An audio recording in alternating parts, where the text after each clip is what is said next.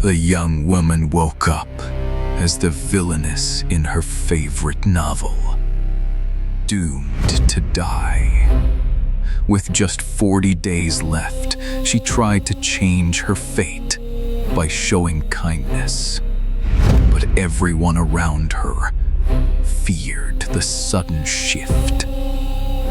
The story began to unravel, and someone else was pulling the strings from the shadows. What happens when the villainess fights to survive, but the story fights back? 40 Days to Unwrite a Villainess, a web novel, Isekai Portal Fantasy. The complete audiobook, only on Novel Charter, free to listen. Subscribe so you never miss a new release. Chapter 1 begins now. Chapter 1. She woke to silk. The canopy above her was deep celadon green, embroidered with silver threads that caught the pale morning light. Not her ceiling, not her apartment with the water stain in the corner and the radiator that coughed through winter nights. Her apartment had never smelled of lavender wax and old rosewater. Marisol lay still and let the motion textures register against her skin. The sheets were linen, crisply ironed. The pillow beneath her head was stuffed with down so fine it felt like cloud. The air was cool and carried the faint sting of cedar from somewhere beyond the bed curtains. She had fallen asleep at her desk. Hospital archives, third shift. A backlog of patient intake forms and a cup of tea gone cold. She remembered the fluorescent hum, the squeak of her chair, the way her neck had cramped as she leaned over a misfiled folder.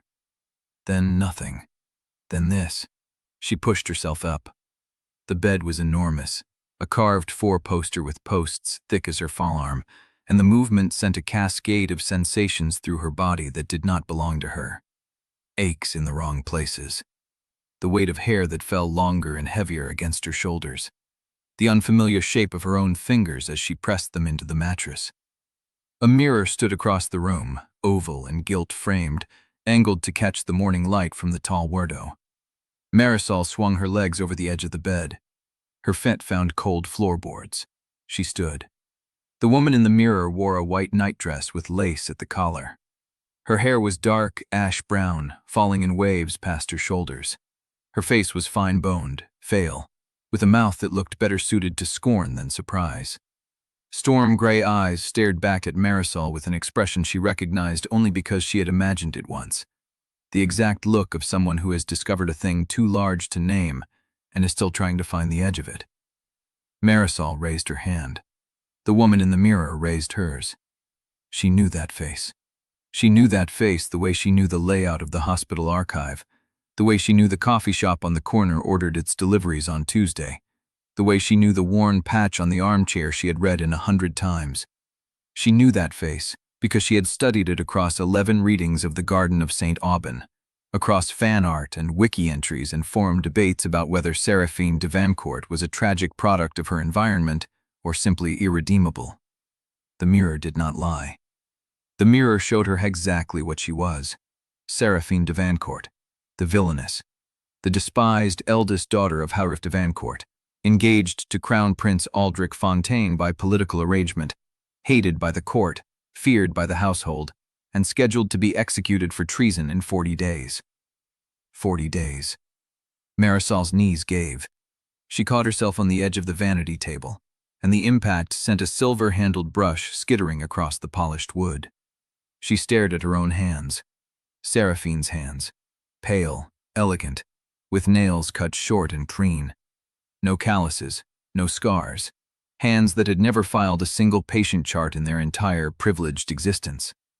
The ream started to resolve around her with terrible clarity.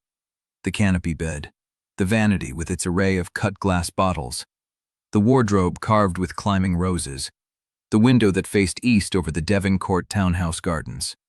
She knew this room because she had read about it. Chapter 2. The morning after Seraphine's return from the autumn court assembly. The morning of the Rosewater breakfast. Her breath caught. The Rosewater breakfast. She knew that scene down to the spilled silver, down to the exact words Seraphine would say to the serving girl who wobbled the tray. In the novel, Seraphine had been irritable, tired, nursing a headache from the previous night's salon. The girl had been new, nervous, her hands trembling as she poured the morning tea. The tray had tipped, rosewater had stained the tablecloth, and Seraphine, instead of accepting the accident, had made a spectacle of the girl's clumsiness, had mocked her in front of the entire breakfast party, had sent her from the room in tears with the observation that some people simply could not be taught to serve. That moment was the first public cruelty in a chain that would lead, by Chapter 32, to a treason conviction and a date with the executioner's blade. Marisol pressed both palms flat against the vanity and forced herself to breathe. In through the nose, hold, out through the mouth. The hospital breathing. The technique she had learned for code blue drills and quiet hours when the archive felt like it was closing in. She counted to 10. Then she lifted her head and met Seraphine Devereaux's storm-gray eyes in the mirror. "All right," she said aloud. Her voice was not her own. It was lower, richer, with a slight husk at the edges, a voice that could cut. "All right. You have 40 days. You know the book. You know the scenes. You can avoid them." She rehearsed the plan before she had finished saying it aloud, because that was how she survived.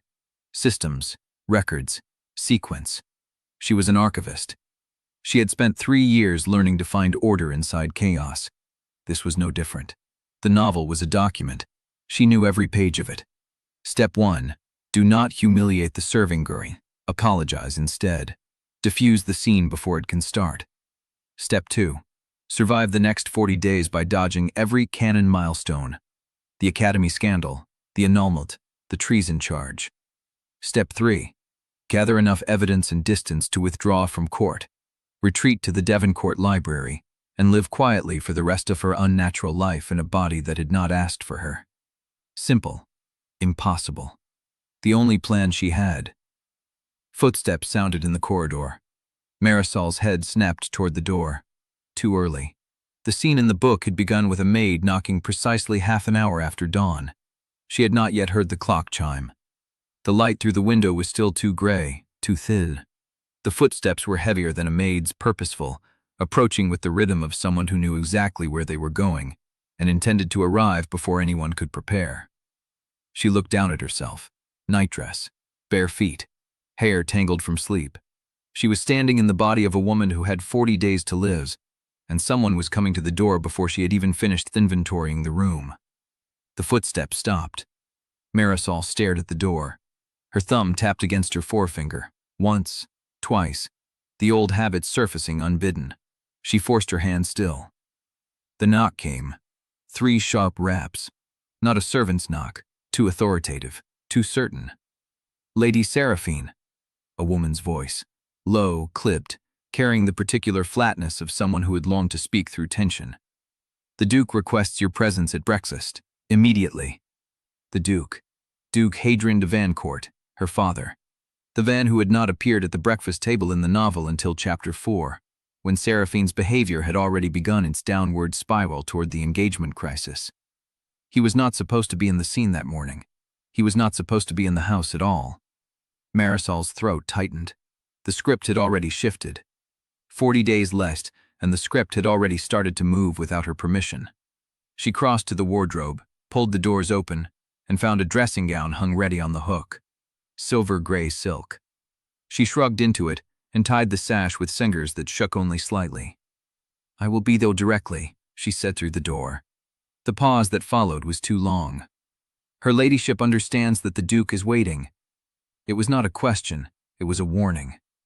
Marisol pressed her palm flat against the wood of the door, felt the grain pressed into Seraphine's unmarked skin, and understood for the first time that walking into that breakfast would be harder than walking into any code blue she had ever faced.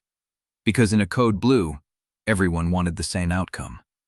Here, she was walking into a room full of people who already knew who Seraphine Devereaux was, and every one of them might be hoping to watch her fall. Chapter 2. The corridor stretched ahead of her, paneled in dark walnut, hung with tapestries that depicted hunts she did not recognize.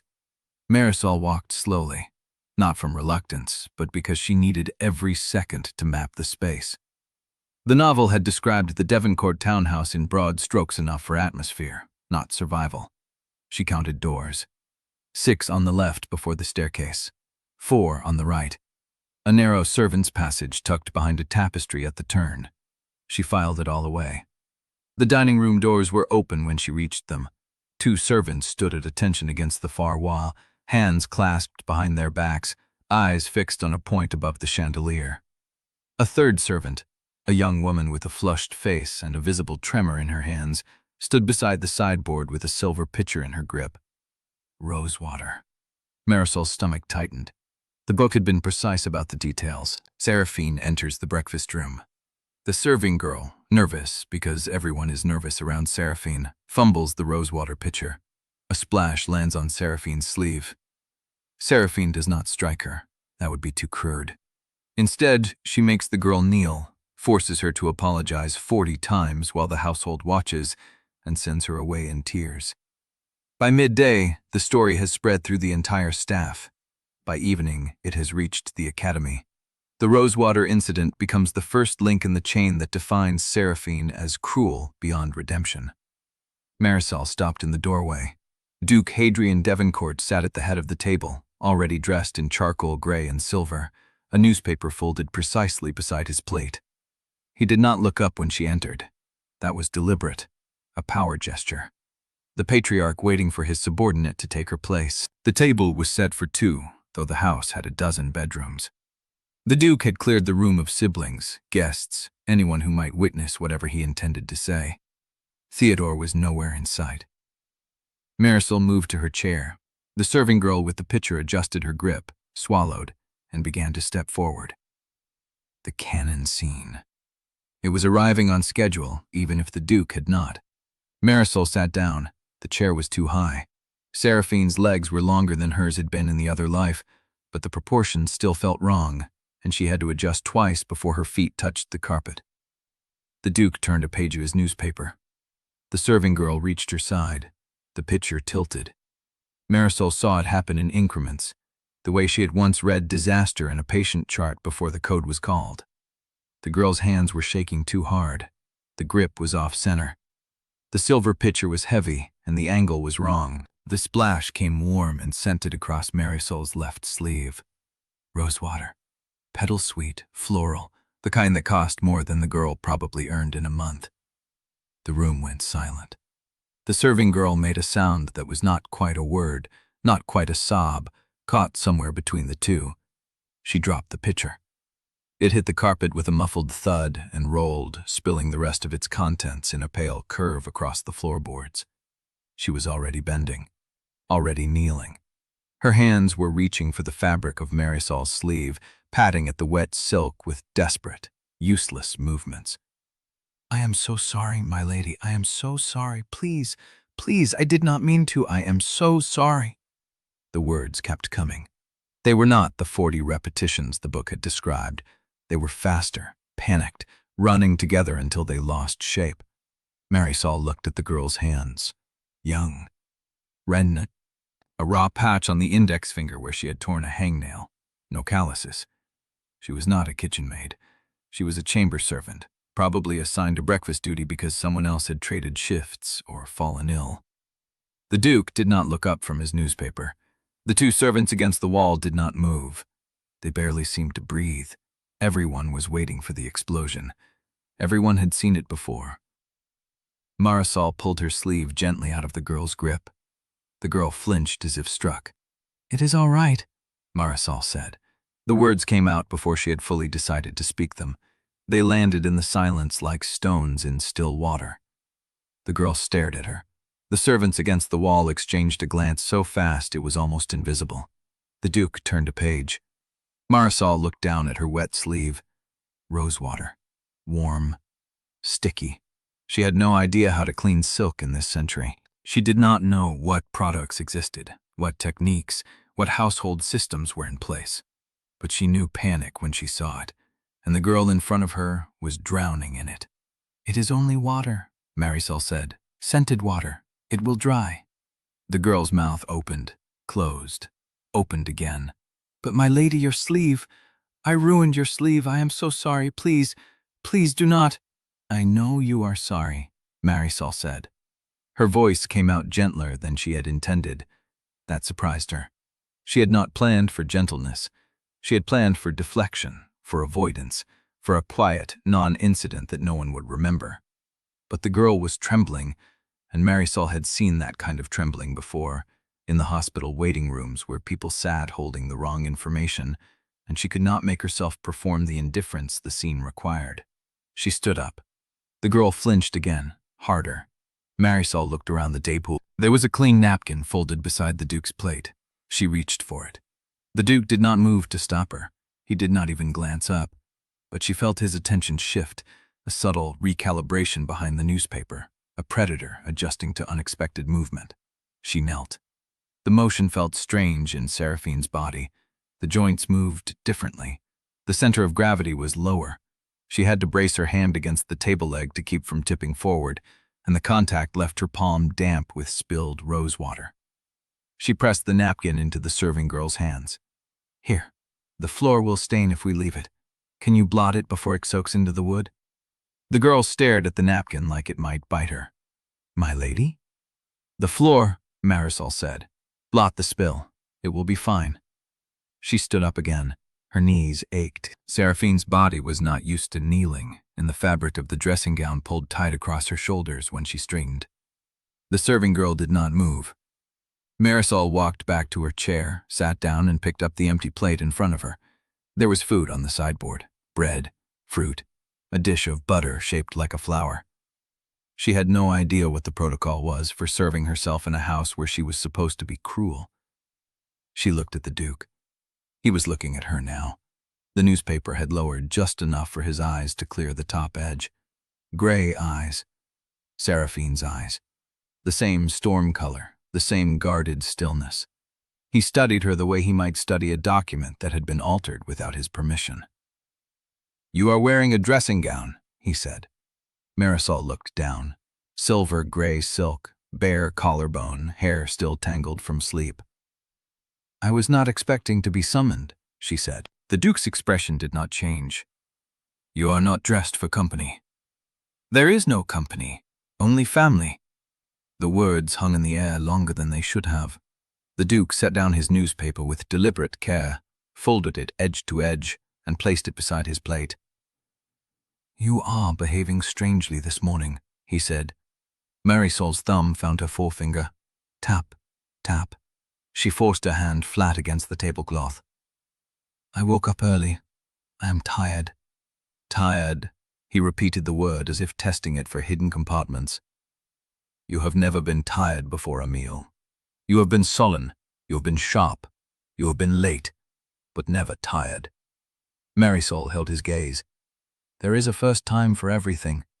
The silence stretched. Behind her, she heard the serving girl begin to move, the soft press of napkin against floorboards, the wet sound of rosewater being absorbed into linen. The Duke picked up his coffee cup, looked into it, set it down without drinking. "Your behavior at court this autumn has been noted," he said.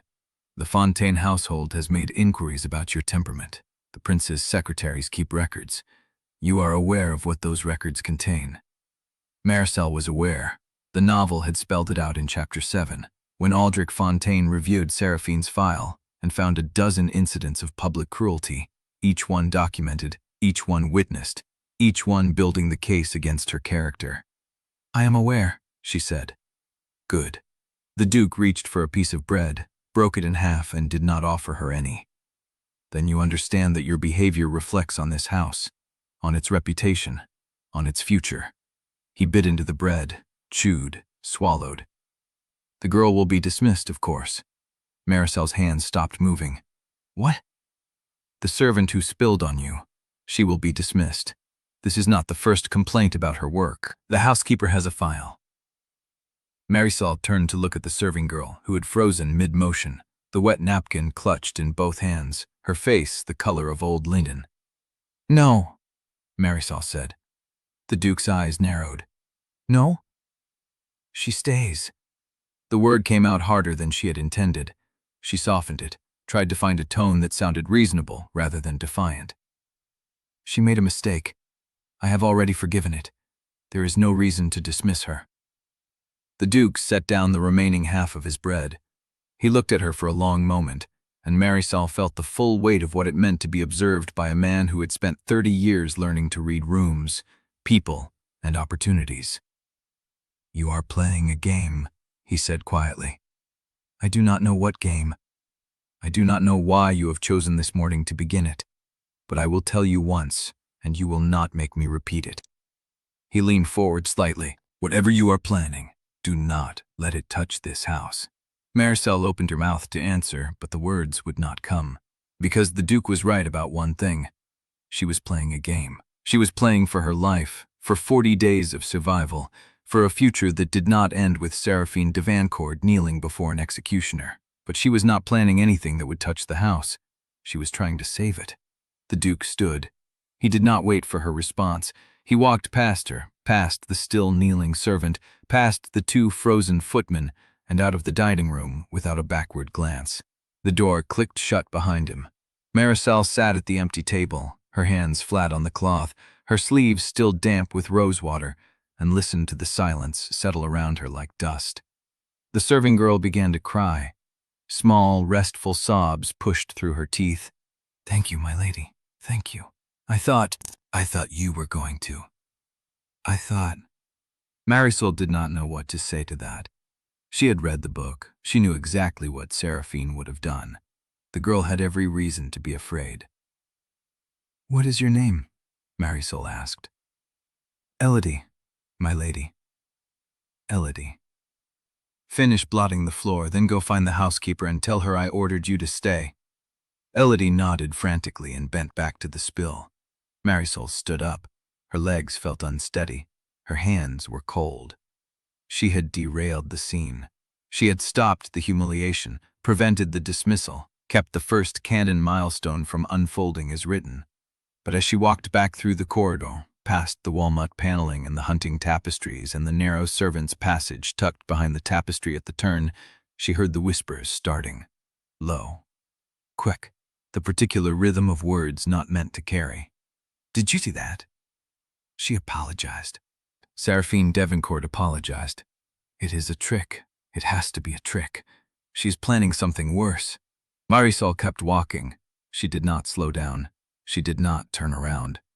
The rosewater was drying on her sleeve, and the whispers were spreading behind her like spilled ink through water, and she understood with cold clarity that in this world, kindness from a villainess looked exactly like the opening move of a worse game. Chapter 3.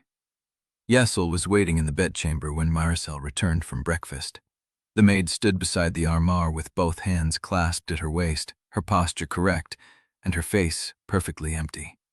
She had laid out clothing on the chaise, a charcoal gray walking dress with silver buttons, a fitted bodice, high collar, and a pair of soft leather boots polished to a muted gleam. "My lady, the academy begins lectures at the 9th bell. You have requested the morning carriage." Marisol had not requested anything. She had not spoken to Exile at all. The wardrobe and schedule belonged to the previous day's instructions, to Seraphine's own telling before Marisol had ever opened her eyes in this body. "Thank you," Marisol said. Exil's hands tightened once, briefly, then relaxed. The maid moved to help her undress from the breakfast gown. Her fingers were efficient and light, never lingering, never pressing harder than necessary. She worked like someone who had learned to touch her mistress as little as possible while still performing the task. Marisol stood still and let herself be handled. She watched Exile's movements in the mirror. The maid's eyes stayed down. Her mouth stayed closed. She did not ask about breakfast. She did not mention Elodie. She did not react when Marisol raised her arms to let the fresh bodice be fastened, or when she turned to have the buttons closed at the back. The silence was a cage of its own. "Exile," Marisol said. The maid's hands paused for half a second. "My lady?" "How long have you served in this house?" 7 years, my lady." "And you were assigned to me when?" 4 years ago, my lady, when your previous maid was dismissed." Marisol turned the sentence over in her head. Previous maid. Dismissed. The novel had never mentioned a previous maid. The novel had not needed to. Why was she dismissed? Exile's fingers resumed their work on the buttons. "She broke a hairpin, my lady. a tortoiseshell comb that belonged to Lady Devoncourt, the late Duchess, Seraphine's mother, a comb broken by accident and a woman removed from service for it. Marisol looked at her own reflection. The charcoal gray dress fit perfectly. The silver buttons caught the morning light. She looked like a woman who had never broken anything in her life and who would never forgive anyone who did. "Yassel," she said again. "My lady, I am not going to dismiss you." The maid's hands stilled completely. She stood behind Marisol, one hand still raised to the highest button, and for a long moment the only sound in the room was the fire crackling in the hearth. "I did not think you were, my lady," Yassel said carefully. "Yes, you did." Yassel said nothing. Marisol turned to face her. The maid stepped back immediately, the habit of years pulling her body into a posture of ready apology. "Look at me," Marisol said. Yassel raised her eyes. They were dark, watchful, and very tired. She had been waiting 4 years for a dismissal that had not come yet, and she had learned to read every shift in her mistress's mood as a possible ending. "You know what happened at breakfast," Marisol said. "You have heard the whispers by now." "I do not listen to whispers, my lady." "But you heard them." Yassel's jaw tightened. "Yes, my lady." "Then you know I did something strange. You know I stopped the girl from being dismissed. You know I apologized to a servant in front of my father." Yassel's expression flickered. It was the first crack in her professional composure that Marisol had seen. "I do not understand it, my lady," the maid said quietly. "But I do not need to understand. I only need to serve." "That is not true." Yassel blinked. "You need to trust me," Marisol said, "or at least believe that I am telling the truth when I say I am trying to be different." The words felt clumsy in her mouth, too earnest, too raw for a woman who had spent 4 years being handled like a weapon by the person inhabiting this body. But Yassel did not flinch. She did not laugh. She stood very still, her dark eyes searching Marisol's face for something she seemed to find after a long pause. "I will keep serving you, my lady," she said, "whatever you become." It was not trust, it was not even hope, but it was a door left slightly open, and Marisol decided that was enough for now. The carriage ride to St. Aubin took 40 minutes. Marisol sat alone in the cushioned interior, watching the city unfold through the window. The streets of the capital were wider than she had imagined, lined with plane trees whose leaves had begun to turn copper. Shop fronts displayed Bordeaux silk and trays of pastries. Mabel women in high-collared gowns walked arm in arm. Street vendors called out prices for paper flowers and roasted chestnuts. It looked like a city that had never heard of Seraphine Devereaux. But Marisol knew better. She knew that every person in those streets had heard something.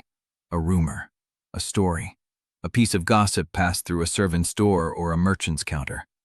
The villainess was real to them, even if they had never seen her face. She looked down at her hands, Seraphine's hands, pale, narrow, uncalloused. Hands that had never lifted anything heavier than a book or a hairbrush. Hands that had, according to the novel, slapped a chambermaid across the face for a poorly poured glass of wine. Marisol pressed her palms flat against her thighs and tried not to think about it. The carriage turned onto the Avenue of Saints, and the Royal Academy rose into view. It was a building of pale limestone and dark ironwork, its facade lined with arched windows and carved figures of scholars holding open books. A tall iron gate stood open at the entrance, flanked by 2 uniformed attendants who checked every carriage that passed. Marisol's stomach tightened. She knew this building. She had read about it. She had imagined its courtyards and lecture halls, and the long gallery where Seraphine had once overturned a tray of botanical samples because she had been bored. But seeing it in person was different. The stone was real. The windows caught the sun. The students walking through the gate wore expressions of ordinary preoccupation, worried about examinations and friendships, and which salon to attend that evening. They did not know they were characters in a story.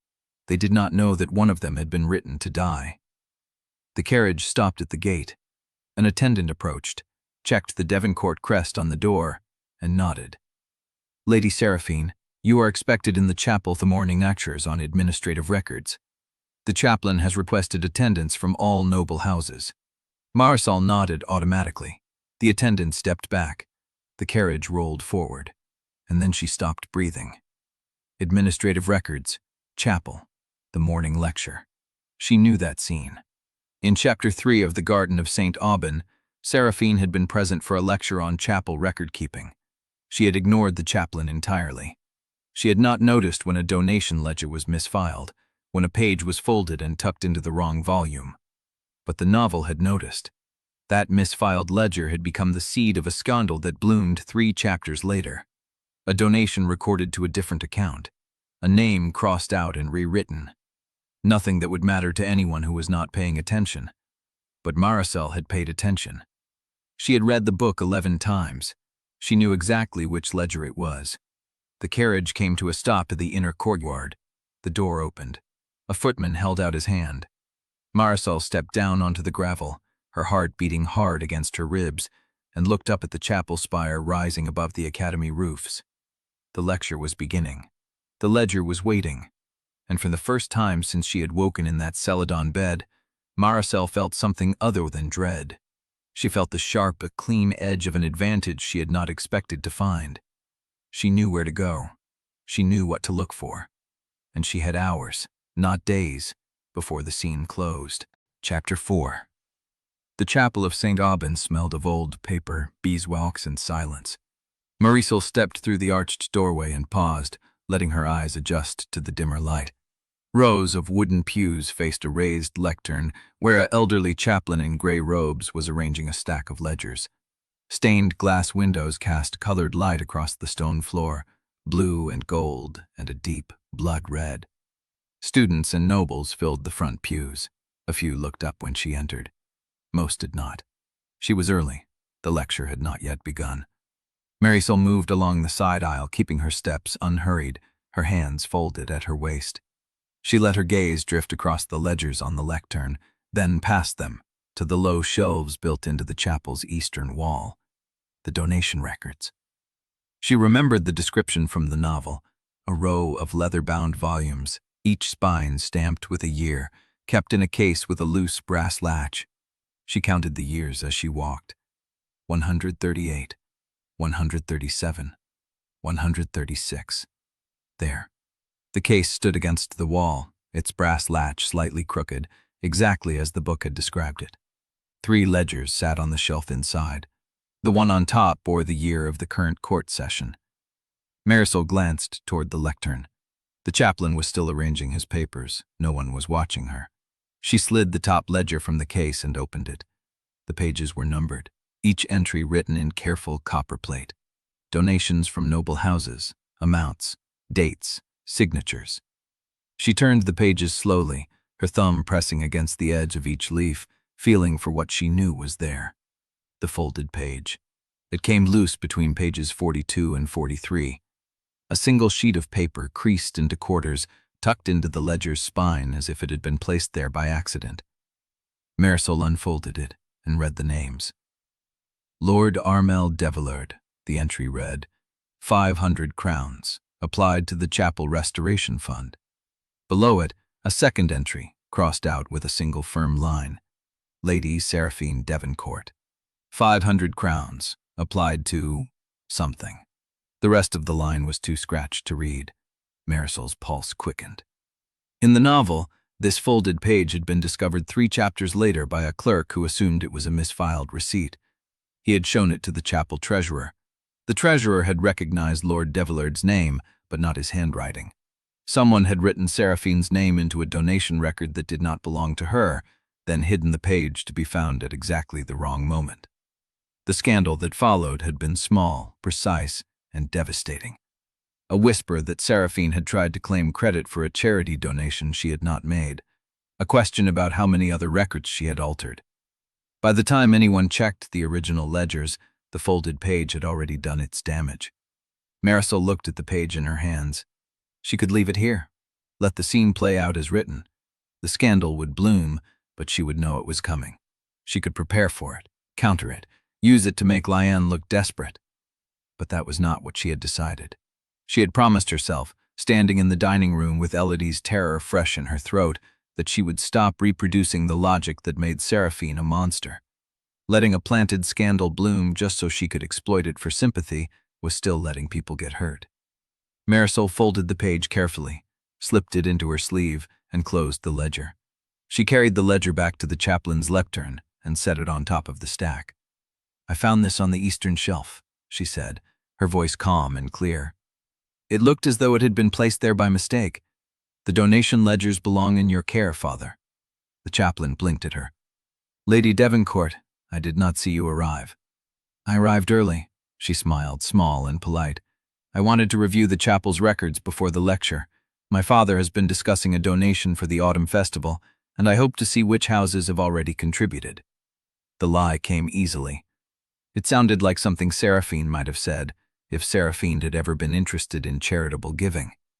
The chaplain hesitated. His gaze dropped to the ledger, then back to her face. "That is unexpectedly thoughtful of you, my lady."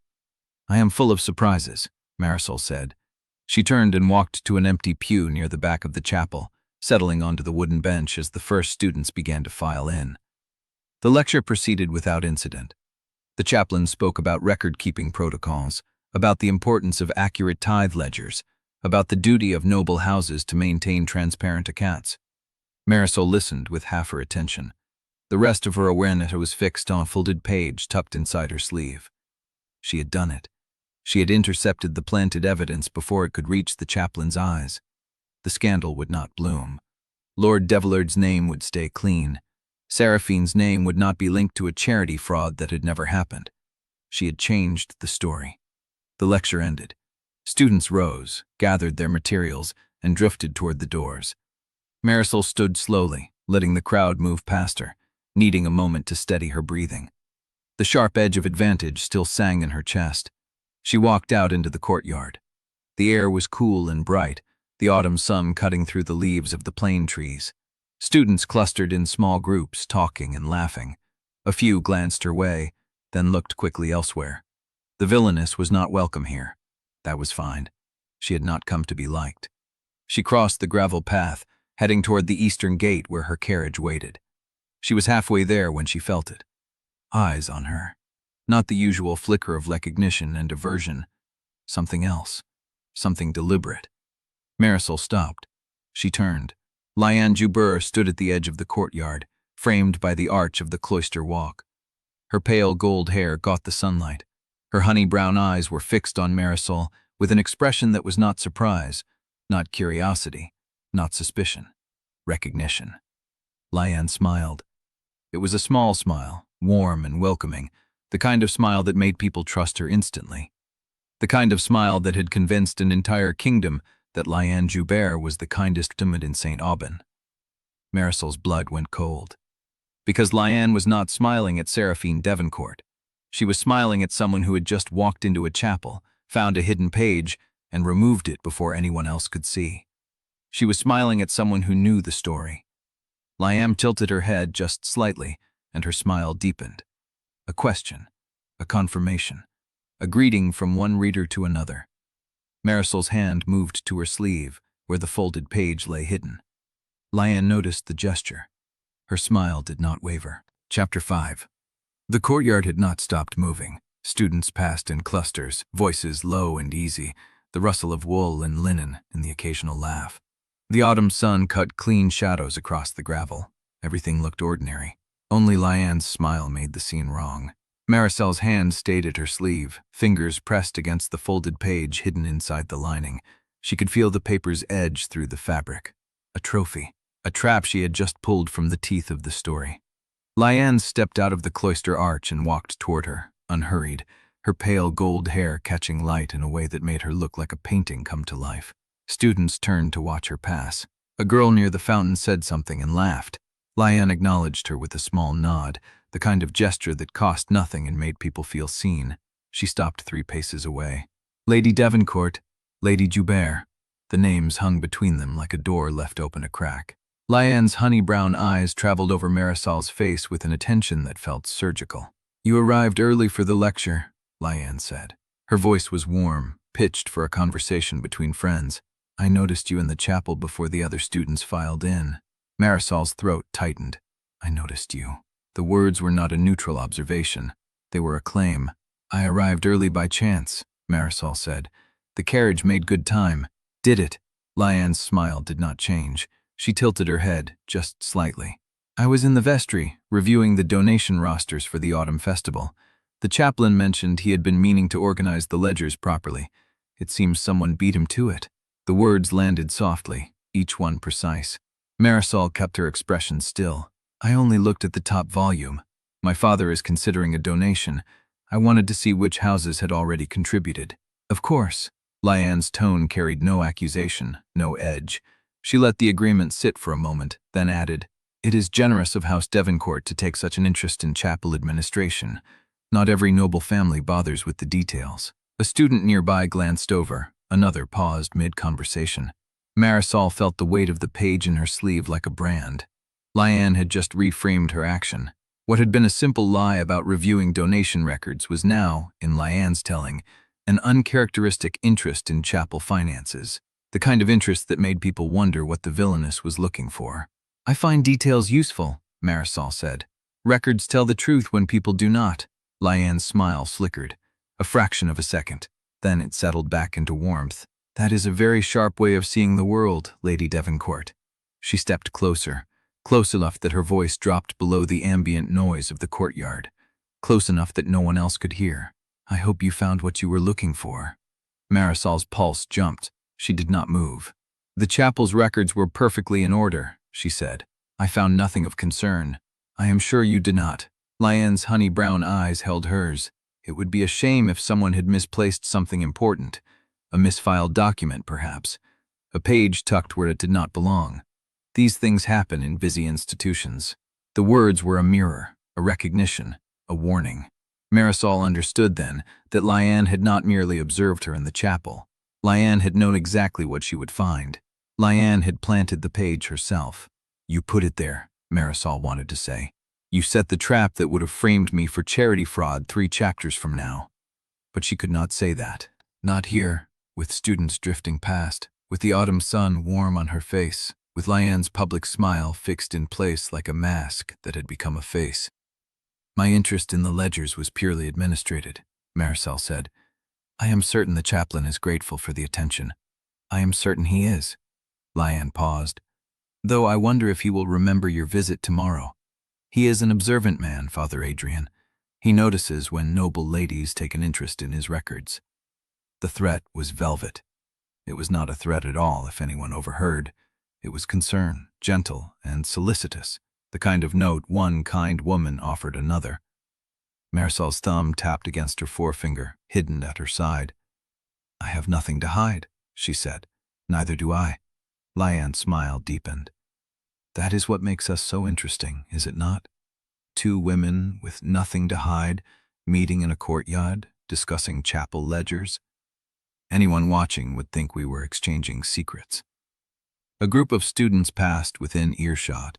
One of them, a girl with copper hair and an armful of books, glanced at Liane and smiled.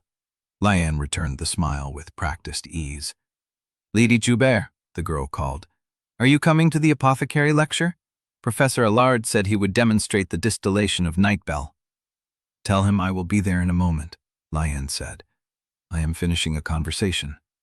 The girl nodded and continued walking. She did not look at Marisol. Liane turned back, her attention narrowing. "The apothecary wing," she said. "Do you know it well, Lady Devoncourt?" "I have no reason to visit it." "No reason?" Liane's tone was light. "But if you did visit, you might find the equipment dangerous. Glass vessels, open flames, volatile compounds. A single mistake could cause considerable damage." Marisol's stomach tightened. "And if one were careless with the records of such a disaster," Liane continued, her voice dropping still lower, "one might create a story that is very difficult to refute." The words hung in the air. Marisol understood. The ledger was not the only trap. There were others. Liane had been building them for years, layering them into the story like threads in a tapestry, and she was telling Marisol exactly that. "I have more. I will use them. I will use all of them." "Why are you telling me this?" Marisol asked. Liane's smile softened. For a moment, she looked almost kind. "Because I want you to know that I know," she said. "And because I want you to understand that removing one page does not rewrite the book." She stepped back, letting the distance between them grow. "This has been a pleasant conversation, Lady Devoncourt. I hope we will speak again soon." She turned and walked toward the apothecary wing, her pale gold hair catching the light, her steps unhurried. The courtyard resumed its ordinary rhythm. Students talked. Leaves shifted in the breeze. Somewhere a bell rang, marking the hour. Marisol stood alone on the gravel path, the folded page pressed against her wrist, and felt the warmth of the autumn sun on her face without feeling warm at all. She had won this round. She had found the planted evidence, removed it before it could bloom into scandal, and walked out of the chapel with her hands clean. But Liane had watched her the entire time. Liane had known. Liane had let her take it, which meant Liane had something worse waiting. Marisol turned toward the eastern gate, her steps measured, her breathing steady. The page in her sleeve felt heavier now, not lighter. She had removed one trap. She had no idea how many were left. As she reached the gate, a student brushed past her, close enough to murmur without breaking stride. "Lady Joubert says to tell you she remembers the apothecary scene too, the one with the night bell distillation." Marisol froze. The student did not stop walking. Chapter 6. The carriage ride back to the Devoncourt townhouse passed in a blur of stone walls, autumn light, and the folded page burning against Marisol's wrist. She had won the chapel. Liane had won the courtyard. The score was not even, and the apothecary wing hung over her like a blade suspended on a thread she could not see. The townhouse rose before her, pale, limestone and dark shutters, as indifferent as it had been that morning. The servants let her pass without meeting her eyes. One of them, a young footman, stepped sideways to avoid her path as if she carried a contagion. She climbed the stairs to the library. She needed a map. She needed to chart every trap Liane had named, every canon scene within reach, every document that could be turned against her before it was too late. The library doors were open. Theodore stood at the long oak table, a stack of ledgers before him, his shoulders hunched in the posture of a boy who expected interruptions. He looked up when she entered, his hands stilled on the ledger pages. "Sister," he said. The word carried no warmth. "Theodore." She crossed toward the far shelves, where a volume on charitable foundations sat beside a treatise on botanical alchemy. She did not have time for social rituals. She had to think. She lifted her hand to trace the spine of the book she needed. Theodore flinched. It was not a flinch anyone would call theatrical. His body shifted, a quarter turn away, his arm rising as if to shield his face before he caught himself and froze. The motion lasted less than a heartbeat. Then his hand dropped. His posture straightened. He looked at her with the careful blankness of a boy who had learned to erase his own reactions. Marisol's arm stayed suspended. Her fingers hovered near the book spine. She had not been reaching for him. She had not raised her voice. She had done nothing but lift a hand to a shelf while thinking about flower names and volatiles. He had flinched anyway. What did she do to you? The thought came unbidden, sharp and cold. Not Marisol's thought. The question the world would ask if it could see this moment. But she knew the answer. She was wearing the answer. Seraphine Devereaux had done this, had done worse, had done enough that her younger brother would brace for a blow when his sister moved near him in an empty room. Marisol lowered her hand slowly. She placed it at her side where he could see it. "I am not going to hurt you," she said. Theodore's smile was thin and polite and contained nothing. "I know." He did not know. He had learned to say the words because saying them shortened encounters. She recognized the pattern from a dozen patient charts, from children who had learned that compliance was safer than truth. "Theodore," she said to Aang carefully, as if testing a fragile surface. "Did Seraphine ever strike you?" He went still. The ledgers lay forgotten beneath his hands. "You are asking strange questions today," he said. "I am asking because I need to know." "Then you already know the answer." His voice was flat. "You were there." "You were there?" The words landed like stones. She had not been there. Marisol had been in a hospital archive, filing discharge summaries, folding linen lists, existing in a world where the worst thing she saw was a delayed requisition. But the body she wore had been present. The body she wore had done things that made a boy brace for impact. "I am sorry," she said. Theodore's head came up. His eyes searched her face, looking for the joke, the trap, the moment when kindness turned sharp. "For what?" he asked. "For everything she did, for what you learned to expect, for being the reason you flinch when someone lifts a hand near you." She did not say for being the one who made you afraid. She did not know if she had the right to claim that guilt. She had not committed those acts, but she inhabited the aftermath. She breathed the air inside the body that had caused them. Theodore stared at her. The silence stretched. "You are frightened of me," Marisol said. "That is reasonable. I cannot undo what she did, but I will not repeat it. Not to you, not to anyone." She watched his throat move as he swallowed. "Father wants a family dinner tonight," he said. The shift was so abrupt she almost missed the meaning. "What?" "A formal dinner, in the small dining room. He sent word while you were at the academy." Theodore's voice was steadier now, retreating into fact. "He said it would be the three of us. He said I must attend." Marisol's mind raced. A family dinner, that was not in the novel.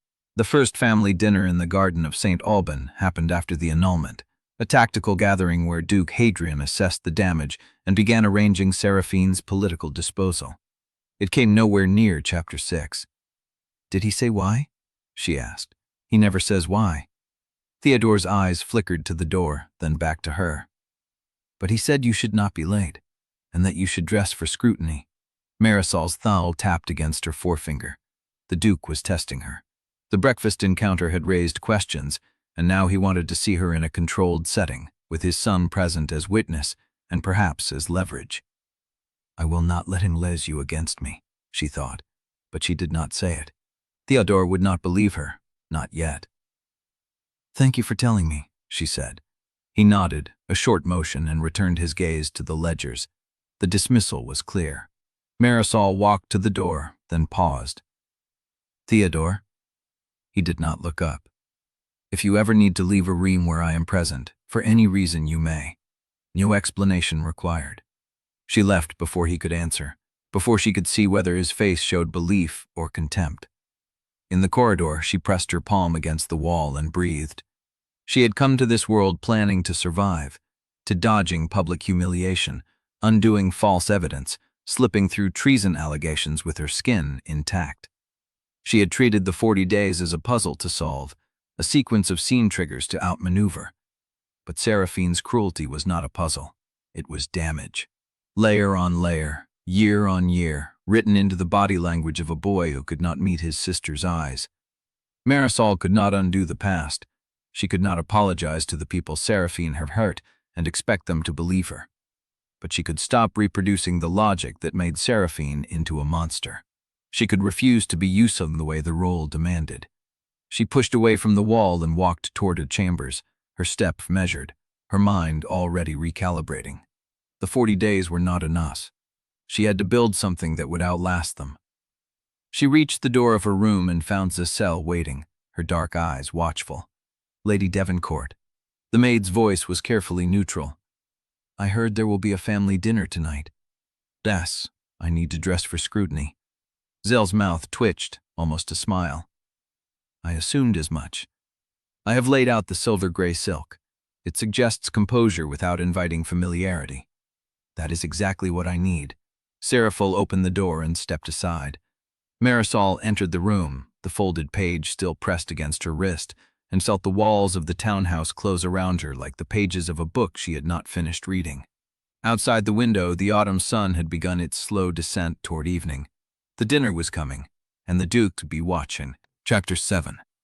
The silver-gray silk rustled with each step.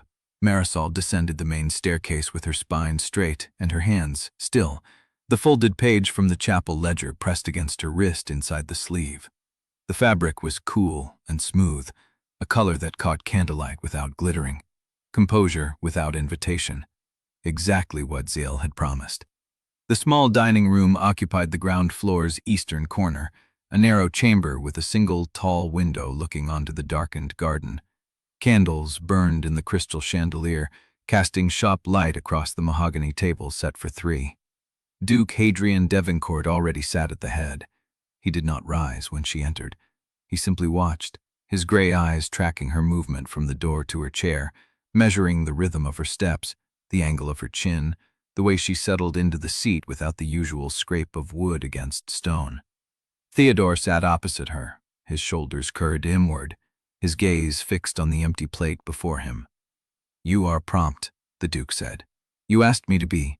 I asked you to be early." Marisol folded her hands in her lap. The carriage took longer than expected from the academy. A half-truth. The academy lecture had ended at the usual hour. She had spent the extra time in her chamber, mapping the dinner's possible trajectories, rehearsing the tone she would need, deferential without cowering, composed without arrogance. A voice that belonged to someone who had nothing to hide. The Duke's mouth tightened. A servant entered with the first course, pale soup in porcelain bowls, and the table fell into the brittle silence of meals eaten under observation. Marisol lifted her spoon. The broth was good, rich with leek and cream, but she tasted nothing. "You attended the administrative lecture at the academy today," the Duke said. "Not a question." "I did." "And what did you learn?" She set the spoon down. The correct answer for Seraphine would have been a complaint about tedious record-keeping or a mocking remark about the chaplain's nasal voice. The answer the Duke expected.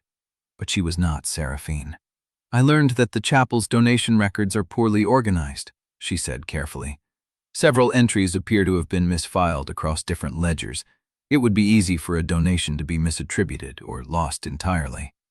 The Duke's eyes narrowed. He did not respond. The servant cleared the soup bowls and brought the main course, roasted fowl with glazed root vegetables, the steam rising in fragrant curls. Theodore cut his meat into precise squares, chewing without lift of his gaze. "You spoke to the chaplain privately," the Duke said. Marisol's hand paused over her knife. "I reviewed the ledgers before the lecture began. The chaplain was present." "And did you find anything of interest?" She felt the weight of the folded page against her wrist. The crossed-out entry, Lord Armel Develed's name, the trap Liane had laid, and she had dismantled. "Nothing I did not expect," she said. The Duke set down his fork. The sound was soft, deliberate, the kind of noise a man made when he wanted the room to understand that he had stopped eating because he had stopped being patient. "You are different tonight," he said. Marisol kept her breathing even. "I am the same person I was at breakfast." "No." The word was flat, absolute. "At breakfast you were strange. Now you are controlled. You sit as if someone taught you where to put your hands. You answer questions as if you rehearsed them. My daughter has never rehearsed anything in her life." Theodore's knife scraped against his plate. Marisol watched the Duke's face. Gray eyes, sharp cheekbones, a mouth shaped by years of using silence as a weapon. He was not angry. He was curious. And curiosity in a man like this was more dangerous than fury. "Perhaps I am learning," she said. "Learning what? That the way I have behaved does not serve me." The Duke leaned back in his chair. The candlelight carved shadows across his face. "You apologized to a servant this morning. You dismissed the girl, then contradicted me and kept her on. You attended a lecture without complaint. You spoke to the chaplain with courtesy. He listed the items like a clerk reading charges. And now you sit at my table and speak of donations and misfiling as if you have suddenly discovered a vocation for administrative order." He paused. "I do not know what game you are playing, Seraphine, but I will not allow it to touch this house." The words hung in the air. Marisol felt Theodore's stillness across the table. He was watching her now, his knife frozen halfway to his mouth, waiting for the explosion, the cruelty, the sharp retort that would confirm his sister had not changed at all. She let the silence stretch. Then she turned to Theodore. "Theodore," she said quietly, "how was your afternoon?" His face went blank. The Duke's mouth tightened. "I asked you a question, Seraphine." "And I answered it." She met his gaze. "I am learning. I am trying to be different. I cannot undo what I have done in the past, but I can choose what I do tonight." The Duke stared at her. The candle flame wavered. "You expect me to believe that?" "No." She shook her head. I expect you to watch, to test, to look for the trick. She picked up her knife again and cut a piece of fowl. That is what you do. That is what you have always done. I am not asking you to trust me. I am asking you to observe. The Duke's jaw worked. He did not reply. The meal continued in strained silence, each course arriving and departing like a small funeral. Marisol ate precisely, sparingly, matching the rhythm of the table.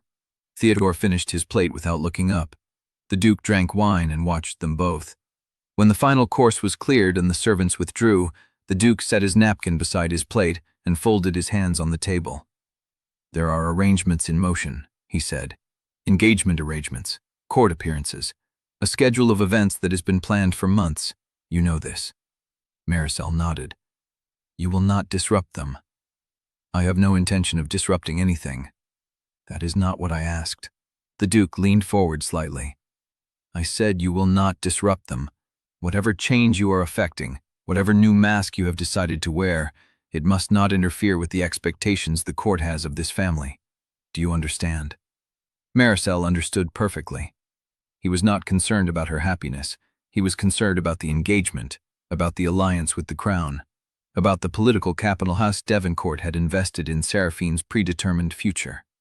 He would let her change, as long as the change did not cost him anything. I understand, she said. The Duke held her gaze for a long moment, then rose. Theodore, walk with me. Theodore stood immediately, his chair scraping back, and followed their father toward the door without meeting Marisol's eyes. At the threshold, the Duke paused. One more thing. Marisol waited. The Joubert girl made inquiries about you today, through her patron at the academy. His voice was cold, measured. She asked whether House Devoncourt had received any unusual correspondence from the palace in recent weeks. Marisol's pulse quickened. What did you tell her? I told her nothing. The Duke's eyes glinted in the candlelight. But I am curious, Seraphine. Why does the Saint of St. Aubin have an interest in my daughter's mail? Chapter 8. The Devoncourt library smelled of old paper, beeswax, and dust that had settled into the grain of the shelves over decades. Marisol stood at the center of the main reading room, turning slowly, letting her gaze travel across the spines. She had read about this room 11 times. In the novel, it appeared in Chapter 7 when Seraphine stormed in to tear pages from a book Theodore had borrowed, and again in Chapter 12 when Aldrich found her reading alone before the annulment ball and noticed the firelight catching the cruelty in her face. Neither scene helped her now. Marisol moved to the eastern wall, where the shelves curved into a shallow alcove. According to the novel's scattered descriptions, the Devoncourt library had 2 hidden compartments. One was behind a false panel near the fireplace, mentioned in passing when Theodore hid a letter there. The other was described in a single line toward the end of the book, when a minor character reflected that Seraphine's mother had kept annotated devotional volumes in the curate collection, their margins dense with handwriting no one had ever read. Exile had told her the late Duchess was a woman of small, private rebellions. Marisol traced her fingers along the lower shelf of the curate section. The books here were older, their spines cracked, their titles stamped in faded gold. Devotional manuals, theological commentaries, a volume of prayers to the saints of Floriana bound in worn brown leather. She pulled it out. The spine creaked. The pages smelled musty, and the margins were indeed filled with handwriting, delicate, sloping script in ink that had browned with age. Not Seraphine's mother. The handwriting was too steady, too practiced, probably a previous curator or a chaplain who had used the library as a study. She slid the book back and tried the next one, then the next. The 4th volume was different. It was limbo book, its cover darker than the others, its binding stiff. When Marisol opened it, the spine crackled in a way that suggested it had not been opened in years. The title page read Meditations on the Ordered Soul by some cleric whose name she did not recognize. She flipped to page 40. The margin was blank. She turned to page 60. Blank. Page 80. And then she saw it. A thin slit in the page itself, parallel to the spine, as if someone had cut into the paper with a blade. The slit ran through a cluster of pages, maybe 15 or 20, creating a pocket between the leaves. Marisol's breath caught. She pressed her thumb against the edge of the pocket and pulled gently. The pages separated, revealing a shallow compartment hollowed into the book's interior, a space meant to hold a folded document, a letter, a slip of paper small enough to disappear between the words of a devotional text. The compartment was empty. Marisol stared at the hollow space, her thumb resting against the cut edges of the paper. The edges were clean, fresh. Whoever had removed whatever was inside had used a sharp blade and done it recently, within weeks at most. She closed the book and checked the others. The next volume held nothing. The one after that had a similar compartment, same cut pattern, same placement between pages 60 and 90. Also empty. She found 4 in total. 4 devotional volumes, each hollowed by a careful hand, each emptied of whatever they had once concealed. Marisol sat back on her heels, the books spread around her on the carpet. Her thumb tapped against her forefinger, once, twice, 3 times. The marginal compartments were in the novel. Seraphine's mother had hidden letters there, correspondence with a scholar she was not supposed to correspond with. The beginning of a quiet intellectual defiance that the Duke had crushed by isolating her from the academy. In the book, the compartments were mentioned only as a footnote, a piece of backstory that explained why the late Duchess had been so isolated in her final years. But in the book, the compartments still held the letters when Theodore discovered them in Chapter 28. Marisol was in Chapter 8, and the compartments were empty. Someone had been here before her. The library door opened. Marisol turned, her hand already moving to conceal the books, but the figure in the doorway was Yesel, a candle in her hand, her dark eyes sweeping the room with practiced caution. "My lady," Yesel said, "the hour is late." "I am aware."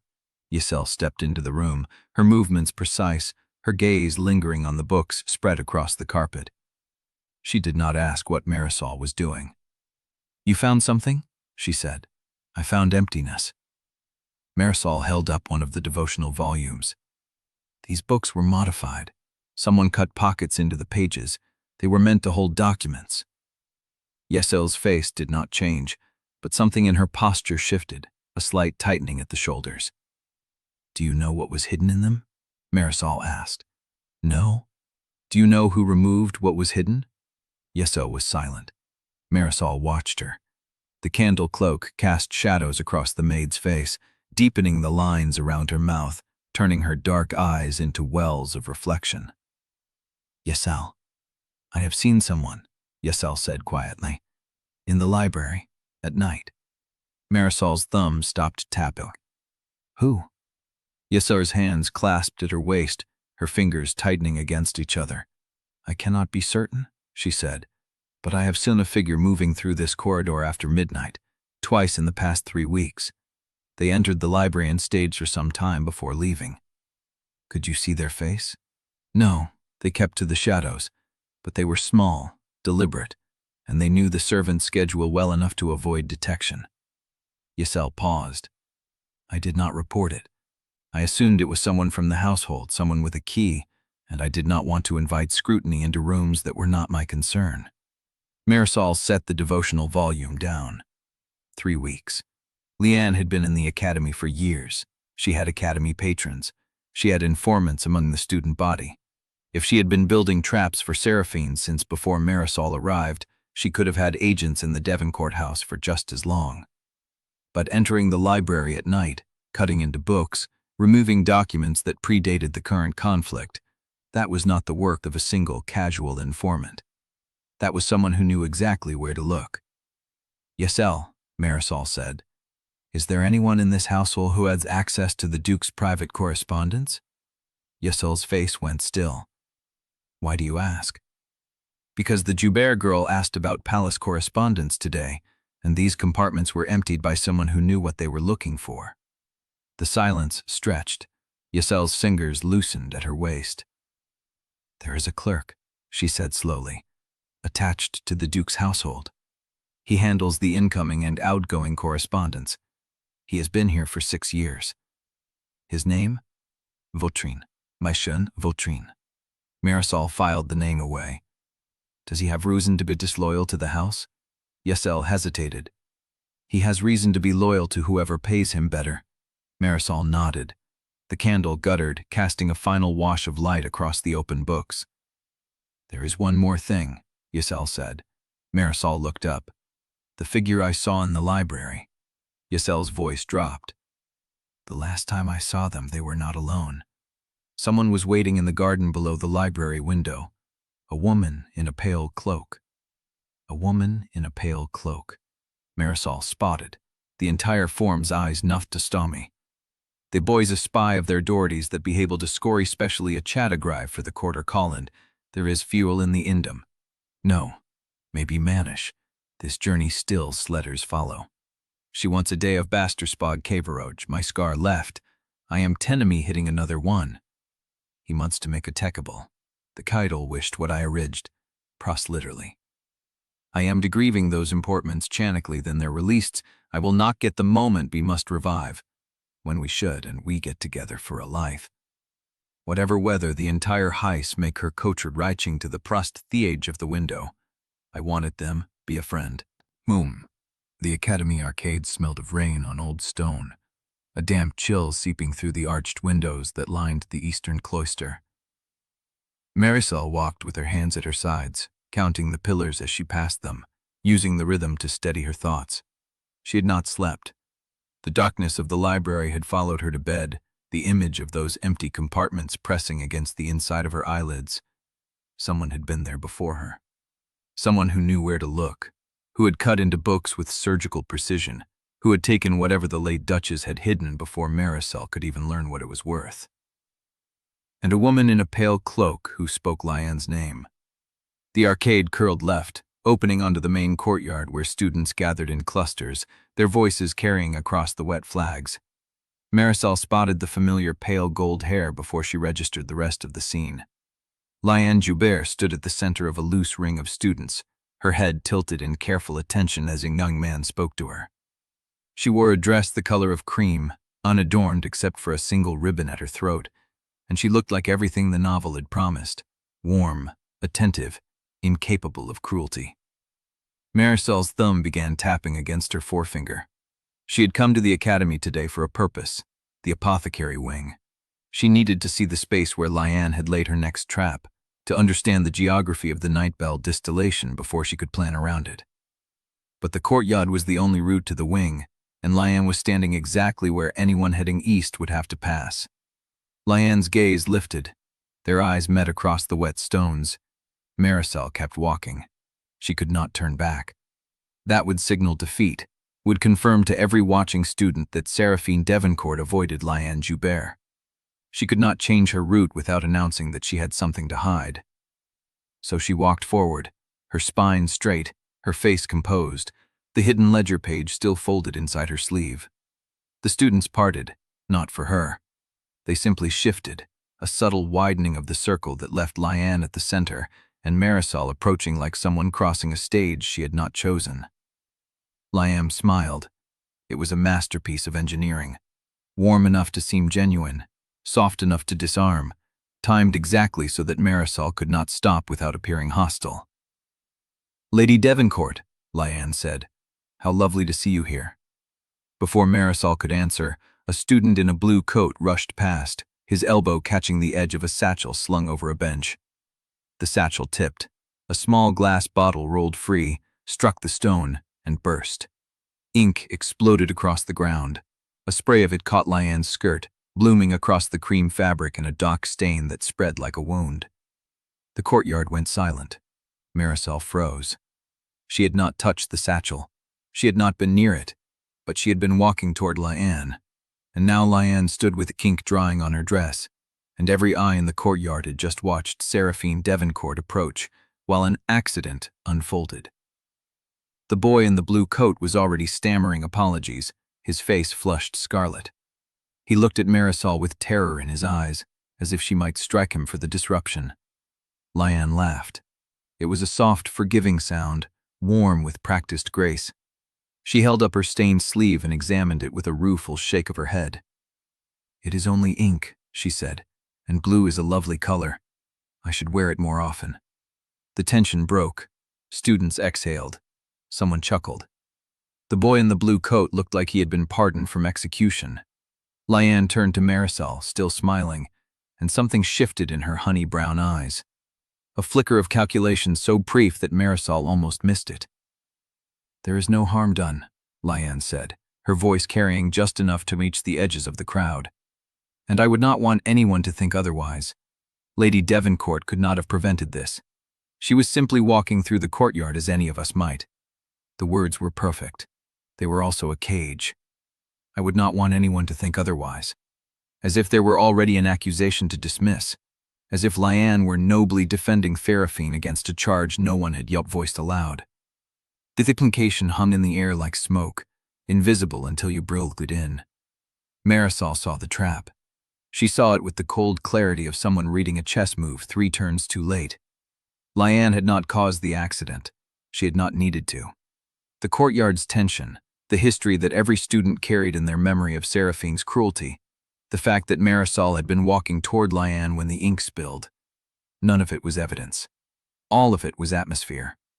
And Liane's graceful defense had done more damage than an accusation ever could. "Look," the performance said. "Look how generous I am.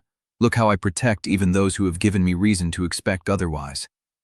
Marisol's thumb pressed hard against her forefinger, her nail leaving a crescent indentation in her skin. "How long have you been here?" Marisol asked.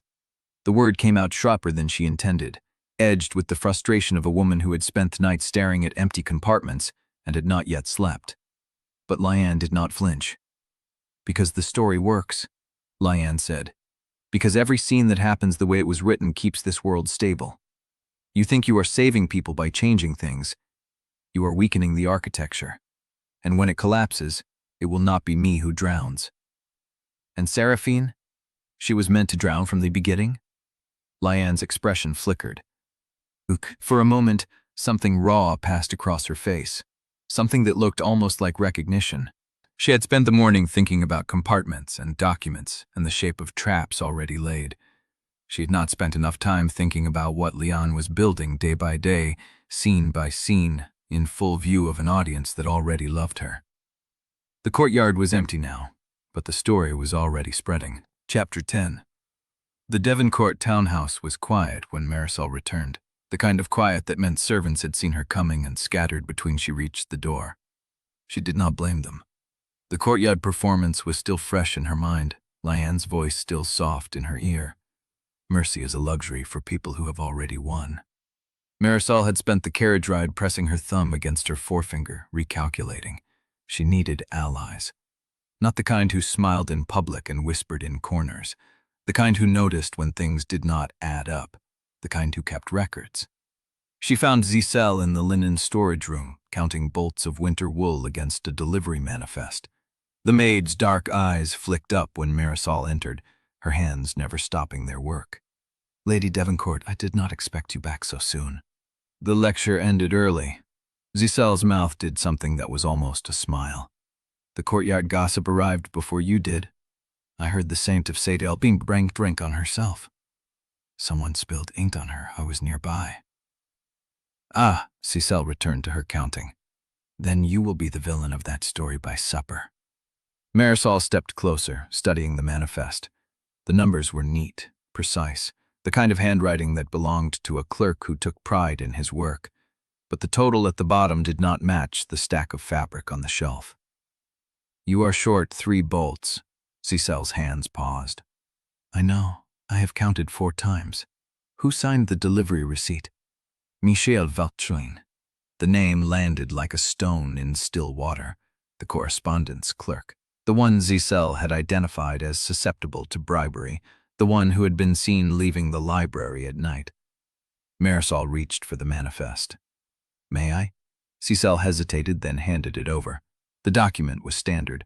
Supplier name, delivery date, quantities, signatures.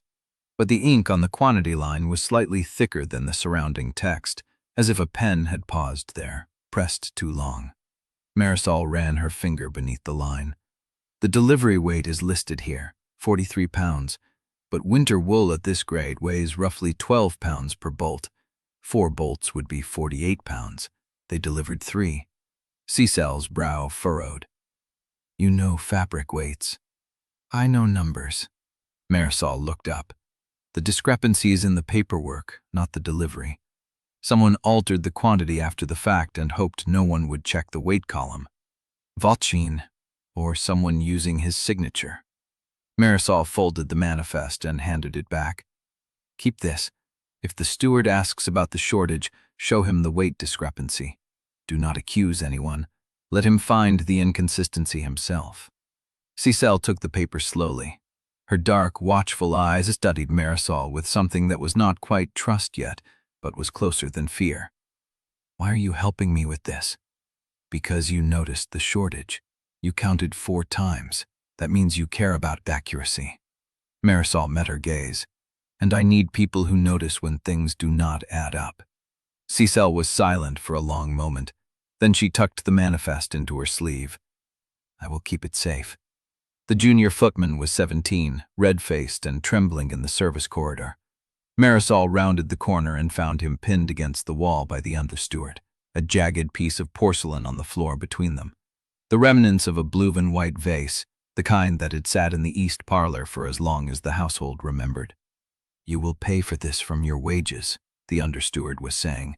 3 months, possibly 4. The Duke will hear of it. Wait.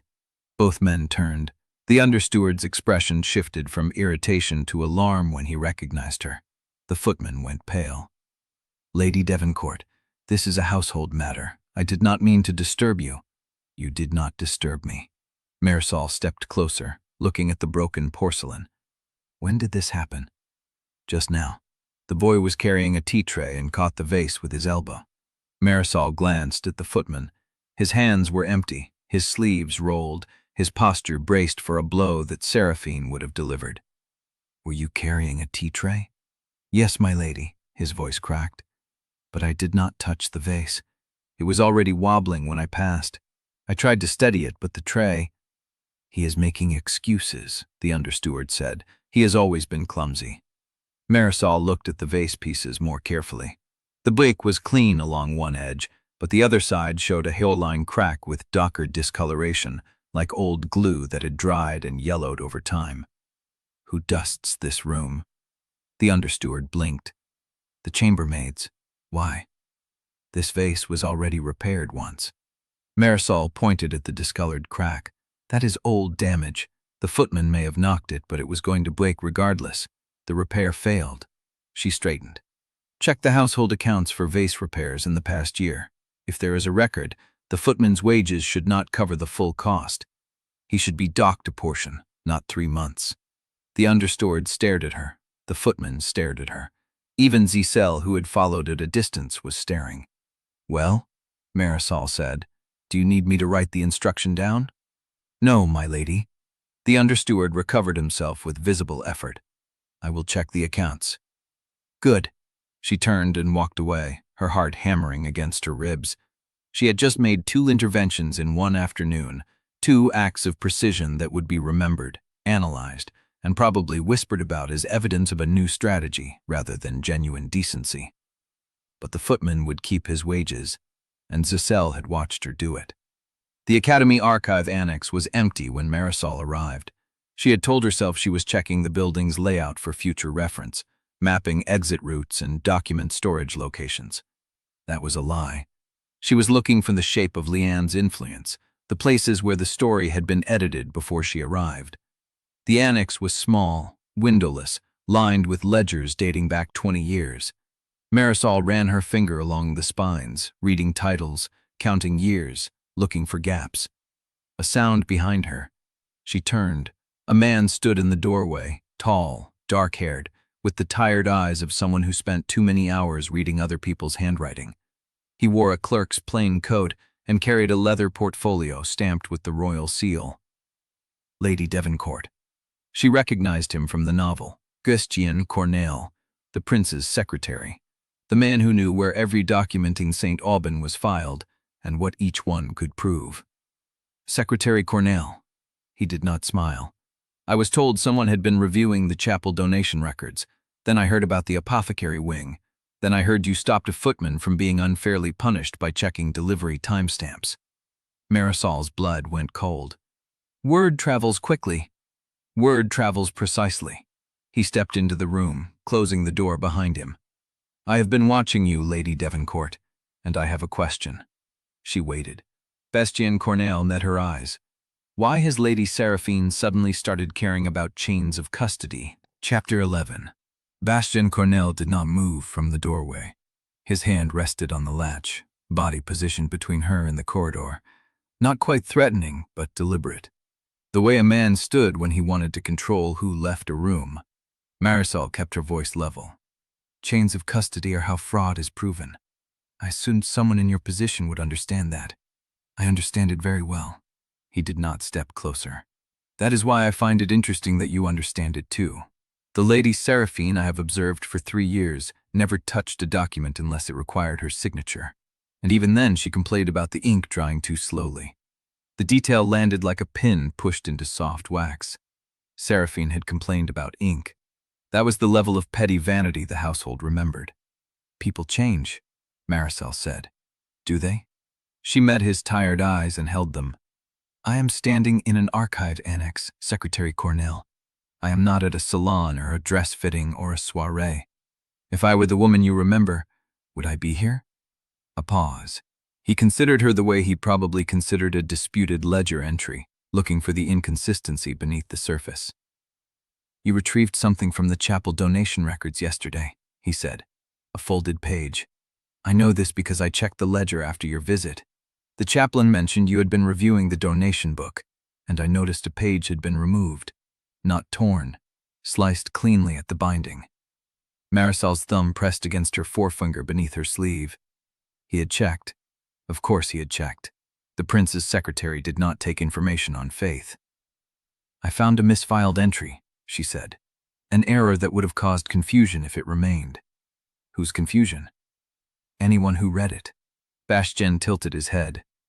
You are being careful with your words, Lady Devoncourt. That itself is unusual.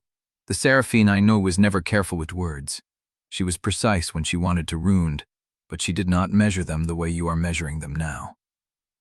Marisol felt the trap forming beneath the conversation. Every answer she gave was another data point for him to file. But silence was also an answer, and he would file that too. You watch people, she said. You track changes in behavior. You notice when a page has been removed from a ledger. Is that part of your duties as the prince's secretary, or do you do it because you prefer knowing things? A flicker at the corner of his mouth. Not quite a smile. Both. Then you already know the answer to your question. I know you have begun behaving differently. I do not know why, and I do not know whether the difference is genuine or tactical. He paused. That is what makes you dangerous to me. I cannot file you correctly if I do not understand your classification. Marisol almost laughed. A man who thought in classifications. A man who treated people like documents to be sorted and shelved. She had spent her first life in the same mental architecture. Classify me as someone who wants to survive, she said. The word hung between them. Bastien's expression did not change, but something in his posture shifted. The arm across his chest lowered a fraction. He was still blocking the door, but he was listening differently now. Survive what? Whatever is coming. A vague answer. It is a vague situation. He studied her for a long breath. Then he moved away from the door, stepped to the nearest shelf, and ran his finger along the spines of the ledgers until he found one he wanted. He pulled it out and laid it on the reading table. This is the capitalist correspondence log for the past 6 months, he said. Every letter sent to or from House Devoncourt, recorded by date, courier, and seal. You may look at it. Marisol did not move. You are offering me access to palace records. I am offering you a test. He opened the ledger to a marked page. Tell me what you see. She stepped closer and looked down. The page listed correspondence between the Devoncourt townhouse and the palace secretariat. Dates, topics, seals, standard administrative recording. Then she saw it. A GOP. 3 days in the middle of the month with no entries, but the page numbers in the corner jumped by 4. Someone had removed pages from the log after it was bound. This is incomplete, she said. Yes. Someone cut pages out. Yes. Do you know who? Bastien closed the ledger. I know who ordered the removal. I do not know who performed the cutting, but I can make an educated guess based on handwriting pressure and the angle of the blade. Marisol looked at him. You examined the cut marks. I always examine the cut marks. The silence stretched. In that moment, Marisol understood what she was dealing with. Bastien Cornell was not merely a competent clerk. He was a man who had learned to read the physical traces of tampering the way she had learned to read a novel's root structure. He would notice every anomaly, every displaced paper, every altered signature. He was also offering her something. The engagement, she said. There is correspondence about the engagement between me and the prince. Official letters, draft agreements, negotiation records. Yes. I want copies. Bastien did not flinch. That is a significant request. I am not asking you to steal them. I am asking you to copy what already exists. The originals stay in place. No one will know they were reading them. He turned and walked away, leaving her alone in the archive annex with the sealed paper in her hand and the cold knowledge that Liane had been one step ahead for longer than she had realized. Chapter 28. The library breathed around her in the dark. Marisol stood at the curate section with the sealed paper from Bastien still folded inside her sleeve, the wax warm against her wrist from body heat. The 4 devotional volumes sat in their places on the 3rd shelf, identical blue spines with gold cross stamping, their hidden compartments already emptied by whoever had moved through the house ahead of her. But the novel mentioned more than 4. She ran her finger along the shelf edge, counting bindings. Chapter 28 described the late Duchess's hiding places as the 4 devotional volumes in the curate section, and 1 more behind them, slipped into the gap where the shelf bracket had been loosened to create false depth. The detail had always seemed like atmospheric color, a grieving mother's small secret, nothing that would matter to the plot. Marisol pressed her palm against the back of the shelf. The wood did not give. She pushed harder, feeling along the join where the bracket met the shelf board, and her middle finger found the edge of a slight gap. Not a carpenter's gap, a deliberate one. She slipped her nail into the seam and pulled. The bracket shifted forward with a soft scrape, and a slim volume slid out from the space behind it. Dark leather, no title, no cross, no markings at all. Just a book that had been hidden so carefully that even the household inventory would not list it. Yesel's voice came from the doorway. Someone is moving in the west corridor. We have maybe 10 minutes before they reach this wing. Then come here. Yesel crossed the room in quick, soft steps, and Marisol handed her the sealed paper from Bastien. Hold this. Do not open it. If anyone enters, you found it in the corridor and were bringing it to my chambers for inspection. Yesel tucked the paper into her apron pocket without looking at it. And you? I am going to read very fast. She opened the volume. The first page was not a diary entry. It was a letter, dated 4 years ago, written in a woman's looping hand, addressed to no one. They called her difficult today. The dancing master said she would not learn the pivots, that her temper made instruction impossible. I watched from the gallery. She was not angry. She was afraid. The boy beside her had been told to step on her hem so she would fall. She knew because he had done it the lesson before, and when I asked the master, he said she was imagining slights. I am not imagining. But who in this house believes a mother's eyes over a dancing master's report? Marisol turned the page. Another letter, 6 months later. She has no friends left. The Joubert girl stopped coming to tea. When I asked why, Seraphine said the girl had looked at her strangely for a week before refusing to meet her eyes. I wrote to Madame Joubert. She replied that her daughter had mentioned Seraphine's temper and that it was best to let the distance stand. I do not know what the Joubert girl said, but I know my daughter's face when she has been cruel and her face when she has been hurt.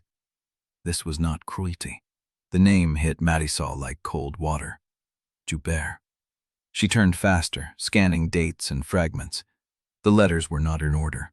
They had been stuffed into the binding without chronology, as if someone had grabbed handfuls of pages and shoved them into the only hiding place left.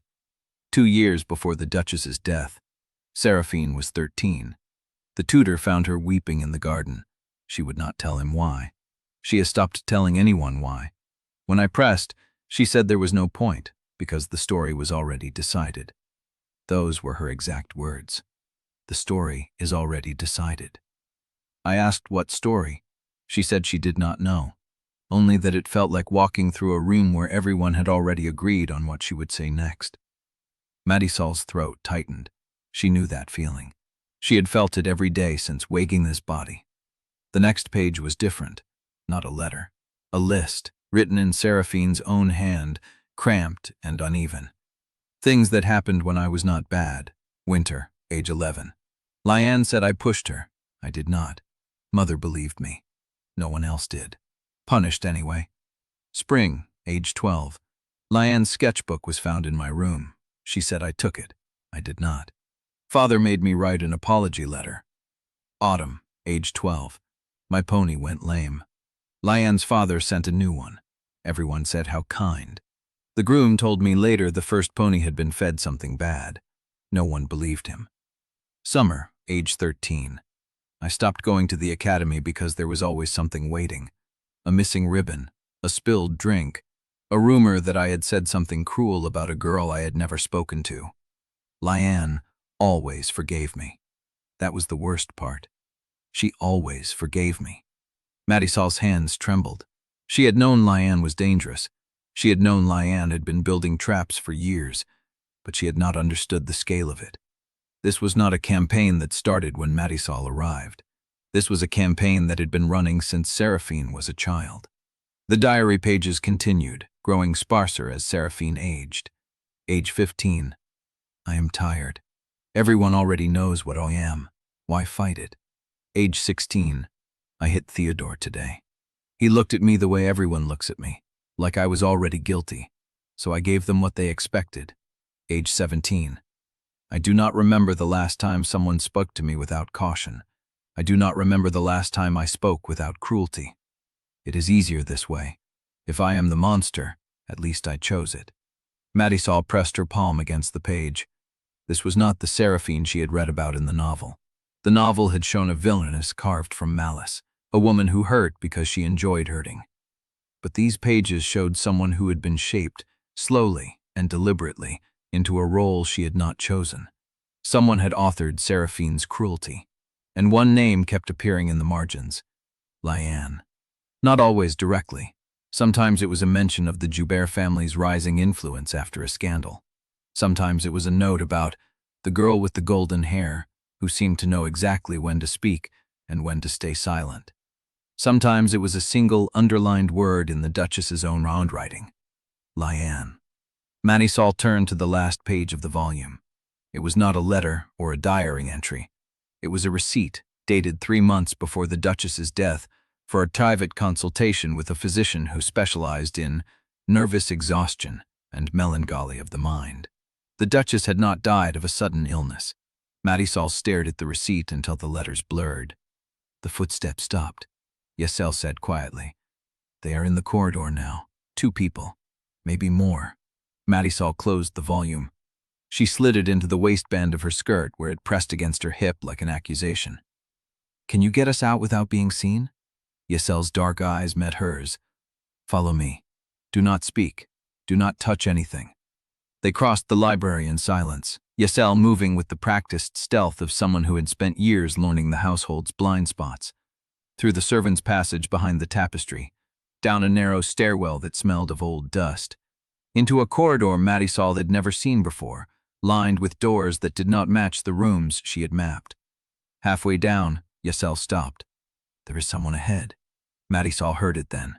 Footsteps, light and deliberate, coming from the direction they needed to go. She pressed herself against the wall. The volume dug into her hip.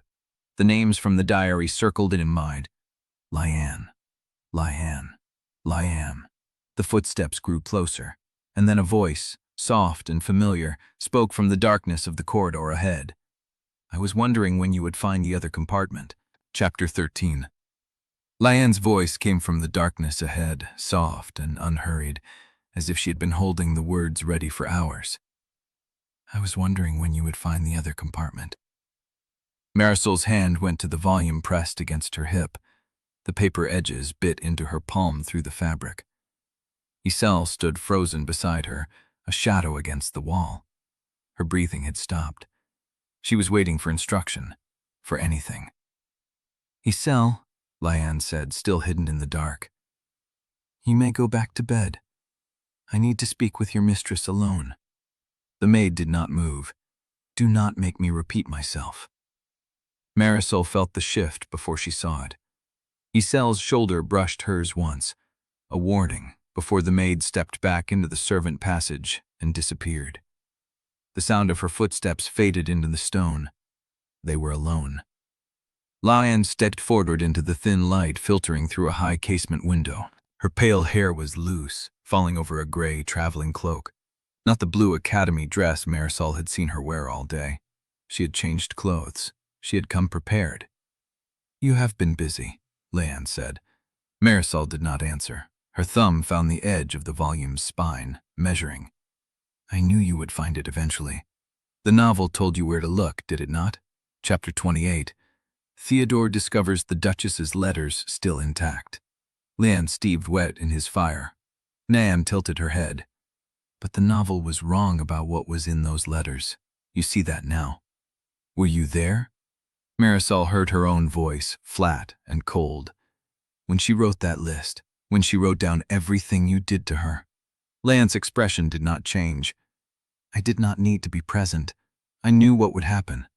That is the arrangement we made when this world was written. Seraphine would resist. She would be punished. She would break, and I would be there to forgive her, so everyone could see how good I was."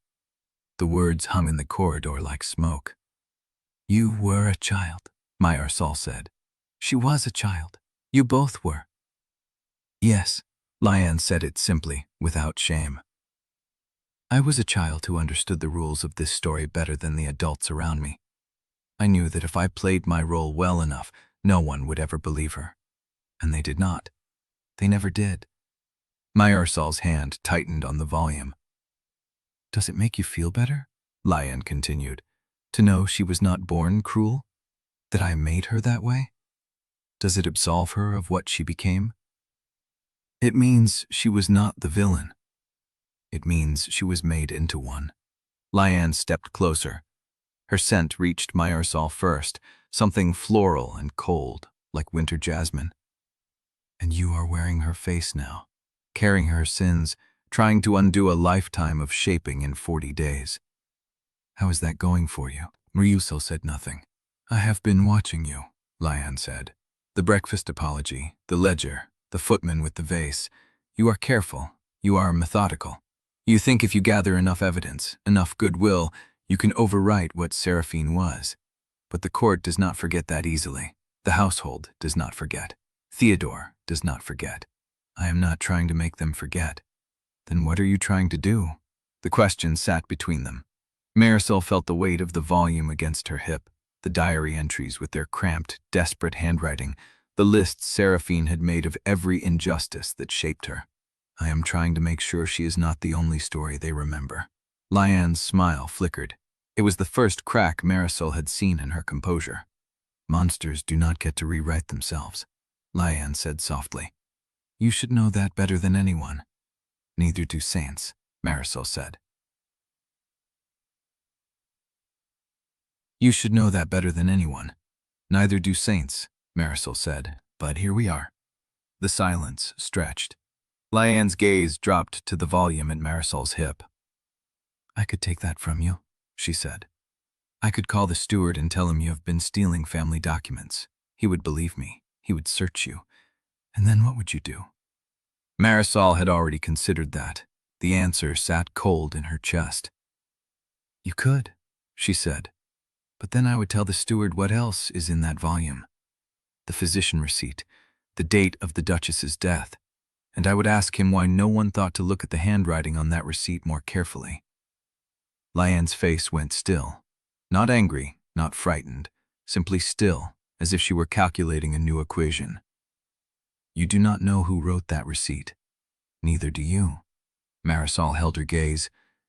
"But you are not sure I am wrong." A long moment passed. The candle on the wall guttered, shadows shifting across Liane's features. "Keep it," Liane said, and her voice was soft again, measured. "Keep the volume, Read it until you understand what she was, but do not mistake pity for absolution, Marisol. Seraphine still did what she did. She still heard Theodore. She still terrorized the household. And you are wearing her hands. She turned and walked back into the darkness. Her footsteps receded down the corridor, unhurried, deliberate, the sound of someone who knew exactly where they were going. Marisol stood alone in the dim corridor, the volume pressed against her ribs, the names from the diary circling in her mind. She waited until she could no longer hear Liane's footsteps. Then she let out a breath she had been holding since the voice came out of the dark. The candle guttered again. The shadows around her felt larger now, darker, as if the words she had read were pressing in from all sides. She needed to get back to her room. She needed to read the rest of the volume. She needed to understand. But when she stepped forward, a shape moved in the darkness ahead. Not Liane. Smaller, younger. Theodore. He stood at the junction where the servant passage met the main corridor, his face half lit by the dying candle. He had been listening. She could see it in the set of his shoulders, the way he held himself as if bracing for a blow. Theodore. What did she mean? He said, his voice rough. When she said she made you into what you became. Marisol's heart thudded. She had not rehearsed this. She had not prepared for him to hear. It is complicated. Everything with you is complicated. He stepped closer. His eyes were red at the edges, as if he had been awake for hours. I heard her say she made you cruel. I heard her say she has been watching you for years. And I heard you say you wanted to make sure what she was is not the only story they remember. He stopped a few feet from her. What rooms did you mean? What rooms were you forbidden from entering? Marisol stared at him. There are rooms in this house, Theodore said, that Father sealed after Mother died. He said they were too painful to open. He said we were never to speak of them again. But I know where the keys are. He held her gaze. I can show you, if you want to know what she hid from us. Chapter 14. Theodore turned without waiting for her answer. His footsteps were soft on the old runner, a boy who had learned to move through his own house without being heard. Marisol followed. The corridor narrowed past the servant passage junction, the walls changing from papered silk to dark wainscoting. Paintings she had never noticed hung at intervals, landscapes in heavy frames, a portrait of a man who might have been a grandfather, a watercolor of a garden she did not recognize. The house kept offering rooms she had not known existed, as if the Devoncourt townhouse was larger on the inside than its facade promised. Theodore, he did not stop. Where are you taking me? Mother's music room. His voice was flat, rehearsed. Father sealed it the week after she died. He said it was too full of memories. He said we were not to go near it. But you know where the key is. He stopped at a narrow door set into the panel, identical to the linen closet doors she had passed a dozen times without noticing. He pressed his palm against the wood. I watched him hide it. I was 12. I thought he did not see me. He reached up, past the doorframe, and his fingers found a small recess where the molding had been pried loose. An iron key sat in the hollow, dark with age, wrapped in a scrap of discolored cloth. He looked at her. His hand did not move. If I open this door, I need to know you are not going to use it against me. The question landed like a stone. Against you? Like she did. His jaw tightened. She used to find things I cared about, small things. A book I borrowed from the library, a drawing I had made. She would hold them up and tell me she was going to show Father, unless I did something for her. A favor, a silence, a lie. Marisol's chest ached. I am not going to do that. You say that. I know. She held his gaze. You have no reason to believe me. But I am not going to do that. He studied her for a long moment. Then he turned the key. The lock was stiff. It resisted, then gave with a grinding scrape that echoed down the corridor. The door swung inward. The smell hit her first. Dust and dried flowers and something sharper beneath, like old paper that had been shut away from air too long. Gray light filtered through lacy curtains, coating the room in a dim, watery hush. It had been a beautiful room once. A pianoforte stood against the far wall, its lid closed, a stack of sheet music yellowing on the stand. A harp sat in the corner, its strings dull and slack. Flowers in a porcelain vase had turned to brown stalks, the water long evaporated, leaving a stain on the polished wood. But it was not the instruments that drew her eye. A desk sat near the window, its surface covered in papers. They were not scattered. They were arranged, sorted into neat piles, as if someone had been preparing a case. Marisol crossed the room. The first pile was lesson schedules, tutors' names, dates, subjects crossed out and when assigned. The Duchess's handwriting filled the margins. Felician, too harsh with her fingers. Replace. Marguerite, patient but not rigorous enough. Need someone who will push without breaking. The second pile was different. Letters, official in tone, written on Academy letterhead. She picked up the top one and won the opening line. To His Grace, Duke Hadrian de Vancourt, it is with regret that I inform you of Lady Seraphine's conduct during today's deportment examination. Despite repeated correction, she refused to maintain proper posture, argued with the examiners, and was overheard making an unseemly remark about the quality of instruction at this institution. Given her pattern of behavior, we recommend that she be removed from the examinate track for the current season. Her eyes moved to the date. She was 11. She found another. A different year, a different offense. Failure to complete a written assignment. Dispute with a senior student. Insubordination during chapel. Each letter followed the same shape. An accusation, a reference to prior conduct, a recommendation that grew harsher with each iteration. And at the bottom of the pile, clipped to a folder, a note in Duke Hadrian's hand. She is incorrigible. Apply whatever discipline is necessary.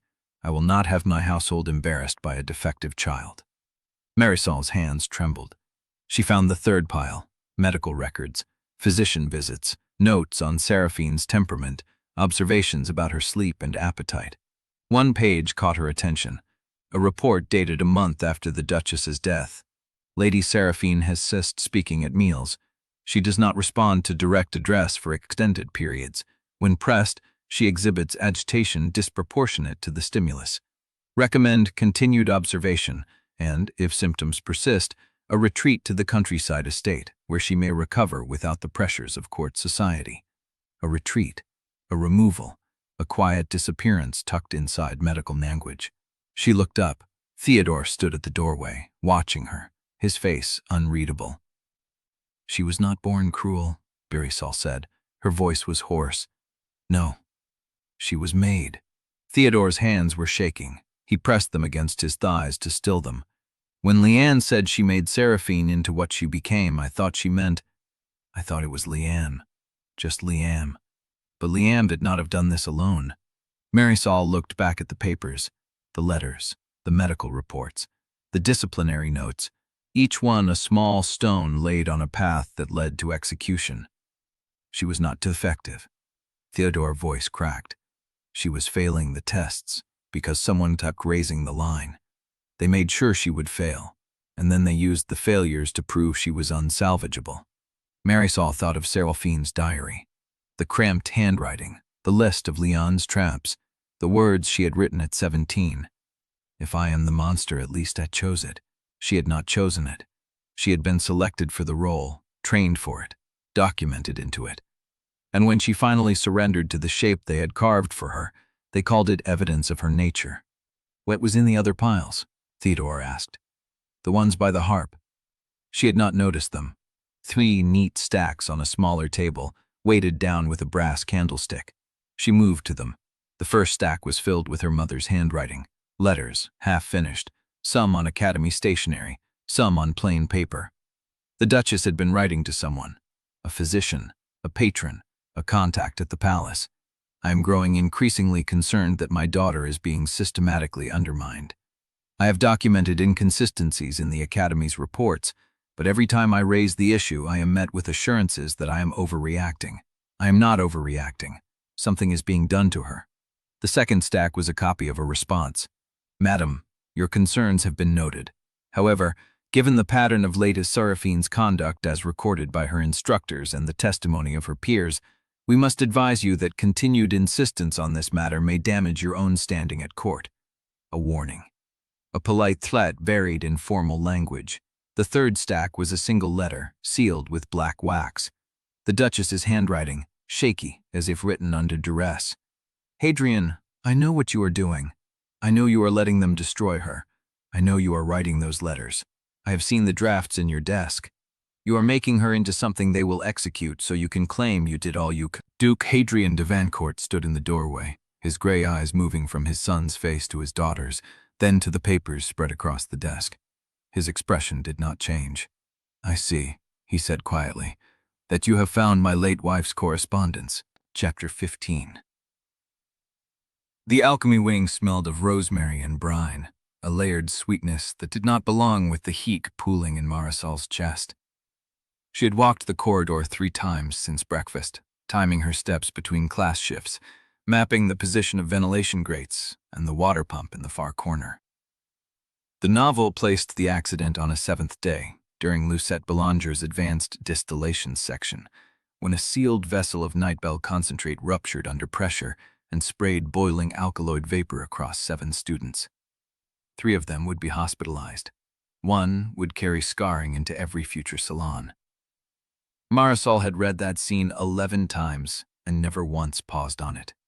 It was a background beat, a detail that burnished Liane's compassion when she organized the recovery efforts and stood vigil at the infirmary. Now she recognized the architecture beneath the kindness. She stopped at the junction where the corridor branched into the preparation alcoves. A schedule board hung on the wall, slate panels marked with chalk in precise academy hand. Advanced Distillation Section B. Instructor, Madame Voutour. Location, West Alchemy Hall, Room 7. Materials, nightbell concentrate, catalyst base, sealed vessels. The timing was exact. The location was exact. The materials were waiting. Marisol's thumb found her forefinger and began its rhythm. If the novel had not changed, the accident would happen in 40 minutes, when Lucette's lab partner misread the pressure gauge and opened the release valve Talk the 30. The vessel would not explode. It would burst at the seam, shooting a jet of superheated alkaloid across the nearest table. But the novel had already changed. The compartments were empty. The Duke had appeared early. Liane had been watching for years. Marisol stepped into the preparation alcove and found the storage cabinet unlocked. 4 sealed vessels sat on the shelf, identical in size, each marked with a batch number. She lifted the one labeled for Room 7 and held it to the light. The sediment was wrong. In the novel's description, the nightbell concentrate was described as clear amber. This batch had a faint white haze at the bottom, a cloudiness that should not exist unless the seal had been compromised or something had been added. She set the vessel down carefully. Someone had prepared this accident for Lucette's section. Someone had known which batch would be used, which student would handle the gauge, which moment would produce the most damage. The question was whether the trap was meant for Lucette or for the students around her. Liane's methods were never direct. She did not poison a vessel. She made sure the conditions for catastrophe were perfectly arranged, then let the story do the rest. Marisol took the vessel and carried it to the auxiliary storage, where she placed it behind a row of empty jars. She found another batch, clear amber, sediment-free, and put it in the cabinet.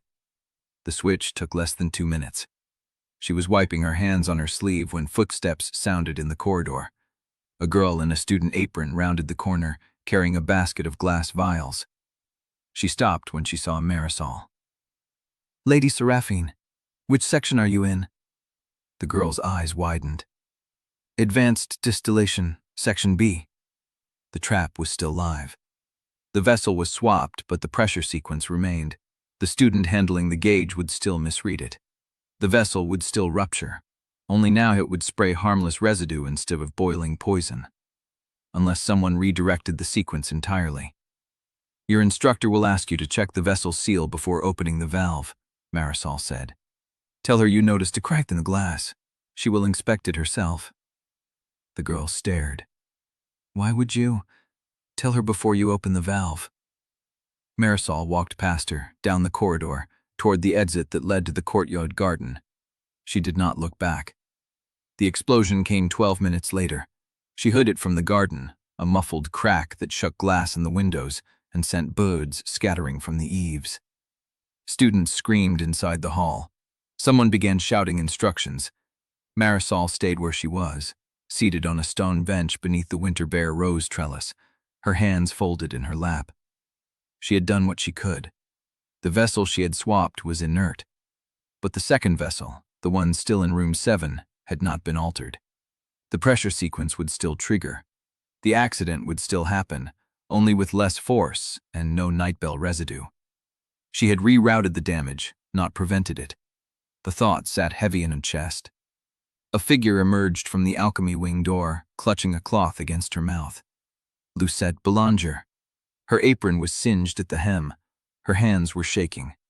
She stopped when she saw Marisol on the bench. For a long moment, neither of them spoke.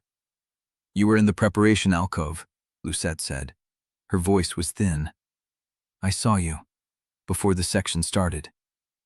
"Yes. The vessel, the one that ruptured. It was not the one on the schedule." Marisol said nothing. "It was a different batch." Lucette's hands were still shaking. "The instructor said someone must have moved the scheduled vessel. She said the batch that ruptured was a lower concentration. That is why no one was burned badly. That is why the spray was vapor, not liquid." She lowered the cloth from her mouth. "You saved us." Marisol looked at her. "I swapped a vessel, that is all." "You didn't know had to. You could have let it happen. You could have let me be hurt." The words hung in the air, raw and unguarded. Marisol thought of the diary entries, the list of Liane's traps, the way kindness was always met with suspicion and cruelty was always believed. "I did not do it for credit," she said. Lucette's eyes were wet. "Then why?" Before she could answer, footsteps sounded on the gravel path. Liane Joubert emerged from the cloister arch, her pale gold hair catching the pale winter light, her honey-brown eyes already scanning the scene. She wore a simple day dress and walked with the unhurried grace of someone who had been notified of an emergency and had arrived exactly when concern was appropriate. "Lucette." Her voice was warm, worried. "I heard the explosion. Are you injured?" Lucette shook her head. "I am fine. Lady Seraphine. I saw Lady Seraphine in the garden as I arrived." Liane's smile was gentle, impossible to accuse. She was rewriting the moment, erasing Marisol's action before it could become a story. Marisol stood slowly, the stone bench cold beneath her palms. "Frightened," she repeated. "Yes, I was very frightened." Liane's eyes met hers. Something passed between them. Recognition. Calculation. The understanding that the scene was not over, only paused. "Lucette, dear." Liane turned her attention back to the alchemist. "You should let the infirmary check your hands. Shock can hide burns." Lucette looked between them, her confusion visible. "But she—" "I will walk you." Liane offered her arm. "Come, let me help." Lucette hesitated. Her gaze lingered on Marisol, uncertain, searching. Then she took Liane's arm and let herself be led away. Marisol watched them go, the saint and the saved, moving together toward the infirmary wing. She was alone in the garden. The smell of smoke drifted from the alchemy wing, acrid and thin. Somewhere inside, the shattered vessel was being swept up, the residue wiped from the stone, the accident reduced to a story about carelessness and luck. No one would know she had been there. No one would know she had saved them. Except Lucette. And Liane, who had arrived with concern already prepared, because she had been watching the alchemy wing all along, waiting to see whether Marisol would act. The trap had not been in the vessel. The trap had been in the choice. If Marisol did nothing, the students would be hurt, and Liane's compassion would shine. If Marisol acted, she would reveal how much she knew, and Liane would adjust her strategy. Either way, Liane loaned something. Marisol stood in the winter garden, her breath fogging the cold air, and understood that she had just shown her hand to an opponent who had been waiting years to read it. The question was what Liane would do with what she had seen. Chapter 16. The servant who came from Marisol found her still on the stone bench, her fingers numb with cold and the smell of smoke clinging to her wool traveling cloak. She followed without argument. The Devoncourt carriage waited at the north gate, away from the academy's main courtyard where students still clustered in excited knots, trading versions of the explosion like currency. Yselle stood beside the carriage door, her dark eyes sweeping the path as Marisol approached. "You have ash on your collar," Yselle said quietly. Marisol touched the fabric. Gray smudges stained the gray wool, nearly invisible unless someone looked closely. She climbed into the carriage. The ride home passed in silence. Yselle sat across from her, hands folded, watching with the patience of someone who had learned to read moods in the spaces between words. The carriage crested the bridge over the canal. The Devoncourt townhouse rose against the pale winter sky. Marisol stepped down, crossed the courtyard, and climbed the front stairs. The house was quiet. Duke Hadrian had not sent for her. Theodore had not appeared. She reached her chamber door and stopped. A figure stood in the alcove beside the window at the end of the corridor. Small frame, apron still smudged, hands clasped together at her waist. Lucette Belenja. She had come alone, without Liane. Marisol turned to face her. For a long moment the only sound was the distant clatter of kitchen pans from 3 floors below. "You should not be here," Marisol said. "I know. Academy students do not call on Seraphine Devereaux without an invitation. It will be noticed." "It will be noticed anyway." Lucette's voice was thin but steady. "I came through the service gate. Your cook's boy recognized me from the alchemy wing. He did not ask questions." Yselle had stopped a few steps behind Marisol. She did not intervene. She watched. Marisol crossed her arms. "Why?" Lucette's hands tightened. "Because I could not sit in the dormitory and pretend I did not see you. Because I have told myself for 3 years that you are cruel, that you deserve the whispers, that every rumor is earned." Her chin trembled. "And you saved my hands. You saved my work. You saved me from a scar that would have ended my scholarship." Marisol said nothing. "Why?" Lucette's voice cracked. "You gain nothing from me. I am no one. I am a scholarship girl from a town you have never visited. I repeat Liane's stories. I believe what the courtyard says. I have never defended you. Not once." "Then why did you come today?" Lucette's eyes filled. "Because I want to know whether I owe my life to a monster who had a good morning, or to someone I have been wrong about for years." The words landed like stones in still water. Marisol stood in the cold corridor, the ash still on her collar, the smell of Nightbell still faint in her memory. She could lie, she could deflect, she could give Lucette a story that would send her back to Liane's orbit, confused but loyal. Lucette was watching her with wet eyes. Marisol thought of the diary entries, the list of traps, the way Seraphine had learned that no one would believe her, so she stopped expecting belief. "If you want the answer," Marisol said, "you have to decide whether you are asking as Liane's friend or as your own." Lucette's breath caught. "Think carefully before you answer," Marisol said, "because the girl you came to thank will not be the same tomorrow, and if you tell Liane about this visit, I will know, and I will not trust you again." She let that land. Lucette swallowed. "I came alone. Can you stay alone?" The question hung between them. Lucette's hands unclenched. For the first time, she seemed to see Marisol not as a role, but as a person standing in a cold corridor, tired and ash-stained, having saved someone who had never thanked her before. "Everyone expects me to hate you," Lucette said slowly. "Everyone expects me to repeat what Liane says. If I stop, I lose the only protection I have in that building. I am a scholarship girl from nowhere. I cannot afford enemies." "I know." Lucette looked at her. "You do not look surprised." "Because I have been a scholarship girl from nowhere." Marisol's voice was quiet. "Not here. In another life. The rules are the same. Keep your head down. Stay useful. Never give them a reason to look at you twice." Lucette stared at her. Something shifted in her face. Not belief yet, but the beginning of the question that would lead there. Footsteps sounded from the main staircase. Both women turned. A palace footman stood at the landing in blue and silver livery, an unsealed note in his gloved hand. Lady Seraphine Devereaux. Marisol did not move. Yes. The Crown Prince requests a word. Her chest went cold. A word where? The Academy Conservatory. Immediately. The footman's voice was neutral. He asks that you come alone. Lucette's eyes snapped to Marisol. Marisol took the note. The handwriting was neat, precise, unfamiliar.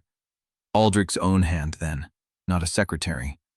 She read the words twice before folding the paper.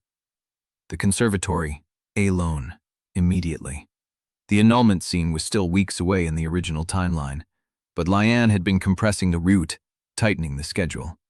Aldrich had noticed. Lucette stepped closer. Lady Seraphine, what does he want? Marisol tucked the note into her sleeve beside her folded lists. To see which version of me walks through the door. She turned and walked toward the stairs. The footman fell into step behind her.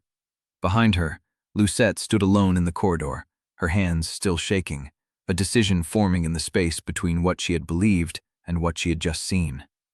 The conservatory glass caught the afternoon light as Marisol crossed the academy grounds for the second time that day. She pushed the door open. Aldrich Fontaine stood at the far end, silhouetted against a wall of ferns and winter jasmine. He turned when he heard her steps. His eyes were gray and unreadable. He studied her for a long moment, the ash still on her collar, the faint bruise of exhaustion beneath her eyes. You swapped the vessel, he said. She stalked 3 paces from him. You do not know that. I know the schedule. I know the original batch strength. I know the residue that was swept up was 1/3 of what it should have been. He took a step closer. And oh no, you were in the preparation alcove. Marisol said nothing. Aldrich's jaw tightened. The day of the chapel lecture, the steward found a page had been removed from the donation ledger. Clean cut. Professional. Before anyone could raise a complaint about a missing entry. The air between them grew thin. The breakfast 2 weeks ago. A servant spilled rosewater on you. The entire palace heard you were expected to dismiss her. Instead, you apologized and helped her clean it. He took another step. And last night, my secretary tells me you requested copies of the engagement correspondence from the record keepers. He was close enough now that she could see the tension in his throat. So I am asking you directly, Lady Seraphine. His voice dropped. Are you preparing a defense? Or are you preparing to run? The conservatory light slanted across the marble floor. Marisol felt the weight of the chapel page in the memory of her sleeve, the vessel she had swapped, the schedule she had read, the 40 days she had counted. Is there a third option, Your Highness? Aldrich's eyes flickered. You tell me. The question was not idle. He was not asking as a prince preparing a denunciation. He was asking as a man who had seen one too many contradictions and could not decide whether she was becoming more dangerous or more honest. Marisol held his gaze. In the silence, the conservatory door behind her clicked shut. Chapter 17. The conservatory door clicked shut, sealing them in glass and green. Aldrich did not move. His silhouette against the fern wall held the stillness of a man who had practiced this confrontation in his mind and would not be rushed out of it. Coincidence? You do not believe that. Does it matter what I believe, Your Highness? Aldrich stopped 2 paces from her. The light caught the sharp line of his jaw, the tension in his shoulders beneath the dark wool of his coat. It matters, he said quietly, because I have spent 10 years being told who you are. Every report, every court whisper, every letter my secretary places on my desk. Seraphine Devereaux is cruel, vindictive, incapable of restraint. That is what I prepared for. And now? Now I do not know what I am looking at. The words hung between them. Marisol kept her hands still at her sides, her weight balanced. The conservatory smelled of wet earth and jasmine, too sweet for the conversation unfolding inside it. Aldrich's eyes dropped to her collar, the faint ash mark she had not noticed. You saved Lucette Bellinging, he said. Not for credit, not for display. You did it before anyone was watching. Liane Joubert was watching. Liane Joubert is always watching. His voice sharpened. That is not an answer. Marisol considered her options. The truth was too large to hand him whole. A lie would be too thin to survive the weight of his attention. I did not want her to die, she said. Die. The vessel would have ruptured differently if I had left it. More force, more fire, more bodies. She watched his face. You said yourself the residue was a third of what it should have been. Aldrich's expression did not change, but something in his posture shifted, a crack in the armor of certainty. How did you know?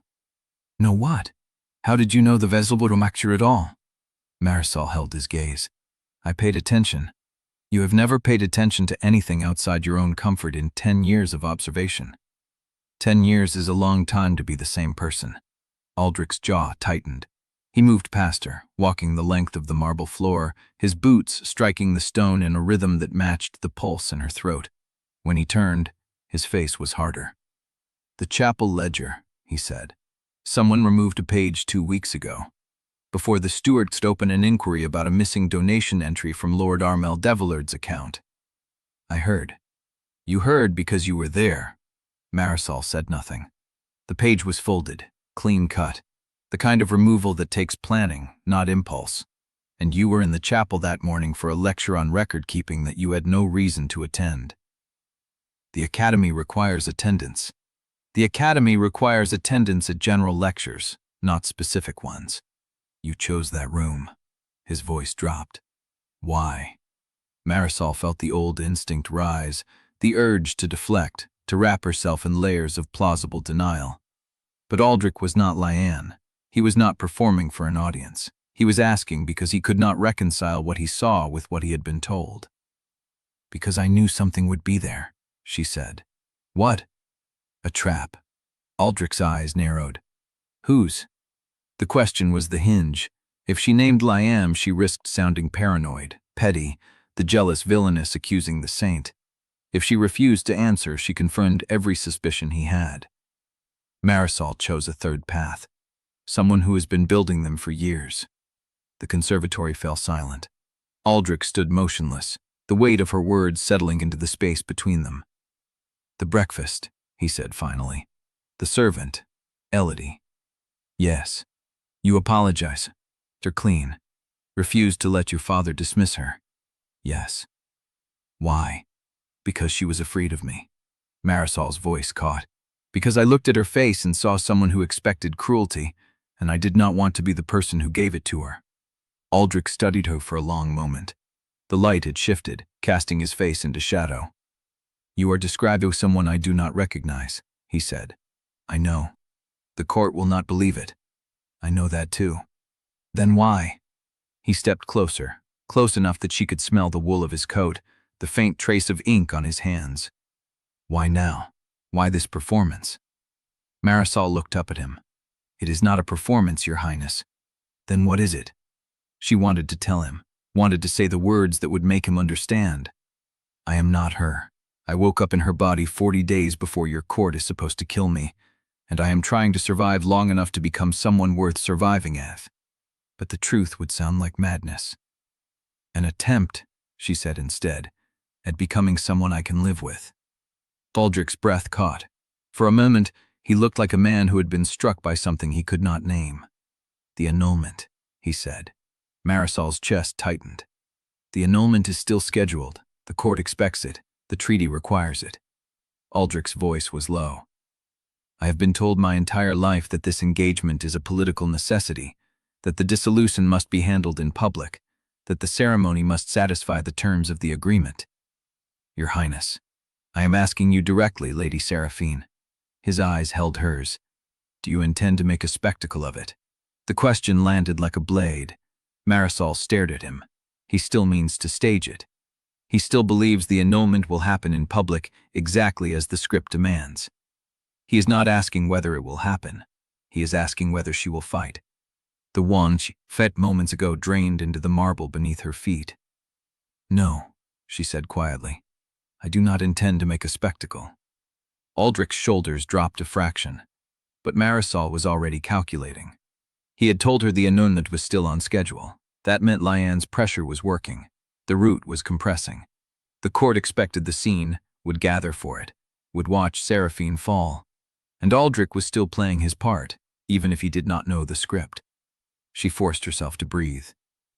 "Your Highness, may I ask you a question?" He nodded. "Why are you telling me this now?" Aldrich looked at her for a long moment.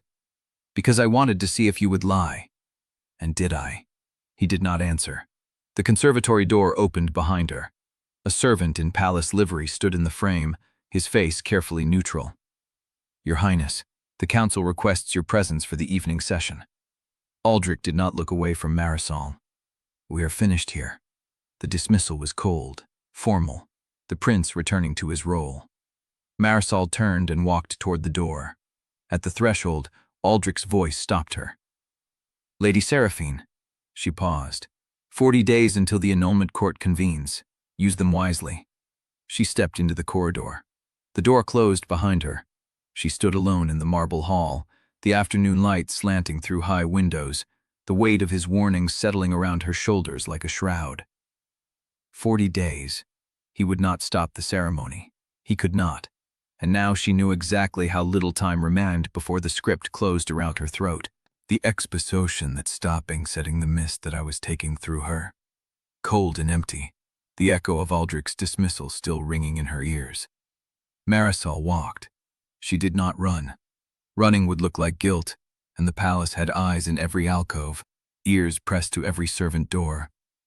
She kept her pace measured, her spine straight, her face as blank as the plaster busts lining the upper gallery. But inside, the countdown was already ticking louder. 40 days. He had told her the annulment was still on schedule. He had told her the treaty required it. He had told her, in the same breath that asked about her intentions, that he would not stop the ceremony. She had hoped, for one foolish moment, that the man asking whether she would fight was the man who might stand beside her. He was not. He was a prince checking whether his political inconvenience would resist before he performed the script. The carriage waited at the palace gate. The driver helped her up without meeting her eyes. The horses began moving before she had fully settled. Marisol pressed her palm flat against the window glass and watched the academy towers recede. By the time the carriage reached the Devoncourt townhouse, she had counted the days 7 times. Yelsel met her at the service door. "You are being discussed." "I know. Not in the way you think." Yesel's voice was low, her dark eyes tracking the corridor behind them.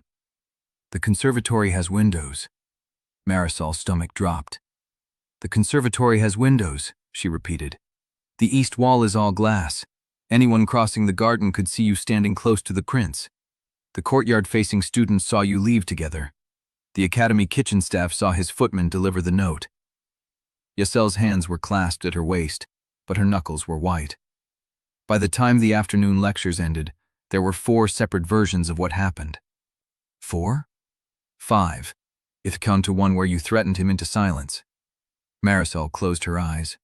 She had been so focused on what Aldrich said, on the weight of his questions, on the exposed feeling of standing in that room with her secrets half spilled. She had not thought about the windows. She had not thought about the garden. She had not thought about the 73 students, servants, and palace clerks who spent their days watching for exactly this kind of irregularity. "What are they saying?" Yesel's expression tightened. "Most of it is harmless speculation. The engagement is known, so a private meeting is plausible. But the garden path version is spreading faster." She paused. "They say you cornered him, that you demanded he cancel the annulment, that he looked uncomfortable when you stepped too close." Marisol laughed, a short, bitter sound. "I stepped too close. He came to me. Does that matter to the story?" It did not. She knew it did not.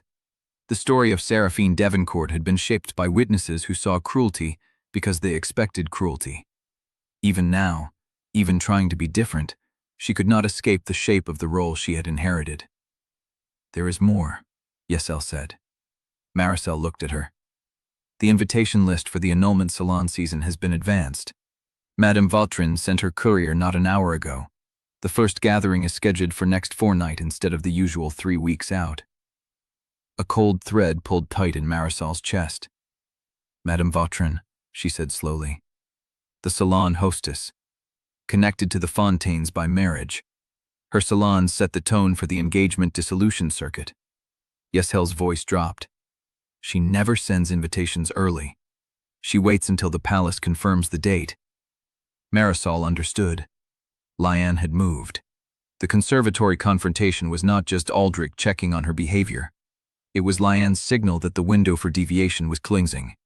The annulment season would begin sooner than the novel predicted. The court would gather. The script would compress. "We have 3 weeks," she said. "Less, if the other hostess follow her lead." Marisol turned toward the stairs. Her mind was already running through the documents she had secured, the evidence she had gathered, the alliances she had carefully built. Theodore, Lucette, Bastien. She had pieces on the board, but the board itself was shrinking. "Yesel, Lady Seraphine, can you find out exactly when Liane was seen at Madame Vautrin's residence in the past 3 days?" Yesel's mouth pressed into a thin line. "I can try." Try. Marisol climbed the stairs alone. Her chamber door closed behind her with a soft click, and she stood in the center of the carpet, her hands shaking, staring at the celadon green canopy of Seraphine's bed. She had thought she had time. She had thought she could build slowly, test loyalties, gather proof before the annulment scene arrived. But Liane had been in this world for years. Liane understood narrative pressure the way a gardener understood frost. She knew exactly when to advance the season. Marisol pulled the folded list from her sleeve. She had written the names of every ally, every document, every piece of evidence she would need. Theodore's shoulders relaxed a fraction.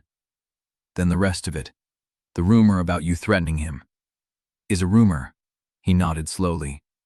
"The annulment season," he said. "I heard the date was moved forward. The household is already preparing." Marisol felt the cold thread tighten again. "I know. What are you going to do?" She looked at her brother, at the boy who had flinched from her hand, at the young man who had unlocked the sealed music room and shown her their mother's evidence. She wanted to tell him the truth, that she did not know, that her foreknowledge was fraying, that the woman who had read The Garden of St. Aubin 11 times was running out of pages she could trust. But Theodore was watching her with something fragile in his eyes, and she could not crush it yet. "I am going to survive," she said quietly, "and I am going to make sure the story does not end the way they have written it." Theodore's jaw tightened. "Then I will help." Marisol stared at him. "You do not have to," she said. "You are not obligated to defend her, to defend me. You owe Seraphine nothing." "I know." Theodore's voice was steady. "But you are not her." He held her gaze for a long moment. Then he turned and walked away. Marisol stood in the open doorway, her heart beating too fast, the weight of his trust settling around her like something she did not deserve, but could not afford to refuse. She looked down at her folded list. Theodore's name was still written there, but it had not been earned by the scene in the study.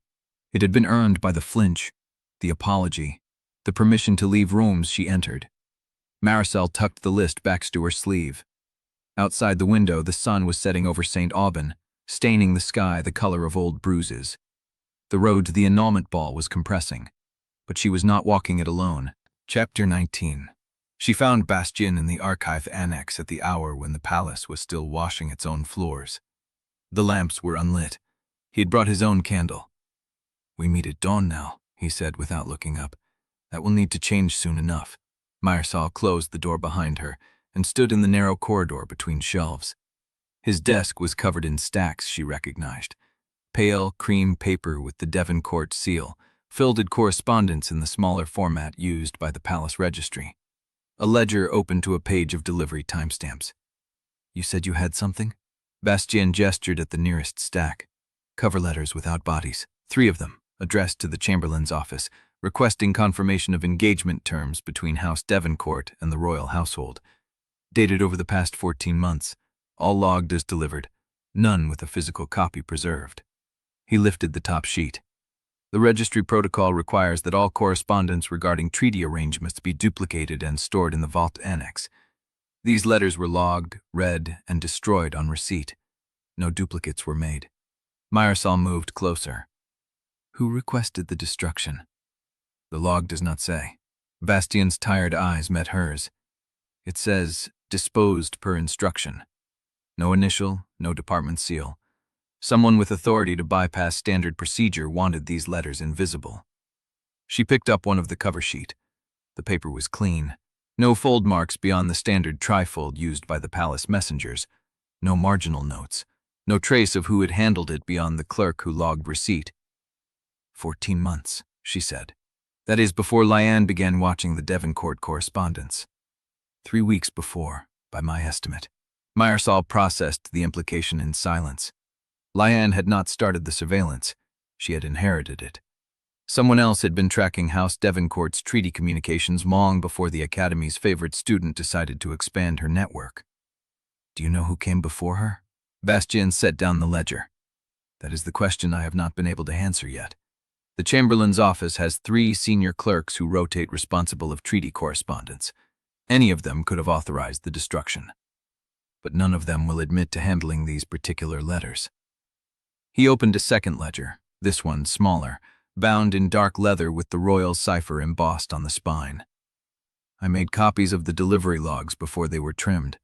The original registry shows 4 letters over the 14-month period. The current registry shows 3. The 4th was removed before the trimming? Removed and replaced with a blank entry masquerading as a routine inventory adjustment. Whoever did it knew the exact point where a small change would be buried under volume. Marisol ran her thumb along the edge of the ledger page. The paper was warm from Bastien's candle. She thought about the Duke's calm interrogation at dinner, the way he had mentioned Liane's inquiries as an aside, almost bored. He had known about the surveillance and had not been surprised by it. The question was whether he had known about the destruction of his own house's correspondence. Is there anyone at the palace who would have wanted the engagement to remain opaque? Bastien was quiet for a long moment. Several people, but only one who would have the access, the motive, and the patience to remove a single letter at a time over 14 months without being noticed. Marisol looked at him. Name them. The Crown Prince's private secretary before me, a man named Remy Delacroix. He retired suddenly 9 months ago. No public reason, no farewell audience. He simply stopped arriving at the palace one morning, and the Chamberlain's office assigned me to replace him within the week. Did you know him? I met him twice. Both times he asked me the same question about the Devoncourt correspondence, whether I had seen anything unusual, whether anyone had made inquiries about the engagement terms. Marisol's pulse quickened. He was watching for Liane before Liane started watching. Or he was watching for whoever Liane was working for. Bastien closed the dark leather ledger. I do not know which, but the timing is too precise to be coincidence. Someone cleared the path before she arrived. Either she inherited an existing surveillance operation, or she was placed here because the infrastructure was already built. Marisol set down the cover sheet. She thought about Liane's years in Floriana, the slow accumulation of influence, the planted traps, the social networks built around sympathy and gratitude. None of it required palace-level access, but someone had provided it. Someone had removed the letters that would have documented the engagement as a treaty arrangement rather than a romantic bond. Someone had made sure that when the annulment came, no one could point to official correspondence and argue that the marriage had been about anything other than Seraphine's usefulness as a political tool. Can you find out what was in the 4th letter? Bastien's expression flickered. I've been trying for 3 months. The only person who might know is Delacroix, and he is not in St. Aubin anymore. Where is he? His sister's estate in the eastern provinces, near the border. I wrote to him twice. Both letters were returned unopened. Marisol turned the information over. A retired secretary who had asked twice about the Devoncourt correspondence. A missing letter removed before the registry was trimmed. A surveillance network that had existed before Liane could have built it. Show me the 4th entry. Bastien found the page and rotated the ledger toward her. The entry was a ghost, a single line of faded ink where the original had been scrapped away and rewritten. The clerk had done a clean job, but the paper was thinner at that point, worn by the erasure. Marisol's end of the ledger toward the candlelight. The remnant impression was just visible. A date, a sender's mark, and 3 words beneath the sender's mark that made her breath catch. Confirmation of terms. She looked at Bastien. This letter was sent from the palace to House Devoncourt 14 months ago, confirming the engagement terms. The cover letter says it was received, but no copy exists in the vault annex, and no response was logged. Which means the response was either verbal or destroyed the same way, or written on paper that never entered the registry. She thought about the sealed rooms, the Duchess's desk, the organized piles of evidence. The Duchess had gathered academy letters, disciplinary reports, medical records. She had been building a case against the conspiracy that was destroying her daughter, but she had not had time to finish. Whoever removed the letter was clearing evidence, Marisol said. They did not want anyone to be able to reconstruct the negotiation. They wanted the engagement to look like a decision made by the Crown, not a treaty arrangement with terms. Which makes the annulment easier to frame as justice rather than convenience. Marisol set down the ledger. She had known the engagement was political. Every reader of the Garden of St. Aubin knew that. But knowing it intellectually was different from holding the physical evidence of its architecture. I need to see the destroyed letters. Bastien shook his head. They are gone. Burned, likely. The palace incinerator logs do not distinguish between routine waste and confidential correspondence. I checked. Then I need to find Delacroix. You will not reach him before the annulment season. The eastern provinces are a 12-day ride in good weather. The snows have started. Marisol looked at the window. The sky beyond the grimy glass was pale and gray. The first frost had come the night before, and the cobblestones outside were filmed with ice. She had 3 weeks. 12 days to travel east, 12 days to return. That left no margin for failure, no time for Delacroix to refuse to speak, no room for the snow to close the roads. Bastien watched her calculate. I cannot go with you, he said quietly. If I disappear from the palace now, the Chamberlain will notice, and someone will wonder why. I know, but I can give you a name. He pulled a folded sheet from his coat and held it out. Marisol took it. The paper was warm from his body heat, unsealed. The woman who delivered the 4th letter. She is still employed at the palace. Lower staff, mail carriers. She would have handled the physical transfer. Marisol unfolded the sheet. A name, a division, a schedule of when mail was sorted. She looked up at Bastien. Why are you giving me this? His tired eyes met hers without evasion. Because I have watched this palace destroy people through paperwork for 15 years, he said, and I have never seen anyone try to fight it with paperwork of their own. I want to see if you can. He gathered his ledgers and blew out the candle. Find the mail carrier before the salon season buries her schedule. She will not remember the letter clearly after 14 months, but she might remember who handed it to her. The door clicked shut behind him. Marisol stood alone in the dark archive, holding the folded sheet, the weight of the names and dates pressing against her palm. Outside, the sky was the color of old snow. She folded Bastien's note into her sleeve and left the annex at a walk, her mind already running through the questions she would ask the mail carrier. But beneath the planning, a cold thread of unease was winding through her certainty. Bastien had given her a name, but he had not told her who had sent him to watch the Devoncourt correspondence in the first place, and she was running out of time to decide whether that omission was caution or protection. Chapter 20. The Academy Glasshouse rose from the frost like a dream of summer, its iron ribs gleaming with condensation, the panes fogged from within by the breath of 1,000 flowering plants. Marisol found Liane among the orchids. She was seated on a stone bench in the eastern aisle, a book open on her lap, her pale gold hair catching the greenish light. She looked up as Marisol approached, and her expression shifted through a sequence so quick that anyone watching from outside the glass would have missed it. Recognition, calculation, and then a smile so warm it belonged on a portrait saint. Lady Seraphine, Liane said, closing the book. I did not expect to see you here. The conservatory is usually empty at this hour. Marisol did not sit. She had spent the walk from the archived annex rehearsing this. The cold thread of unease from Bastien's omission had hardened into something sharper, more certain. Heads 3 weeks before the annulment season buried her schedule. She had a mail carrier to find, a destroyed letter to reconstruct, and a conspiracy that predated Liane's arrival by months. But first, she needed to see if the heroine could still be surprised. You knew about the chapel ledger, Marisol said. You knew I would find it, You planted it yourself and watched me take it. Liane's smile did not waver. That is a serious accusation. It is not an accusation. It is a fact. And I want to know what else you have buried. The glasshouse hummed around them. Somewhere a drip of condensation fell from a leaf onto stone.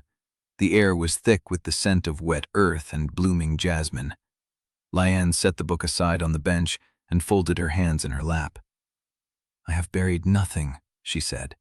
I have only allowed the truth to surface at the right moment. Marisol stepped closer. The warmth of the glasshouse pressed against her skin, and she felt the folded sheet from Bastion in her sleeve, the weight of the mail carrier's name. You have been surveilling House Devoncourt's correspondence for weeks. You sent a clerk to watch the palace registry. You have a woman in a pale cloak who meets your agents in the garden at night. Liane's composure flickered. It was barely a movement, a slight tension at the corner of her mouth, but Marisol saw it. Who told you that? I have been building a map, Marisol said. The same way you built one. The difference is that I am not trying to preserve the script. I am trying to survive it. Liane stood. The movement was unhurried, precise, and she smoothed her skirts as she rose, a gesture of perfect composure. But her voice, when she spoke, had lost its warmth. You do not understand what you are asking me to sacrifice. Then explain it to me. Liane looked at her for a long moment. The glasshouse light fell across her face in stripes, green and gold, and for the first time Marisol saw something beneath the saintly surface.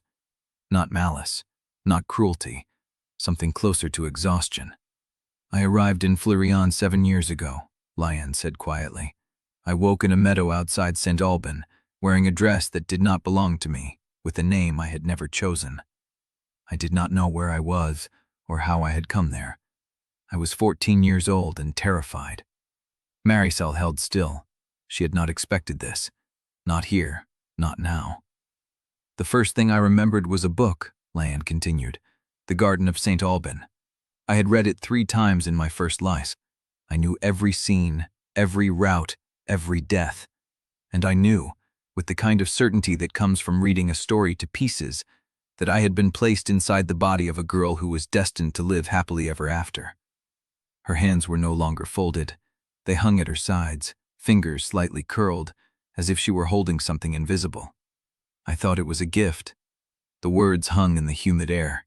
Marisol watched the heroine's face and saw the shape of a story she recognized. The same disorientation, the same slow terror of waking in a world that felt real but followed the rules of fiction. When did you realize it was not a gift? Marisol asked. Liane's smile returned, but it was thinner now, more brittle. When I understood what preserving the heroine's root cost. Every happy ending in the book required someone else to play the antagonist. Every scene that protected me required another character to fall. And the character who fell most often, the one whose disgrace made my kindness visible, whose cruelty made my patience shine, was Seraphine Devereaux. Marisol's throat tightened. She had known this. She had read the diary entries in the hidden volume, the pages where a girl who had no choice described the slow erosion of her own humanity. But hearing it spoken aloud, in Liane's voice, in the green filtered light of the glasshouse, was different. You shaped her, Marisol said. You made her cruel. I did not make her cruel. I made sure her cruelty was seen. There is a difference. Is there? Liane's composure cracked again. I have held this world together for 7 years, she said. I spent my days organizing records. I learned that every document tells a story, but the story is only as reliable as the person who filed it. You have spent 7 years filing a narrative that ends with Seraphine executed, but the narrative is wrong. Liane did not answer. You said the canon is load-bearing, Marisol continued, that if one scene falls, the rest might collapse. But what if the load-bearing wall was built on a lie? What if Seraphine was never meant to die? What if someone edited the story before you arrived, and you have been preserving a mistake? Liane's hands tightened at her sides. Who told you that? No one told me. I read the letters. The Duchess's letters, hidden in a volume that should not have existed. Your name is in them, Liane. Your methods, your pattern. and a physician's receipt that your handwriting matches. The silence stretched. Liane's face went very still. You found the receipt? Yes. And you kept it? Yes. Liane looked at the glass ceiling, at the pale sky beyond fogged panes, and for a moment she seemed smaller than the role she wore. Then you understand more than I hoped, she said quietly, and less than I feared. She reached down, picked up her book, and tucked it under her arm. The annulment is in 21 days. The treason charge will follow with it a week. You have found the receipt, but you do not know where it leads. And you do not know who else has read the letters besides you. She stepped past Marisol, toward the Glasshouse door. Find the mail carrier before the salon season buries her schedule. And when you do, ask her who handed her the 4th letter. Her hand rested on the door handle. But understand this, Marisol. I did not choose to be the heroine because I wanted power. I chose it because I believed it was the only way to keep anyone from dying who did not have to. If you tear down the wall, you will not save only yourself. You will also lose everything the wall was holding back. She opened the door. Cold air rushed in, cutting through the glasshouse warmth, and the orchids shivered on their stems. Liane stepped through and closed the door behind her. Marisol stood alone among the flowers, the scent of jasmine thick in her lungs, and watched the heroine's pale form disappear into the frost. She had gotten what she came for. Liane had admitted she entered earlier, chosen the role deliberately, and believed Seraphine's destruction was necessary. But beneath the satisfaction, a cold thread of unease was winding through her certainty. Liane had known about the 4th letter, and she had known about the mail carrier. Chapter 21. The glasshouse door clicked shut, and the cold settled around Marisol like a second skin. She stood among the orchids, Liane's parting words still hanging in the air. Find the mail carrier. Ask who handed her the 4th letter. The wall is load-bearing. You will lose everything the wall was holding back. The jasmine scent thickened, cloying, and she pressed her palm flat against a table edge until the grain bit into her skin. She had won the exchange. She had forced Liane to admit the truth, watched the heroine's composure crack, extracted the knowledge that the surveillance predated Liane's involvement. But winning felt like standing on ice that had already begun to groan beneath her weight. 21 days until the annulment. She counted backward from the execution date, 40 days from that first morning in the canopy bed, the morning she had stared at Seraphine's face in the mirror and felt the world tilt beneath her feet. She had been here 9 days.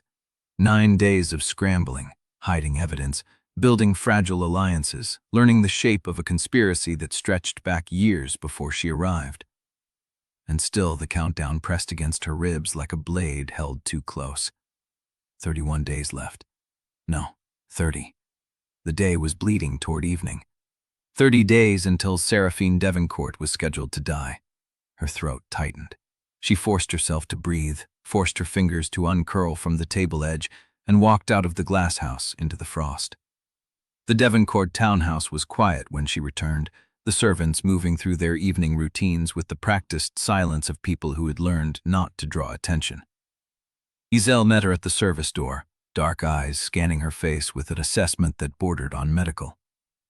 You look like someone walked over your grave, Exile said quietly. Something like that. Exile's mouth pressed thin, which she did not pressed. She simply took Marisol's outer coat, hung it on the peg, and said, Your brother is in the library. He has been waiting since the 4th hour. Marisol's chest tightened again. Theodore. She had told him enough to earn his trust, enough to make him believe she was not Seraphine. But she had not told him the full shape of what was coming. The annulment, the treason charge, the execution. The fact that their father had helped author his own daughter's destruction. She had protected him with fragments, and fragments were not the same as truth. The library doors were open, firelight spilling across the carpet in a warm, amber rectangle. Theodore sat in one of the leather chairs, a book open on his knee, but his eyes were fixed on the flames rather than the page. He looked younger in the firelight. The shot weariness that usually braced his features softened into something more fragile. He looked up when she entered. You were gone a long time. The prince summoned me to the conservatory. I heard. His voice was carefully neutral. "The rumors are already spreading. They say you threatened him." "I did not." "I know." He closed the book, set it aside, and stood. "But that is not what I am asking." Marisol crossed the room, stopped 2 arms' lengths from him, and waited. Theodore's hands hung at his sides, fingers flexing slightly as if he were testing the weight of a question he had been carrying too long. "In the corridor, the night you found the volume," he said, "when I came to find you. You told me the truth, about Liane, about what she did to you, to Seraphine. Yes, but you did not tell me everything."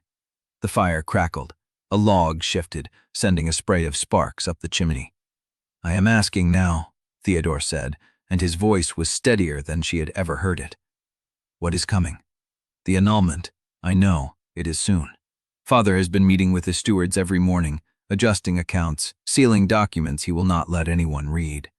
Exile told me the salon season has been advanced. Madame Vautrin's invitations went out early." Marisol's thumb found her forefinger and pressed. "Tell me," Theodore said. "Not fragments, not the version you think I can hold. Tell me what is coming." She looked at him.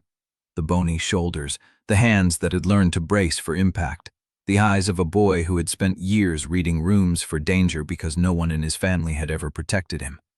She had wanted to keep him out of the blast radius, but keeping him ignorant was not the same as keeping him safe. "The annulment is in 21 days, she said.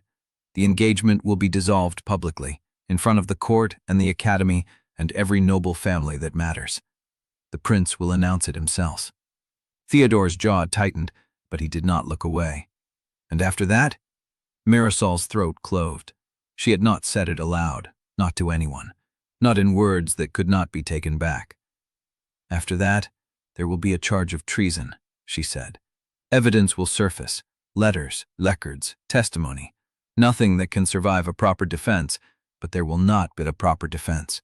The accusation itself will be enough.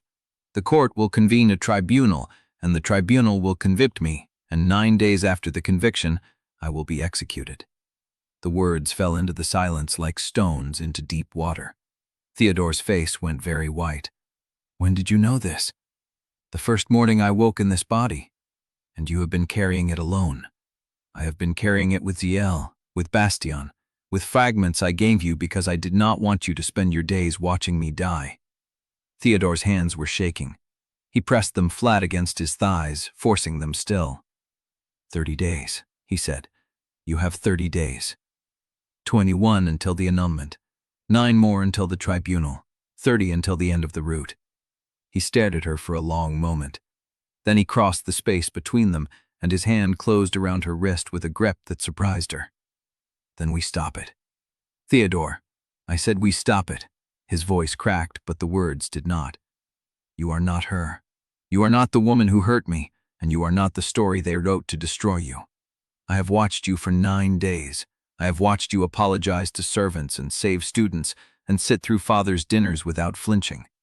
You are not Seraphine, and I will not watch you die for a crime you did not commit." His grip tightened. "But you have to stop protecting me from the truth. If I am going to help you, I need to know everything. Not fragments. Everything." Marisol looked down at his hand on her wrist, at the pale knuckles and the tremor he could not quite hide, and felt something shift in her chest. She had spent 9 days rationing information, treating trust as a resource to be meted out in careful doses. She had told herself it was strategy, that she was protecting the people around her from the weight of what she knew. But Theodore was right. Fragments were not the same as trust. "All right," she said. "Everything." She pulled her wrist free, crossed to the writing desk, and pulled out a sheet of paper. "The first thing you need to know is who really killed our mother." Chapter 22. She told him. The words came in a rush at first, then settled into something harder, more deliberate. Liane at 11, standing in the courtyard with tears on her cheeks while Seraphine screamed that she had done nothing. The stolen necklace, the poisoned pony, the diaries that stopped being private the moment Liane found a way to read them, and the entries that appeared in someone else's hand. Theodore's face had gone from white to gray. "The academy letters," Marisol said. "Father wrote to them. authorized whatever discipline they deemed necessary. He called Seraphine incorrigible, defective. Those are his words. I have the original note. He wrote that about his own daughter. He wrote that about a girl he had been told was beyond saving. The telling started early, Theodore. Before Seraphine was cruel enough to deserve the word, someone had already decided she would be. She did not name Liane. She did not need to. The Duchess knew, Marisol said.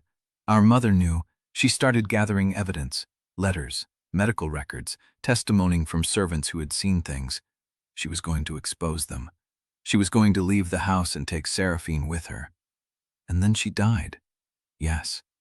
Theodore stared at the paper she had set on the desk. The first page, the beginning of a record that stretched much longer.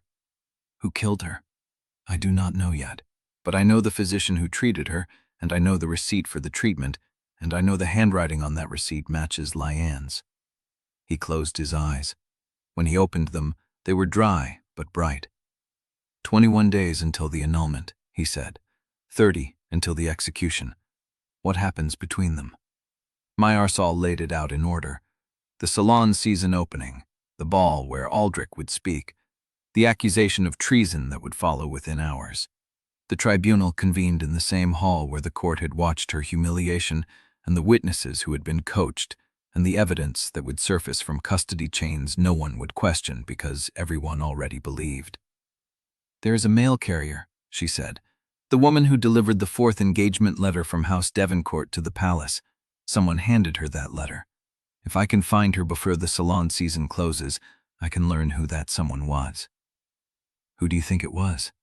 I do not know. Marisol said it was not her. She told me to ask. Theodore's brow furrowed. She told you. She wants me to know. The question is why.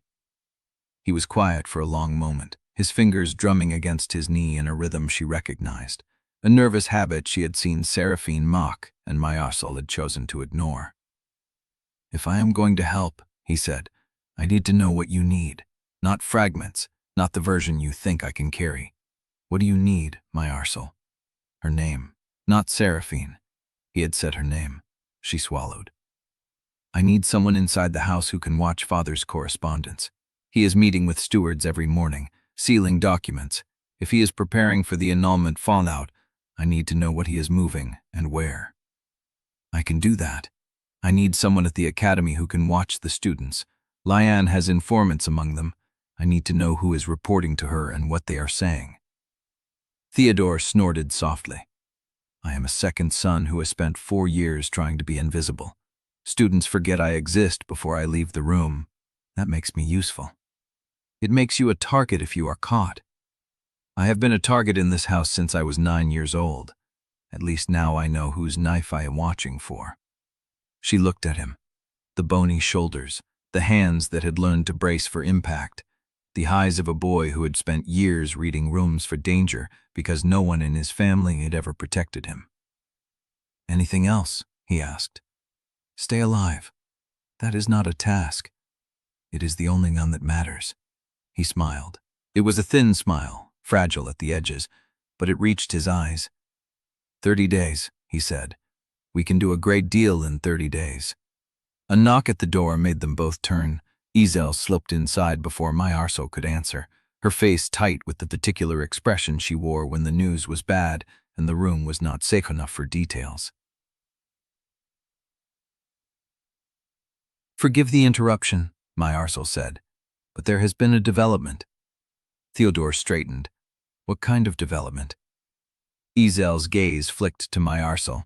His Grace has sent an invitation to Mademoiselle Bellingen, a private dinner with his stewardship council and several academy patrons, tomorrow evening. The air went still. Lucette, Marisol said.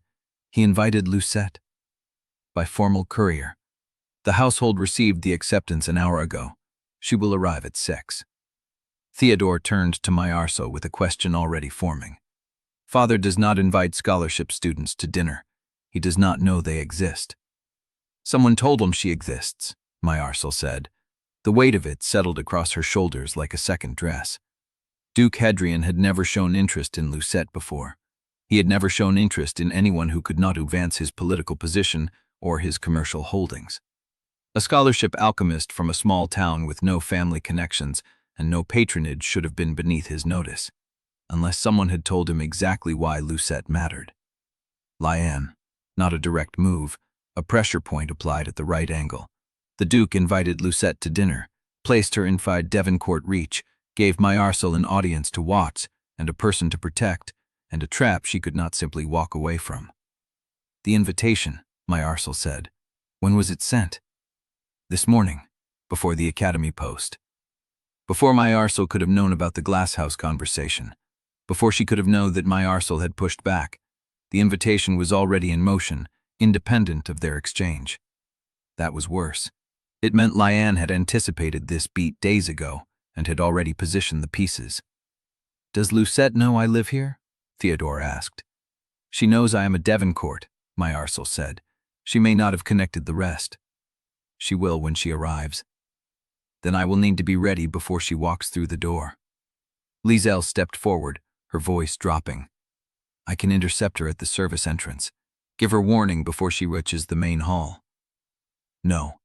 Marisol shook her head. If Liane expects me to manage the meeting, the one thing I cannot do is look like I am managing the meeting.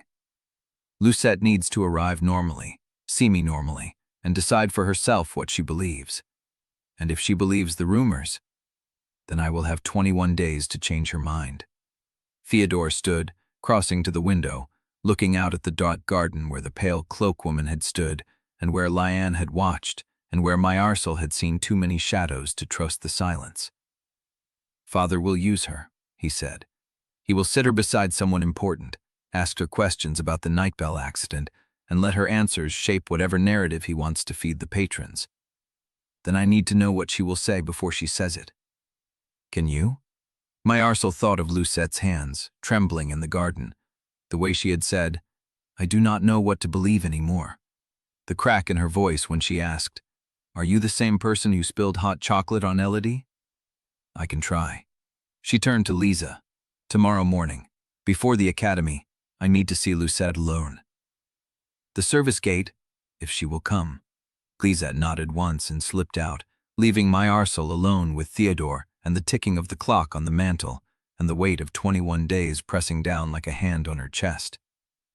One more thing, Theodore said. She looked up. When you speak to Lucette tomorrow, what will you tell her? Marisol considered the question. The truth? A partial truth? A version designed to protect and persuade? I will tell her that she is being used, she said, and that she deserves to know by whom. Will she believe you? I do not know. Theodore met her eyes. Then I hope you are better at convincing than you are at hiding. He left the room before she could answer, and the door closed behind him with a soft click that sounded louder than it should have. Marisol stood alone in the library, surrounded by books she had not read and secrets she had not yet uncovered, and felt the walls of the house press in around her. 21 days, and a dinner she could not control. Chapter 23. The Academy corridors were quieter than they should have been at the 9th hour. Marisol walked the east wing alone, her footsteps clicking against the marble in a rhythm that felt louder than it ought to. Students parted around her, their conversations stalling mid-syllable, their eyes tracking her movement with that familiar mixture of wariness and anticipation. They expected her to do something. They always did. She let them watch. The alchemy wing smelled of crushed stems and metal.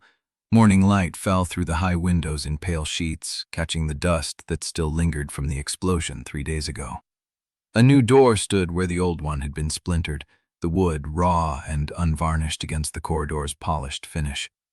Lucette was at the preparation bench, exactly where Marisol had hoped to find her.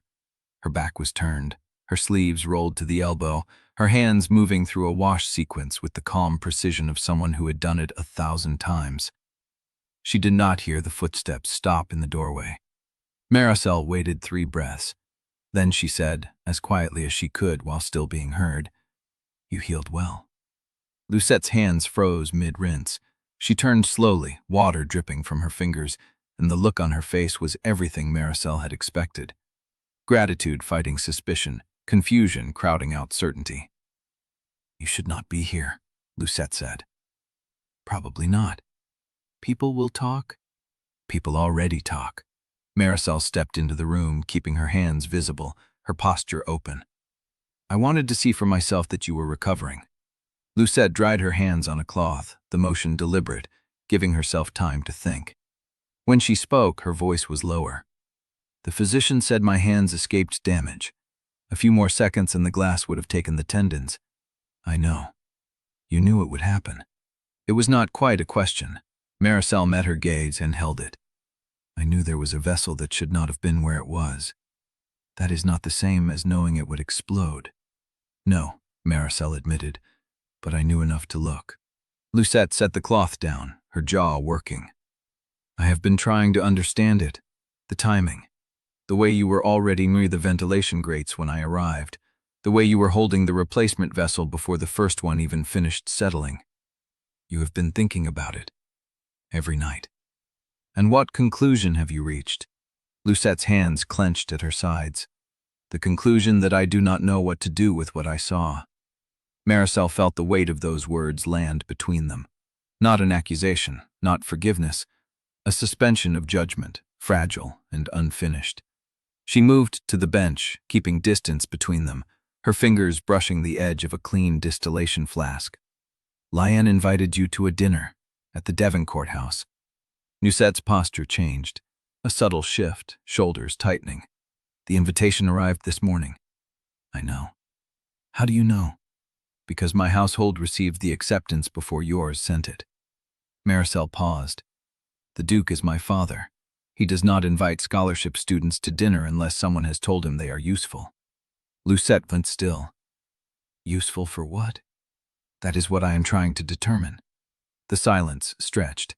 Outside, voices rose and fell in the corridor, students passing, the normal rhythm of the academy continuing around them. Inside the alchemy wing, the air felt thick with things unsaid. You saved my hands, Lucette said finally. I owe you an answer and do not know how to give. I am not asking for an answer. Then what are you asking for? Marisol turned to face her fully. I am asking you to walk into that dinner with your eyes open. Watch who speaks to you. Listen to what they ask. And ask yourself whether their questions are about the truth or about what they want the truth to be. Lucette's breath caught. She looked down at her hands, at the fingers that still worked, at the life Marisol had given back to her without asking for anything in return. Why do you care what happens to me? The question landed like a blade between ribs. Marisol could have given her the strategic answer, could have told her that an ally in the academy was worth the risk, that gratitude was currency, that every person who doubted Liane's narrative was a brick pried loose from the wall of Seraphine's execution. She chose something harder. Because I know what it feels like to be told who you are before you have had the chance to show them otherwise. Lucette's eyes widened, her lips parted, and then the door to the alchemy wing swung open. A palace messenger stood in the frame, his livery crisp, his bearing formal. In his hands, a ribboned envelope that caught the morning light like a piece of the sun. Mademoiselle Bellinger. Lucette turned, her face pale. Yes? By order of the Crown Prince's stewardship, your presence is requested at the annulment ball, to be held at the Royal Palace of St. Aubin on the evening of the 21st day of the month of falling leaves. The messenger stepped forward and placed the envelope in Lucette's trembling hands. In recognition of your contribution to the Academy's alchemical sciences, formal attire required. A carriage will be provided. He bowed and withdrew, leaving the door open behind him. Lucette stared at the ribbed paper in her hands. Her fingers moved over the embossed seal as if testing whether it was real. Marisol stood frozen, her mind racing through implications like a thread pulled loose from a tapestry. The annulment ball. The event designed to destroy Seraphine in public. And Liane had ensured that Lucette would be there, seated among the witnesses, positioned to watch Marisol fall. Not a dinner, a front row seat to the execution. Lucette looked up, her face unreadable. Marisol, she whispered. What is this? But before Marisol could answer, footsteps sounded in the corridor. Multiple sets, students drawn by the messenger's passage, their whispers already curling around the doorframe like smoke. Lucette's grip tightened on the envelope. and Marisol realized with cold certainty that the invitation had been delivered publicly on purpose. The whole academy was already watching to see what Lucette would do. Chapter 24. The first salon arrived 3 days after Lucette's invitation. Marisol stood in Madame Vautrin's receiving room, gloves pressed flat against her palms, and listened to a woman in pearl-studded silk tell her that the Devancourt gardens must be breathtaking this season. The woman's eyes said something else entirely.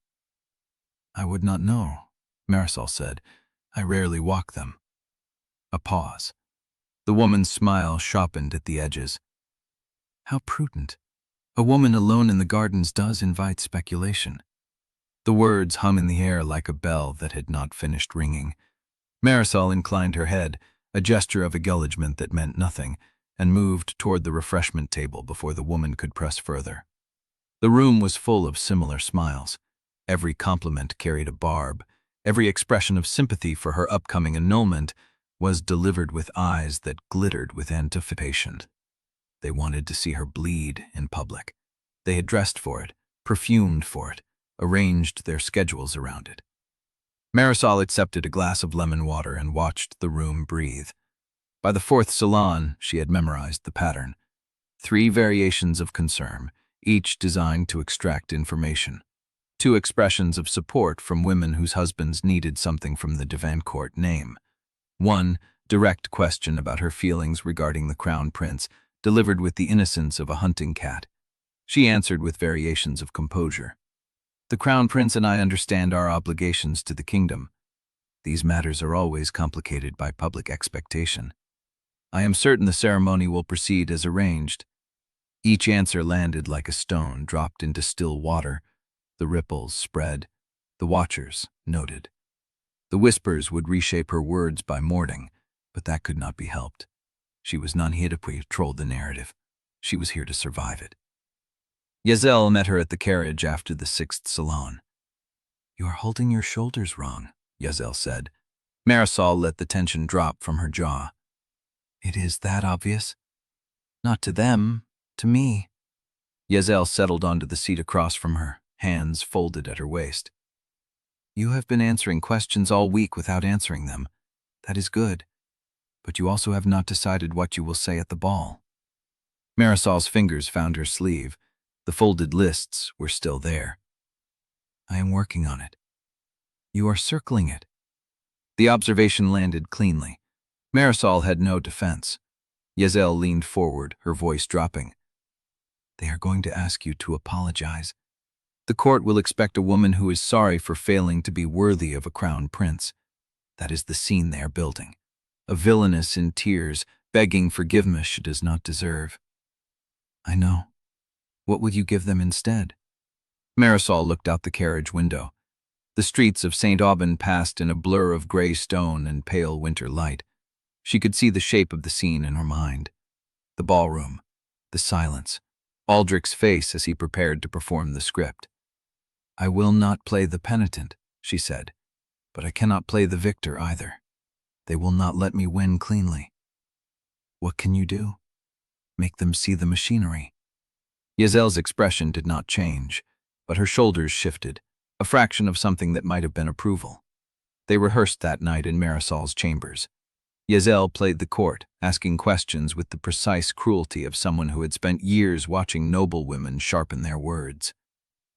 Marisol answered, adjusted, answered again. "How do you explain your failure to secure the Crown Prince's affection?" "I do not explain it. I acknowledge it. That is not an answer. It is the only one I owe." Exile tilted her head. "Better, but they will push harder." "Let them. The Duke will be watching." Marisol stopped. The thought had been sitting at the back of her mind all week, a splinter she could not reach. Duke Hadrian had not spoken to her since the locked room. He had not needed to. His silence was a statement. "I know," she said. "Can you hold against him?" "I have to." The rehearsal continued until her voice grew hoarse and her answers began blurring together. Exile dismissed her with a curt nod and a cup of tea pressed into her hands. "Tomorrow," Exile said, "we work on your face." Marisol drank the tea and tried not to think about what it would mean if her face betrayed her. Bastien found her in the archive annex 2 days before the ball. He did not knock. He simply appeared in the doorway, his coat damp with winter drizzle, his expression unreadable. "You need to see this," he said. He placed a folded sheet on the table between them. Marisol picked it up, scanning the contents. Her stomach tightened. "This is a list of ceremonial witnesses." "Yes, it is longer than the canon specified." Bastien's jaw tightened. The Crown Prince requested additions, 4 more names, all from the Academy faculty, all connected to Liane Joubert's patron network. Marisol set the paper down. Her thumb found her forefinger and pressed. "Why? I do not know, but the request was submitted 3 days ago, before your first salon visit. 3 days, before she had even begun the circuit. Liane had already moved." "Does Aldrich know what he is citing?" Marisol asked. "I cannot tell if he does. The request came through the stewardship, not his personal seal, but he approved it." "Then he is either complicit or blind." Bastien said nothing. That was answer enough. Marisol looked at the list again. 4 names. 4 witnesses who would be watching her every move, reporting every slip, feeding the narrative Liane had constructed. She folded the paper and tucked it into her sleeve. "Thank you." Bastien hesitated at the door. "There is one more thing." She looked up. "The palace carriage for the ball will arrive at the Divan courthouse at the 8th hour. But I heard something else. Something I cannot confirm." "What?" "The stewardship has also invited representatives from 3 border houses. Houses that have no diplomatic reason to be at a Fontaine annulment." Marisol's breath caught. Houses with no diplomatic reason. Unless someone wanted witnesses who carried no loyalty to the crown or the Divan court name. Witnesses who could report what they saw without political filter. Liane was not just building a stage. She was building a jury. Chapter 25. Marisol woke before dawn on the day of the ball. She lay still in the celadon dark, listening to her own breath, measuring the distance between herself and the moment she had been dreading since she first saw Seraphine's face in the mirror. 30 days had passed since that morning. 30 days of rehearsal, documentation, and survival. Now the 21st day had arrived, and no amount of preparation could soften the fact that she was walking into a room built to destroy her. She rose without ringing for Iselle. The papers were spread across her desk, arranged in the order she had memorized over 3 nights of rehearsal. The chapel ledger entry, the correspondence logs Bastien had copied, the physician receipts she had studied until the handwriting blurred behind her eyelids. Each sheet was a weapon she might not have time to draw. Her thumb found her forefinger, pressed. She dressed herself in the gray wool, moved through the morning rituals of hair and pins without speaking, and was standing at the window when Yesel finally arrived. "You are already dressed." "I could not sleep." Yesel crossed to the desk and looked at the papers without touching them. Her dark eyes moved across the ordered sheets, cataloging, understanding. "The carriage arrives at the 8th hour." "I know. You have rehearsed this." "I have." Yesel turned to face her. For a long moment she said nothing, and Marisol saw something flicker in the maid's expression, a crack in the professional composure she wore like armor. "You do not have to be ready," Yesel said quietly. "You only have to walk through the door." Marisol pressed her palm flat against the window glass. The street below was empty, pale light washing over cobblestones that would soon fill with carriages and onlookers. She had spent 30 days learning the shape of this world. She had mapped its corridors, its hierarchies, its hidden chambers. She had learned which servants could be trusted and which nobles could be read. She watched Liziane smile across a courtyard and felt the weight of a story pressing down on her throat. But she had not let herself want anything beyond survival. That was the thought that froze her now, standing at the window with the gray light on her face. She had not let herself want to be believed, to be seen as something other than the role she had inherited. "Yesel?" "Yes. If I fail today, what happens to you?" The silence stretched. Yesel's hands, clasped at her waist, did not move. "I survive," she said. "I am a servant.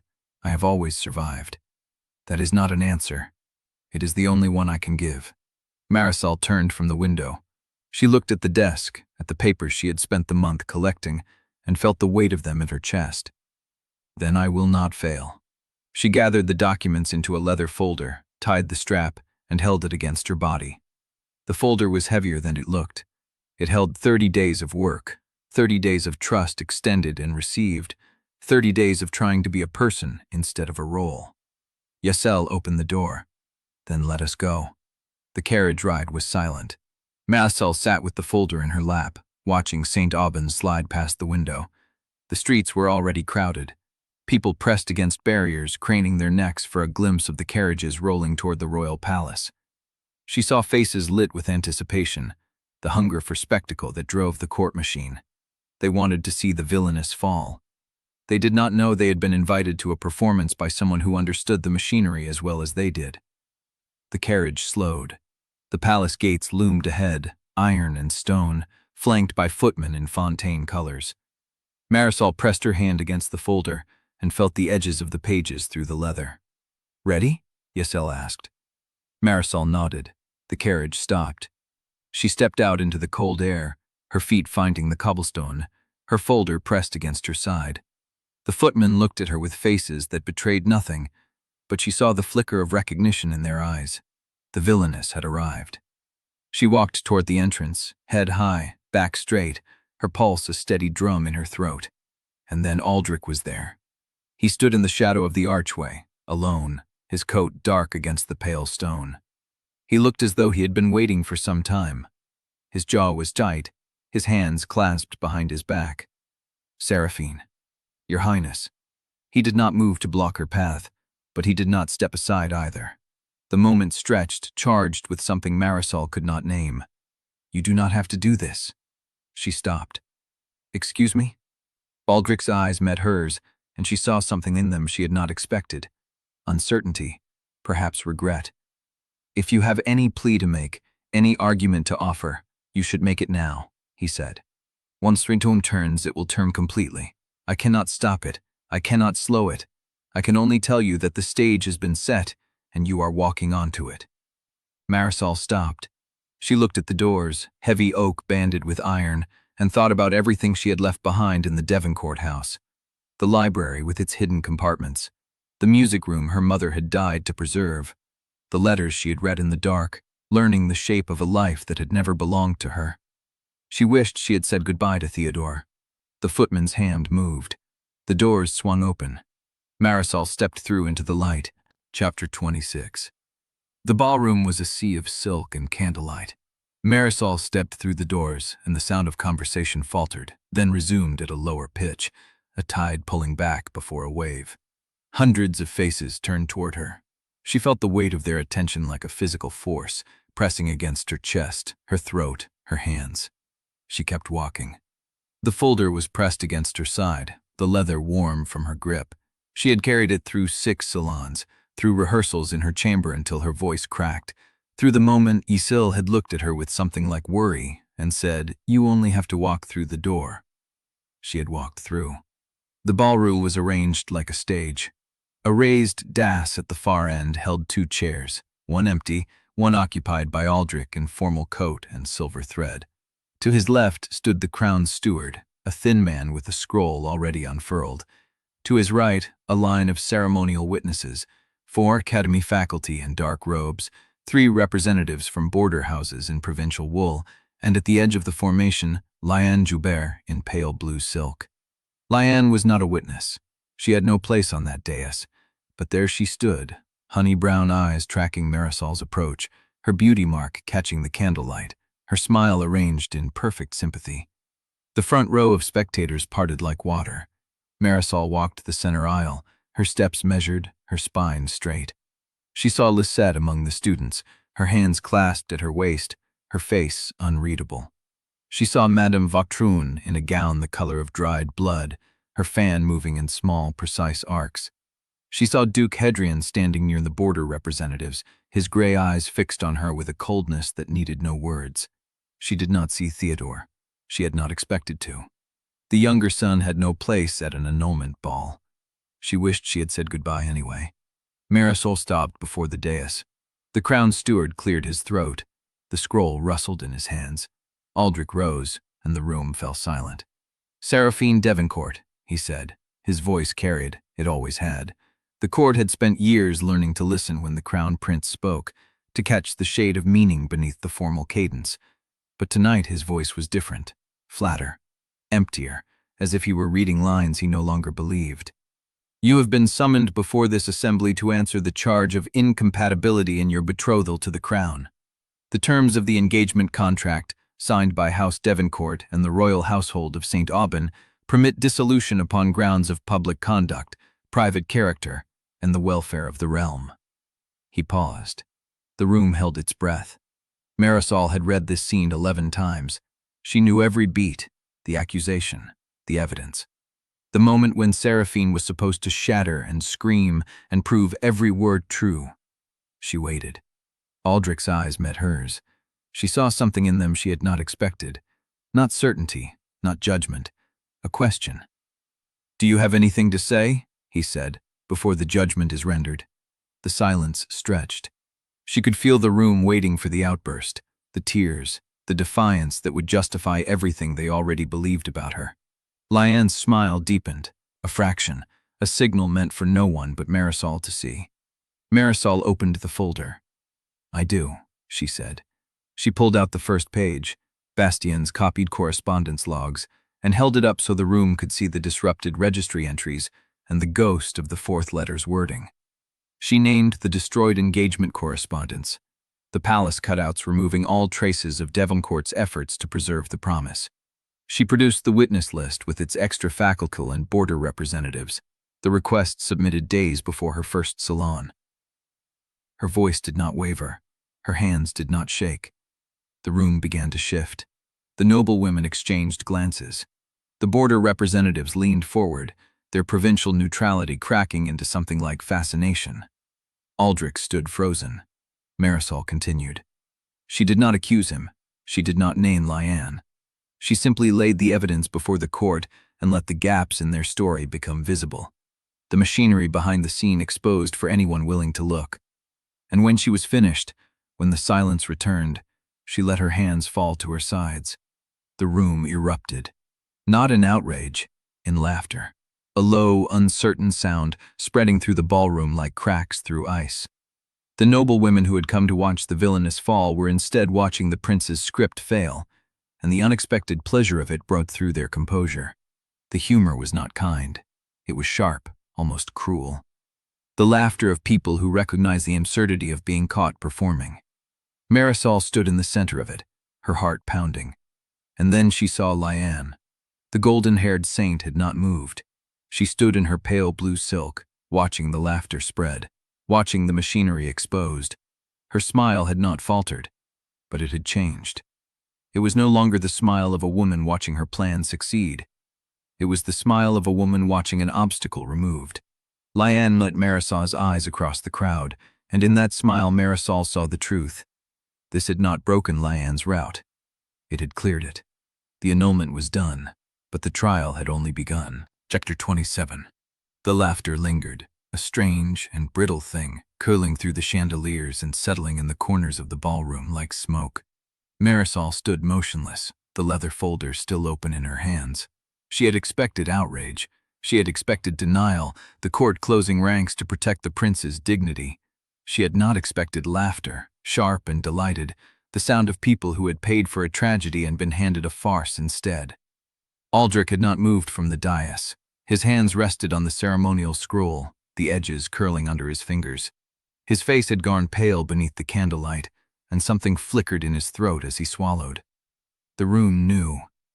They knew he had been performing. They knew the machinery Marisol had laid bare was real. And they were laughing, not with malice toward her, but with the savage pleasure of watching a prince stumble. Enough. The voice cut through the noise like a blade. Duke Hadrian had stepped forward from the border representatives, his gray eyes fixed on Marisol with a coldness that made the laughter falter. This spectacle serves no one. He did not raise his voice. He did not need to. The room stilled around him, the noble women's fans pausing mid-arc, the laughter dying into embarrassed coughs. Aldrich straightened. He turned to the crown steward, and Marisol saw the effort it took him to steady his voice. The annulment is recorded. The steward nodded, dipping his pen and scratching the date into the registry with deliberate care. Marisol heard the words land like stones. The annulment was official. Whatever she had done, whatever she had exposed, the engagement was dissolved. She was no longer betrothed to the Crown Prince of St. Aubin. She was free, and she had never been more exposed. Aldrich descended the dais, his steps measured, his face unreadable. He stopped before her, close enough that the room could not hear what he said next. "You did what you had to." His voice was low, flat, not warm, not cold. The voice of a man who had just watched his script burn and did not yet know what came after. "So did you," Marisol said. His jaw tightened. He held her gaze for a moment longer, then turned and walked toward the antechamber, the crowd parting around him like water around a stone. Marisol let out a breath she had not realized she was holding. She looked for Liane. The golden-haired saint still stood on the dais, pale blue silk catching the chandelier light. Her smile had not faded. If anything, it had softened, deepened. She raised one hand in a gesture that might have been a wave or a farewell. Marisol's stomach turned cold. The border representatives were murmuring among themselves, their neutral faces replaced by something sharper: interest, calculation. They had watched a duke's daughter dismantle a prince's ceremony, and they were already deciding what that was worth in their own courts. The academy faculty on the witness list exchanged glances. The laughter was gone now, replaced by the low hum of a room digesting what it had seen. Marisol closed the folder. She needed to leave. She moved through the crowd without meeting anyone's eyes, her steps measured, her spine straight, the composure Ziel had drilled into her holding like armor. The noble women parted, some with curious looks, some with the tight smiles of women who had just watched a villainess prove more interesting than expected. She did not stop. She crossed the antechamber, past the overturned chairs and abandoned champagne flutes, past the servants who looked at her with wide eyes and quickly looked away. The main doors loomed ahead. She pushed through them into the chill of the palace courtyard, and the night air hit her face like a slap. She was trembling. She did not know when it had started. Her hands shook against the leather folder, and she pressed them flat against the cover, willing them to still. "Marisol?" She turned. Iselle stood in the shadow of the colonnade, her dark eyes fixed on Marisol with an expression she could not read. "The carriage is waiting." Marisol nodded. She followed Iselle across the courtyard, her heels clicking against the stone, the sound too loud in the sudden quiet. The Devoncourt carriage stood at the gate, the horses stamping impatiently. The footman opened the door, and Marisol climbed inside, the leather folder clutched against her chest. Iselle climbed in after her and pulled the door shut. The carriage lurched forward. For a long moment, neither of them spoke. Then Iselle said, "You did it?" "I exposed the machinery," Marisol said, "and they laughed at him instead of me. That is winning." "Is it?" Iselle's expression flickered. "The annulment is done. You are free." "Liane wanted this." The words came out flat, certain. Marisol stared at the folder in her hands, the evidence she had carried through 6 salons, and rehearsed until her voice grew hoarse. "She wanted the annulment to go through. I saw her face when the laughter started. She was pleased, not surprised." "Pleased." Iselle said nothing. Marisol closed her eyes. The laughter echoed in her memory, sharp and cruel, the sound of a room choosing amusement over judgment. She had won the exchange. She had made the prince look rehearsed.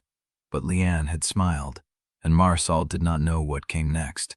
The carriage turned onto the main avenue, the lanterns of St. Aubin flickering past the window. The streets were quieter now, the crowds who had gathered to watch the villainous fall dispersing into the night. She had survived the ball. She had not survived the trial. Because the trial, she realized with growing dread, had only just begun. The carriage slowed. Marisol opened her eyes. They were still on the main avenue, but the driver had pulled the horses to a stop before the Devoncourt townhouse, except the gates were open, and 2 royal guards stood before them. Their uniforms were dark, their faces blank, and their hands rested on the hilts of their swords. Marisol's blood went cold. "Stay here," she said to Iselle. She stepped out of the carriage before Isel could answer, the leather folder still in her hands. The guards did not move. One of them stepped forward, his gaze fixed on her. Seraphine Devereaux? She did not correct him. I am. He held up a sealed document. The royal crest was pressed into the wax, unmistakable in the lantern light.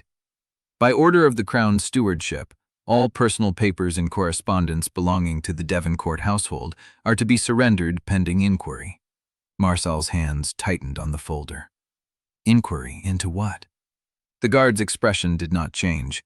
Treasonous correspondence discovered within the palace registry, dated and signed in your name, received by the stewardship only moments after the annulment was recorded. The words hit her like a blow. She had not written any correspondence, she had not sent any letters, but someone had, and they had timed it so the annulment would clear the way. Liane's smile. The woman watching an obstacle removed. Marisol looked down at the leather folder in her hands, the evidence that had saved her in the ballroom. The evidence she was now being ordered to surrender. Boom bodden me away, Mrs. Boyd. They longed among the cancer oakens, to the birth, the fished esneat, the power nature. The waif of the powers met away, the royu. Assad smiley Walter and most usable be completely. The dust that blands alliance was the deity, staling on the front of birth. They plod. One of falling forms clear to mast, we loom the Essex in head, Gain. The old bagger sticknets completely combits. The decibers that they might left, the overrobe, luds the longs, who colovalis, would all wade the dark days for you to slowens. It will be loved with it when we were neckest lidely. The watch proposite would be space, which is something at the float, led it to dade, the locks. The wit of the prison in gone, and a metrical Jane named Sedu Sorger aid. He lookly million beaks. The degel, corrected the word carish. We've alived with alterly druth. I want you to spy through steps satos, secure my shale. Lays of Oligveen, who seedly and stopped that baby minding through my chi. Senerans were a Colin forthied. The Caraptus remembers, like vice things, will be libbed. All man, will we meet in Nain, who heard at chambers. Mileman second away, with memory, when he would ended tam expecture. My parament rendered in Northwill, with the throat of tam axix, I brutched to biter at the beaver. My courtress comes just in the munchin year, to silence. I have a final meaty once at her, rizzard on a side. No vavital need to comminate, Mrs. Boyd. The beautiful. My care has still been, for around the present. We wished over by the regest oakens, to be attents to the authorry. I feel the pastic we are breading over to this baby numbers against metal limb weight within the Heikel front. We had married the wharves literally fully, and they can turns the board by my mind. He wretched back, travelled into his claning squeeze, of such smalls strucking the jusks. The uded stucky inquiry makes reeds in my brain. My cameras I azid serviced cheek, a share, which of thruther, I was processed with Triravain on the seed. The rap sharpies completely glues the moral. That's all it on. Plea, I will during what the clack. The lars bleamed, the cark, swish for away. I worked to slowly. We walks to planed.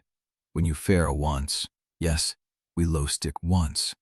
Your residence still bond, wordly at snep you. The deity's central regards, what we slow being is feed. I've managed your blecky prident, the new clums will conherit. My hitting princes exast, just to body a step forced. A male money invitation as I wish I would pushed out. I will get the sticks ungrieving physicians what do we say. I might know that just another first letting. I've faced this mid-dollar location, and this will be still fully on or off. My aromatic Assan's temple fed no at Ampam, as it smells across the sloor warp. What just look out of the Lud's all? Just was this moth Babel specific, that seeing belog, what is not believing stariation about one, so, and if a mulish, and an approachant bedo. I went to people. I were going to step, abrecht, trooper. Wish if they followed another ship. The compale nissens were fakes. Why this understand to this imports rather cap against. Beside, whist on my test. A season which Steph with my thread was not the motional conject that I couldn't preset, who mass a little bit it I completely set up for a tenny believe, when my papt was overstep, we blound in skankling. I could let me do anything.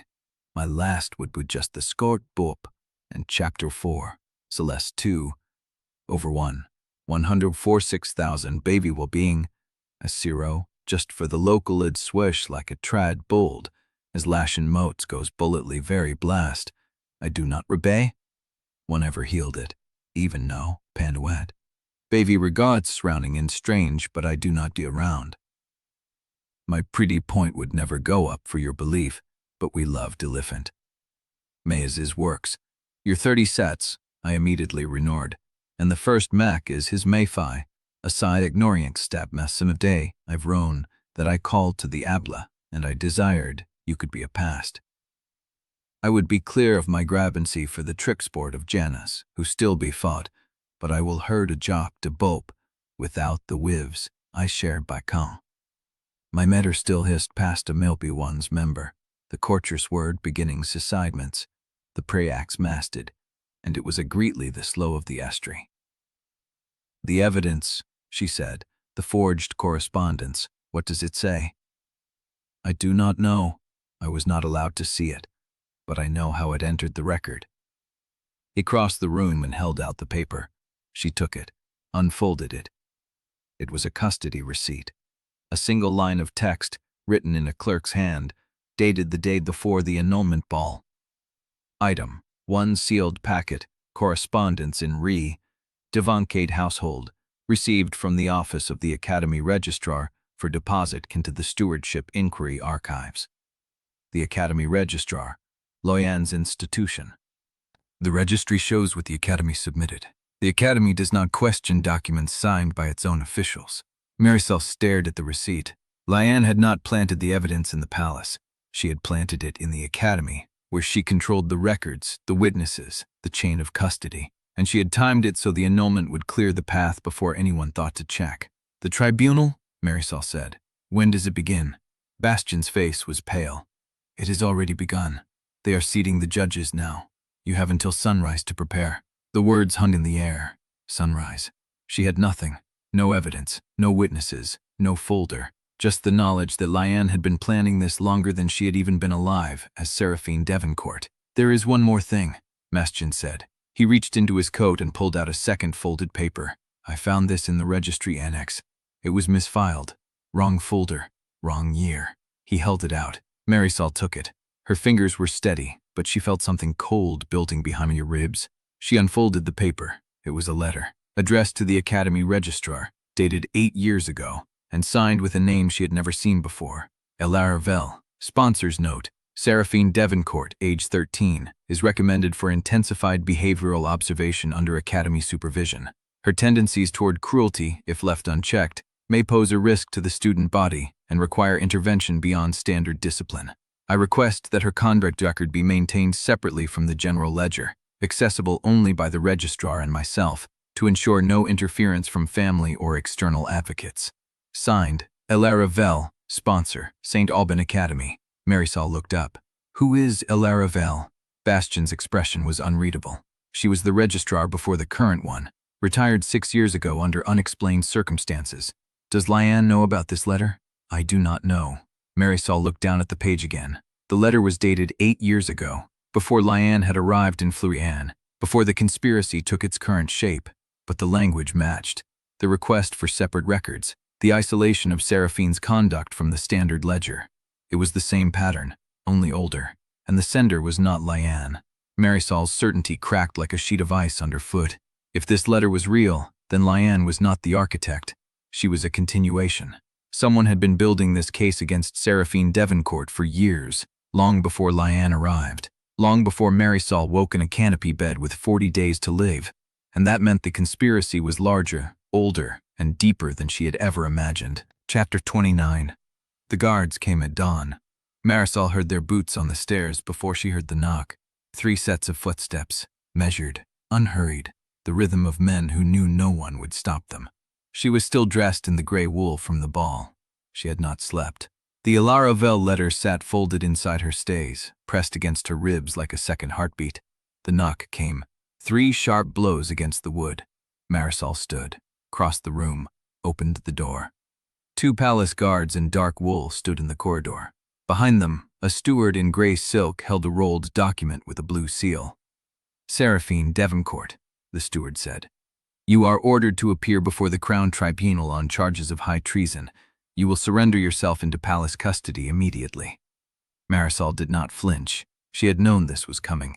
Known it since the seizure order. Known it since Bastien had handed her the misfiled letter. But knowing was not the same as standing in the doorway while the world closed around her. "May I speak to my household first?" "No." The steward's voice was flat, practiced. She had expected that too. "Then I am ready." She stepped past the threshold and did not look back at the room where she had woken 30 days ago believing she could outrun a story. The walk to the palace was slower than she had hoped, not because she resisted, because the streets were full. People had gathered along the route. Not a crowd the way the ballroom had been crowded. Something else, something worse. They stood in loose clusters, shopkeepers at their doors, laundresses with baskets balanced on their hips, children held by the wrist, pulled close as she passed. They had come to see the villainess dragged to justice. Marisol kept her eyes forward, her spine straight. She had learned that much from Cecile. Never show them where you are hurt, but she heard them. Told you she was always rotten. The annulment was the least of it. She was plotting rebellion the whole time. The prince must be devastated. Imagine, engaged to a traitor. The whispers curled around her like smoke. She had laughed at the ball, exposed the machinery, made the court see a prince playing a scripted role, and now they had rewritten the memory. The laughter had become proof of her cunning. The evidence had become proof of her preparation. Every deviation she had made, every attempt to step outside Seraphine's role, was being recast as a rebellion plotted in advance. That was Liane's genius. Marisol understood it with cold clarity as she walked between the guards. The annulment had not been the trap. The interpretation of the annulment was the trap. She had handed Liane a story that could be twisted into treason simply by telling it differently. The holding chamber was small and windowless, stone walls, a single chair, a door with a grate at eye level. Marisol sat in the chair and folded her hands in her lap. She had nothing. No folder, no documents, no witnesses. But she still had the letter, Ilaravel's letter. She had read it so many times in the dark hours before dawn that she could recite it from memory. The request for separate records, the formal language of concern that barely masked a deliberate campaign to isolate Seraphine from any protector. 8 years ago, before Liane, before the current registrar, before anyone now visible had touched the machinery. Someone else had started this, and that someone might still be alive. The grate slid open. Marisol looked up. Liane Joubert stood on the other side, honey-brown eyes soft with what looked like concern. She was alone. "They let you visit a prisoner before the trial?" Marisol said. "They let the heroine visit a friend in distress," Liane said. The guard saw a young woman weeping with worry. They did not look too closely. Marisol said nothing. Liane pressed her palm flat against the grate. The gesture looked intimate, almost tender. "I told you the canon was load-bearing," she said. "I told you breaking it would destroy things you could not imagine. You did not listen. You framed me for treason. I preserved the structure that keeps this world coherent." Liane's voice was still soft, still kind. "The annulment cleared your path to the tribunal. That was always where you were meant to end. The execution was the destination. I simply made sure the story arrived on schedule." Marisol studied her face. There was no cruelty in it, no satisfaction, just the tired certainty of someone doing unpleasant work because no one else would. "You could make this easier," Liane said, "by confessing, by returning to the shape you were meant to hold. Stand before the tribunal. Admit what they expect you to admit. Let the story finish the way it was written. And if I refuse? Liane's expression flickered. Something real moved behind her eyes. Then you will burn, she said quietly, and the world will burn with you. Not because I wish it, because you refuse to accept that some endings cannot be rewritten. Marisol held her gaze. She thought of Theodore, of Giselle, of Bastien, who had risked his position to hand to a misfiled letter. She thought of the woman in the pale cloak and the hidden compartments emptied before she could reach them, and an 8-year-old letter signed by a name she had never heard before. She thought of all the things Seraphine Devereaux had been written to be, and she thought of the person Marisol Devereaux had been before she woke in that canopy bed. Someone who had spent her first life believing that systems, records, and careful planning could protect her from the worst of the world. That had been wrong too. I have a question, Marisol said. Liane tilted her head. Who is Laravel? The silence that followed was longer than a breath, longer than a heartbeat. Liane's face did not change, but her hand, pressed against the raid, curled slightly at the fingers. Just once. Where did you hear that noun? Marisol smiled. She did not answer. Chapter 30. The silence stretched between them like a thread pulled thin. Liane's hand remained pressed against the grate, fingers still curled from that single micro-expression of unease. She studied Marisol the way a scholar studied a text with a missing page. You found Laravel's letter. Marisol said nothing. Bastien Cornell. Liane's voice was flat now. No softness, no performance.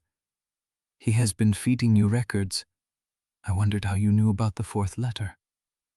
You told me to ask about the mail carrier. I told you to ask about a delivery, not about an 8-year-old surveillance file.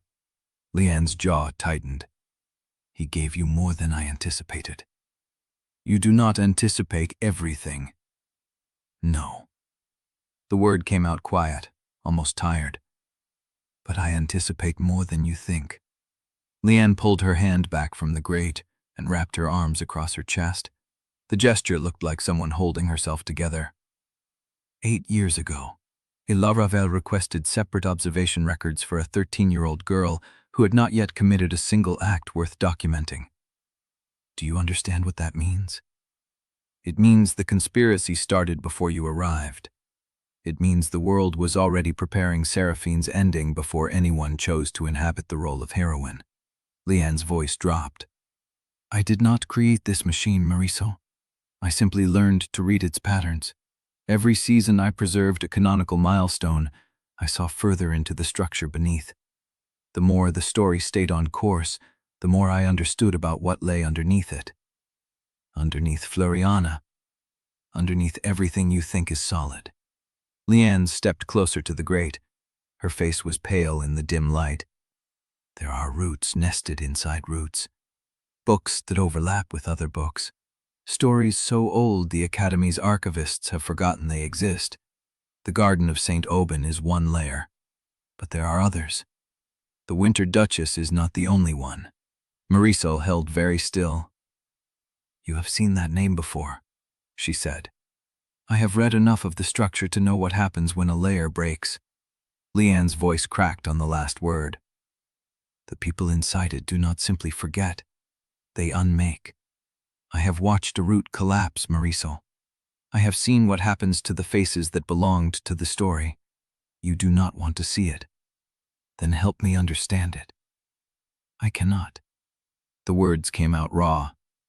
Because understanding it would mean admitting that every choice I made, every canon I preserved, every scene I forced back onto its rails, might have been built on something I do not fully control. Marisol watched her. For the first time, Liane looked not like a saint or a strategist. She looked like a woman holding a structure together with both hands, terrified of what would happen if she let go. I am offering you a way out, Liane said quietly. By dying on schedule. By letting the ending hold. By stepping back into the shape you were meant to fill. One death in the place where the story expects it, and everything else stays intact. Theodore lives. Exile lives. The Academy continues.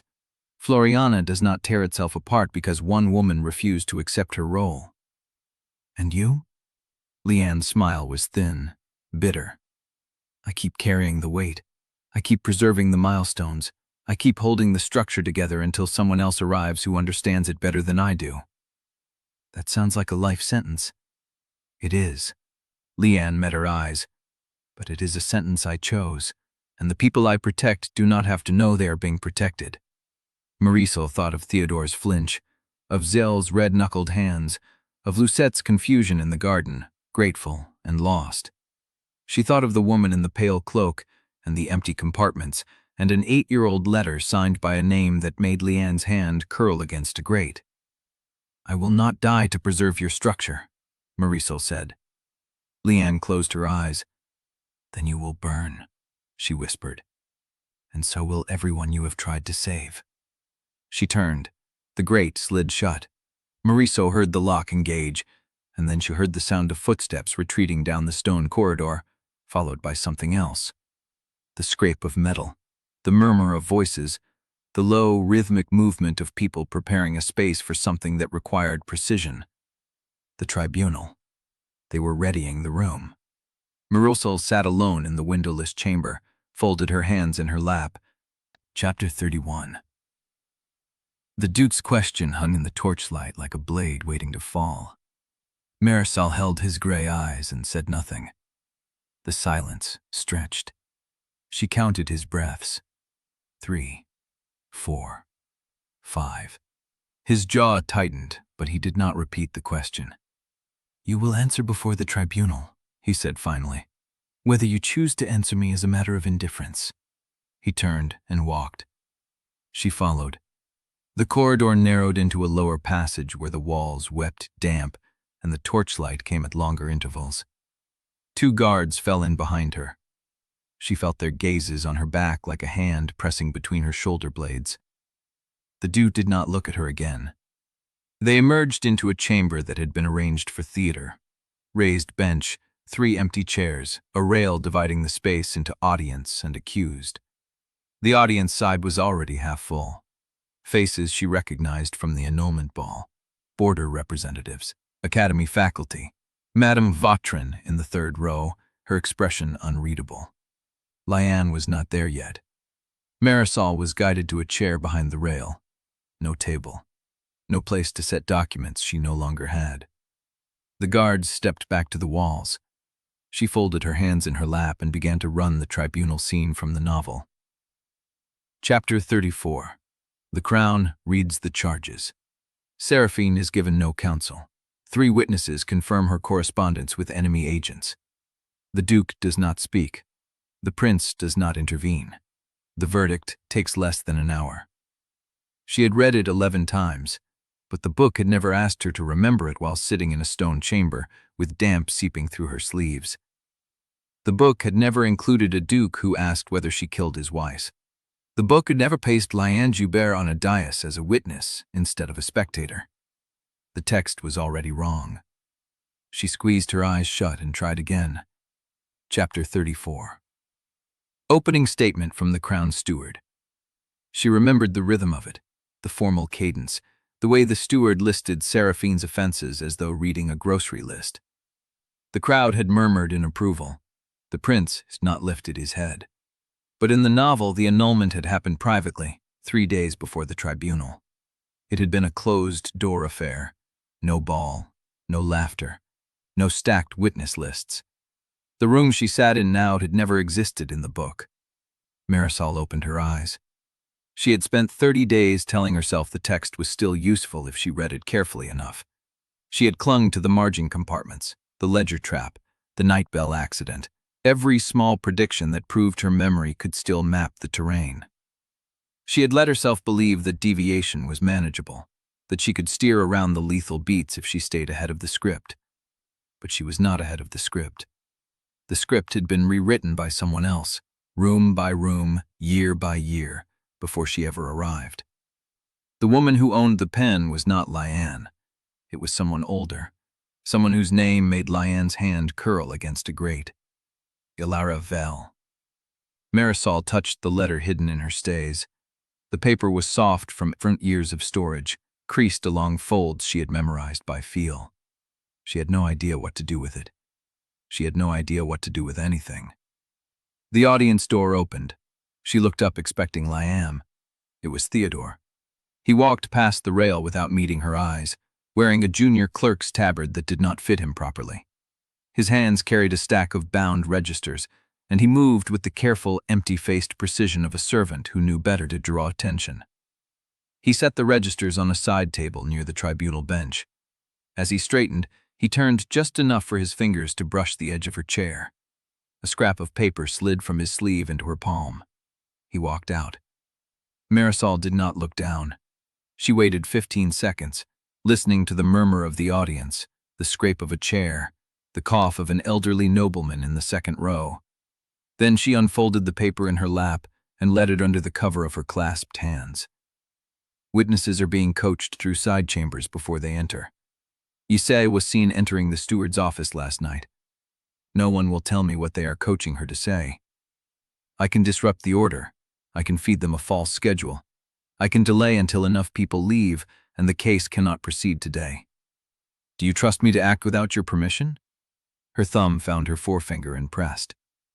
Coached witnesses. That was expected.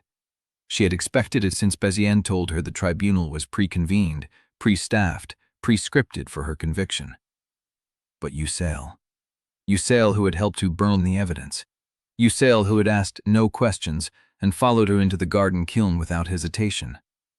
If they had gotten to Isekai, they had gotten to everyone. She read Theodore's note again. Do you trust me to act without your permission? He was asking her to let go, to release the last thread of control she had, the thread that said she had to be the one making the decisions because she was the one who had read the book. But the book was gone. The text had dissolved into 100 overlapping versions, and the only thing she had left was a boy in an ill-fitting tabard who had flinched from her raised hand and then chosen to believe her anyway. She needed to answer. She needed to answer now. The guards at the door had not moved, but she could feel the tribunal steward approaching from the side corridor, his footsteps measured and official. She had no paper of her own. She tore the blank margin from Theodore's note, and she wrote 7 words. Yes, burn it down if you must.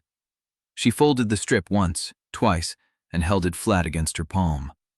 The steward reached her chair. The tribunal will commence in 10 minutes. You will rise when the judges enter. She looked up at him. I understand. He turned. She slid her hand beneath the stack of bound registers Theodore had left, and she left the note between 2 volumes where only a clerk and an ill-fitting tabard would think to look. Then she sat back, folded her hands, and waited for a trial she had never read to begin. Chapter 32. The steward's footsteps faded. The 10 minutes he had announced became a count she measured in breaths, each one shallower than the last. The tribunal chamber was a rectangle of dark wood and unadorned stone, built for function rather than ceremony. No high windows, no gallery for spectators. The audience sat on narrow benches along the walls, close enough that Marisol could see the weave of their coats, the glint of a signet ring, the way one elderly woman pressed a handkerchief to her mouth as if already mourning the verdict. 7 judges sat behind a raised bench. Their faces were unfamiliar. Not one of them had been described in any version of the novel she remembered. They looked at her the way she had once looked at patient charts, as a collection of details that would soon resolve into a conclusion already written. The steward's voice cut through the low murmur. The Crown Tribunal of St. Aubin is now in session. All rise. She rose. The judges remained standing until the steward nodded, then settled into their seats in a wave of dark robes. The central judge, a woman with iron-gray hair and a scar that pulled at the corner of her left eye, unfolded a single sheet of paper and read from it without preamble. Seraphine Devereaux, daughter of House Devereaux, you stand accused of high treason. The charge specifies that you did knowingly and with premeditation engage in correspondence with agents of the Eastern Freeholds, offering terms of alliance and military intelligence in exchange for support in destabilizing the crown. Marisol kept her face still. Eastern Freeholds. That was new. In the novel, the treason charge had involved a forged letter to a border lord, not a foreign power. Someone had updated the script. How do you plead? The question hung in the air. She had expected it. She had rehearsed 20 variations of an answer during the 10 minutes she sat waiting. But now that the moment had arrived, she felt the weight of every eye in the room pressing against her collarbone, her throat, her tongue. Not guilty. The central judge's scar pulled tighter. She did not look surprised. She looked like a woman who had just heard a defendant say the only line available to her. "The tribunal will hear evidence," the judge said. "The prosecution will present its case first." A man rose from a side table. He was thin, sharp-chinned, with ink stains on his fingers that matched the ones Marisol used to carry after long shifts in the hospital archive. He held a sheaf of papers that she recognized by the ribbon binding as the forged correspondence Liane had planted through the academy. He did not begin with the documents. He began with her name. "Seraphine Devereaux," he said, turning to face the judges. "The court is familiar with that name. It is a name that has appeared in disciplinary records at the Royal Academy of St. Aubin since its bearer was 11 years old. A name that has been attached to complaints from servants, from tutors, from fellow students. A name that, until 6 weeks ago, was synonymous with casual cruelty and calculated disregard for every social norm that holds this kingdom together." Marisol's thumb found her forefinger and pressed. He was not building a legal case. He was building a reputation. He was reminding the room who she had been before any of this began, so that when he laid out the evidence, no one would think to question it. "And yet," the prosecutor continued, "in the past 6 weeks, that same young woman has become a model of composure. She has attended salons without incident. She has spoken with measured grace. She has performed the role of a woman who has nothing to hide." He let the pause stretch. "The Crown submits that this transformation is not repentance, it is preparation." A murmur rippled through the audience. Marisol did not move. She understood the shape of what he was doing. He was taking every act of mercy she had performed and reweaving it into the same tapestry of suspicion that had always surrounded Seraphine. The apology to Elodie became a calculated manipulation. The chapel ledger recovery became evidence gathering. The saved students in the alchemy wing became a cover for treasonous correspondence. She wanted to speak. She wanted to stand and name every lie as it left his mouth. But she had no documents, no witnesses, no leverage except a letter hidden in her stays that she did not yet understand how to use. She sat still. The prosecutor turned to face her directly. "The Crown will prove that the defendant used the cover of her engagement dissolution to establish contact with foreign agents, that she arranged meetings under the guise of salon attendants, that the composure she displayed at the annulment ball was not the poise of innocence, but the confidence of a traitor who believed her escape was already arranged." He walked back to the side table and set down his papers. "The Crown calls its first witness." Marisol's chest tightened. She had not been told the witness order. She did not know who would be paraded past her, or what they had been coached to say in the side chambers Theodore had warned her about. The side door opened. A woman walked through. Dark hair pulled back, posture rigid, hands clasped at her waist in the exact position she had used 100 times when standing at the edge of Marisol's dressing table. "Ciel."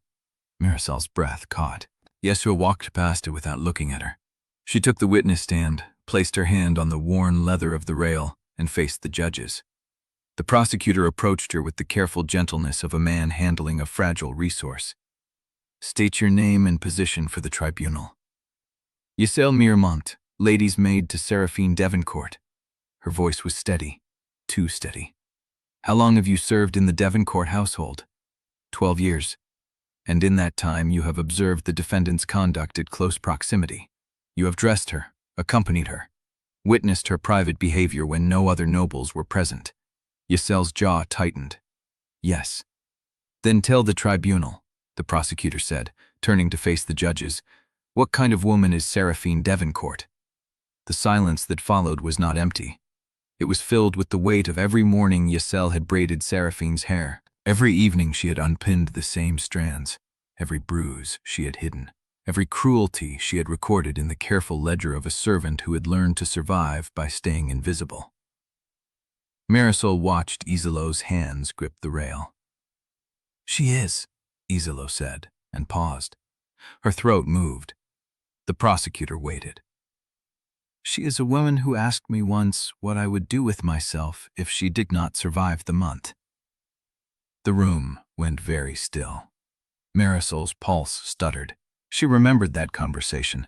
It had been late, after the 6th salon, when Isolo had been unpinning her hair and Marisol had let the mask slip for just a moment. She had asked Isolo about her future, not as a maid, but as a person. She had wanted to know if Isolo had a life beyond the Devancourt household, somewhere she could go if the script refused to bend. She had not asked for a performance. She had asked because she cared.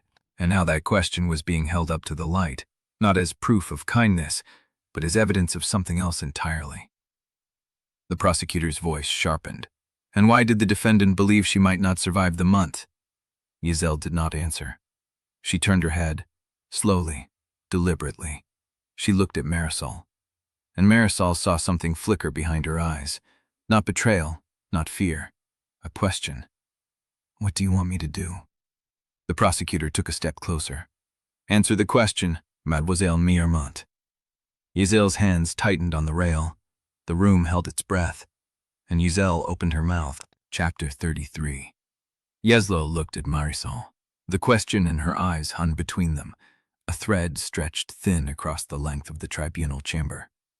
Marisol did not move, did not nod, did not signal. If Yeslo was going to choose, she had to choose on her own. The prosecutor cleared his throat. Mademoiselle Mirmont, the tribunal is waiting. Yesel turned back to face the judges. Her hands still gripped the rail, knuckles pale. The defendant asked me that question, she said, because she wanted to know if I had somewhere to go. If the month ended badly, she wanted me to be safe. That is speculation, the prosecutor said smoothly. You cannot know her intent. I know she did not ask in front of an audience. The words landed like a stone in still water. Yesel's voice was not loud. It was precise. The voice of a woman who had spent 12 years learning when to speak and when to vanish. She asked me at night. Yesel continued. After the 6th salon, I was unpinning her hair. There was no one else in the room, no witnesses, no one to perform for. The prosecutor's jaw tightened. And yet she told you she might not survive the month. That is a peculiar thing to say if one has nothing to hide. She told me because she trusted me. You cannot know. I have dressed her every morning for 12 years. Yesel's voice cut through his interruption like a blade. I have seen her hungover. I have seen her feverish. I have seen her cry when she thought no one was watching. I have seen her cruel, and I have seen her quiet, and I have seen her afraid. She paused. I know the difference between performance and sincerity. I have had 12 years to learn it. The chamber was silent. The judges had stopped shuffling papers. Even the spectators on the narrow benches had stopped breathing. The prosecutor recovered quickly. You admit, then, that the defendant has been cruel, that she has a history of cruelty. I admit that Seraphine Devereaux was a difficult woman to serve for many years. Was? Yesel's chin lifted. Something changed. I do not know when or how or why. But the woman who apologized to a chamber servant for a spilled tray was not performing. The woman who saved students in the alchemy wing was not calculating. The woman who asked me about my future because she wanted to know if I would be safe, that woman was afraid. The prosecutor stepped closer. You are saying, under oath, that the defendant's transformation is genuine. I am saying, Yesel replied, that I have watched her for 12 years, and I know what hatred looks like, because I have seen it in her eyes. I have not seen it in months. The room shifted. Marisol felt it in her chest, the subtle realignment of attention. The judges looked at each other. The spectators murmured. The prosecutor's composure cracked by a fraction, a muscle flickering in his jaw. He regrouped. Let us set aside character for a moment. The tribunal is concerned with actions, with evidence, with treasonous correspondence. I know nothing of correspondence, Yesel said flatly. I am a lady's maid. I do not read the defendant's mail. But you have seen her receive letters. I have seen her receive invitations, condolences, academy notices, nothing that looked like correspondence with foreign agents. You would not recognize foreign correspondence if you saw it. Neither would you, if it was properly disguised. A sharp intake of breath somewhere in the gallery. The prosecutor's face reddened. Mademoiselle Mailmont, you are not here to question the Crown's evidence. I am here to tell the truth. Yezel's voice was steady. That is what I was sworn to do.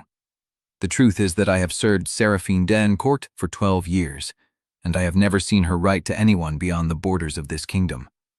I have never seen her receive a letter with a foreign seal. I have never heard her speak of the eastern freeholds, or of any plan to betray this crown. She turned her head, looked directly at the prosecutor. But I have seen her save students from a fire. I have seen her apologize to a servant. I have seen her sit with her brother in the music room that had been locked since the Duchess died. And I can tell you, with certainty, that the woman sitting in that chair is not the woman the Crown is trying to execute. The silence that followed was not empty. It was the silence of a room that had expected a confession and received a defense instead. Marisol's throat burned. Yezel had done it. She had taken the stand, faced the tribunal, and refused to hand over the easy story. She had dismantled the prosecution's opening with nothing but memory and nerve. The prosecutor was still standing in the center of the chamber, his momentum broken. He looked at the judges, at his papers, at Yezel, who had not flinched once. The witness may step down, the central judge said. Yezel released the rail. Her hands were trembling, just slightly, where no one but Marisol could see. She walked past Marisol without looking at her, but as she passed, her fingers brushed the back of Marisol's chair. A touch so brief it could have been accidental. It was not accidental. The prosecutor was already recovering. The Crown calls its next witness. A sound cut through the chamber. Movement near the back of the room. Heavy footsteps. The scrape of a chair pushed back with deliberate force. Duke Hadrian Devereaux rose from his seat among the family observers. He did not walk to the witness stand.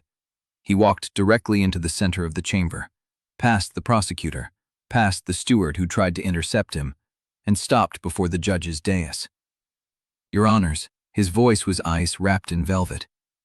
I request permission to address this tribunal directly. The central judge's scarred eye narrowed. The Duke is not a scheduled witness. The Duke, Hadrian said, is the head of the household in which the defendant committed the alleged crimes. I have knowledge of her character, her movements, and her correspondence that no servant can provide. He turned. His gray eyes found Marisol. And I will not allow my family's name to be shredded by a lady's maid's sentiment. The threat in his voice was quiet, precise, utterly controlled. Marisol's blood went cold. The central judge inclined her head. Approach the stand, Duke Devereaux. Hadrian walked to the witness stand. He did not touch the rail. He stood before it like a man who had never needed to swear an oath to be believed. State your name and position for the tribunal. Hadrian Devereaux, de Covodemont, head of House Devereaux. The clerk recorded it. The room held its breath. The prosecutor, recovering with visible relief, stepped forward. Your Grace, you have heard the previous witness's testimony. You have heard her claim that the defendant changed, that she was genuine, that she could not have committed treason. Hadrian's gaze did not leave Marisol. I have heard it. And what do you say to it? The silence stretched. Marisol felt the weight of his attention like a physical thing, the same weight that had followed her through dinner parties and salons and ballrooms, the weight of a father who had never believed in her and would not start now. Hadrian smiled. It did not reach his eyes. I say, he said, that my daughter is a very good liar. The room exhaled. Marisol's fingers pressed into her palm. The trial was not over. It had only just begun. Chapter 34. The clerk's voice cut through the murmur. The tribunal calls Theodore Devereaux. Marisol's chest locked. Theodore rose from the back bench where he had been sitting among the junior clerks, still wearing the ill-fitting tabard that swallowed his bony shoulders. He walked toward the witness stand with the careful posture of someone who had learned to make himself small in rooms where his father stood. Hadrian had not returned to his seat. He remained standing near the prosecutor's table, arms crossed, watching his son approach with an expression that contained no warmth. Theodore stopped before the rail. He did not look at his father. He looked at Marisol. The question in his eyes was quick and quiet. Are we still doing this? She gave him nothing but stillness. She had already given him permission. The rest was his. State your name and position for the tribunal, the clerk said. Theodore Devencourt, second son of House Devencourt. The central judge leaped forward. You are a minor. By what right do you address this tribunal? Theodore's hands gripped the rail. By the right of someone who has lived in the same house as the accused for 17 years. A pause. The judge inclined her head. The prosecutor stepped forward, recovering from Zisel's testimony with visible effort. Young Master Devencourt, your father has testified that the defendant is capable of sustained deception. You have known her longer than anyone in this room. What do you say? Theodore was silent for a long moment. When he spoke, his voice was not loud, but it carried. I say that my sister has been afraid every day of her life, and that fear made her cruel long before anyone in this room decided to call her a traitor. The silence that followed was absolute. Marisol's throat closed. The prosecutor's mouth opened and closed. I beg your pardon. You heard me. Theodore's voice steadied. You want to know if she can lie? Of course she can. She learned to lie the same way I learned to flinch. She learned it because no one in House Devencourt was ever permitted to tell the truth if the truth inconvenienced anyone. Hadrian moved, a single step forward. Theodore did not flinch. My father says she is a good liar, Theodore continued. He is correct. She is an excellent liar. She had to be. She lived in a house where the truth was punished and performance was rewarded. She learned to perform cruelty because cruelty was expected of her, and performance was the only thing that kept her safe. His voice cracked on the last word, and then she stopped. The room was perfectly still. I do not know what changed, Theodore said. I do not know why, but I know the exact day it happened. It was 33 days ago. She raised her hand in the library. I flinched, and she saw me flinch, and instead of striking me, she lowered her hand and said she was sorry. He turned to face the judges directly. Seraphine Devereaux had never apologized to me in my entire life. Not once. Not for anything. And that day, she apologized for a blow she had not even struck. That is not the behavior of a woman preparing to betray her kingdom. That is the behavior of a woman who has realized she does not want to be the person everyone expects her to be. The prosecutor found his voice. That is a touching story, young master, but it does not— I am not finished. Theodore's voice cut like a blade. The prosecutor stopped. I have heard my father's testimony, Theodore said. I have heard him call her a liar. I have heard him say he will not allow the family name to be shredded by sentiment. But I have also read the letters he wrote about her. I have seen the disciplinary reports he filed with the Academy. I know what he said about her, to her, and in front of her, for 17 years. He turned, looked at Hadrian. You called her incorrigible, defective, a shame to the house. You wrote those words. You put them in writing. And now you stand before this tribunal and claim to have superior knowledge of her character. Hadrian's face was stone. You are a child speaking of matters you do not understand. I am a child who was beaten by his sister for 11 years, Theodore said. And I am telling you, under oath, that the woman sitting in that chair is not the woman who raised her hand to me. I know the difference. I have the scars to prove it. He pulled back his sleeve. The tribunal chamber went silent. The scar was old, thin and white against his forearm, the kind of mark that came from a blade held by someone who did not know where to stop. The prosecutor stared. The central judge's scarred eye flickered. And in the silence, Theodore spoke again. I am not here to protect my family's name. I am here to tell the truth. And the truth is that House Devencourt has been trading my sister's life for convenience since before I was born. I will not let it happen again. He lowered his sleeve. You may question me now. The room erupted. Spectators murmured. The judges exchanged glances. The prosecutor looked lost, his prepared line of questions shattered by a 17-year-old boy who had just revealed his scars in open court. Marisol sat frozen. Theodore had done it.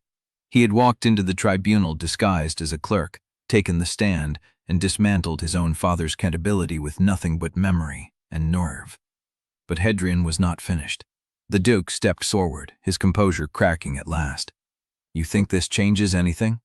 Theodore met his gaze. I think it changes everything. You think the court will believe a child over the head of a ducal house? I think, Theodore said, that the court just watched a father call his daughter a liar while his son proved she was capable of change. And I think that matters more than your name. Hadrian's jaw tightened. For a long moment, father and son stood facing each other across the chamber, the distance between them measured in years of silence and scars. Then the central judge raised her hand. The tribunal will recess for 1 hour. The gavel fell, and Marisol understood, with a clarity that burned, that the trial had just turned. Chapter 35. The gavel fell, the recess dissolved, and Marisol walked back into the tribunal chamber with Theodore's words still burning in the air behind her. The spectators had reshuffled. Voices hummed at a lower pitch now, less certain, less eager. The 7 judges resumed their seats with faces that gave nothing away. The central judge, the one with the scar pulling at her left eye, adjusted the papers before her and nodded toward the steward. The tribunal will hear the next witness. Marisol's hands were steady beneath the table. She pressed her palms flat against the wood and watched the side door open. Lucette Bellinger walked in. She wore the same academy robes she had worn the day of the explosion, a dark bruise of memory against the tribunal's formal light. Her hands were clasped at her waist, fingers interlaced so tightly the knuckles had gone white. She did not look at Liane.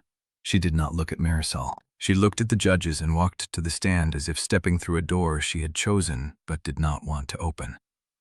The prosecutor rose. Miss Bellinger, you are a scholarship student at the Royal Academy of St. Aubin, specializing in botanical alchemy. I am. And you were present in the alchemy wing on the 7th day of the month of falling leaves when an explosion occurred in the Nightbell distillation section. I was. Can you describe what happened? Lucette's throat moved. The distillation vessel failed. There was a chemical reaction that should not have occurred. The section caught fire. Several students were injured. I was standing closest to the vessel when it erupted. And who saved you? Lucette finally looked at Marisol. Seraphine Devereaux. The word landed like a stone in still water. The prosecutor let it settle before he spoke again. Seraphine Devereaux pulled you from the wreckage? No. Lucette's voice was quiet but clear. She was not in the building when the explosion happened. She had been in the alchemy wing earlier that morning, inspecting the distillation setup. She noticed something wrong with the vessel. She swapped it before the explosion. She replaced the contaminated vessel with a clean one. The prosecutor's forehead creased. She prevented the explosion? She prevented a worse explosion. Lucette's fingers tightened. The contaminated vessel would have ruptured at full pressure. The entire section would have collapsed. 4 students were hospitalized as it was. If she had not swapped the vessel, we would have been killed. The tribunal was silent. Why, the prosecutor said slowly, would Seraphine Devereaux, a woman with no training in botanical alchemy and no connection to your section, be inspecting distillation vessels? Lucette's jaw worked. I do not know. You did not ask her. I did not have the chance. She was gone before the explosion happened. She did not stay to be thanked. She did not tell anyone what she had done. The prosecutor's mouth opened, closed. He had no follow-up prepared for this. The narrative he had built, of a woman calculating every gesture for maximum gain, could not absorb a silent act of prevention performed with no audience and no credit. Lucette turned to face Marisol fully. You came to see me afterward, she said, in the garden, when I was still shaking. You asked if my hands were intact. You did not ask for gratitude. You did not demand acknowledgement. You asked if I was hurt, and then you walked away. Marisol said nothing. There was nothing to say.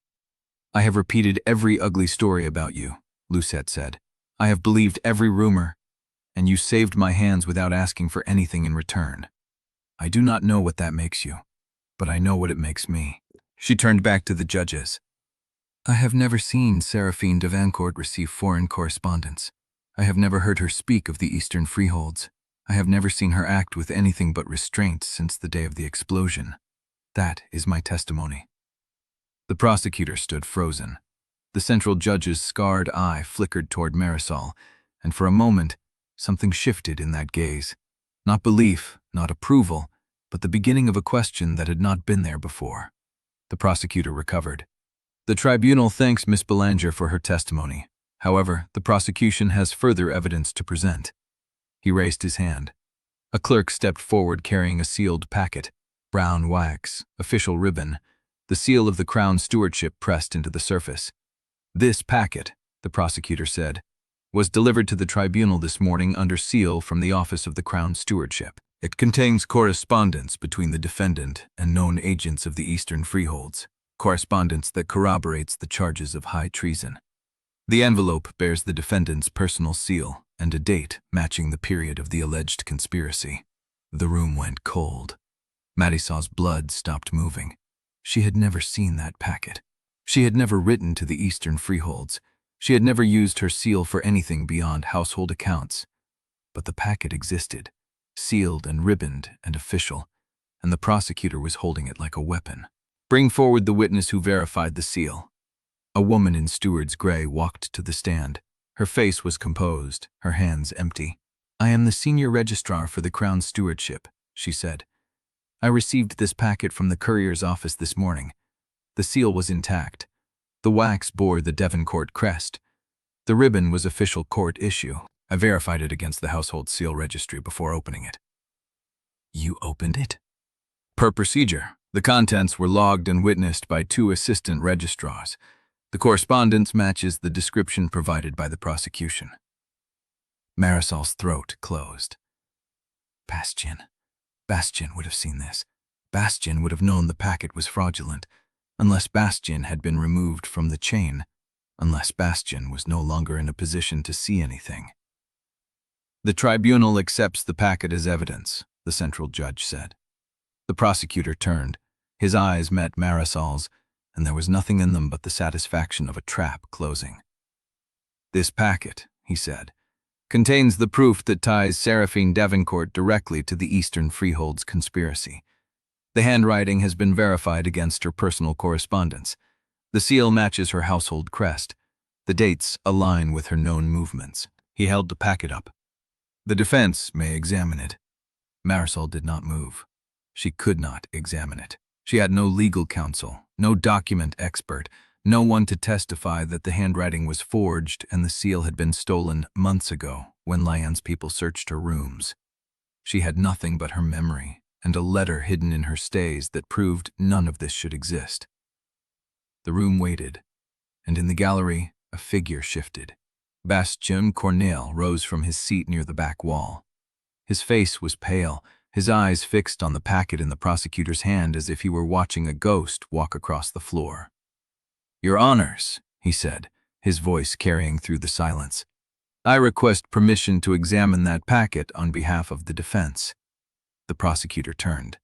You are not defense counsel.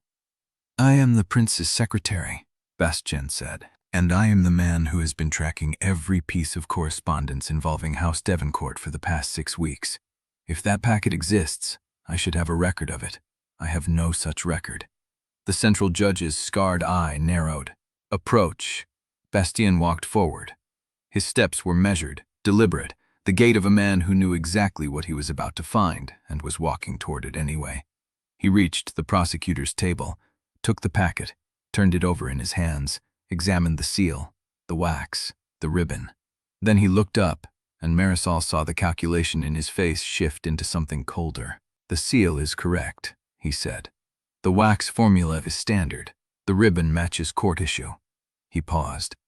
But the registration mark on the reverse does not match any packet logged through the stewardship in the past 3 months.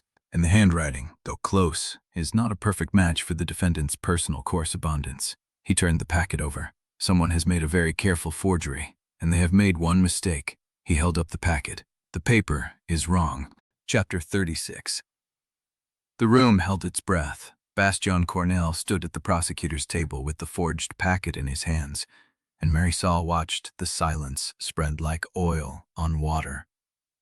He did not rush. He turned the envelope over, examined the wax, traced the ribbon with his forefinger, then set it down and looked at the central judge.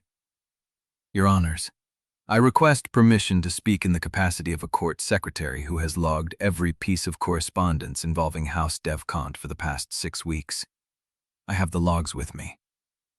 The central judge's scarred eye flicked to the prosecutor. Do you object? The prosecutor hesitated. The calculation was visible in the set of his jaw. If he objected, he looked afraid of scrutiny. If he allowed it, he risked exactly what was happening. Let him speak, the prosecutor said, and Marisol heard the thread of strain beneath the words. Bastien opened the leather satchel at his side. He withdrew a slim register, bound in plain buckram, and held it up. I maintain a daily record of all correspondence that passes through the prince's household, he said. This is standard procedure. Every letter addressed to or from the crown prince, his betrothed, or any member of the allied noble houses is logged at receipt, at opening, and at reply. He opened the register to a marked page. The packet in question bears a registration mark from the crown stewardship. I have compared it against my own logs for the past 3 months. There is no entry for a registered packet sent to House Devgart to the way to matches the date or description given by the prosecution. The prosecutor stepped forward. Your logs are not the stewardship's logs. No, Bastien said, they are not. But the stewardship's logs are supposed to be signed by the receiving clerk at the point of delivery. If the packet was delivered through official channels, there should be a clerk's signature on the transfer sheet. He turned to the senior registrar, who still stood near the witness stand. Madam Registrar, you verified the seal this morning. Did you also verify the transfer sheet? The registrar's composure cracked. The packet arrived with the courier's seal intact. That is standard procedure. That is not what I asked. The room tightened. The registrar's hands clasped at her waist, and Marisol saw the woman's knuckles go white. The transfer sheet was presented with the packet, the registrar said. It bore the courier's stamp and the receiving office's stamp. And the clerk's signature? A pause. It was present. Bastien nodded, as if the answer confirmed what he already knew. He turned back to the judges. The Crown Stewardship operates on a 3-signature chain for any sealed packet. The sending clerk signs the transfer. The courier signs at pickup. The receiving clerk signs at delivery. If the registrar cannot name the receiving clerk who processed this packet this morning, then the chain of custody is broken. The prosecutor's voice rose. This is speculation. The packet has been entered as evidence. The seal matches. The handwriting matches. The paper stock is... The paper stock, Bastien interrupted, and his voice was quiet, is the mistake. He held the packet up again. The Crown Stewardship uses 3 paper stocks, white rag for internal correspondence, cream laid for diplomatic, a pale blue-gray for sealed packets that require registry tracking. This packet is white rag. The prosecutor's mouth opened, then closed. Bastien continued, his voice carrying through the absolute silence. White rag paper has been discontinued for sealed packets since the beginning of the year of falling leaves. The stewardship gives you the directive. Every sealed packet from that date forward is on blue-gray stock. The paper in your hand cannot be a legitimate stewardship packet because the paper itself does not match any packet processed in the past 4 months. The registrar's face drained of color. Marisol watched the prosecutor's composure crumble. He had not known.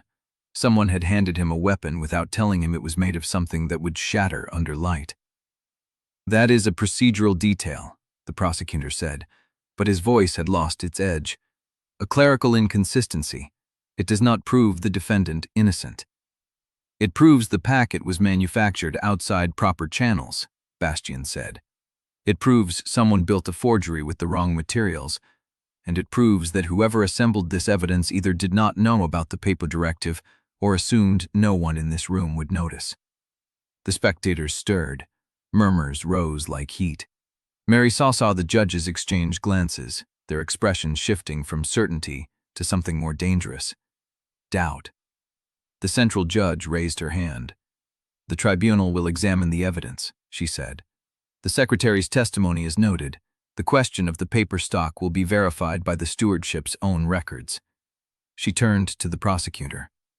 Do you have any further witnesses who can corroborate the chain of custody for this packet? The prosecutor's jaw worked. The senior registrar has already testified. She testified to verifying the seal.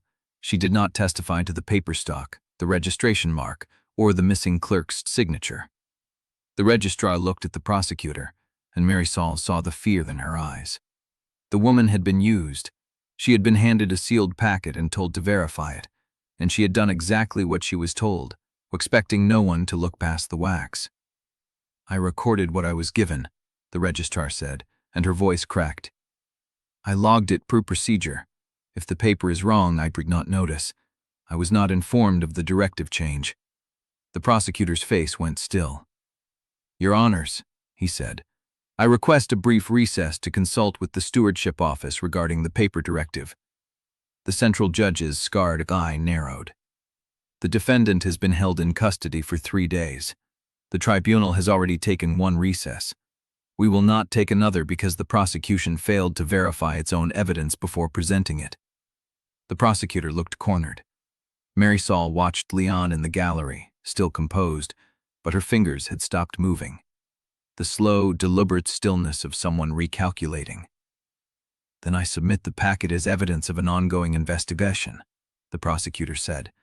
The paper discrepancy does not negate the existence of the correspondence. It may indicate that the defendant used unofficial channels to avoid detection. Bastien's head came up. That is an extraordinary leap. You are asking the tribunal to believe the defendant used unofficial channels to send treasonous correspondence, then sealed it with her own household crest and registered it through the same stewardship that flags all her communications. People make mistakes. Forgers do, Bastien said. The prosecutor's composure broke open. You are the prince's secretary. You have no standing to challenge court evidence. You inserted yourself into this proceeding without request from the defendant or the defense. Bastien's face did not change. I inserted myself because I watched the evidence being assembled. I watched the chain of custody being built, and I watched someone use a clerk's position to manufacture a packet that would never pass scrutiny. He turned to the judges. I request that the packet be sequestered until the stewardship can verify the paper stock, the registration mark, and the missing clerk's signature. If the tribunal proceeds on this evidence, it proceeds on a foundation of sand. The central judge sat back. Her scarred eye moved from Bastien to the prosecutor, then to Marisol, then to where Aldrich sat in the gallery. Marisol followed her gaze.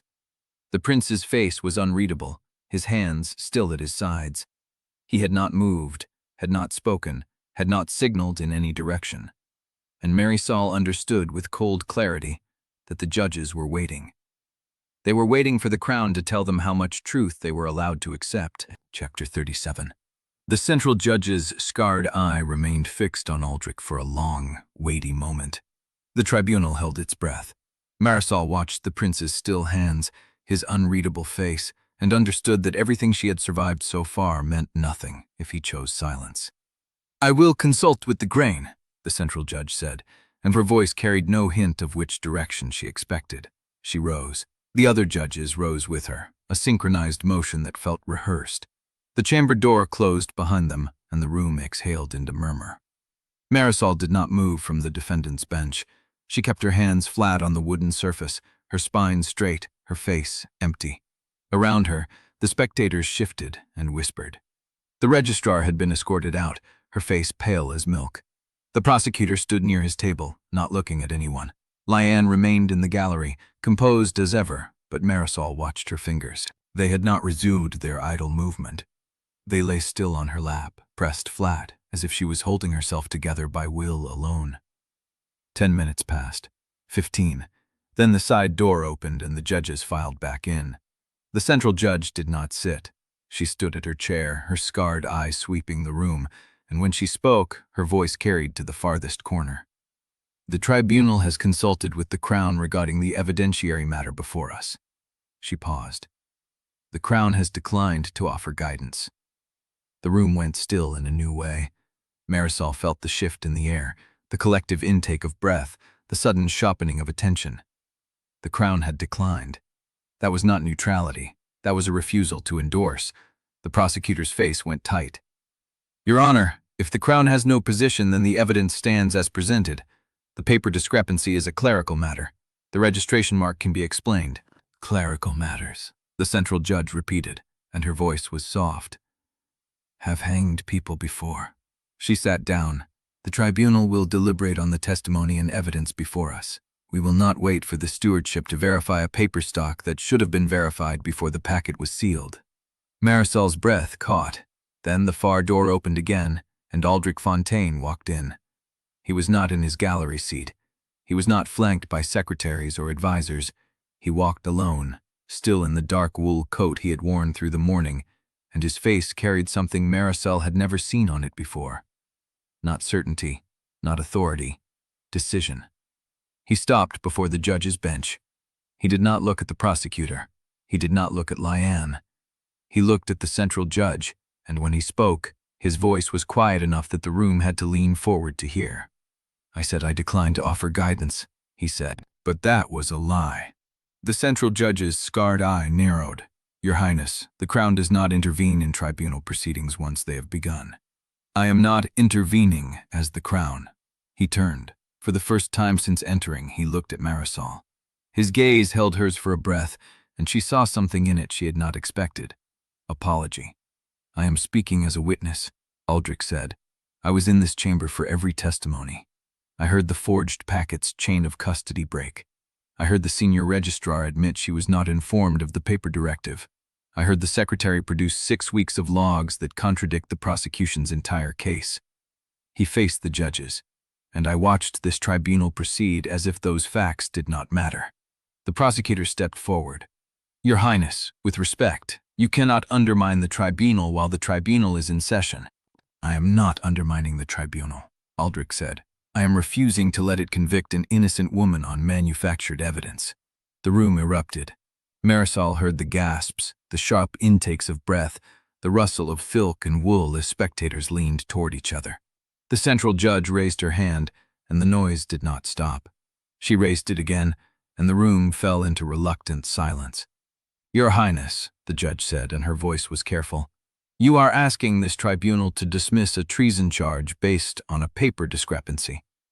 I am asking this tribunal to dismiss a treason charge based on a broken chain of custody, a missing clerk's signature, a paper stock discontinued 4 months ago, and a packet that appears in no daily log for the prince's household.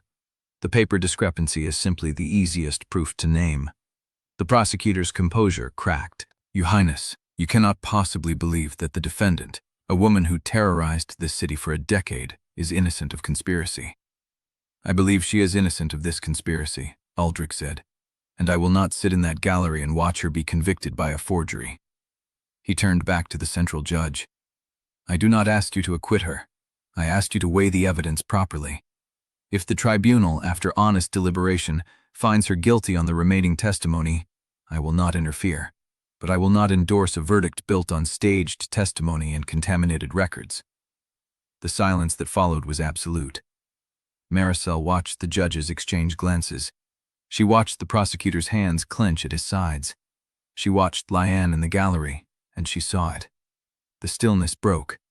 Liane's fingers twitched. Then her hand pressed against her left wrist, where the small burn scar lived, and she closed her eyes for a fraction of a second. When she opened them, the serenity was gone. In its place was something colder, harder, the face of a woman who had just lost control of a room she had spent years learning to own. The central judge sat back.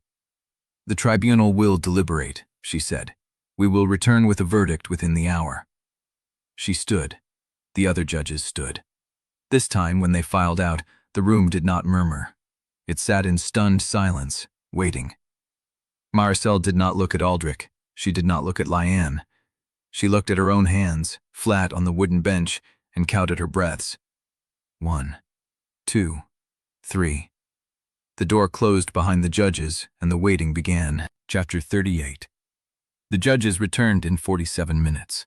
Marisol counted every one of them, her thumb tapping against her forefinger beneath the bench, until the rhythm became the only thing that felt real. The door opened. The central judge led the procession, her face unreadable. her scarred eye fixed somewhere above the spectators' heads. The room rose. Marisol stayed seated because she was not sure her legs would hold her. The judge did not sit. She stood at the bench's center, one hand flat on the wooden rail, and looked at the packed chamber with an expression that belonged to someone who had just finished carrying a very heavy box up a long flight of stairs. "The tribunal has reached its verdict," she said. Marisol's chest stopped moving. "The defendant is acquitted of all charges related to this conspiracy." The words landed like stones dropped into still water. Ripples spread. A breath escaped from somewhere behind Marisol, a sound she did not recognize as her own until she felt her ribs expand to let more air in. "The Crown Stewardship's evidence is deemed inadmissible due to demonstrated chain of custody failures and material forgery," the judge continued. "The remaining testimony, while substantial, does not meet the elevated burden required for a charge of high treason. This tribunal finds insufficient grounds to convict." Murmurs. Silk rustling. Someone near the back let out a low whistle that was quickly silenced. The judge raised her hand. "This verdict does not constitute a declaration of innocence regarding the defendant's prior conduct. It is a finding that the specific charge of high treason, as brought before this body, has not been proven to the required standard. The defendant leaves this chamber without stain of treason, but she does not leave restored to good name." Marisol heard the qualification. She understood the cage had left her in, but she was alive. The execution route had just been broken in public, by sworn testimony and broken custody, and a prince who had chosen to speak. She was alive. The judge set down her hand. "This tribunal is concluded." The gavel struck the bench once, and the sound cracked through the room like a shot. Marisol did not move. Around her, the chamber began to stir. Spectators rose. Voices climbed over each other in layered debate. The prosecutor was already gathering his papers with the tight, controlled movements of a man who knew he had just lost more than a case. Bastien stood in the gallery, his tired eyes meeting hers for a moment before he looked away. She should leave. She should find Theodore. She should walk out of this room before anyone could change their mind or produce another sealed packet with a different flaw. She did not move. "You may speak." The words came from the central judge, who had not left the bench. She was looking at Marisol with an expression that was not quite invitation and not quite command, something in between that left the choice in Marisol's hands. "The court has rendered its verdict," the judge said, "but the court has not yet heard from the accused. The floor is yours if you wish it." Marisol's hands were still flat on the wooden bench. She looked at them. The fine bones, the pale skin that was not hers and had never been hers, the body she had worn for 34 days. She stood. The room did not quiet immediately, but it felt her movement, a shift in pressure that made heads turn. She walked to the center of the floor, stopped where the prosecutor had stood during his opening statement, and turned to face the benches. She did not know what she was going to say until she said it. "I have been Seraphine Devereaux for 34 days. Her voice was steadier than she expected. She let it carry. "In those 34 days, I have watched people decide what I am before I have finished walking through a door. I have watched a forged letter travel through official channels because it was the story everyone already believed. I have watched my own father take a stand against me, not because he had evidence, but because he had certainty." She looked at the spectators, nobles, clerks, students, servants standing at the back. Certainty is a dangerous thing. It looks like truth. It feels like truth. But certainty is just a story you have told yourself so many times that the seam has disappeared. The room was silent now. She could hear her own breath. The real crime in this room was never a packet of forged correspondence. The real crime was that this court was willing to convict me because it was easier than admitting you did not know. You did not know what I was. You did not know what I had done. You only knew what you had been told, and you called that justice. Her voice cracked on the last word. She did not stop. "A kingdom that mistakes reputation for truth will execute innocent people. A court that mistakes role for identity will condemn children before they have grown old enough to become someone else. A world that mistakes plight for justice will burn itself down in the name of order and call the ashes peace. She stopped. She had no more words. She had said the thing that had been building in her chest since the morning she woke in a silk-canopied bed and saw a stranger's face in the mirror. The silence stretched. Then, from the gallery, ballooned her, a voice that was soft and cold and very, very clear. You have no idea what happens if the story truly breaks. Marisol turned. Liane Joubert was standing. She had risen without permission, without noise, and she stood in her pale blue silk with her hands clasped at her waist and her honey-brown eyes fixed on Marisol with an expression that was almost pity. No one stopped her. Beautiful speech, Liane said. Brave, true even. But you are standing in a room full of people who have just watched a treason trial collapse, and you are congratulating yourself on having survived, and you have not asked the one question that matters. She stepped out of the row and walked toward the floor. What happens tomorrow? The silence changed. It tightened. Not to you, Liane said. To everyone else. The story needed you to fall. It needed the villain executed, the saint crowned, the chaos contained. And you refused. You did not just survive, Marisol. You broke the sequence. She stopped a few feet away. And you have no idea what grows in the space where a story used to be. Chapter 39. The chamber had not settled. The silence after Liane's question hung in the air like smoke, pressing against the walls, filling the spaces between breaths. Marisol stood at the center of the floor. Liane stood a few feet away, pale blue silk, honey-brown eyes fixed on her with that expression that was almost pity, almost patience, almost something else. The central judge did not call for order. The spectators did not murmur. They were waiting, all of them, for what came next. Marisol's hands were still at her sides. She had not hidden them in her sleeves. She had not folded them at her waist. She let them hang where everyone could see them, empty and still. You warned me once, she said. In the Glasshouse. You told me the story was load-bearing, that if the canon broke, the world would collapse and everyone would die. Liane did not answer.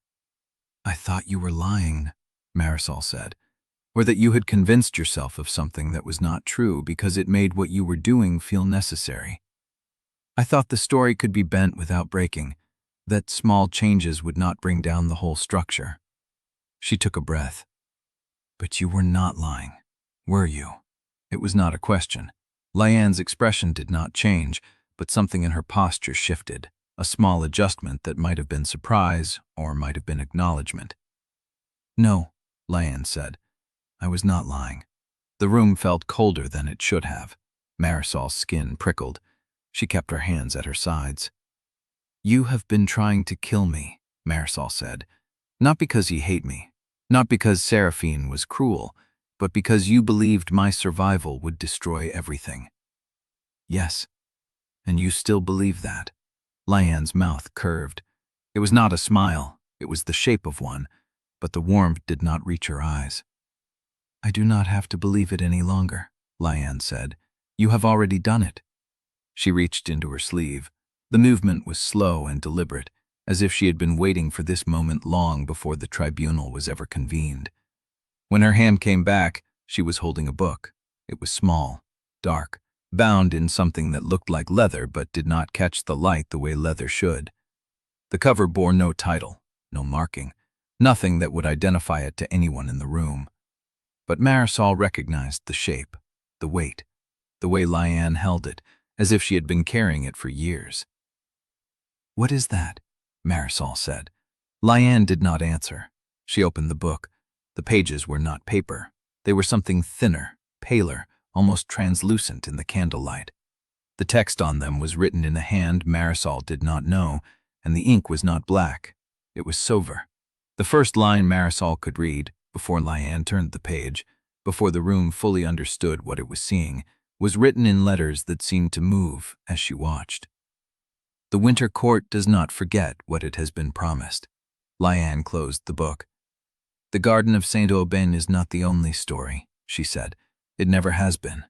There are others, deeper ones, older ones, Routes that nest inside routes, books that contain books, worlds that written world is not alone. She looked at Marisol. The pity was gone. The patience was gone. What remained was something harder and older and far less certain. This one is called the Winter Duchess. The name landed like a stone in still water. Marisol felt the ripples move through her chest, through her stomach, through the floor beneath her feet. "You have broken the sequence," Liane said. "You have refused your role. You have torn the ending that was supposed to hold this story together, and now the world is bleeding into something else."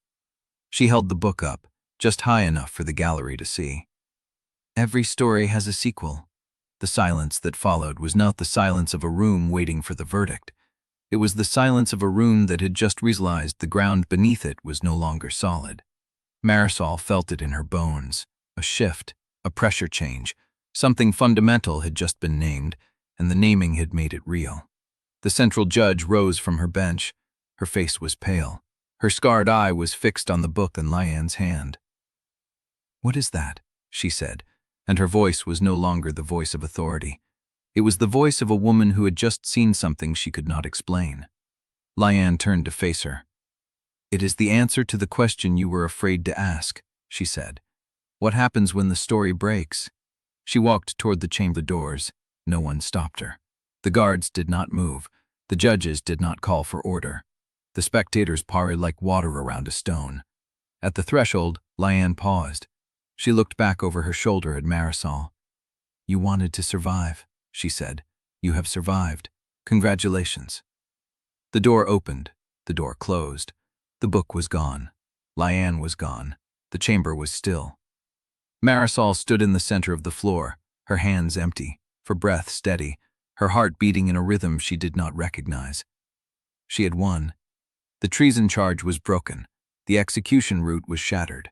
She had 34 days of survival behind her, and a future she no longer knew how to read. She looked down at her hands, the fine bones, the pale skin, the body that was not hers and had never been hers. She had no idea what grew in the space where a story used to be, but she was about to find out. Chapter 40. The chamber was still. The silence pressed against her skin like a held breath that no one remembered to release. Marisol did not move. She stood where Liane had left her, hands empty, palms facing outward, as if she had been asked to prove she was holding nothing. The guards at the doors had not recovered their composure. Their eyes kept drifting to the threshold where Liane had vanished, as if expecting her to walk back through with that dark book still open in her hand. The central judge remained standing. Her scarred eye had not stopped tracking the door. "What just happened?" someone said from the gallery. A woman's voice, flat, uncomprehending. No one answered. Marisol turned her hands over, looked at her own palms. The lines were the same. The fine bones beneath the skin were the same. But she felt the difference like a pressure change behind her teeth, as if the room had been moved to the left while no one was watching. She looked at the judge. "Am I free to go?" It was not a question. It came out as one anyway. The judge's mouth opened, closed, opened again. "The court finds you not guilty of the charges brought before it." The words came slower now, as if she were reading them from a surface that kept shifting beneath her eyes. "You are released from custody. The Crown Stewardship will return any seized property within 3 days. This tribunal is concluded." The gavel did not strike. The judge lowered her hand before the hammer touched wood, as if she had suddenly forgotten why she was holding it. Marisol walked. She did not run. She did not rush. She walked the length of the chamber floor with the measured pace of someone who had learned that speed looked like guilt, and she was done looking like anything the room wanted to see. The gallery parted ahead of her, faces turned, mouths opened and closed. No one spoke. She reached the doors. The guard stepped aside without being ordered. The corridor beyond was empty.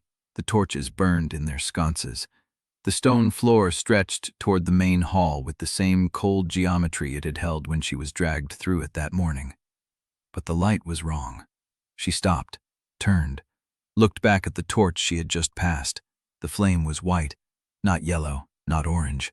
White, like winter sun through frost, burning without smoke, without sound, without heat. She stared at it for 3 full breaths. The flame did not flicker. She kept walking. The main hall was busier. Clerks moved between doors. A pair of stewards carried a rolled map between them, arguing about supply routes. A young woman in academy gray passed with an armful of ledgers, her steps brisk and efficient. She did not look at Marisol. None of them looked at Marisol. That was normal. That was expected. A disgraced noblewoman walking free from a failed tribunal was the kind of spectacle people pretended not to see until they could discuss it in private. But something else was wrong. Marisol stopped at the foot of the grand staircase. She turned slowly, taking in the hall, the tall windows, the tapestries, the painted ceiling with its interlocking crests of the great houses. The crests were wrong. She counted them twice, 7 rows, 14 crests per row. The ones she knew were still there. The Fontaine leaping stag, the Devoncourt oak, the Miramont crossed keys. But there were others she had never seen before. A silver tree on black, a winter rose on ice blue, a crest that looked like a frozen river winding between 2 towers, rendered in thread so pale it barely caught the light. She stood at the base of the staircase and turned in a full circle, counting. 14 unfamiliar crests, 14 houses that had not existed this morning. Lady Devoncourt, the voice came from her left. A palace page, no older than 14, wearing the Fontaine livery. He held a sealed letter in one hand. I was told to deliver this to you when the tribunal concluded. She took it. The seal was unfamiliar. A crest she did not recognize. A single white flower on a field of dark gray, surrounded by words too small to read. Who gave you this? The page hesitated. Then his face did something strange. It flickered, as if he had started to give one answer and lost it mid-thought. I do not recall, my lady. Do not recall. No, my lady. His eyes were honest, confused. I was told. I remember being told, but I cannot remember who told me. He bowed and walked away before she could ask anything else. Marisol stood at the foot of the grand staircase with an unreadable letter in her hand and 14 unfamiliar crests on the ceiling above her head. She broke the seal. The letter inside was short, 3 lines. No greeting, no signature. The Winter Court sends its regards. You have broken one story, there are many more. The paper was cold, not cool. Cold, as if it had been kept in snow before being placed in the page's hands. She turned it over. The back was blank, the ink was silver. She folded the letter and put it in her sleeve. Then she walked out of the palace. The sky outside was the same sky it had been that morning, gray, overcast. The kind of sky that held light without showing the sun. But the air felt different, thinner, sharper, as if a season had shifted while she was inside. She crossed the courtyard. The fountain was still running. The stone saints still gazed down from their niches. A pair of academy students passed, laughing about something, their voices carrying across the wet cobblestones. One of them glanced at her, sat a single white flower. She picked it up. It was real. Live, cold to the touch as it had been grown in frost. She looked up at the house. The door was open, not wide, just a crack, as if someone had stepped through and not bothered to close it behind them. She pushed it open. The hallway was dark. The candles were unlit. The air smelled of dust and something else, something sharp and green and unfamiliar. She walked inside. The door swung shut behind her. The latch clicked. And in the silence that followed, she heard footsteps from the library. Not heavy, not rushed, just the slow, measured sound of someone who had been waiting for her and was no longer patient. Chapter 41. The corridor outside the tribunal chamber was the same corridor she had walked 3 hours ago. Same torches, same tapestries, same guards stationed at intervals, their posture correct, their eyes fixed ahead. Ordinary. Unchanged. But the torch nearest the door burned white. She had noticed it before, on her way out. A flame that gave no heat and cast no flicker, burning like a frozen star against the stone. She had assumed it was a trick of the light, exhaustion, the aftermath of a trial that should have killed her. She stopped in front of it now. The flame did not move, not the way fire moved. It sat on the wick like a solid thing, light and still and patient. She reached out her hand. The cold hit her palm before her fingers reached the flame. Not the cold of absence. Active cold.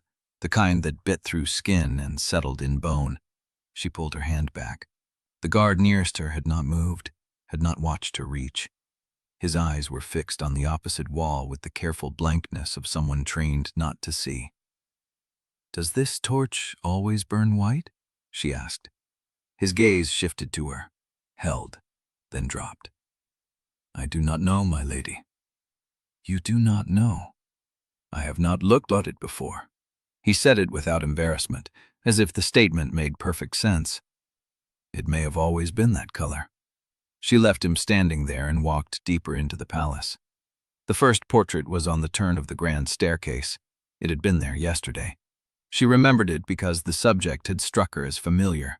A woman in pearl gray silk with a high lace collar, painted against a background of pale winter sky. Marisol had registered her as a Fontaine ancestor, some great-aunt or distant cousin whose name she had not bothered to learn. The woman was still there. Same face, same dress, same pale sky behind her. But the plaque beneath the frame had changed. Duchess Eirenne Vauclair, first of her name, guardian of the Frost Corridor. Marisol stared at the words. She did not know the name Eirenne. She did not know the title Vauclair. She had never heard of a Frost Corridor in her life. Not in the novel, not in the academy lectures, not in the crowded gossip of court that had filled her ears for 34 days. She turned to the portrait beside it, a man in dark robes, stern-faced, holding a ledger. She remembered him too. Some minister or chancellor from a previous reign. The plaque beneath him now read, Chancellor Vel, keeper of the unwritten binding. Vel, Elara Vel, the name from the letter. The former registrar who had requested surveillance on 13-year-old Seraphine, whose records had been kept from the family, who had retired under unexplained circumstances 6 years ago. Marisol's fingers found out the edge of the frame. The plaque was metal, engraved, not new, not hastily affixed. It looked as if it had been there for decades. "Is something wrong, my lady?" She turned. A palace page stood at the foot of the staircase, a boy of about 14 with light brown hair and the placid expression of someone accustomed to waiting. "The plaques on these portraits," she said, "have they always been here?" The boy glanced up at the paintings. His face did not change. "Those are the ancestral portraits of the Winter Court's secretariat, my lady. They have hung in this stairwell since the founding of the Crown Registry." "Since the founding?" "Yes, my lady." "Which founding?" The boy's brow creased. A small, confused furrow that appeared and vanished in the same breath. "The founding of the Winter Secretariat, my lady, in the year of the First Promise." She did not ask what the year of the First Promise was. She did not want to hear the answer. She walked faster. The palace corridor stretched ahead of her, familiar and wrong. Every turn brought a detail she almost recognized. A window that had been a door, a niche where a bust of some forgotten scholar now held a vase of white flowers, a tapestry that showed a scene she had never seen, a winter hunt across fields of snow beneath a sky the color of milk. She passed servants. They bowed. They averted their eyes. They called her my lady with the same deference they had always shown. But one of them, an older woman carrying a stack of folded linens, paused as she passed and said something under her breath. Marisol caught only the last word. Survivor. She did not stop. She kept walking. The corridor of winter roses was not a place she had intended to find. It was a passage she had used twice before, a narrow gallery connecting the east wing to the main hall, lined with small windows and empty sconces. On her previous visits, it had been unremarkable. Bare walls, clean floors, the kind of corridor that existed only to be passed through. Now the walls were lined with roses, white roses, thousands of them, climbing the stone in dense, tangled sprays, their petals the same bleached color as the flowers that had replaced every bloom between the palace and the townhouse. The air was thick with their scent, sharp and sweet and cold, like snow on dying orchids. She stopped in the middle of the gallery. The roses had not been there this morning. She would have noticed. She walked this corridor at dawn, days ago, when she had been brought to the tribunal in chains. There had been nothing but bare stone. She touched one of the blooms. It was cold. Not cool. Cold. Like the torch flame. Like the paper of the letter in her sleeve. Spolterhevimtak, and heard footsteps behind her. She turned.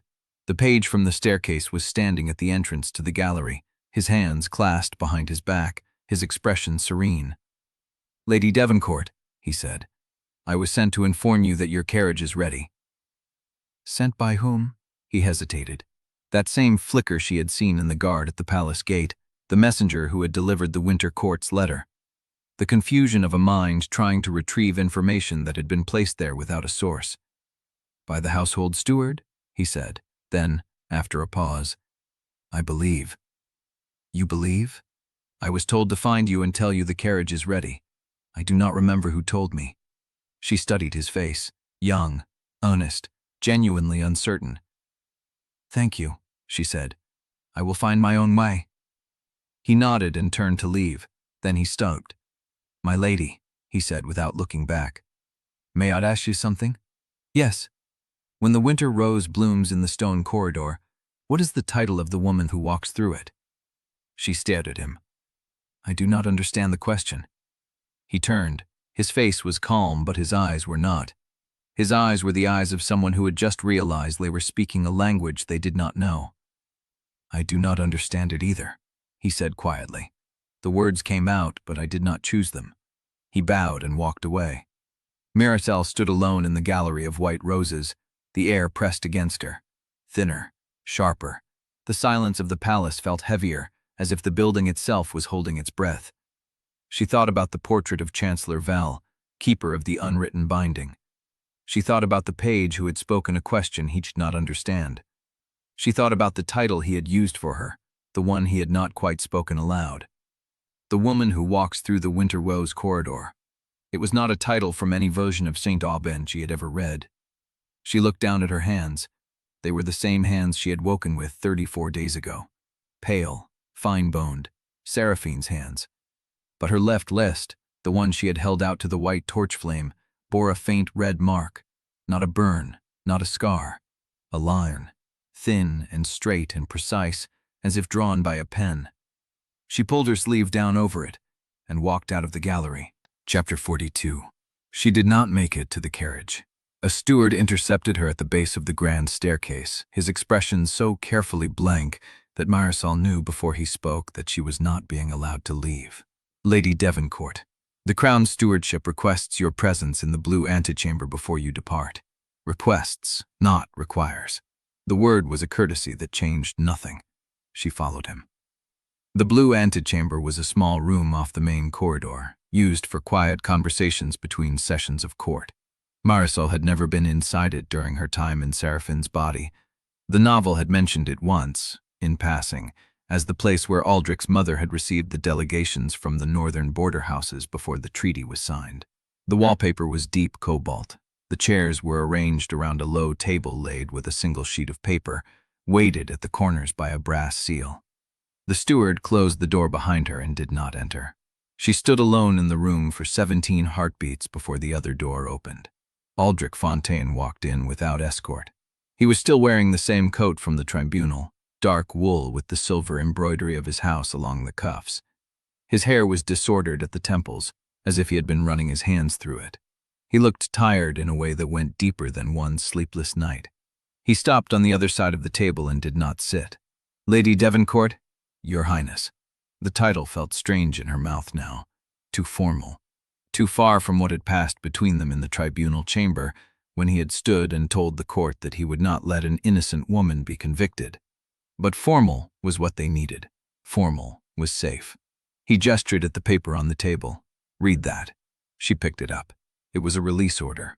Her name was on it, and the seal of the Crown Stewardship, and a statement that the charges of high treason had been dismissed by judgment of the tribunal. She read it twice. Then she read the smaller text beneath the seal. "The above-named party is released into the custody of House Devoncourt pending further disposition by the Crown." Movement beyond the city limits of St. Aubin is restricted until the Crown formally concludes its inquiry into the tribunal's evidentiary failures. Failure to remain within the prescribed boundary shall constitute a separate offense under the Crown Security Act. She looked up. Until the Crown formally concludes its inquiry, she repeated. That could be weeks, months? It could be. I am not under arrest. You are not, he agreed. But you are not free to leave the city either. She set the paper back on the table. Her fingers were steady. She had spent 34 days learning to keep her hands still when everything inside her wanted to move. And if I leave the city anyway? Aldrich met her eyes. Then I cannot protect you from the consequences. The silence stretched. She studied his face, the tension in his jaw, the way his hands hung at his sides, not folded behind his back in the prince's customary posture, but open, as if he had abandoned the pose. You came here alone, she said. I did. Why? He took a breath, let it out.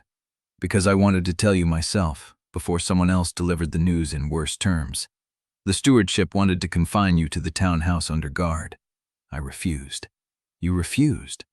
I told them you had been acquitted by a royal tribunal and that treating you like a prisoner would make the Crown look afraid of its own verdict. A pause. They agreed to the city boundary restriction instead. She did not know what to do with that information. He had negotiated for her. He had used his position to soften the terms of a cage. Why? Aldrich looked at her for a long moment. Because I owed you the truth, he said quietly, and because I am no longer certain what I owed the story. He moved to the window. The light fell across his face, catching the shadows under his eyes. The palace has received sealed summons from the Winter Court, he said. They arrived this morning, carried by a courier no one remembers admitting through the gates. They are addressed to the Crown, to the stewardship, and to the heads of every noble house in the capital. She went very still. Winter summons should not exist, she said. The Winter Court has not sent diplomatic correspondence in living memory. I know. They are not diplomatic, Aldrich said. They are invitations to a coronation. A coronation for whom? He turned to face her.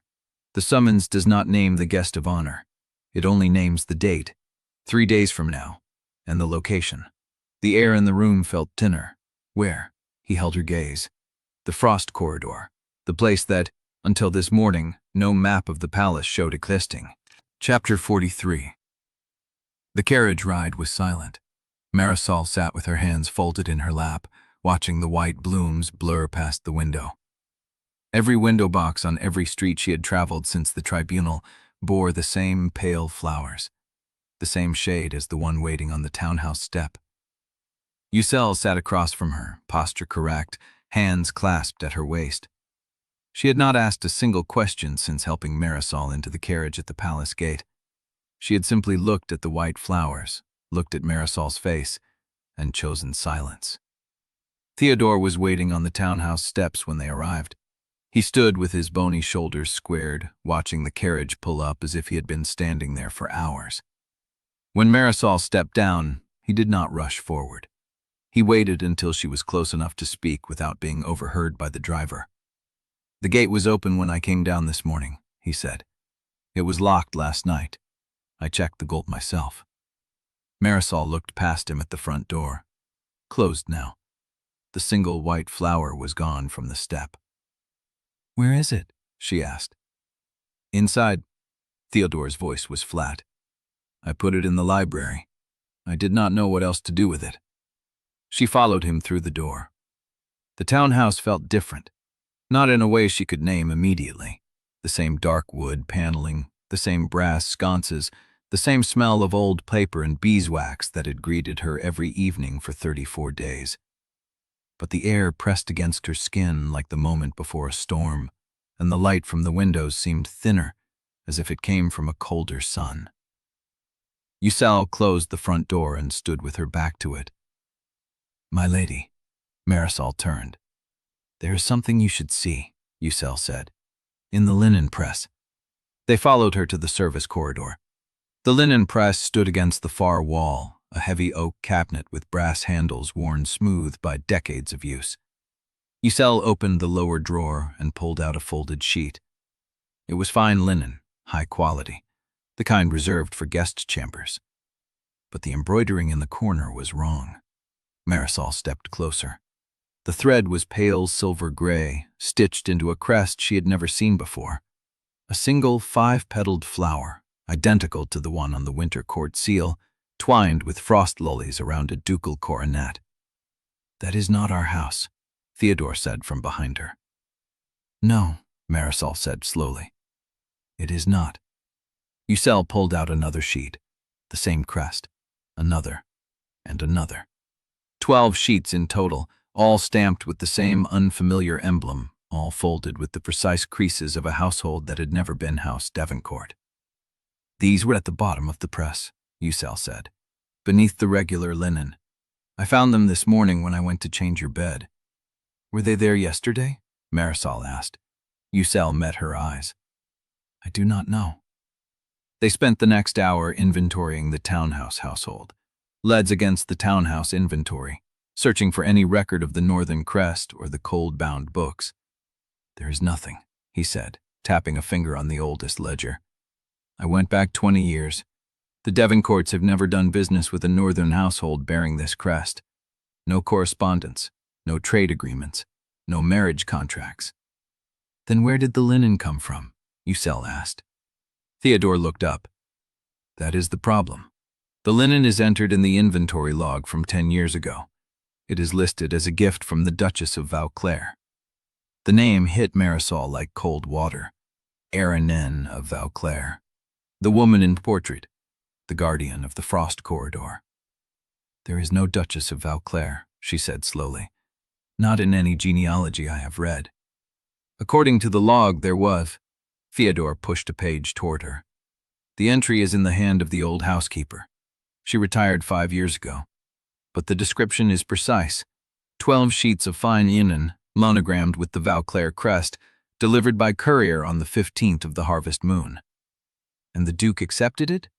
"There is no receipt of refusal, no note of return, just the entry, and then silence." Marisol sat back in her chair.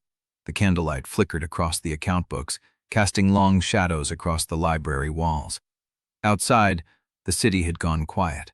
The white flowers glowed faintly in the darkness beyond the window. She thought about the Duchess's letters, the one she had burned in the garden kiln with Ucelle. The Duchess had been trying to expose something before she died. Something about people who wanted to destroy Seraphine. What if the Duchess had known about the winter court? What if she had been trying to warn her daughter before someone silenced her? "The house remembers what was promised," she said aloud. Theodore looked at her. "What?" "Nothing." She stood up. "I need to think." She walked to the library door and stopped. Someone was standing in the corridor. The figure was tall, draped in pale gray, standing motionless at the far end of the hall where the candlelight did not reach. Marisol could not make out a face. Only the shape of a woman in silver, waiting in the dark. Ucelle stepped up beside her. "My lady," she said, her voice barely a whisper. "There is no one there." Marisol blinked. The corridor was empty. But the air where the figure had stood was colder than the air around it, and when she walked forward and reached out her hand, she felt it. Faint, lingering chill, like the memory of frost on a window pane. She let her hand fall. Behind her, in the library, she heard the soft creak of a floorboard. She turned. The room was empty. But the cold-bound book on the table had fallen open to a page that had been black before, and now held a single sentence in silver ink. "The Winter Bride is coming." Chapter 44. She found the diaries where she had left them, wrapped in oilcloth at the bottom of the wardrobe, buried beneath folded winter blankets that no one in St. Aubin had needed until 3 days ago. The cloth was cold when she pulled it free. Marisol carried the bundle to the library and laid it on the reading table. Theodore looked up from the ledgers, a question in his eyes. Misael stood by the window, watching the white flowers shift in the dark. "Seraphine's journals," Marisol said. "The ones from the margin compartments. I read them once, before the tribunal. And you are reading them again?" "I missed something." She unwrapped the oilcloth. 4 leather-bound volumes, their spines cracked, their pages yellowed at the edges. The handwriting inside was Seraphine's, cramped and slanted. The the script of a girl who had learned to write small so no one could read over her shoulder. Marisol opened the first volume. The year was stamped inside the cover in faded gold leaf. Year of the Falling Star. Seraphine had been 17. She had read these pages before, on the night she found them, racing through the entries in search of evidence about the Duchess's death. She had been looking for names, dates, accusations. She had not been looking for what was hidden between the lines. "Bring the candle closer," she said. Theodore lifted the desk lamp and set it beside the open volume. The flame caught the edge of the page, casting long shadows across the cramped handwriting. Marisol reached into her sleeve and pulled out the twist of paper she had prepared that afternoon. Powdered alum, mixed with a few drops of vinegar, dried into a fine white dust. "What is that?" Yesel asked. "Archivist's trick. Heat reveals what was written in invisible ink. Milk, lemon juice, iron gall that was never heat-set." She had learned it in her first life, in a hospital archive where an elderly records keeper had shown her how to read the marginal notes that doctors had tried to erase. The woman had called it resurrection work, bringing back what someone wanted buried. Marisol sprinkled a pinch of the powder across the edge of the open page. Nothing happened. She waited. The powder lay on the paper like fine snow. Then the candle flame flickered, and the powder began to darken. Letters emerged. Not Seraphine's handwriting, a different hand, lighter, more elegant, written in the margins as if someone had annotated the diary after it was already filled. Marisol leaned closer. She does not see the shadow yet, but it watches from the gallery. Theodore leaned over her shoulder. "What is that?" "A note, written in invisible ink, placed in the margins after Seraphine wrote the entry." She turned the page. More powder, more heat, more letters appearing, like frost on glass. The Vauclair crest was noted in the palace register today. No one mentioned it aloud. Eirennen's portrait has moved again. It is now in the east corridor, watching the breakfast room. Marisol's hands were steady, but her pulse had quickened. She flipped through the volume, page by page.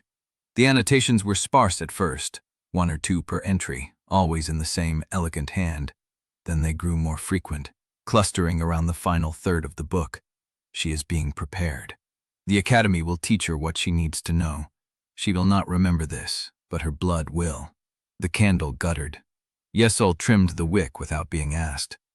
Marisol opened the second volume. The annotations here were darker, the handwriting sharper, as if the writer had grown impatient or afraid. The engagement terms are being discussed. The prince's household will agree to the match. The garden route must be preserved. A few pages later, the mother suspects. She wrote a letter today. The letter will not reach its destination. Marisol's throat tightened. The Duchess. The letter Marisol had burned in the garden kiln. Someone had known about it before it was even sent. She turned to the third volume. The annotations had changed again. The handwriting was tighter, more controlled, as if the writer had begun to mark the pages with deliberate care. The first reader arrived. She was given the role of the saint. She accepted it without understanding the weight. First reader, Liane. She is useful. She does not yet know who she is serving. Marisol stopped, the words hung in the candlelight. Liane had not been the original architect. Someone had placed her. Someone had known Liane was coming, had prepared the role of the saint for her to step into, had watched from the shadows as the story unfolded. "He wrote these?" Theodore asked. "I do not know." She opened the fourth volume, the final journal, Seraphine's last year. The pages here were sparser, the handwriting more erratic, as if Seraphine had been losing her grip on something vital. The annotations in the margins were different. The elegant hand was gone. In its place was a script Marisol recognized. Liane's hand. She had seen it on the chapel ledger, on the evidence logs, on the witness list that had appeared in the ballroom. The garden story is ending. A new story is beginning. The winter route was always the backup. If one heroine fails, another may inherit the snow. Marisol read the line 3 times. "Liane wrote that," she said. Yaze stepped closer. "You are certain?" "I know her handwriting." She touched the page. "She wrote in Seraphine's journal, in invisible ink, years before I arrived." She was planning this before I even woke in Seraphine's body. Theodore was quiet for a long moment. Then she was never the saint, he said. She was always the keeper of the backup route. Marisol looked down at the final entry. Seraphine had written nothing on the last page. The journal ended in the middle of a sentence, as if she had been interrupted and never returned to finish it. But Liane's hand had filled the remaining space in silver ink. The winter court keeps its promises. The bride will come when the rose corridor blooms, and the garden will remember what it cost to forget. Marisol closed the book. The candle flame steadied. The powder settled. The annotations faded back into invisibility, waiting for the next heat, the next reader, the next hand to reveal them. She stood up. I need to see the winter court's summons again. Theodore frowned. Aldrich has it. The original is in the palace. Then I need to get inside the palace. Marisol. His voice was careful. You are confined to the city limits. The palace is inside them. That is not the problem. What is? He met her eyes. The summons does not name the guest of honor, but the diaries just told us who the winter bride is supposed to be. She felt the cold settle in her chest. If one heroine fails, another may inherit the snow. Liane had written it. Liane had known. Liane had been preparing for this route before Marisol ever opened her eyes in Seraphine's bed. And now, the coronation was in 3 days, and Marisol did not know whether she was the guest of honor, or the sacrifice, or the bride. Chapter 45. The front door slammed against the wall. Marisol reached the top of the stairs as Duke Hadrian Devencourt stepped into the foyer, still wearing the dark coat he had worn to the tribunal. His gray eyes swept the hall with the precision of a man counting enemy positions. Zale had already disappeared into the corridor. Theodore stood at the study threshold, one hand braced against the frame. The Duke did not look at his son. He looked at Marisol. You survived. Acquitted, she said. There is a difference. Not in this city. He pulled off his gloves, one finger at a time. The court may have cleared you. The crown may have released you. But the name Devencourt sits on every tongue, and not a single one of those tongues is wishing you well. She came down the last 3 steps. I am aware. Are you? He dropped the gloves on the console table and turned toward the study. Then you will also be aware that the objects your brother has been cataloging are to be destroyed tonight. Every sheet, every piece of silverware, every book stamped with that northern nonsense. Burn them in the garden kiln before the household staff starts talking about hauntings. He reached the study door. Theodore did not move. Step aside. No. The word landed like a stone in still water. The Duke's head turned slowly. What did you say? I said no. Theodore's voice was thinner than Marisol had ever heard it. He did not look away. The linens are evidence. The books contain information we cannot read yet. Burning them is not prudence. It is panic. I am your father. You are a man who tried to have my sister executed. The silence stretched.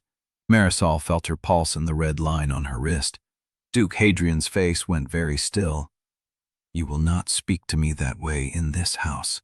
Then punish me. Theodore's hands were shaking, but his voice held. Disown me. Strike me from the registers.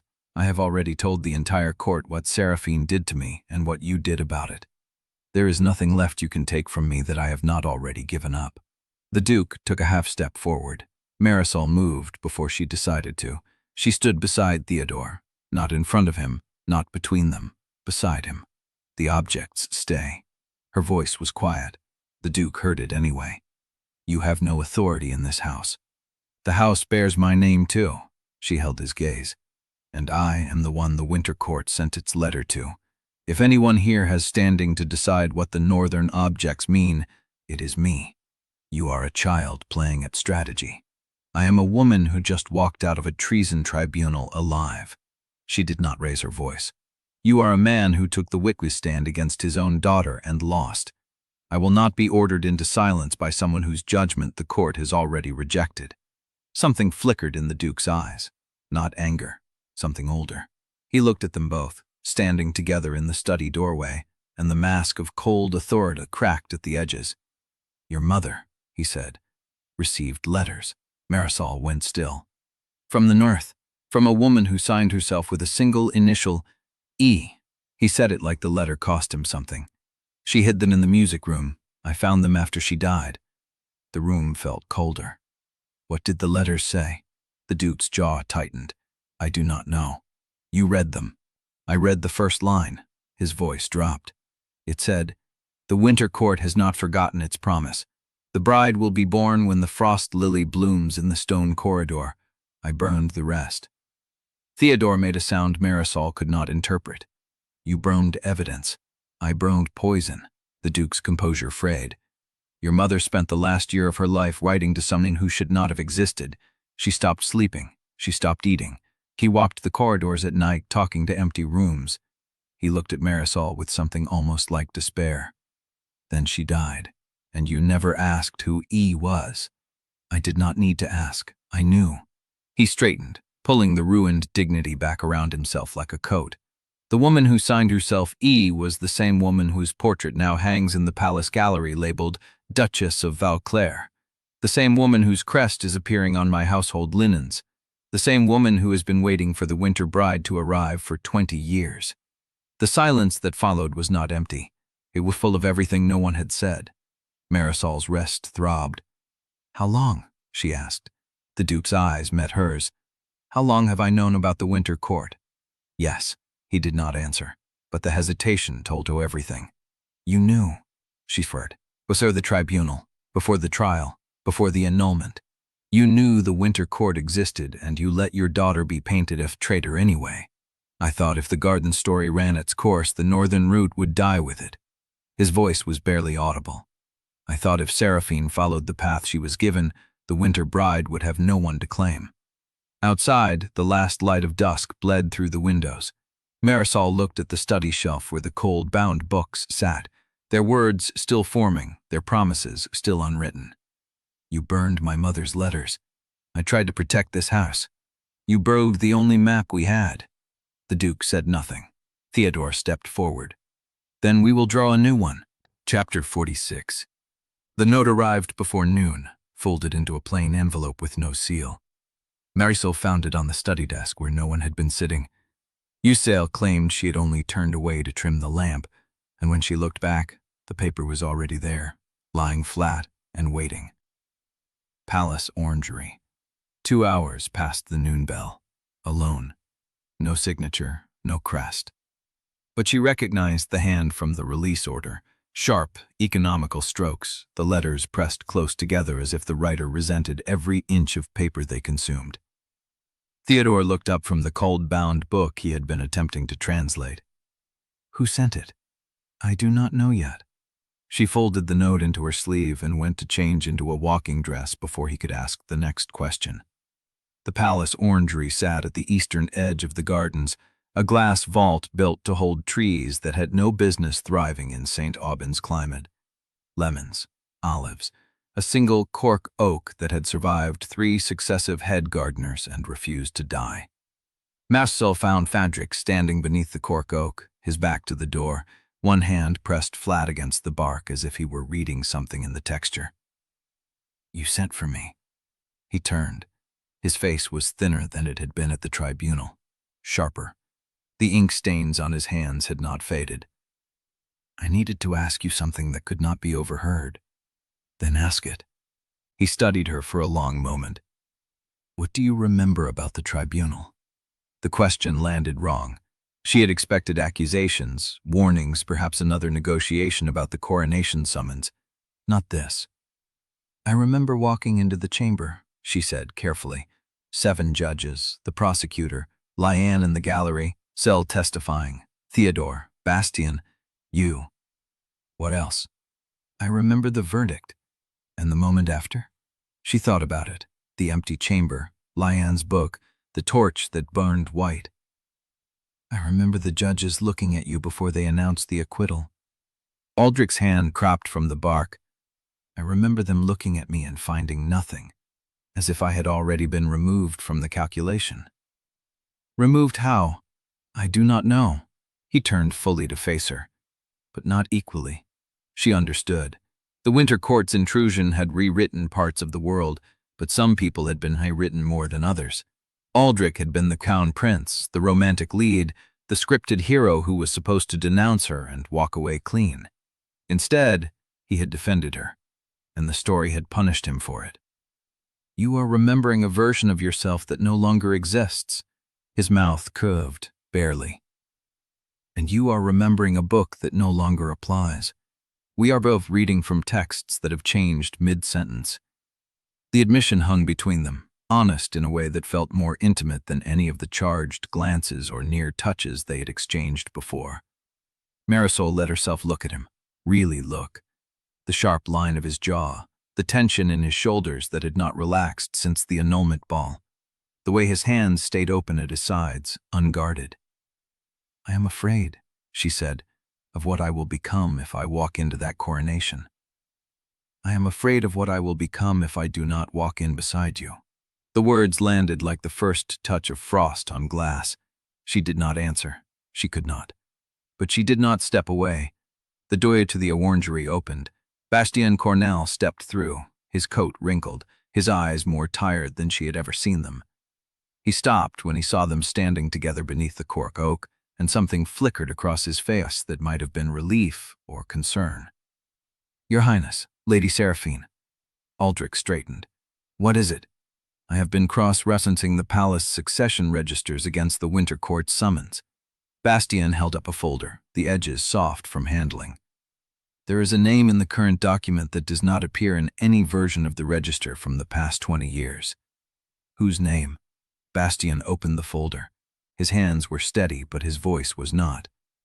Duchess Eirenne of Vauclair, listed as a lawful claimant to the collateral succession line. He looked up. The register records her as having died in the year of the first Permis, 22 years ago, in a northern border incident that no chronicle describes in detail. Marisol's wrist burned. But you said she is in the current document. The current document lists her as alive, a living claimant with a coronation invitation. Bastien closed the folder. Someone has erased her death and reinserted her into the succession line within the past 3 days. The paper stock matches the Winter Court's summons. The ink matches. And the handwriting belongs to no clerk currently employed by the Crown stewardship. Aldrich took the folder, stared at the name. Marisol felt the ghostly woman in graying silk standing at the edge of her vision, just out of sight, breathing cold. She is coming, Marisol said. Bastien's eyes met hers. She is already here. Chapter 47. The orangery door clicked shut behind Bastien, and the name hung in the air like frost on glass. Eirenne of Vauclair. Marisol's wrist burned. Not the sharp line of the torch mark, but something deeper, a throb that traveled up her arm and settled behind her ribs. Aldrich held the folder without looking at it. She cannot be alive. The succession register is public record. If a dead duchess had been reinserted, the stewardship would have... The stewardship did not notice because the document was not in their hands. Bastien's voice was flat, final. It appeared in the palace archive this morning, bound into the register between pages that had been blank since the year of the first promise. The binding is continuous. The thread matches. But no clerk filed it. Marisol thought of the cold-bound books in the study, the linen that had always been there, the silverware engraved with a crest no one remembered ordering. This is how they rewrite things, she said. Not all at once. One object, one document, one blank page filled in. Aldrich turned the folder over in his hands. Then the coronation is hers, Eirenne's. The Winter Court is crowning a woman who has been dead for 22 years. Or crowning through her.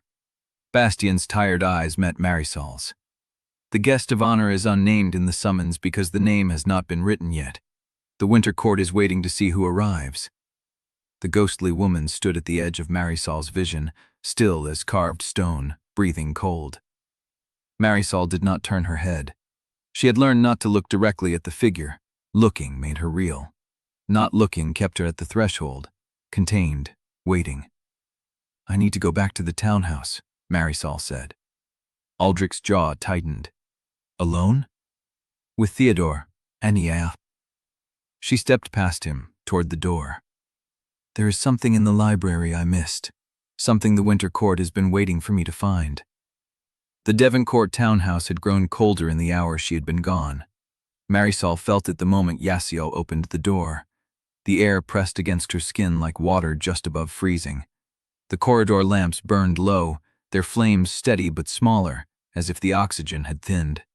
Theodore met her in the entrance hall with a lamp already lit. The study door was open when I came down. I closed it, but it opened again on its own. Leave it open. She walked past him, through the corridor, past the study where the cold-bound books sat on their shelf, past the stairwell where the ghostly woman had stood the night before, and into the library. The room was exactly as she had left it. Bookshelves rose to the ceiling. The desk where she had read Seraphine's journals stood clear of clutter. The margin compartment volumes sat in their careful stacks.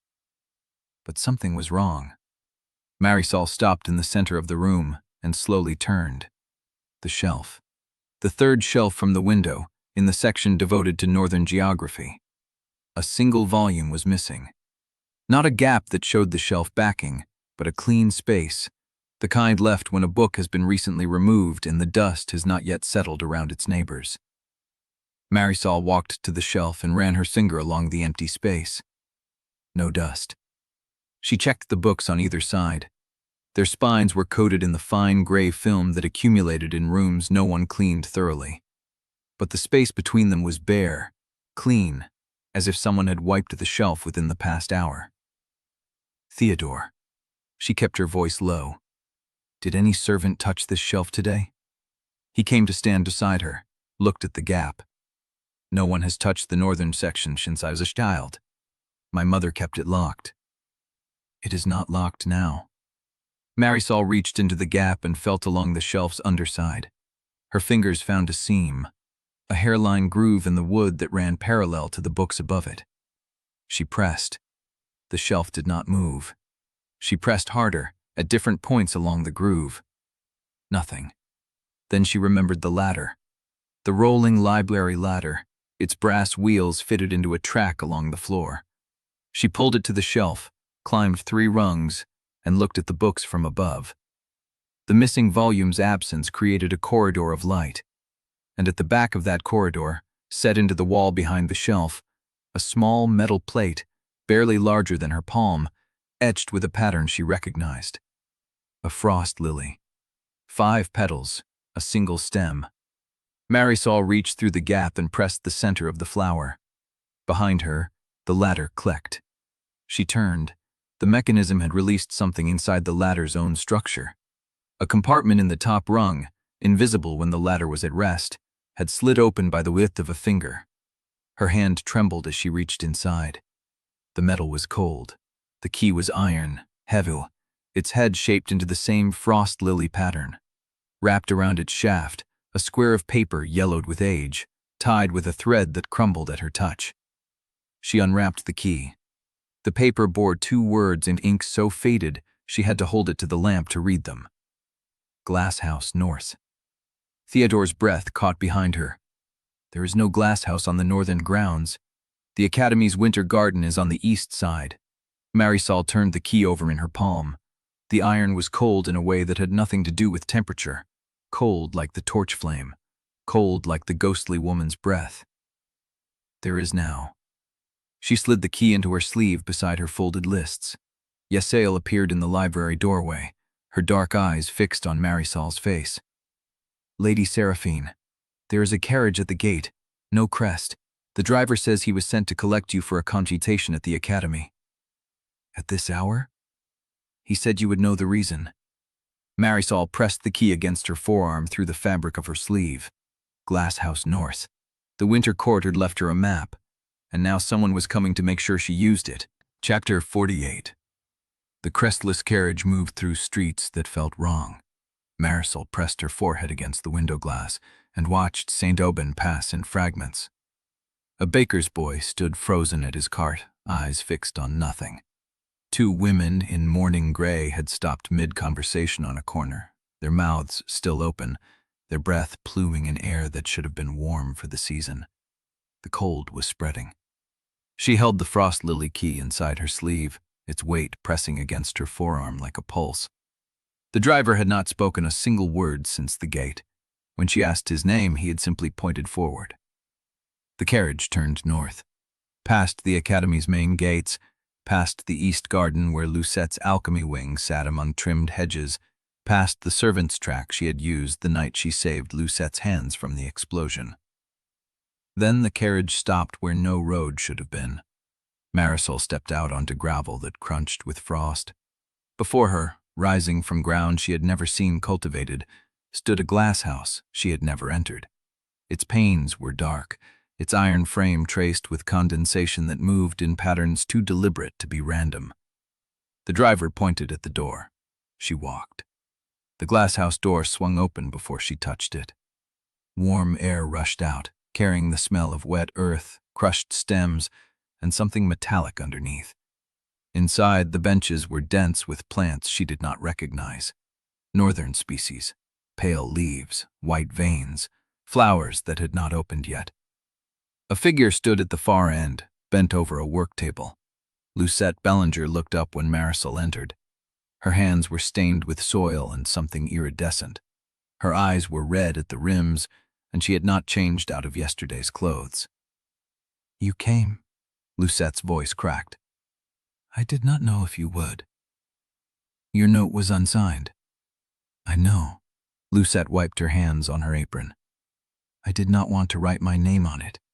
I do not know who is reading things I leave behind." Marisol stepped closer.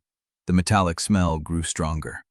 On the work table sat a shallow ceramic dish filled with pale liquid, and floating in it, a cluster of white grains that caught the light like crushed ice.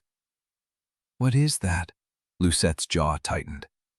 "I have been running experiments since the tribunal, trying to understand what I saw." "You saw the winter court." "I saw flowers turn white overnight." Lucette picked a glass rod and stirred the liquid. "I saw my alchemy stores develop frost patterns on the inside of sealed jars. I thought it was contamination. I thought I had made a mistake." She set the rod down. "Then I found this." She reached beneath the table and pulled out a small wooden crate. The wood was pale, almost silver. The nails holding it together had no rust, no tarnish, as if they had been forged yesterday. "Delivered to the Academy 3 days before the tribunal, marked for the Charitable Alchemy Fund, addressed to my department." Lucette pried the lid open. "I assumed it was standard winter supplies, dried roots, preserved petals, northern specimens for the Botanical archives." She tilted the crate toward Marisol. Inside, packed in white sawdust, bundles of dried flowers. Each one was perfectly preserved. Each one bore 5 petals arranged around a single center. Each one was the frost lily crest, rendered in dead vegetation. "I tested the pollen." Lucette's voice dropped. "It should be inert, desiccated, too old to react." She lifted a bundle and held it over the ceramic dish. A single grain of pollen fell into the liquid. The surface shimmered. Then it crystallized. Faster than Marisol could follow, the pale liquid transformed into a web of translucent white lines, branching outward until the entire dish held a frozen pattern. The frost lily, exact, perfect, burning cold. Marisol's wrist mark throbbed. "Where did this crate come from?" "I traced the shipping manifest." Lucette set the bundle down carefully. "The sender is registered under one of Liane's charitable accounts, the one she uses for Academy donations, but the handwriting on the order form is not hers." "Who wrote it?" "I do not know." Lucette's hands were shaking now. "But the order was placed the day before the tribunal started. Someone knew the trial would fail. Someone was already sending winter supplies into St. Aubin before the verdict was read." Marisol looked down at the crystallized pattern. The frost lily had bloomed in the dish, and it was identical to the key in her sleeve, identical to the crest on the townhouse linens, identical to the mark on her wrist. "Lucette," she kept her voice low, "has Liane spoken to you since the tribunal?" "No." The word came out too fast. "I went to her room after the verdict. The door was unlocked. The room was empty. Her personal things were still there, but the bed had not been slept in, and the window was open to the cold." "Open to the north?" "Yes." Lucette looked at Marisol with something new in her eyes, Fear. Not of the Winter Court, of what she had followed without knowing. I have been part of her circle for 4 years. I believed everything she told me. I repeated every story about you. And now I do not know if any of it was hers to begin with. Marisol reached out and touched the crystallized pattern in the dish. The cold bit into her fingertip. When Michol bed, a faint white residue clung to her skin, shaped like a single petal. She pressed her thumb against her sleeve. The petal smeared into nothing. "Show me the order form." Lucette nodded and turned to a drawer. As she pulled it open, the glasshouse door behind them clicked shut. Marisol turned. No one was there. But the seal on the doorframe had frosted over in a pattern she recognized. 5 petals, a single stem. The Winter Court had been waiting for her to find this place. And now that she had found it, the glasshouse was no longer just a glasshouse. It was the northern corridor, blooming. Chapter 49. The palace had called it a Thanksgiving. Marisol stood at the edge of the great gallery, pressed between bodies in silk and wool, watching the court pretend the past week had not happened. The chandeliers burned bright.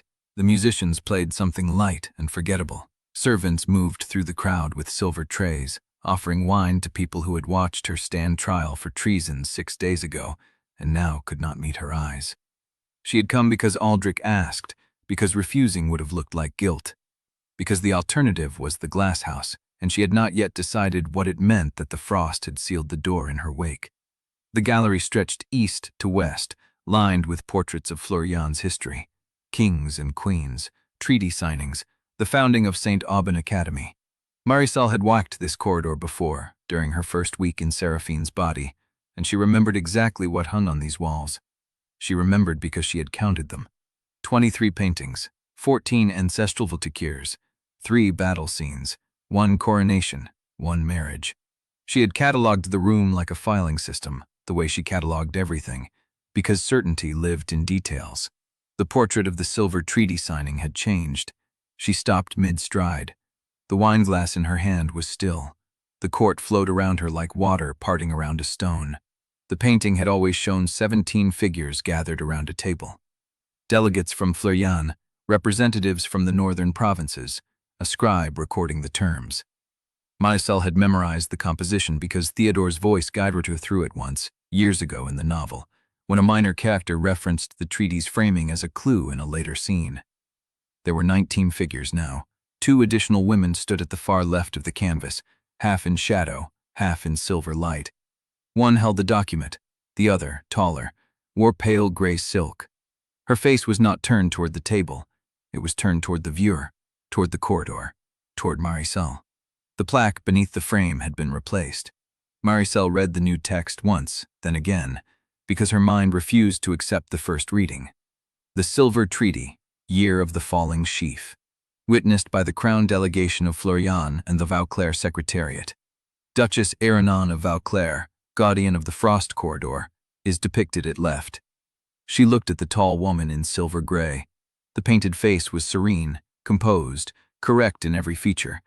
It was the same face she had seen vanish in the Devoncourt corridor, the same face that stood at the edge of her vision in the orangery, the same face Bastien had said was already here. Marisol. Aldrich's voice came from her right. She did not turn. Do you see it? She heard him stop beside her, heard the pause as he registered the painting, heard his breath change, the subtle compression of air that meant he was counting, recalculating, arriving at the same impossible conclusion. That was not there yesterday. No, she said. It was not there this morning. I walked this corridor on the way in. Aldrich said nothing. She felt him look at her, then back at the painting, then across the gallery toward the other portraits that lined the walls. Check the others. She moved without answering. He matched her pace, 2 steps behind, close enough to intercept anyone who tried to speak to them. The coronation portrait of Queen Isabeau I. Marisol remembered it clearly. The queen alone on a dais, crown lifted above her head, 2 attendants holding the train of her robe. She had catalogued it on her first walk through. 4 figures total, 6 now. The 2 new figures stood at the base of the dais, one in deep blue, one in silver gray. The woman in silver had her hand resting on the queen's train. Her face was half turned, same pose, same quiet attention, as if she had always been there. The plaque read, "Coronation of Queen Isabeau I, Year of the Golden Rose," witnessed by the Vauclair Secretariat. The wedding portrait of Prince Aloud and Princess Celestine. 8 figures originally, 11 now. The Treaty of the Eastern Pass, 12 figures, 16. The gallery was being revised. Marisol walked faster. Aldrich kept pace. They passed courtiers who smiled and nodded, and did not notice that the walls behind them had grown strangers.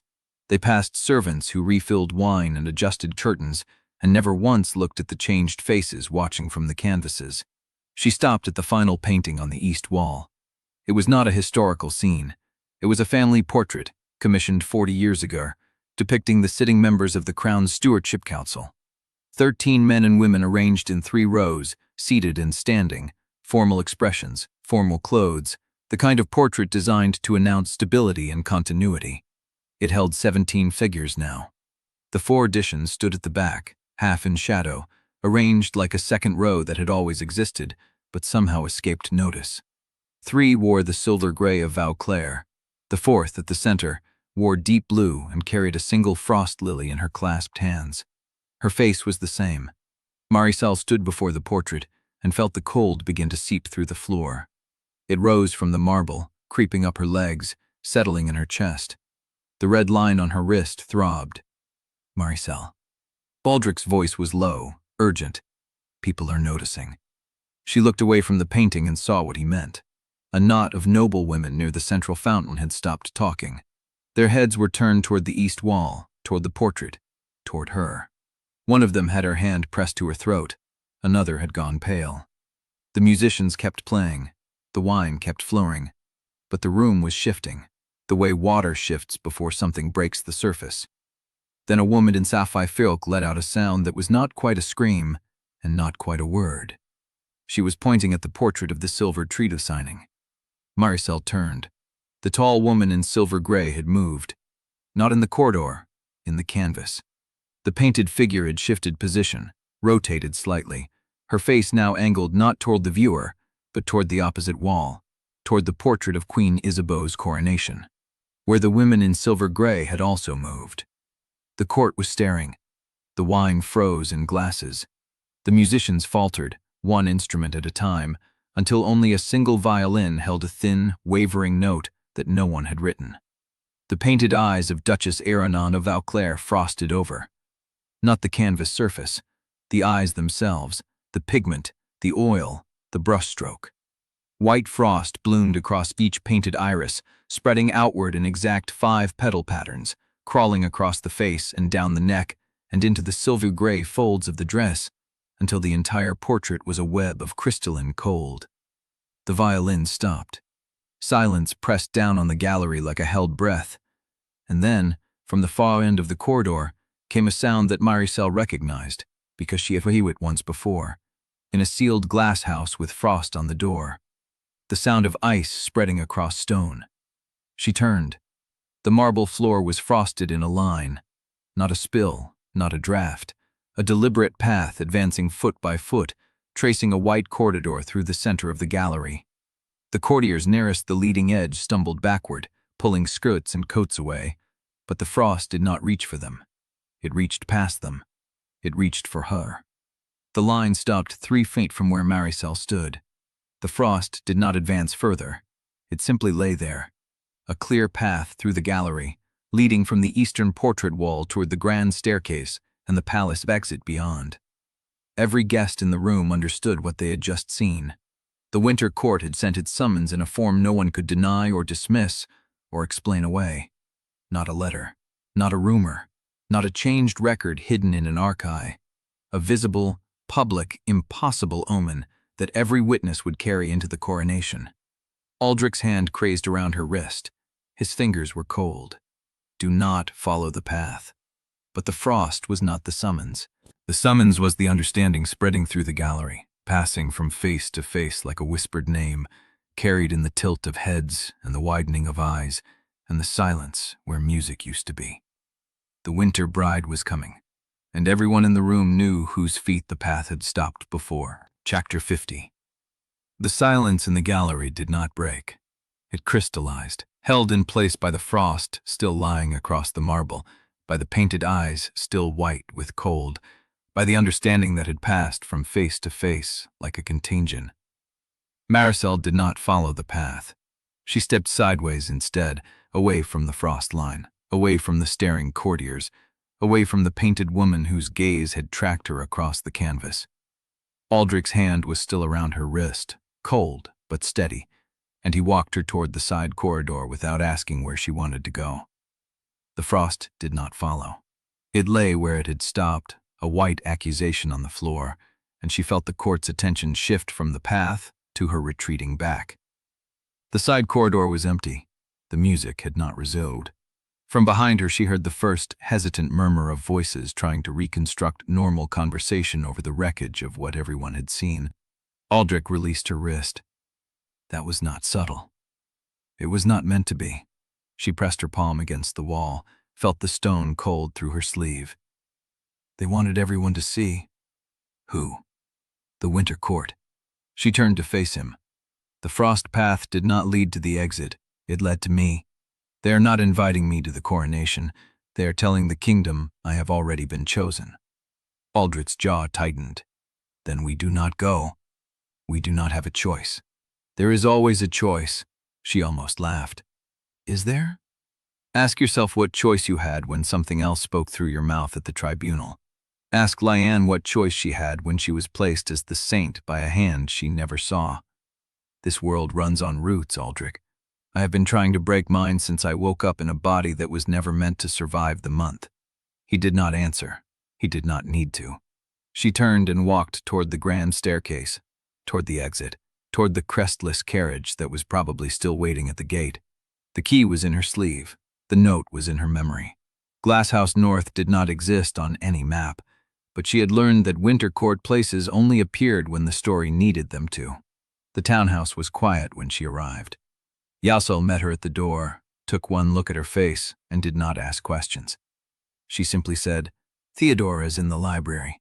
Bastien Corneille arrived 20 minutes ago." Marisol climbed the stairs. Theodore sat at the study table with a palace directory open before him, his finger tracing a column of entries. Bastien stood by the window, a leather folder tucked under his arm, his tired eyes finding hers the moment she entered. "You saw it," he said. Not a question. Everyone saw it. The gallery revisions were confirmed by 14 witnesses before I left the palace. He pulled a folded sheet from the folder. "I checked the catalog entry for the shelf gap you found yesterday." She crossed to the table. The missing volume. Not missing. Bastien unfolded the sheet and laid it flat. Erased.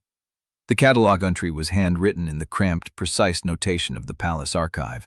A call number, a date of acquisition, a classification mark she did not recognize, and a title, crossed out in black ink so thick the paper had begun to tear.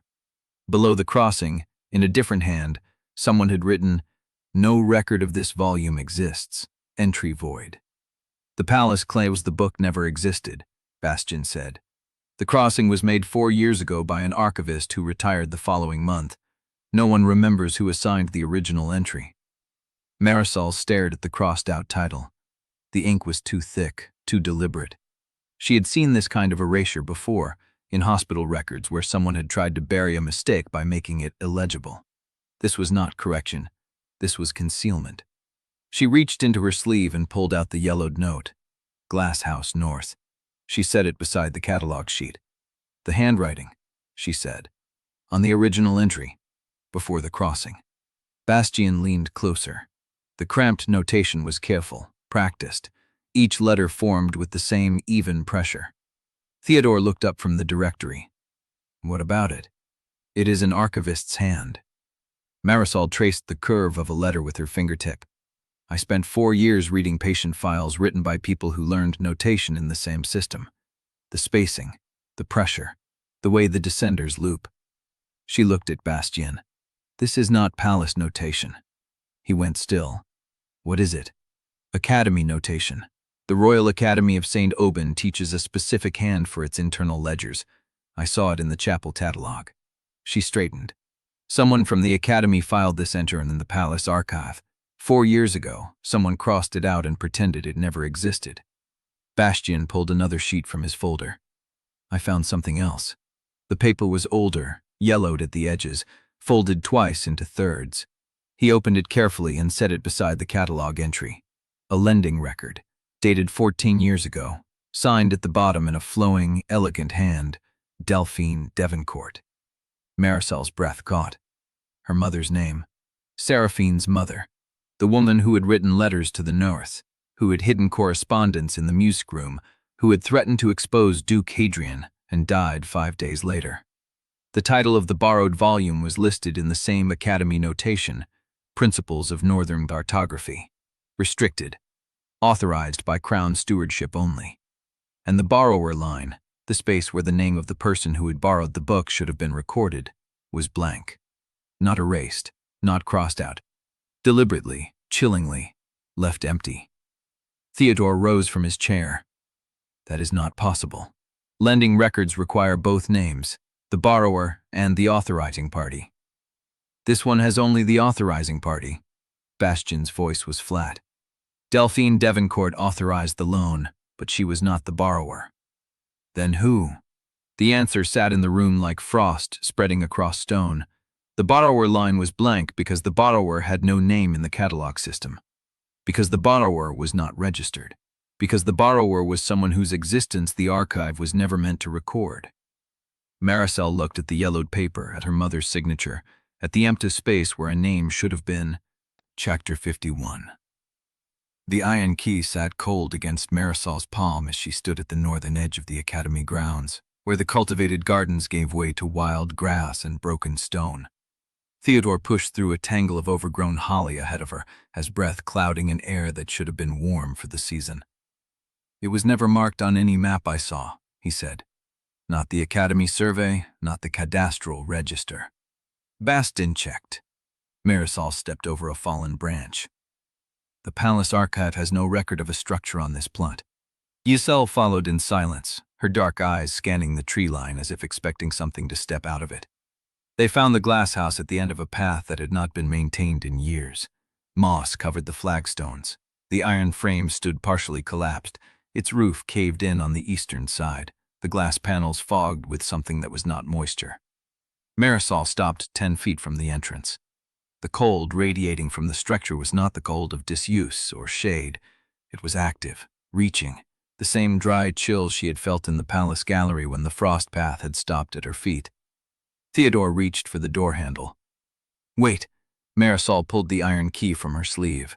The frost lily shape caught the thin light, petals coving outward from the stem. Let me. The lock was rusted, layered with years of neglect. The key slid into it as if the mechanism had been oiled that morning. The tumblers turned with a sound like a bed striking once. The door swung inward. The air inside hit them like a wall, impossible cold. Dry and absolute, the kind that did not belong in late autumn in St. Aubin. Marisol's breath condensed instantly. The red line on her wrist throbbed once, a pulse of recognition. The Glasshouse should have been empty, abandoned, stripped. Instead, winter roses grew through every crack in the tile floor, white petals, 5 points each, clustered in beds that had no soil, no water, no sunlight to sustain them. The stems pushed through broken ceramic, through gaps in the foundation, through the iron frame where it had buckled under the collapsed roof. They grew upward along the walls, their roots anchored in nothing but frost. Theodore stood frozen in the doorway.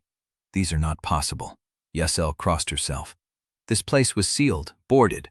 I remember the Academy workmen talking about it when I was a girl. They said the ground would not take any seed. Marisol stepped inside.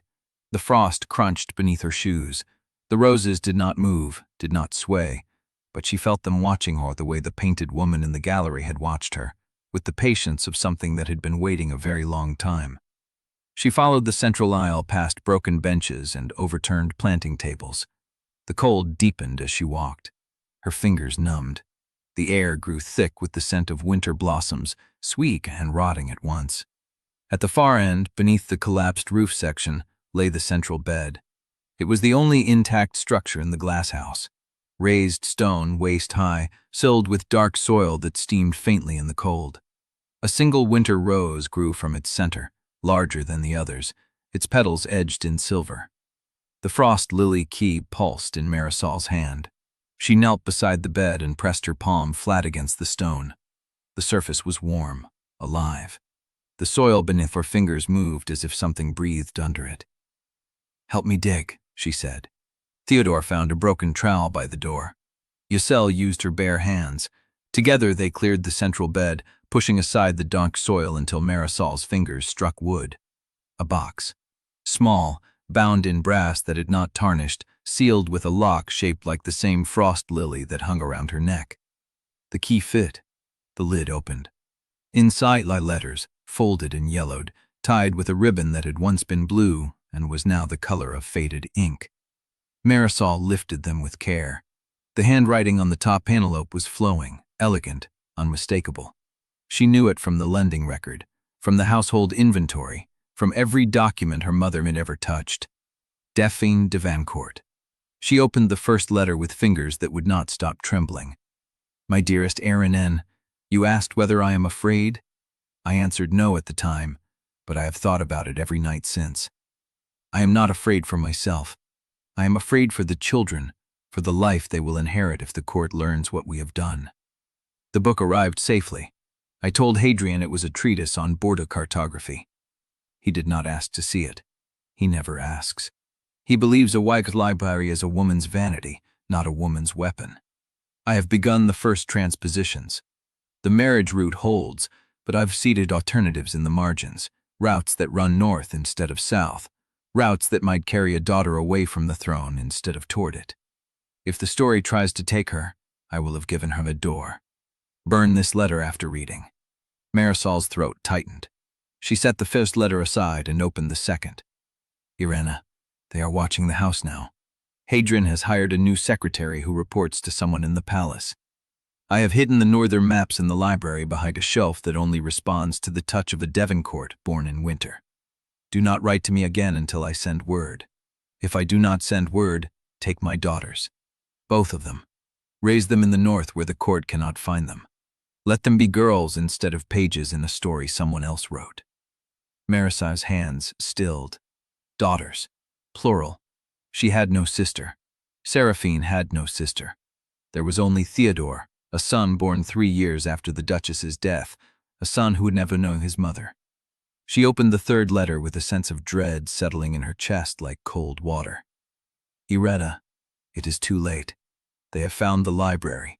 They have found the maps. Hadrian confronted me tonight with the Northern Cartography volume open on his desk and asked me whose name he should give to the crown stewardship. I told him it was mine alone. He did not believe me. I am writing this in the music room with the door locked. I have hidden the final letter where only my blood will find it. If you are reading this, Eirenne, I am already gone. Do not let them take her. Do not let the story bury another daughter to keep the crown warm. They will tell you I was ill. They will tell you I was unstable. They would tell you anything to make my silence look like my own choice. But you know, Eirenne, you have always known. The story protects the crown by burying the daughters who might inherit the snow." Marisol read the final line 3 times. The story protects the crown by burying the daughters who might inherit the snow. The winter rose at the center of the bed trembled. Its silver-edged petals unfurled fully, releasing a scent that was not rose at all, but something cold and mineral, like stone after frost. The red line on Marisol's wrist boned. The ground beneath the glasshouse groaned. Theodore grabbed her arm. "We need to leave. Now." Giselle was already at the door, her face pale. The frost is spreading." Marisol looked up. The fog on the panels was crystallizing. White patterns crawled across the panes, 5-petal frost lilies blooming in the condensation, sealing the glasshouse from the inside. She shoved the letters into her coat, the key she did not let go of. They ran. The door was still open, but the frost was closing it, inch by inch. The iron frame groaning as ice forced the hinges towards your limit. Theodore threw himself against the door and held it. Giselle caught Marisol's wrist as she passed and pulled her through. Theodore followed, stumbling, the frost cracking behind him as the door slammed shut. They stood in the overgrown path, gasping, breath clouding an air that tasted like winter. The glasshouse was silent. Through the fogged panes, Marisol saw the winter roses sway, as if something had passed through them. She looked down at the letters in her hands, at her mother's desperate handwriting, at the warning that kept repeating in her skull. The story protects the town by burying the daughters. She had thought she was fighting Liane. She had thought she was fighting the narrative. She was beginning to understand that the story itself was not the enemy. Whoever wrote it was. Chapter 52. The letters were still warm when Marisol spread them on Ciela's folded cloak. They had not gone far.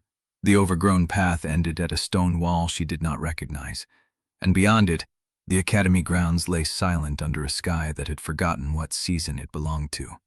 Theodore stood watch at the bend. Ciela had built a fire in the shelter of the wall, more for light than warmth. The first letter Marisol had already read. The second she knew by heart now. Take my daughters, both of them. She picked up the fourth letter. Eirenne, I have done something dangerous. I have begun testing whether the convergence can be redirected through memory instead of obedience. If enough people remember an event differently, the story cannot hold its shape. I have asked 3 servants to remember that Seraphine was in the music room on an evening she was not. I have asked the tutor to forget a lesson he taught. Small fractures, but they hold. If I am right, the narrative is not a cage. It is a house built on witness.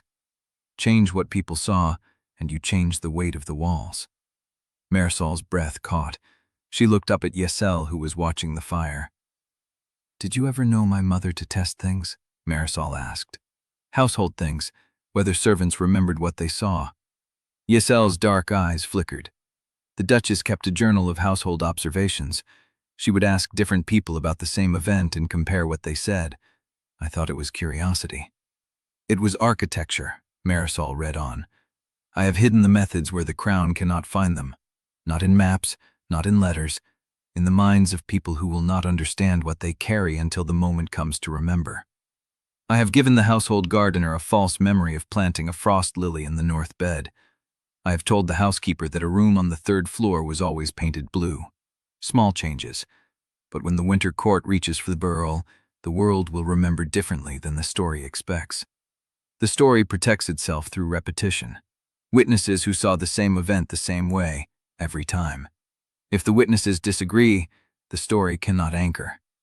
Marisol's thumb tapped against her forefinger.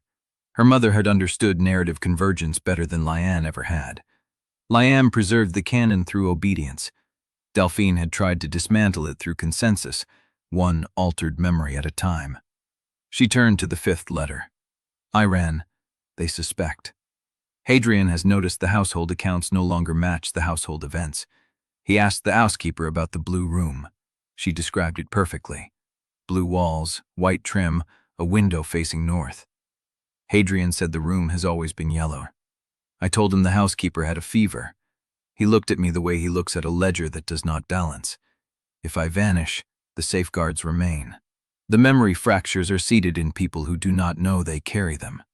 When the winter court comes for her, those fractures will open. But the girl herself must know. She must understand that the story is not fate. It is a version that was chosen. Tell her. Tell her the story is a room she can walk out of. Marisol pressed her palm flat against the paper. The ink was brown with age, the handwriting slightly unsteady, as if Delphine had written this by candlelight with the door locked.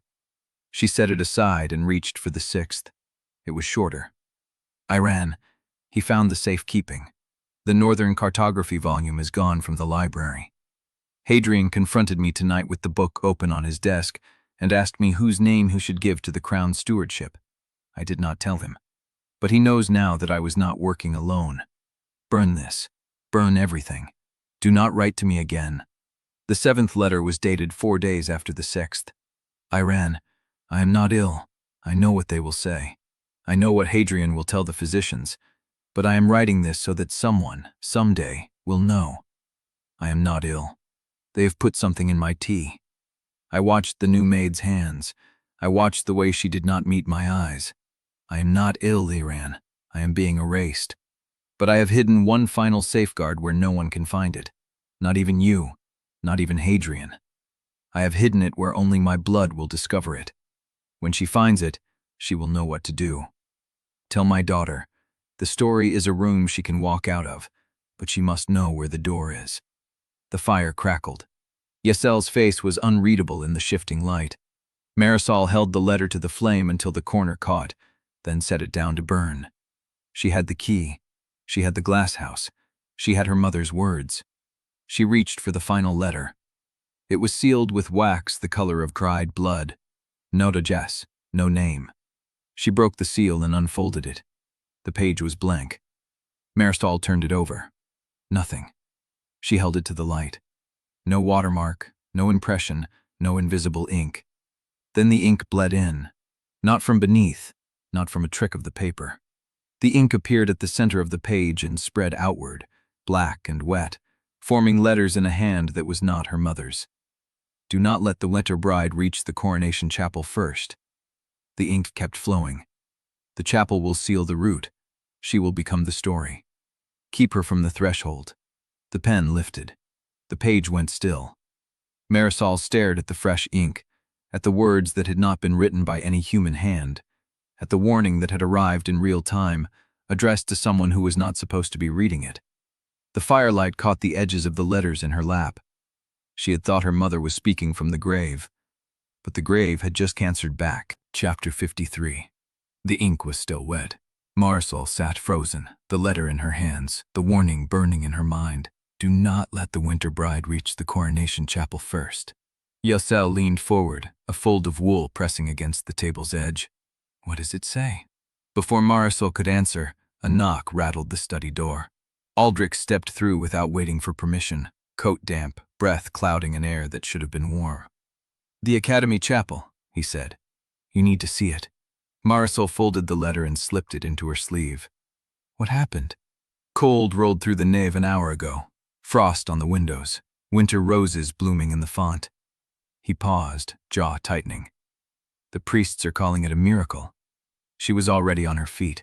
The carriage ride took 9 minutes. St. Aubyn's streets were quiet, the usual evening bustle replaced by shuttered windows and drawn curtains. Families pressed against glass, watching the sky. Marisol pressed her palm to the window. The glass was cold. "The coronation chapel," she said. "Is it the same one?" Aldrich's face was shadowed in the dim lantern light. "The Academy Chapel and the Coronation Chapel are connected by the old processional corridor. They share a crypt and a relic chamber. If the winter court is claiming the nave, then the threshold is already being prepared." He did not argue. The chapel doors stood open. Torches guttered in iron brackets, their flames burning white and heatless, casting shadows that moved in no direction Marisol could name. Frost traced the stone archway in 5 petal patterns, each flower exact, deliberate, as if painted by a hand that had been waiting centuries for this moment. She stepped inside. The nave was transformed.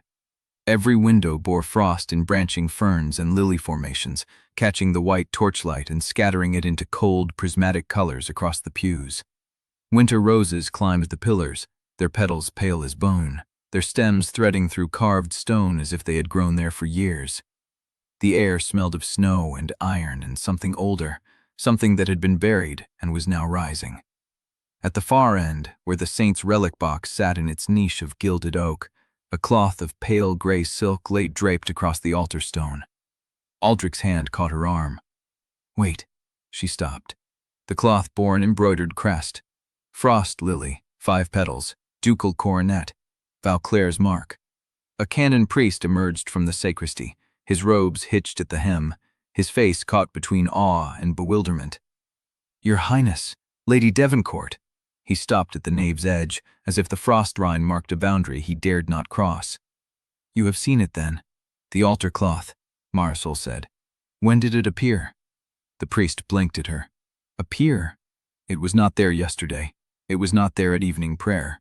He looked at the cloth, then back at her, and something in his expression shifted from confusion to certainty. "It has always been there, my lady." Marisol's fingers tightened at her sides. "The saint's relic box has stood on that same altar cloth for as long as I have served this chapel." The test continued, his voice steady, untroubled. 23 years. The Vauclair crest was embroidered by the Duchess's own hand before the sealing of the frost corridor. It is documented in the vestry inventory. "May I see that inventory?" The priest's certainty faltered, a flicker of something uncertain passing across his face. It has always been there. Show me the inventory, Marisol repeated, her tone quiet, deliberate. If it is documented, that will be a record. The priest hesitated longer than he should have. Then he turned and walked toward the sacristy door. Aldrich moved closer, his voice low. He believes it. I know. If the Winter Court can rewrite memory as easily as it rewrites paper, then we are not just fighting a story. She watched the priest's robes disappear through the sacristy door. We are fighting everyone's recollection of what came before. The inventory book was brought out, dusted, open to a page the priest turned to without hesitation.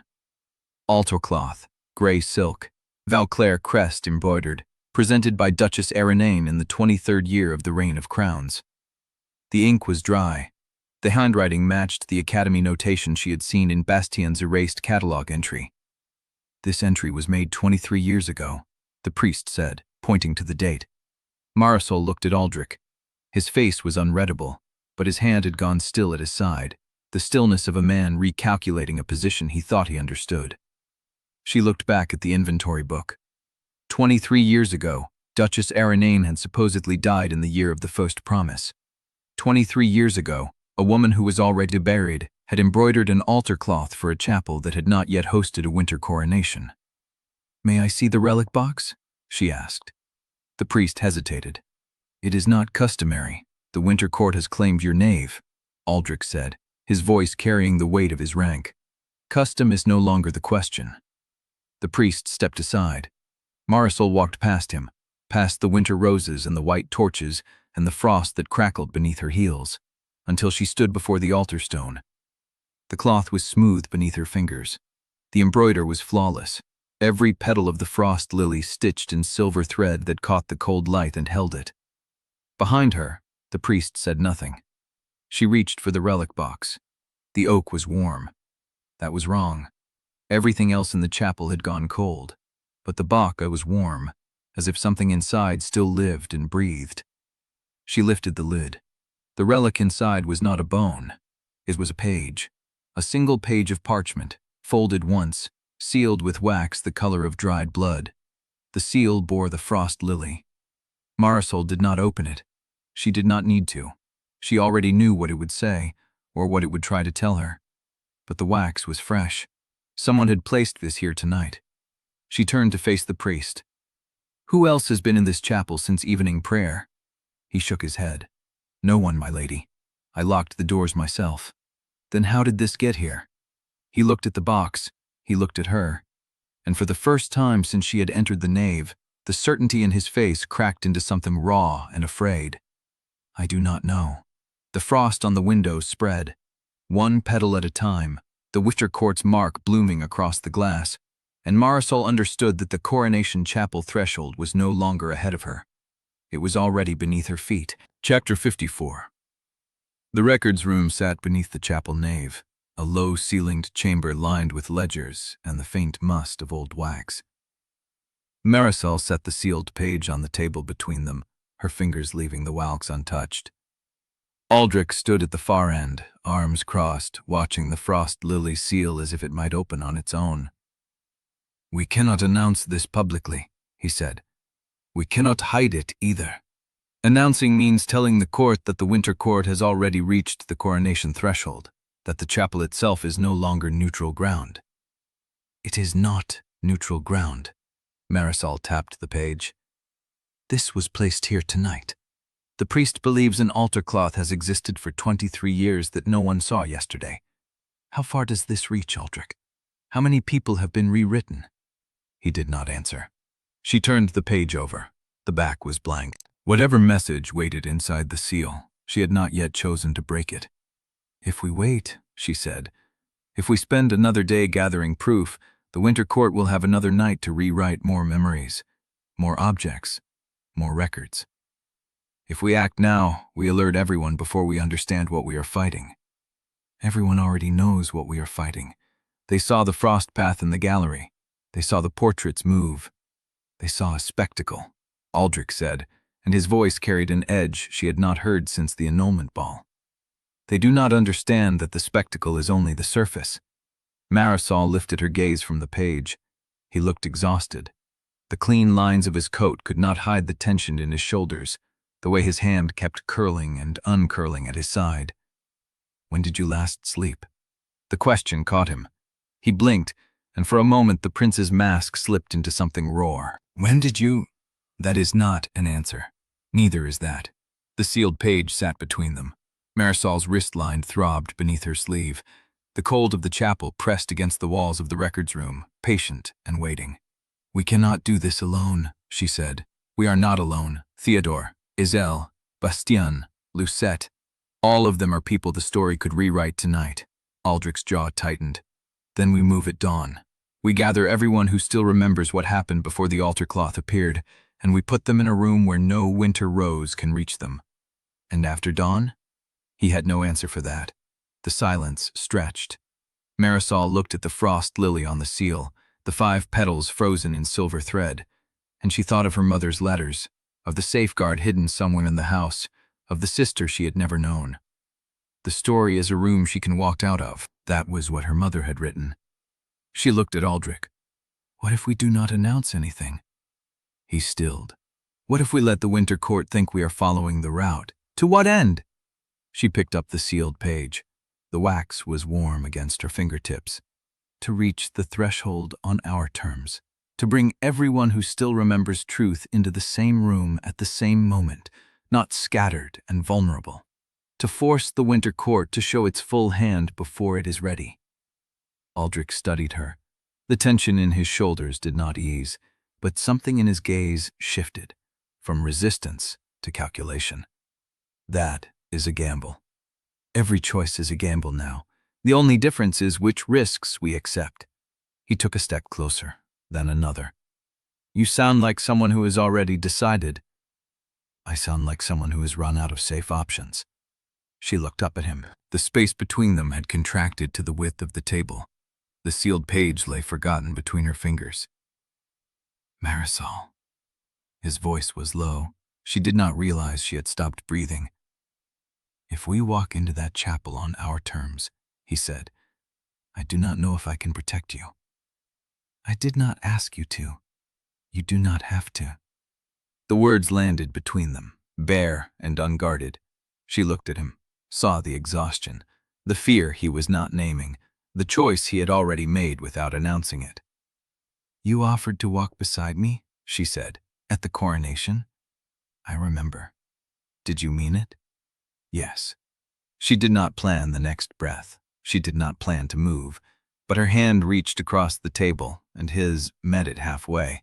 The kiss was startled, quick, a collision of breath and intention that neither of them had rehearsed. His hand found her jaw.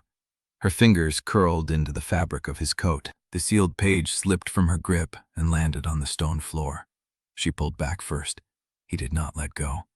"We cannot use this as strategy," she said, her voice steadier than she felt. "I know.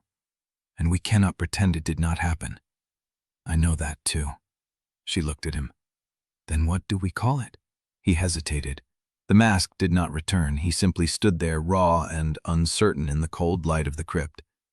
"Something I did not expect," he said. "Something I do not know how to name yet." Before she could answer, footsteps echoed down the corridor. Marisol stepped back. Aldrich released her. The distance between them returned, but it was thinner now, a door left ajar. Bastien appeared in the doorway, pale, a leather map case in his hands. "I need you to see this." He crossed to the table without waiting for permission, unrolled the map across the surface. It was a survey of St. Aubin, the academy, the palace, the North. 3 locations glowed with frost marks, white and cold, as if the map itself had been touched by winter. "The chapel," Bastien said, tapping the first mark. "The palace archives, and the North Gate." Marisol leaned closer. The frost marks were not static. They pulsed, faint and rhythmic, as if the map was breathing. "All 3 lit up simultaneously?" Aldrich asked. Bastien shook his head. "They did not light. They appeared already lit. When I unfolded the case, they were there." Marisol looked at the North Gate mark. It was connected to the others by a line of frost that had not yet formed, a path waiting to be drawn. "The Winter Court is not waiting for the coronation," she said. Aldrich's hand found hers beneath the table, a quick, hidden press. "The Winter Court is building the road." Chapter 55. The streets of St. Aubin had learned a new word by midday. Marisol heard it first from a fruit seller arguing with a customer near the Davencourt gatehouse. Not treason, not villainous. Winter bride. The phrase passed from mouth to mouth like coins changing hands, acquiring weight with every transaction. By the time she reached the corner of Rue des Lilas, a fishmonger was telling a cluster of housemaids that the northern Duchess had been hiding in the palace for weeks, waiting for the right moment to restore order. No one mentioned the frost path. No one mentioned the gallery. They simply believed the new thing because the old thing had become inconvenient. Marisol stood at the corner and watched the rumor spread. A laundress carrying a basket repeated the fishmonger's claim to a baker's apprentice. The apprentice nodded as if he had known all along. A footman, leaving the pharmacy, paused to add a detail. The bride had been raised in secret, trained in old protocol, and would arrive at the coronation with a retinue that included no one from the current court. Pure invention, and utterly consistent. She recognized the shape of the shift. This was not organic gossip. This was narrative convergence expressing itself through the city's natural channels, the same way water found the lowest ground. The Winter Court did not need to post edicts or send criers. It simply let the weight of the new story settle where the old one had cracked. She returned to the townhouse with Ziella and found Theodore in the study, pale and standing away from the window. "I need to tell you something," he said. She waited. "The servants, not all of them, but 3 that I know of." He pressed his thumb against his palm as if grounding himself. "They are speaking a name in their sleep." "Whose name?" He shook his head. "They do not remember in the morning, but the housekeeper heard the scullery maid repeating it last night. A single word, over and over, like a prayer." Marisol's skin tightened. "The housekeeper wrote it down before the maid woke." He held out a slip of paper. She took it. The handwriting was unsteady, as if the housekeeper had written it in the dark. Eirenne. She read the name once, then again. The ink was ordinary, the letters plain, but the name sat on the page like a brand. "The scullery maid has never been to the palace," Theodore said. "She does not know court history. She cannot read." Marisol folded the paper and slipped it into her sleeve beside the salted lists she kept there. "Who else?" "The stable hand, and the junior footman." The footman was standing watch at the back door when he started murmuring. He did not wake when the cook shook him. She looked at Ziella. "Has anyone in the house heard my mother's name before today?" Ziella's dark eyes were unreadable. "The older servants remember it, but they do not speak it, not since she died. And now a scullery maid who cannot read is repeating it in her sleep." Silence. Marisol pressed her thumb against her forefinger, once, twice, 3 times. "This is not memory," she said. "This is planting. The Winter Court is putting the name into the city through people who do not know they are carrying it." Theodore's face tightened. "How do you stop something carried in sleep?" She had no answer. She walked to the window. The street below was ordinary, a carter adjusting harness straps, a woman hanging laundry from an upper window, a priest crossing the square with a breviary tucked beneath his arm. Nothing looked wrong, but the air had changed. She could feel it in the quality of the light, the angle of the shadows, the way the winter roses outside the gate had grown another inch since morning. "The rumors in the street," she said without turning. "They are already calling her the Northern Bride. They believe she will arrive at the coronation and correct the kingdom's line." Theodore heard something in Ziella's voice that made him step closer. "Is that what the Winter Court wants? For people to accept her before she arrives?" "Yes. Then they are already winning." She turned from the window. "Not if we reach the threshold first. The coronation is tomorrow. Then we have tonight." She looked at Ziella. "How many servants in this house?" "12, 14 if you count the kitchen assistants." "Wake them, all of them. Ask each one what they remember of last night. Write down every word they say before they have time to forget." Ziella nodded once and left. Theodore stayed. "You think the name is spreading?" he said quietly. "Through the house, through the city, through people who do not even know they are repeating it." "I do not think. I know." She pulled the folded paper from her sleeve and looked at the name again. Eirenne. her mother's ally, the women who had promised to save 2 daughters and had apparently vanished for 22 years instead. "What if she is not coming to the coronation?" Marisol said. "What if she is already here?" Theodore did not answer, and in the long silence that followed, Marisol realized the room had grown colder. Not the shop cold of the winter roses or the white torch flame, something softer, a chill that seeped through the floorboards and settled in the spaces between breaths. She looked at the door. It was closed. It had been closed when she entered, but the edge of the wood was rimed with frost, a thin white line tracing the frame as if drawn by an invisible hand. Theodore. He saw it at the same moment. The frost did not creep. It simply was, as if it had been there longer than they had been watching. A 5-petal patio formed at the latch, the winter lily, pressed into the wood like a signature. Marisol crossed the room and reached for the handle. The frost did not burn. It did not sting. It was cold in the way stone was cold, patient and older than flesh. She pulled the door open. The corridor was empty. The frost did not extend beyond the frame, but on the floor, directly where the threshold met the carpet, lay a single winter rose, fresh, stem clean, petals white as bone. She bent and picked it up. The rose was warm. From somewhere deeper in the house, she heard Ziela's voice calling a servant's name. Then silence. Then a low, rhythmic murmur, as if someone in another room was repeating a single word in their sleep. Chapter 56. The warm winter rose still rested in her palm when Marisol crossed the study threshold. The murmuring from deeper in the house had stopped. The silence that replaced it felt heavier, as if the building itself was holding its breath. She looked at Theodore. "I need to go to the academy. Now?" "Liane's room, before anyone else decides to search it first." Theodore did not argue. He grabbed his coat from the hook by the door and followed her into the corridor where the frost still traced its 5-petal pattern on the wood. Neither of them looked at it. They took the back stairs. The city streets were worse than she remembered. The cold had settled into the cobblestones, and each footstep echoed in air that felt wrong for late spring. A few windows still glowed with candlelight, but the shadows behind them did not move. The carter she had seen adjusting harness straps was gone. The woman's laundry hung frozen on the line, stiff as bone. Theodore walked close to her shoulder, measuring every alley mouth with his eyes. At the academy gate, the porter recognized Seraphine Devereaux's face and stepped aside without a word. The winter court had already reached him. Fear moved faster than loyalty. Liane's room was in the north tower, 3 floors up a spiral stair that creaked under every step. Marisol had never been inside it. The novel described it once, briefly, as a modest chamber with a window overlooking the cloister garden, neat, orderly, a place where everything had its assigned location. She pushed the door open. The room was empty. Not stripped of furnishings in any ordinary sense, there was still a bed frame, a desk, a chair, a wardrobe standing open with nothing inside. But the air felt hollow, as if the space had been scraped clean of the person who had lived there.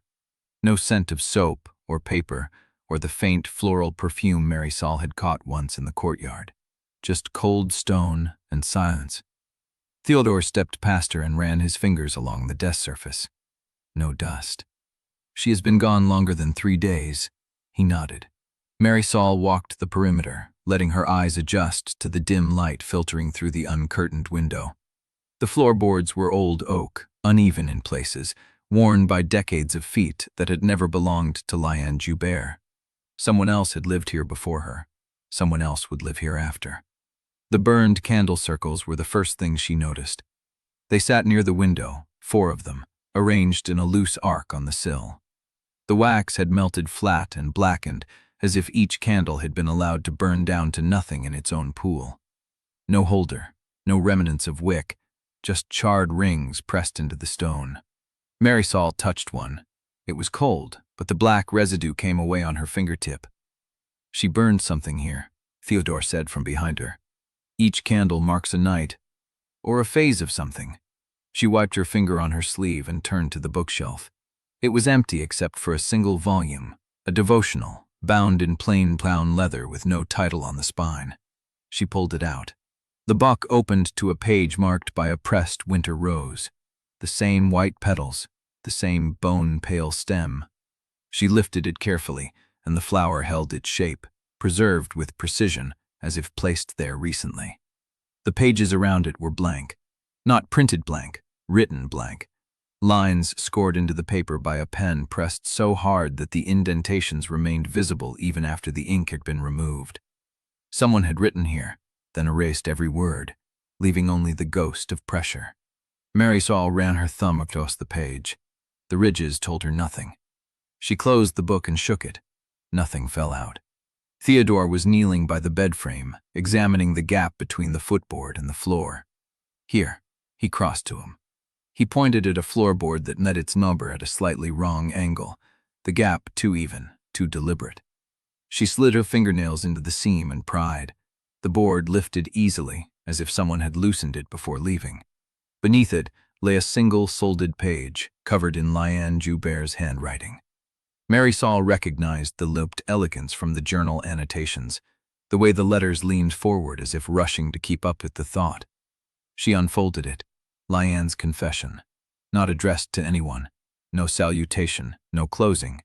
Just words, set down in ink that was dark at the top and grew lighter toward the bottom, as if the well had been running dry. They said the heroine must be loved. I learned to be loved so carefully that no one asked what I was doing with their trust. Beloved is a kind of armor. When everyone believes you are good, you can cut deep and they will blame the wound for bleeding. Marisol read it twice. The candle circles made sense now. Each one a night of burning evidence. Each one a phase of the life Liane had decided to leave behind. The page continued. I chose this role because it made every cruelty simple. A harsh word from me was concern. An accusation was wisdom. A destroyed life was justice. The story believed me because the story needed a saint, and saints are never questioned for the bodies at their feet. Marisol's throat tightened. Do not mistake this for remorse. I am not sorry for what I did. I am sorry only that I was found. The final lines shifted, cramped into the bottom quarter of the page as if Liane had been running out of space and time. The north gate at dawn, the carriage with no crest. The road does not end where you think it does. If you want to see what the story has been hiding, follow the frost to where the map goes blank. Marisol lowered the page. Theodore was watching her face. What does it say? She handed it to him without speaking. He read it in silence, then looked up. She wanted you to find this. I know. Then it is a trap. Probably. The frost on the window caught her eye. It had not been there a moment ago.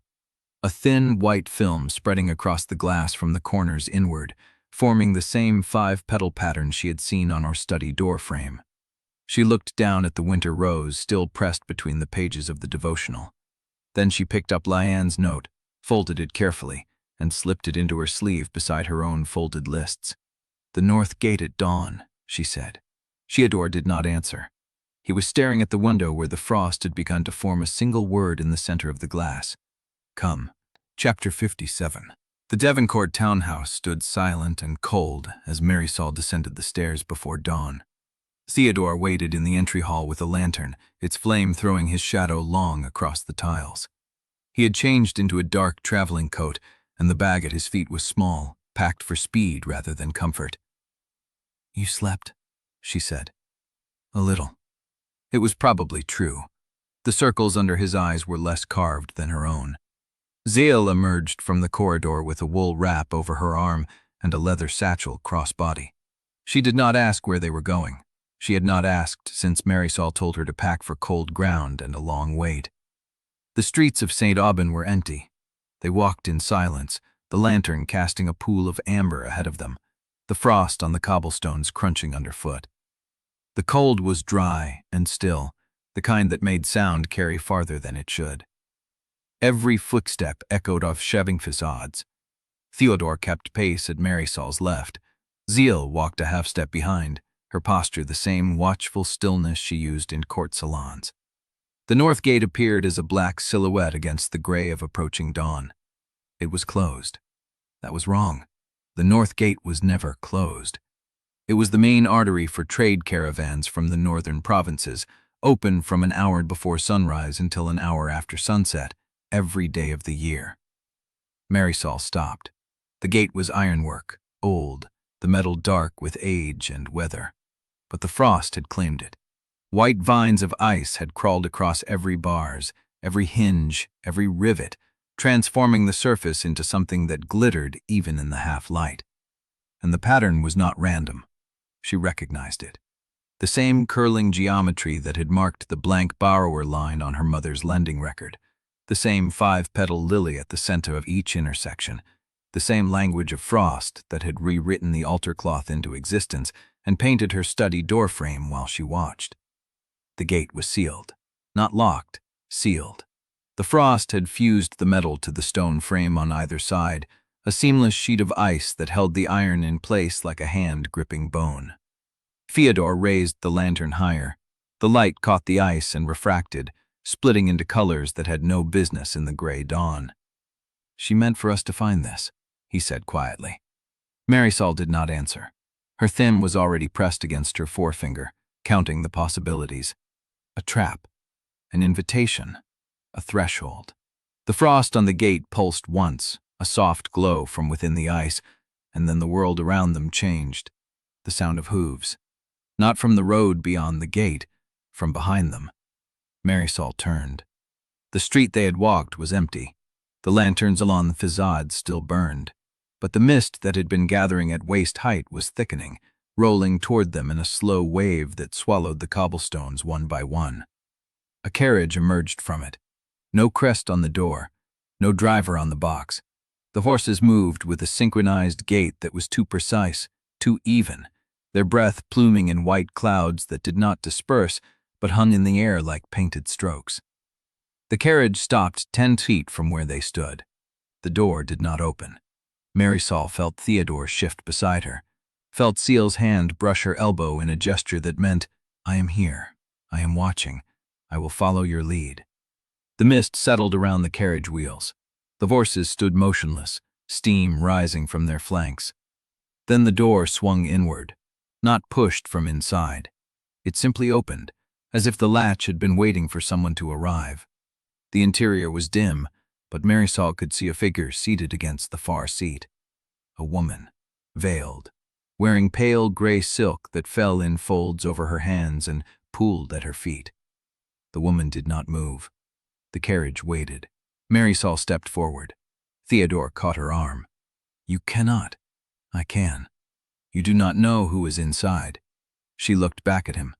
His face was tight, the same set she had seen when he blocked their father's path in the study. He was ready to fight something he could not name. "I know she is not Liane," Marisol said. "That is enough for the first question." She pulled free of his grip and walked to the carriage door.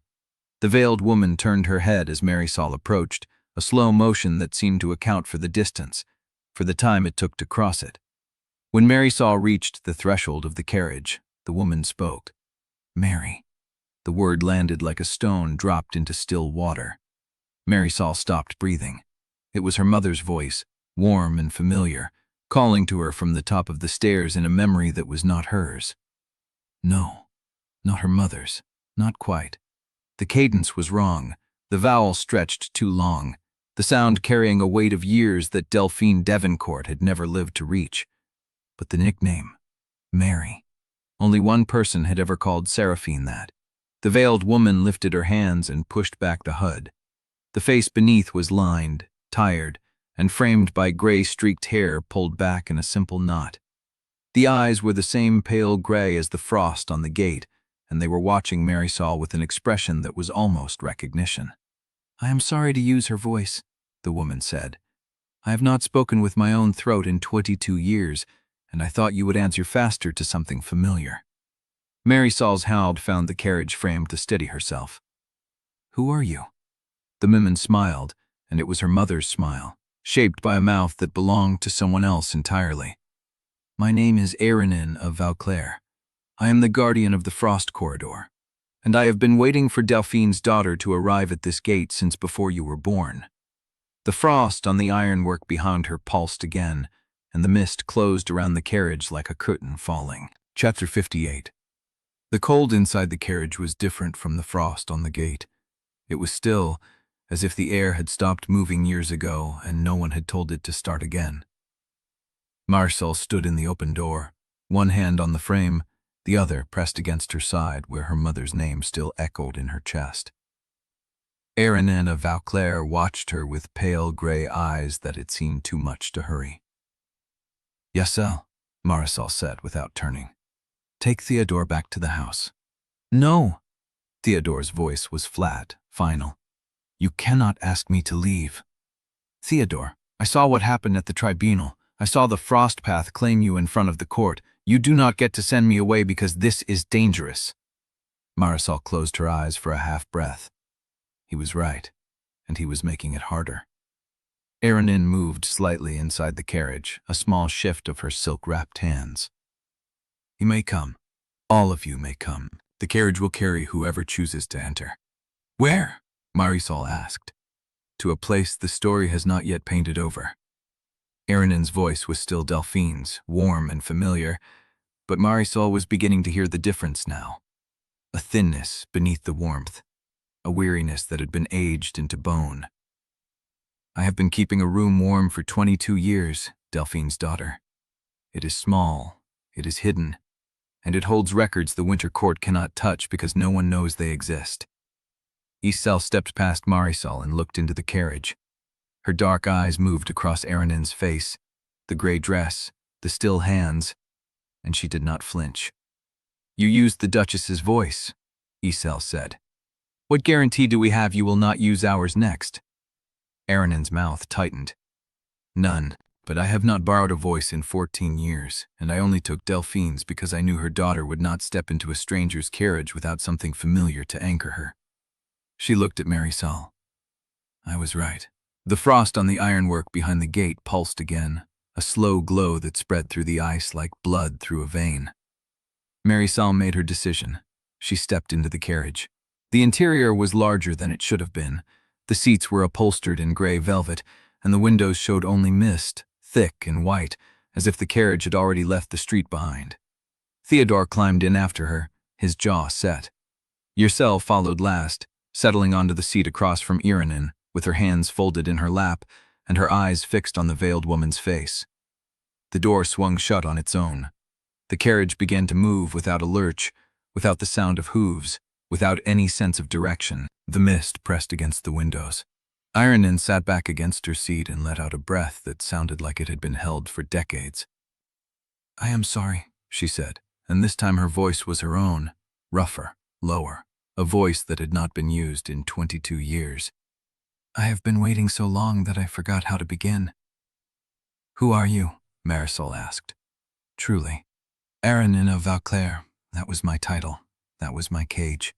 She looked down at her hands. The Duchy of Vauclair was erased from every map before I was 20.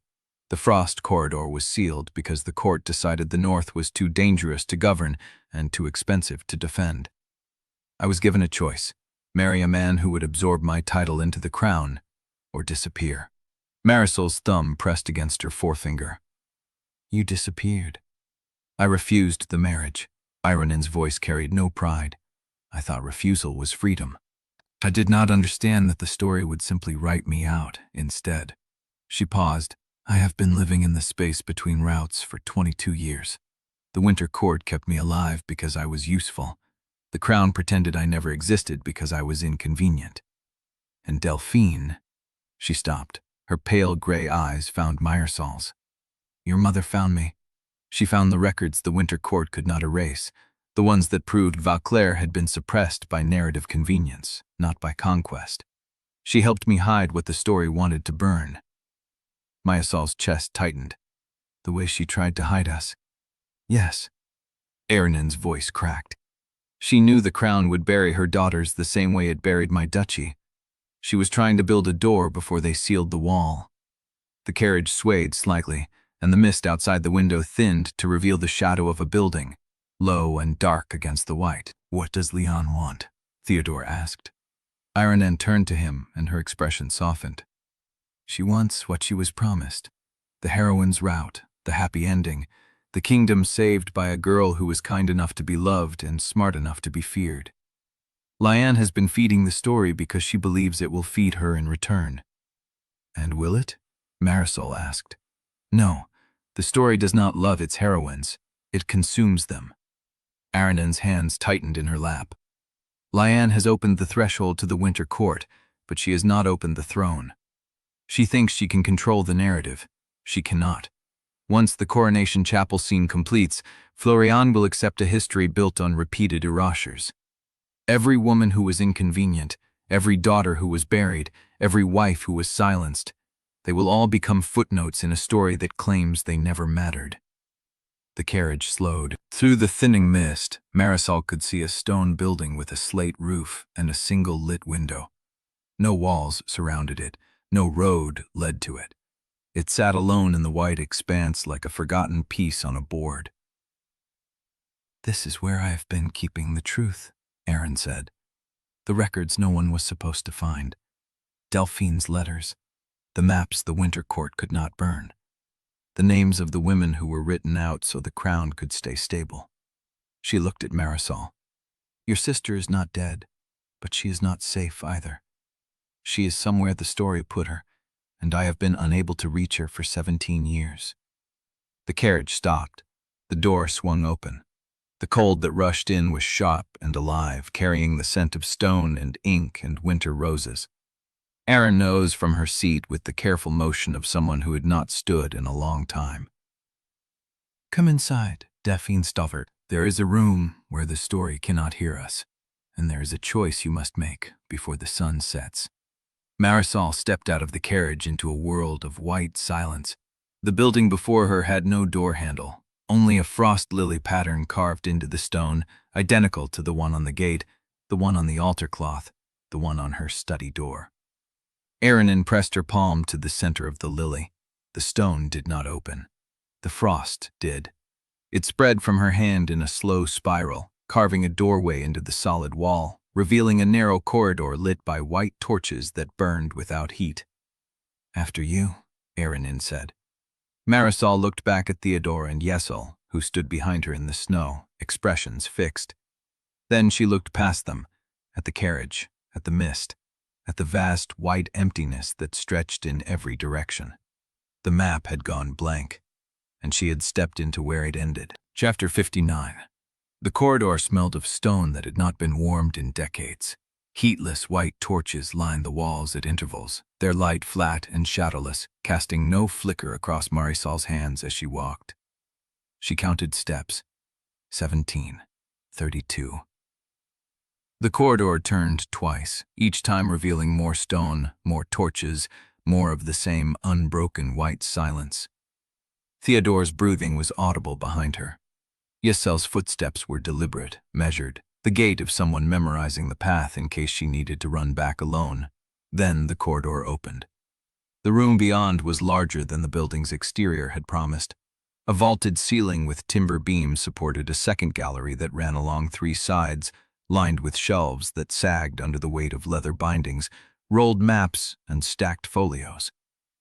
A long oak table dominated the center, its surface covered in open volumes and scattered sheets of paper weighted down with river stones. The air held frost and ink and the faint residue of smoke from candles that had burned down to nothing hours ago. Eirenne stopped at the table and turned. Her pale gray eyes swept across the 3 of them with something that looked like appraisal, like hope, like fear. "This is the record the Winter Court cannot reach," she said. "Every document they tried to erase, every name they tried to bury, every map they tried to unmake. It lives here because no one told the story it belonged to." Marisol moved past her toward the nearest shelf. Her fingers found the spine of a volume bound in faded blue cloth, the gold lettering worn to illegibility. She pulled it free and opened it.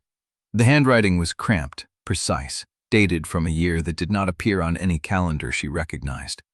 The text described a harvest festival in a town called Forenwood, a market dispute over grain prices, a midwife's testimony about a child born with frost in its lungs. None of it matched anything in Florian's recorded history. She set it down and reached for another. A ledger of trade routes through a pass that did not exist on any map she had studied. A journal written by a woman who signed herself only as the 5th archivist, describing the systematic removal of Valclair from the Crown's catalogues. "This is not one story," Marisol said. "No." Eirenne moved to the table and placed her palm flat on an open folio. "This is every story the Crown decided was inconvenient. Valclair, Thornwood, the northern salt towns, the daughters who married Winter and the sons who were never recorded. The romance routes designed to bury succession crises beneath wedding silk." Marisol's thumb pressed against her forefinger. "The Garden of St. Aubin. A dependent romance route," Eirenne said, "built to domesticate a succession crisis by binding the Devoncourt heir to the crown through marriage. The novel you read was never a love story. It was a political instrument dressed in rosewater and ballrooms." Theodore stepped forward. "What does that mean for Seraphine?" Eirenne's gaze shifted to him. "It means she was collateral from the moment she was born. The Devoncourt line carried northern ties that the stewardship could not control. A daughter married to the prince, publicly disgraced, then quietly removed. That was the preferred solution. Clean, deniable. A tragedy the court could mourn without investigating." Marisol's hand found the edge of the table and held it. "The execution was never the original plan." "No," Eirenne's voice dropped. "You were never meant to die in public. You were meant to disappear. A quiet removal to a northern estate where no one would visit. A memorial service 5 years later, dignified, well-attended, officially regretted. The story would have called it a broken heart or a fever. The Crown would have called it resolved." Marisol stared at the open folio. The words blurred and sharpened again. Liane had accelerated the execution route. Liane had turned a disappearance into a killing. "Liane changed it," Marisol said. "Liane inherited an operation and made it more efficient." Eirenne's voice hardened. She did not understand what she was preserving. She only knew that the story needed a villainess, and you fit the shape she was given. Yselle spoke from the gallery above. "There are names here, dozens of them." Her voice carried an edge. "Women who were written out, wives who stopped appearing in records, daughters who were listed as dead but have no burial entry." Marisol looked up. Yselle stood at the railing, a thin ledger open in her hands, her face pale in the torchlight. "Find the Devoncourt section," Marisol said. Yselle moved along the gallery, trailing her fingers across spines until she stopped at a short shelf near the far corner. She pulled the volume free and carried it down the spiral stair, her steps quick. She laid it on the table. The binding was cracked black leather, the title stamped in silver that had tarnished to gray. "House Devoncourt, Succession Register, Private Copy." Marisol opened it. The first page listed Duke Hadrian's marriage to Delphine Corday. The second recorded Seraphine's birth. The third was blank except for a single line of ink scratched out so thoroughly that the paper had torn in places. Marisol trussed the damaged line with her fingertip. "This was my sister." "Yes." Eirenne's voice was barely audible. "The story put her somewhere safe and somewhere impossible to reach. I have been trying for 17 years to find which route she was hidden in." Theodore's hand landed on Marisol's shoulder. "Then we find her after." Marisol did not answer. She turned the page and found a short note in the margin, written in the same elegant hand that had annotated Seraphine's journals. The ink was fresh. The Garden of St. Aubin was never the primary narrative. It was a holding pattern. The winter route was always the true path. Seraphine was meant to follow it and return changed. The execution route was inserted by a later hand to prevent the return. Marisol read it twice. Her pulse hammered against her ribs. She looked up at Eirenne. "Who wrote this?" Eirenne's face went still. "I do not know. That note was not here this morning." The torchlight flickered. A draft moved through the room, cold and deliberate, carrying the scent of winter roses from somewhere they had not entered. Marisol turned toward the gallery. A single sheet of paper lay on the floor near the spiral stair. It had not been there a moment ago. She walked toward it, knelt, and picked it up. The handwriting was the same elegant hand from the margin note, but smaller, faster, as if written in a hurry. "She is already inside the walls. She has been here longer than you." Chapter 60. Marisol read the note twice. Her hand trembled. She is already inside the walls. She has been here longer than you. The scent of winter roses clung to the paper, faint and unmistakable. Who wrote this? Theodore asked from behind her. Marisol turned the sheet over. Blank. No seal, no signature, no identifying mark beyond the handwriting she now recognized from Seraphine's journal margins. The hand that had tracked her predecessor's life, that had placed Liane as the first reader, that had called the execution and insertion by a later hand. The same hand that could walk into a hidden archive the Winter Court could not hear. The annotator, Marisol said. The one who has been leaving messages in Seraphine's books. The one who placed Liane. Yeselle crossed the room in 3 sharp strides and took the paper from Marisol's hand. She held it to the torchlight, angled it, squinted. No watermark, no seal. The paper is ordinary academy stock. Anyone could have carried it. Anyone did not carry it, Marisol said. It appeared on the floor while we were standing at the table. No footsteps, no draft from the stair. Eirenne moved toward them, her gray eyes fixed on the note. She did not reach for it. She stared at the words as if recognizing a voice she had not heard in years. I know that hand, she said. The room went still. From where? Marisol asked. Eirenne's jaw tightened. Your mother's letters, the ones your father burned. There was a third correspondent, someone who wrote to both of them, who knew the full scope of what they were attempting.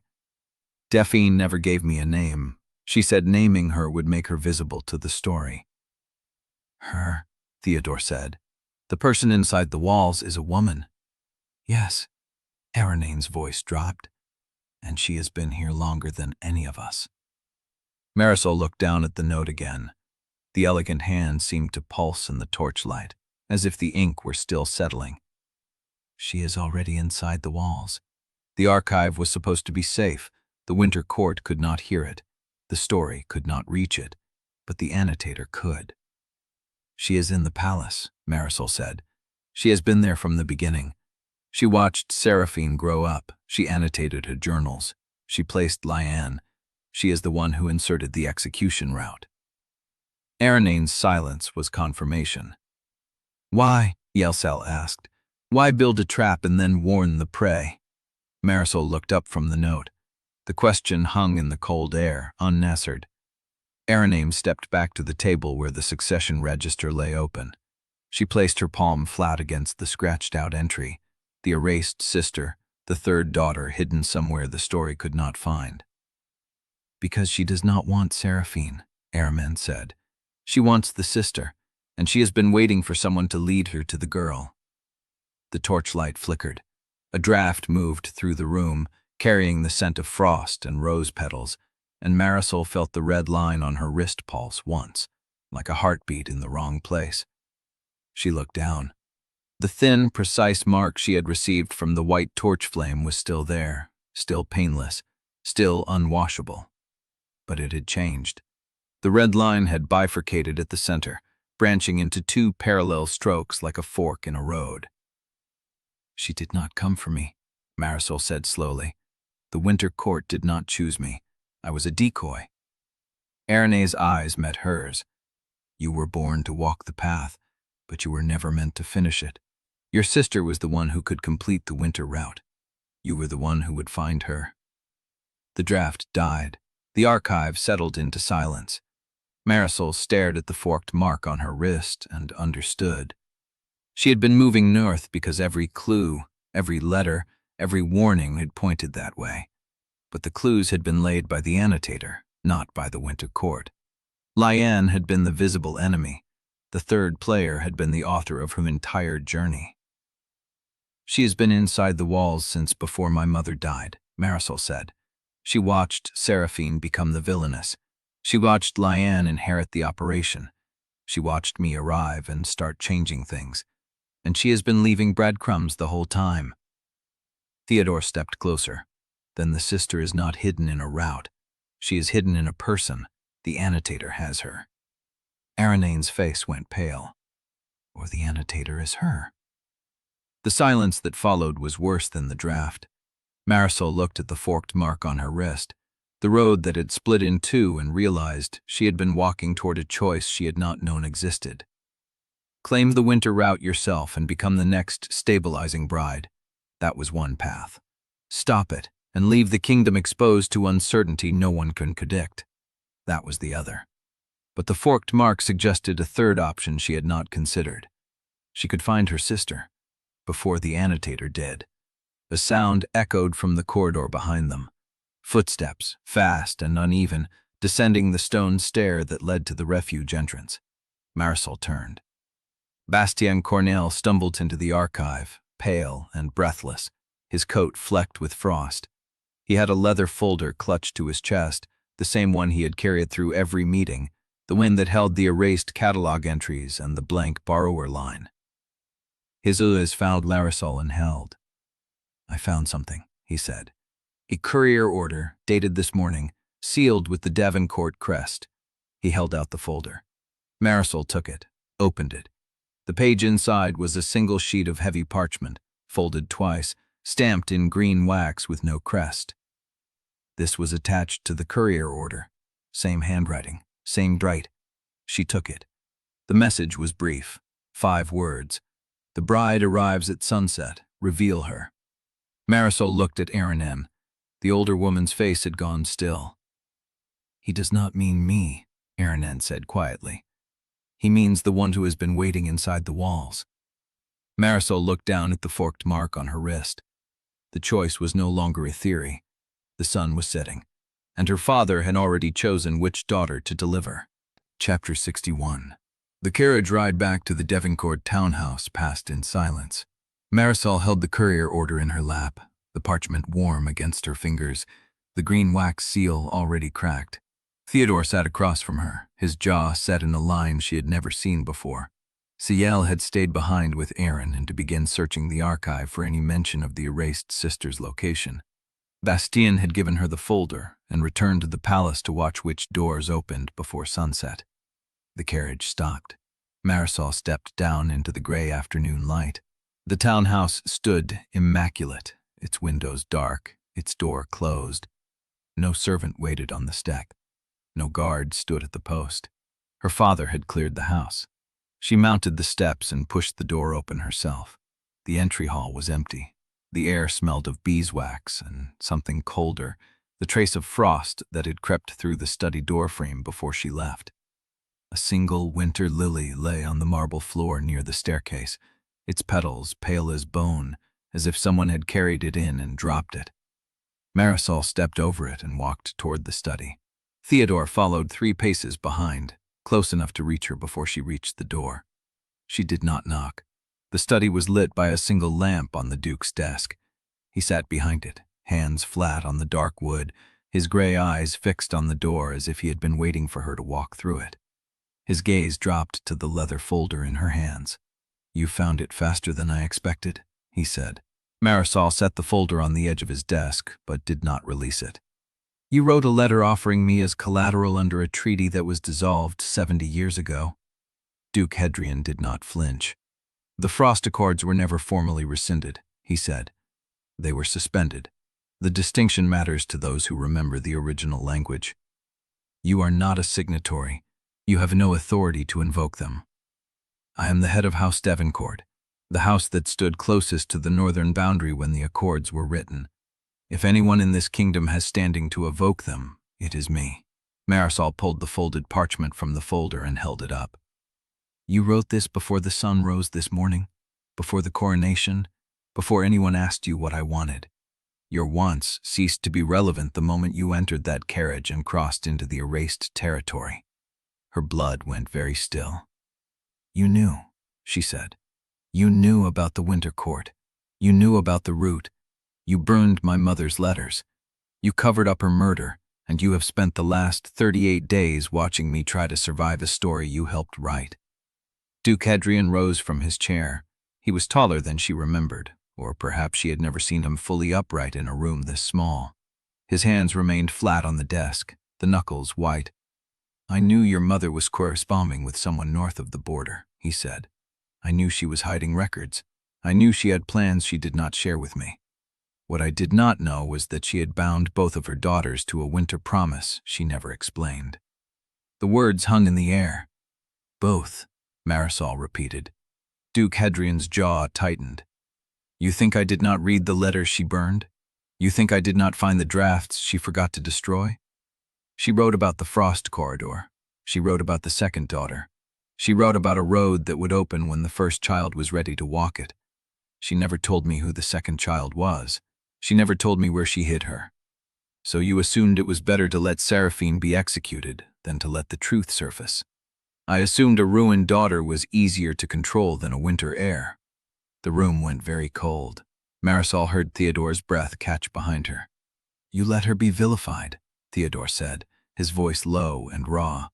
You let the court believe she was a monster. You let Liane build a case against her. You let the Academy surveil her when she was 13 years old.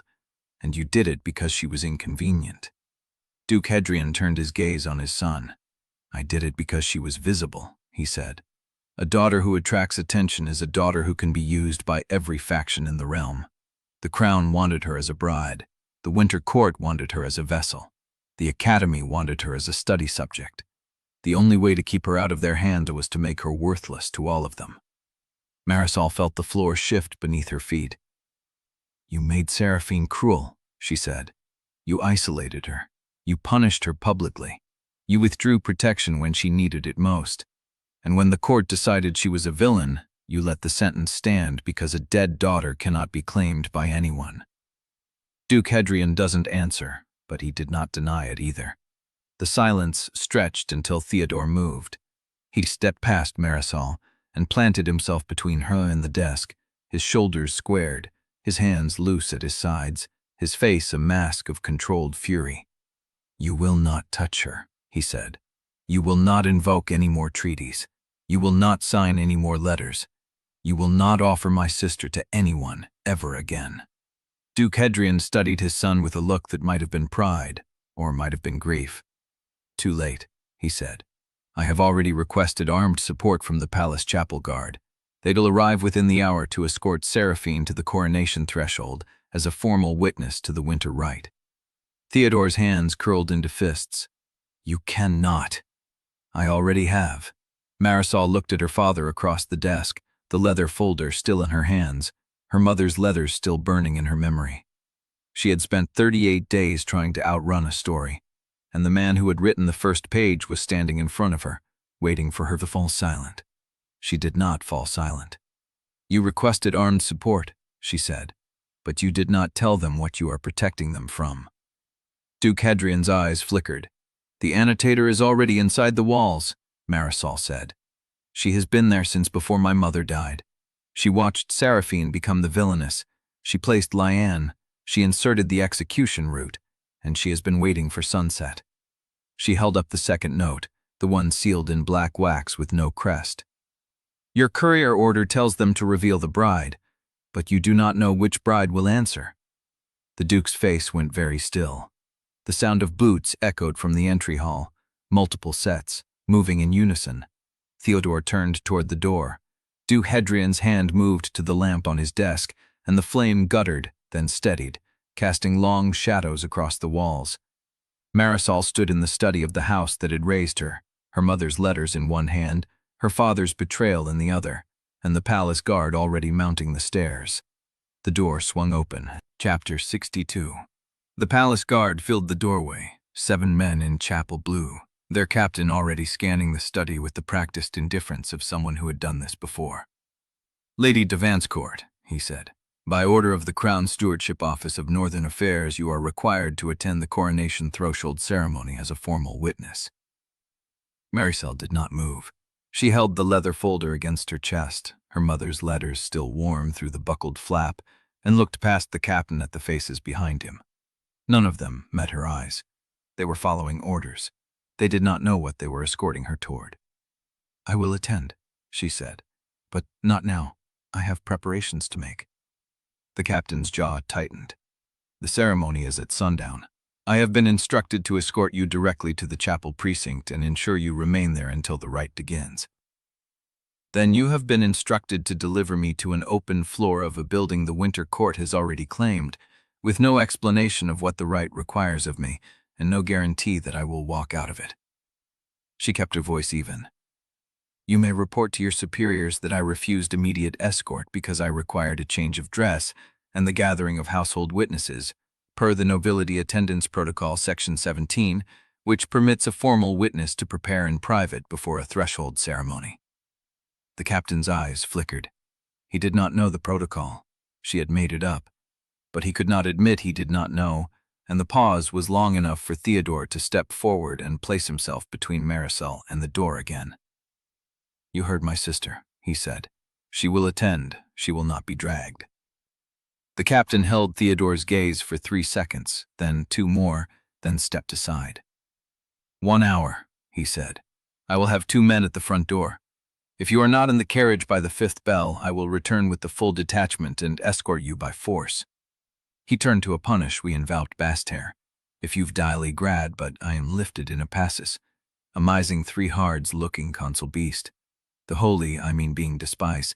Between a candome of a Camry's jenning or met, just exactly throw him hand. Struckily, bast. The captain here is the despace of fair strange, for actually a locate hest who is little full de field, 60 floras use pack revel. We was getting in a resolve. I an always mean by the edifants I was listing. It reads between 2 volumes I have not moved in 7 years. It was not there this morning. Marisol took the paper. The blash cracked under her thumb. Inside, a single line of writing in the same elegant hand that had annotated Seraphine's journals. The bride arrives at sunset. She will not be who you expect. She handed it to Exile. The annotator is already inside the walls. She has been placing messages faster than we can read them. If she wants me to know this, she wants me to walk into the chapel anyway. Then do not walk into the chapel. I have to. The guard will not let me leave the city, and the ceremony will proceed with or without me. If I am not there as a formal witness, the court will name someone else, someone who will affirm whatever the winter court asks. She folded the note and tucked it into her sleeve. I would rather be the witness who refuses than the one who is absent when the naming happens. They found Lucette and Bastien in the front hall, both of them pale and breathless, having run from the academy when word spread that Palace Guard had been seen at the Duvancourt townhouse. Aldrich arrived 3 minutes later, still wearing the coat from his afternoon council session, ink on his hands, his jaw set in the hard line of a man who had already made a decision. I heard about the escort, he said. I came through the garden. The guard at the front door did not see me. Marisol looked at the 4 people standing in the hall, the maid who had watched Seraphine become a monster, the alchemy student who had once believed Liane's every word, the clerk who had spent years learning how records could lie, the prince who had let something else speak through him at the tribunal. None of them were who the story wanted them to be. That was the point. I need people in the chapel who will not affirm, she said. People who will watch and remember and say nothing unless I signal. People who will refuse to give the winter court the witness it needs. Lucette's hands were shaking, but she nodded. I can enter through the crypt access. The academy sealed it 40 years ago, but the lock is still in the same place. I studied the schematics for an alchemy project last term. I know the ropes. Bastien pulled a folded paper from his coat. I have the original Frost Accords text. The clause Duke Hadrian invoked was dissolved 70 years ago, but the dissolution order was never formally entered into the stewardship register. If I can reach the archive before the ceremony, I can confirm the legal nullity in writing. How long? 20 minutes. Maybe less if the registrar is still at her desk. Go. I was already turning toward the door. Aldrich stepped closer. What do you need from me? I need you to be the prince who refuses to witness. I can do that. And I need you to stand between me and anyone who tries to force my name into the rite. He held her gaze for a beat longer than necessary. I can do that too. She turned to Exile. I need you in the chapel with the servants who are left. If the winter court tries to plant memory the way it planted Eirenne's name, I need someone who can tell the difference between a real witness and a rewritten one. Exele's dark eyes were steady. I have been watching this house for 17 years. I know the difference. The front door opened. A messenger in academy livery stood on the threshold, his face flushed from running. a sealed envelope in his hand. "For Lady de Vancourt," he said, "from the Office of Northern Affairs. I can reach out this." Red Boat, who was linking him to these unrevable limbers, still cold-poding and firely space evidence, their letting druthers blottering holomisly, which was blast with little leaves, its pubs classifix in this town, the Grammaries, absolutely healer. One little bepiatlon under rummin in the door and claim, "I will doctor the fume. You really should have a wild absolute on my fear." The jodled adadation divisitly, it really turns up out the groat. It actually despised it, feeling realizing that clash middas want to stick away. I convince it. It will be to a bidden for the boy that comes to me stritching as a hard, which still I have the different that is accorded. I've been outside it starely, for our memory. He keeps him classes with the concular. The vanues finally stops totally. A sins billing the glaps break those apinotional serviceton. The mad experienced went to it, my wielding. The carps would beginning from air. I would actually come to nod out there. I have a tripture of my flats. We must on continued, which enough for in visit, not the pencil Stapian's honor. I mean, you despise the Danfrance. The trip is working any much of any sellage to their working author, both the protectivus who paplet, a boy just moving writing away that the chapel's man activity in zast. Takes the total letting stuntry, when the crabs almost was slight to the sight.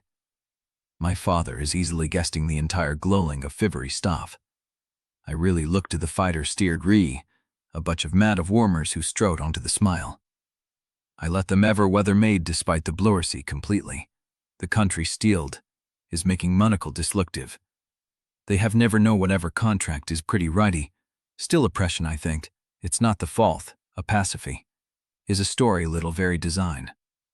Allowing the desertical honor. I did have a previous trant. I wanted his, and this is entirely tagged. I never need it. It is crystallized within hard earth, but the eyes are tunny. I'm giggling those waitest ways rasts against the entire roastless early dries. Left worst, slifing. I lift with which YL. Presency from a next man who do it. A step altogether. A method. A stasivation. I want to shas forever. Father Coach, a stree, canned disease. This revels drep away of the math ticketing out of can loud sweet. Was the reets of him Crest. He screams the taskert. But it's the force joints in tired, too. Not a sooner. I an unfold his abutch row. I could kinda shine it. I want to get up. I have a story what's a servants really. Custon Prot would bring my center. I put those Preserator Joan to 60-32 weekends. I want them beginning to do it. I would ground back the jog, has terrified in 2023. This words would take a sense of Sarah's porkles for the survivors. 43, where my press lore. The trid out, I'm very complete, the refless, the posentex. My entire theers are on entire stoy, from the rokersh which are flas truly. My seer ones of logicness, getting up every time. I shows the twitch with my alt, which despites my chest as knees, but no macy stebbles within doin breakter fasces, for the fact that he receives the sin line open. He wants to have street whoever scrate from his equal god but a trath, his morval screeve action, which is given for a money. I know that we sweshed my knees just been despised by the everything, a little people. I want to sell these regards of stone, and I want to alive someone he's toted in my heart. I could take this tending 2050, which I did know we never consider, what we would love.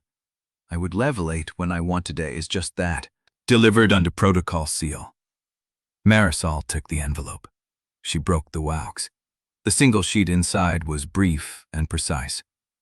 The winter vow ceremony will commence at sunset in the coronation chapel of St. Aubin. The bride will be named before the assembled witnesses. Your attendance as formal witness to the succession is required. Any refusal to attend will be recorded as forfeiture of standing, and the right will proceed with the bride named by the court's sole authority. She read it twice.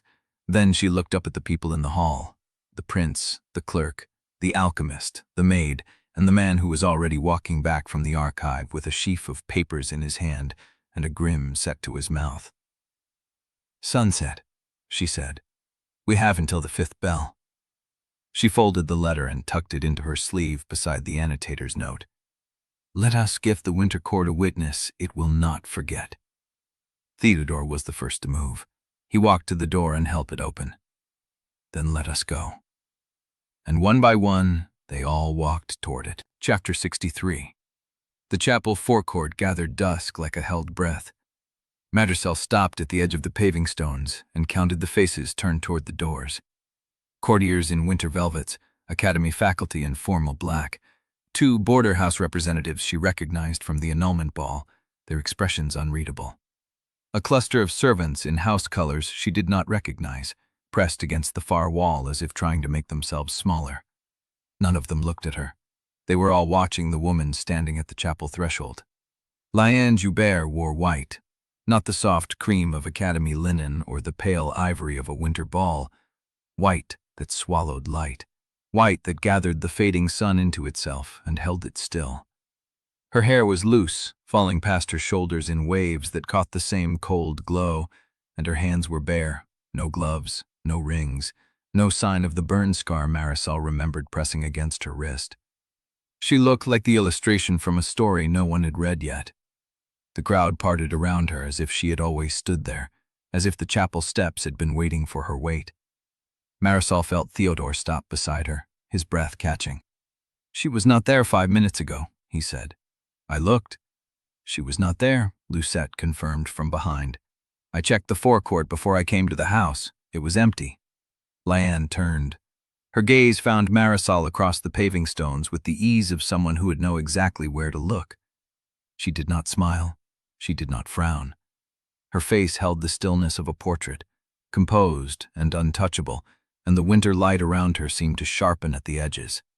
Aldrich moved before Marisol could speak. He stepped forward, one arm extending as if to block the path. "She should not be here. The guard needs to." "The guard will do nothing," the voice came from behind them. Eirenne walked through the crowd with the unhurried weight of someone who had stopped being afraid of courts. Her pale gray veil was drawn back, her lined face visible, her eyes fixed on Liane with an expression that looked almost like recognition. "She has been claimed," Eirenne said. "The winter regalia accepted her before she reached the steps. The threshold recognizes her as the bride." Marisol's wrist pulsed. The twin red lines beneath her sleeve flickered warm, then cold, then warm again, as if answering a call she could not hear. Liane descended the steps. The crowd opened wider, and Marisol heard the whispers start. Soft at first, then rising. "Beloved." She came back. The saint returned. Liane stopped 3 paces away, close enough that Marisol could see the frost gathering at the edges of her collar, the pale rime on her eyelashes, the way her breath came slow and even, as if she had been breathing winter air for hours. "I told you the story would not let me go," Liane said. Her voice was calm, almost gentle. "But I did not tell you I stopped wanting to leave." She looked at Marisol with something that might have been pity. "You were right about some of it. The route, the execution, the annotator who placed me. I was a tool. I knew it before you did, and I chose it anyway. Because tools that refuse the hand that holds them become broken and nothing." Theodore made a sound low in his throat. Liane did not look at him. "I tried mercy once," she said. "Before I understood the shape of the world, I let a scene go unwritten. I let a woman live who was supposed to die in the second act." She paused. The story folded around the gap. It did not forgive the deviation. It rewrote itself through the consequences, and the woman I saved lived long enough to watch her children taken, her name erased, her bloodlines scattered across provinces that no longer remembered her. The story made an example of her survival. Orion hands opened at her sides, empty and white. "I learned that mercy without structure is just cruelty delayed. The story will have its ending. The only choice is whether you want to be inside it when it comes, shaping where the weight falls, or outside it, watching it fall on someone else." She held Marisol's gaze. "You asked me once whether one woman's freedom is worth a kingdom's collapse." She did not look away. "I am asking you the same question now." The crowd fell silent. The chapel doors remained closed, but Marisol could feel the weight of what waited beyond them. The rite already pressing against the stone, the frost, the ring, the bride, the name that had to be spoken aloud before the sun set. She looked at Liane standing in her winter white, her face calm, her hands empty, her certainty gleaming like a blade that had already decided where to fall. "You were not the bride they wanted," Marisol said. "You know that. The annotator's note said the bride would not be who anyone expected. That is you, Liane, not me." Liane's stillness cracked, just slightly, a flicker at the corner of her mouth, pain or recognition. Marisol could not tell which. "I know," Liane said. "That is what makes it so cruel. I spent years preserving a story that was never meant to have me in it. And when the Winter Court reached for a bride, it reached for me because I was the only one left standing in the shape it recognized." She lifted her bare hand. The frost on her collar spread, climbing toward her jaw. "But I am still standing." The chapel doors groaned, not opening, testing. The sound of stone shifting against stone, of a lock deciding whether to yield. The crowd stirred, whispers sharpened. Someone at the back called Liane's name, and others picked it up, a low chant that felt like prayer, like command, like relief that the saint had returned to lead them through the dark. Liane lowered her hand. "The doors will open at the 5th bell," she said, "and when they do, I will walk through them. I will let the right name me. I will become the winter bride, and the court will have its ceremony, and the kingdom will hold." She turned toward the steps. "Unless you stop me." She did not look back. She walked up the chapel steps, white against the stone, the frost gathering around her like a mantle she had worn for longer than anyone knew, and the crowd pressed forward behind her, hungry for the shape of a story that finally made sense. Marisol stood in the empty space Liane's left. Theodore was shaking. "She cannot," he said. "She cannot walk in there and let them name her. That is not how this works. The rite needs a living bride, and she is not dead. She is not claimed. She is not—" "She is," Eirenne said quietly. "The winter regalia does not lie. She wore it before she reached the steps. She has been the bride since the moment she put it on." Aldrich turned to Marisol. "What do you need?" She looked at the chapel doors, at the frost spreading from the threshold in thin white veins, at the crowd that had stopped being witnesses and started being congregation. "I need to know what happens if I let her do it." The doors groaned again. They began to open. Chapter 64. The chapel swallowed sound. Marisol crossed the threshold, and the world outside compressed into memory. The crowd's chant, the frost on Liane's collar, the weight of the 5th bell still waiting to strike. Inside, the air was dry and cold in a way that had nothing to do with winter. It was the cold of spaces that had been waiting longer than anyone remembered. The priests stood in a half-circle before the altar, their vestments the color of old bone. They did not look up when she entered. They did not look at the doorway at all. Their eyes were fixed on the space before them, the place where a bride would stand, and their voices moved in a rhythm that felt older than the chapel itself. One of them raised his hands. The prayer that followed was not in the language of St. Aubin. Marisol caught fragments, words that bent around vowels she had never heard, names that did not belong to any saint in the Academy calendar. The priest's hands trembled as he spoke, not with fear but with the effort of shaping a sound that did not want to be shaped. The second priest answered. Then the third. The words layered over each other like threads being braided, and every one of them bent toward a role that was not yet filled. A bride, a name, a consent that had not been spoken. Marisol stood at the back of the nave and felt the prayer pull at her chest like a tide. Aldrich moved beside her, his shoulder brushing hers. They are reading the ceremony as if she has already accepted. She has not, Theodore said from behind them. His voice was tight. She walked up the steps, but she did not cross the threshold. The doors are still open. The rite cannot begin until it has already begun, Eirenne said quietly. She stepped past them, her gray veil stirring in air that had no current. She stopped at the edge of the first pew and raised her hand toward the altar. The priests did not stop praying, but the frost on the altar rail began to crawl. Marisol watched it move, a white filigree spreading across the carved stone like veins filling with cold light. The patterns matched the ones she had seen on the north gate, the study door, the blank borrower line. the same geometry that connected the 3 marked locations on Bastien's map. The map with the unformed lines still waiting to be drawn. She looked at Eirenne. "What are they doing?" "Preparing the space," Eirenne said. "The bride must be named inside a ceremony that has already begun to receive her. If the prayer completes before she enters, the threshold will seal. She will be bound to the rite the moment she crosses it." "And if she never crosses it?" Eirenne's hand lowered. "Then the prayer will continue until someone does." The 5th bell had not yet struck. Marisol counted her breaths. The priests' voices rose and fell, the words growing more insistent, the frost spreading faster now, climbing the altar cloth, threading through the reliquary niches, reaching toward the sealed chest that sat at the center of the marble dais. The relic box. It had been closed when she entered. She was certain of that. But as she watched, the lock began to shift, the metal groaning, the frost pooling beneath it like water seeking level. The priests did not stop. The box opened on its own.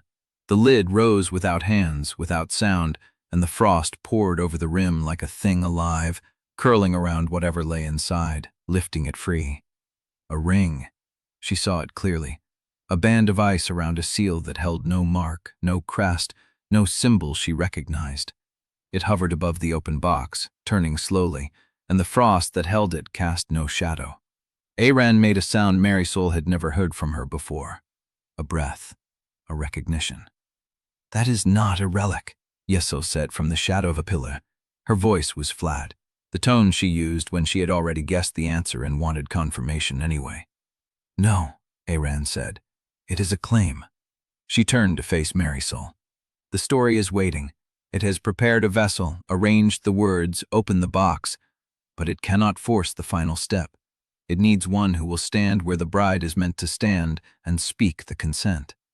The ring turned, slow, patient. "Liane is outside," Devereaux said. She put on the regalia. She walked up the steps. If the story wants her, why does it not just— "Because the story must be spoken," Eirenne said. "That is the only rule that cannot be broken. The bride must consent. The name must be given. The witness must affirm. If any of those steps fail, the ceremony collapses." Marisol looked at the ring, at the blank seal, at the space on the altar where a bride was meant to stand. "She is not going to fail," she said. "Liane knows the rules. She has been inside this longer than I have. She will walk through that door the moment the 5th bell strikes, and she will speak the consent, and the ceremony will hold." Eirenne was quiet for a long moment. "Unless someone speaks it first." The words hung in the cold air. Marisol felt them settle into her chest, into the twin marks on her wrist that pulsed with the same rhythm as the frost on the altar rail. She looked at the ring, at the empty seal, at the prayer that had been waiting for a woman to fill its shape. Aldrich stepped closer. "Marisol." She heard the weight in his voice. He was not asking her to choose one way or the other. He was asking her to know what she was choosing. She did not answer.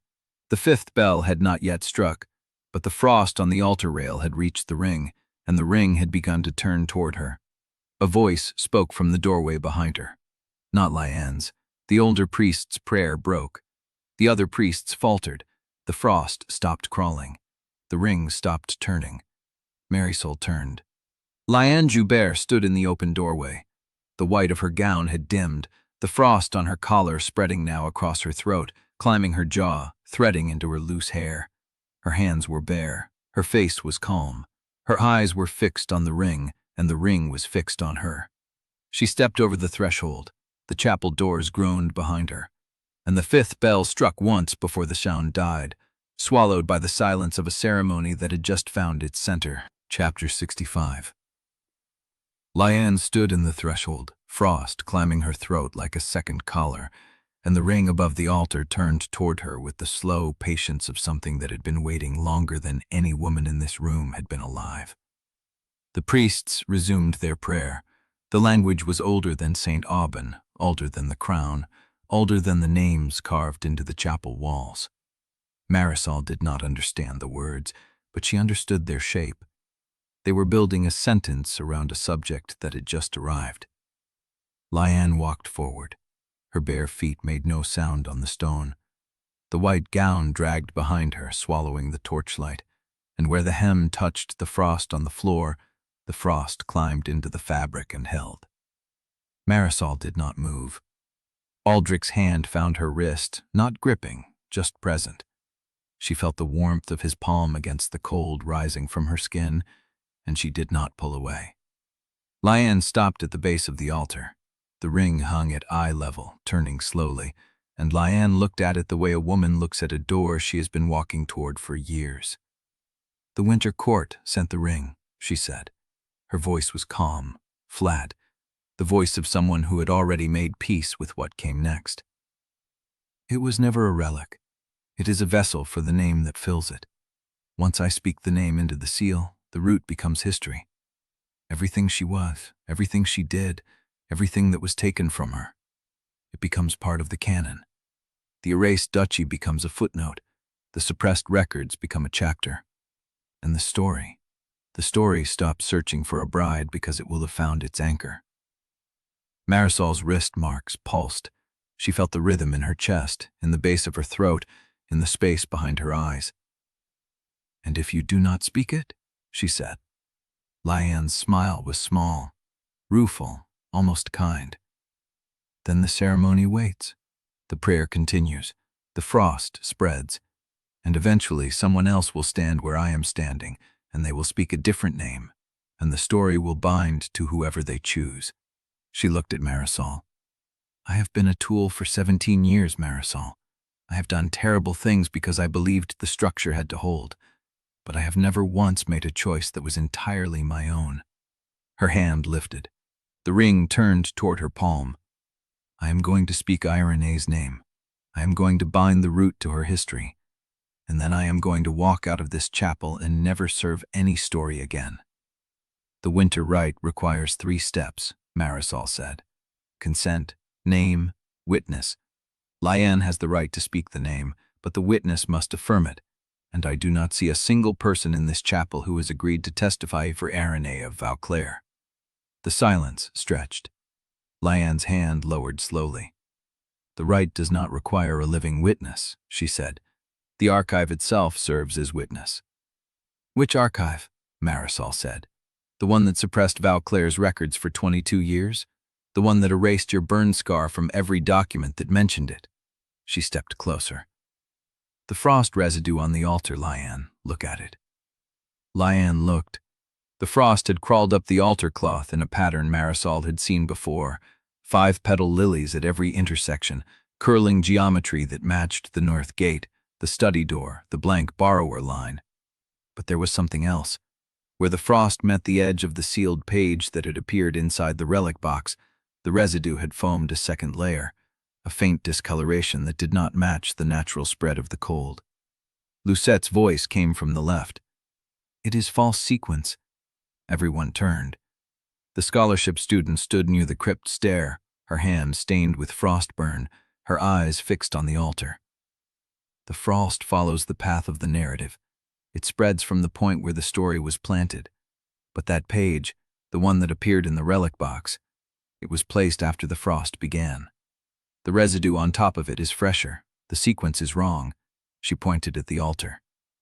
"Someone tampered with the ceremony while the ceremony was already running. The page arrived after the prayer started. The story is not flowing naturally.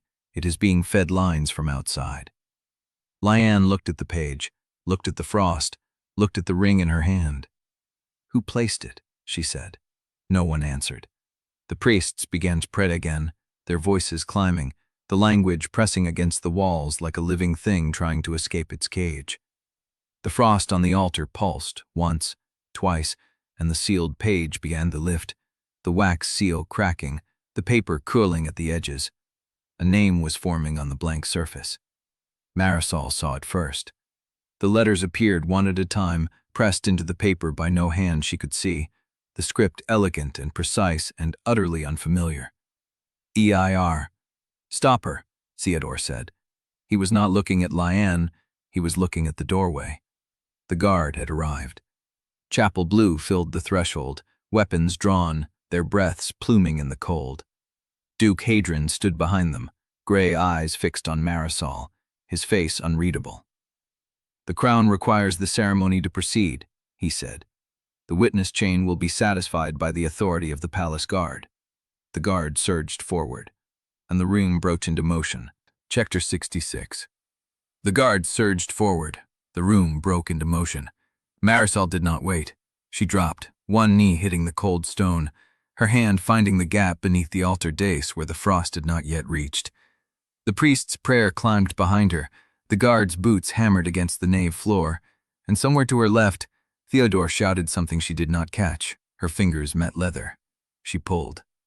The register came free from its hiding place with a scrape of old binding against stone, a flat volume bound in cracked black leather the size of a devotional text, but heavier, sealed with a clasp she recognized from the archive catalogues Bastien had shown her weeks ago, the crown stewardship device pressed into tarnished brass.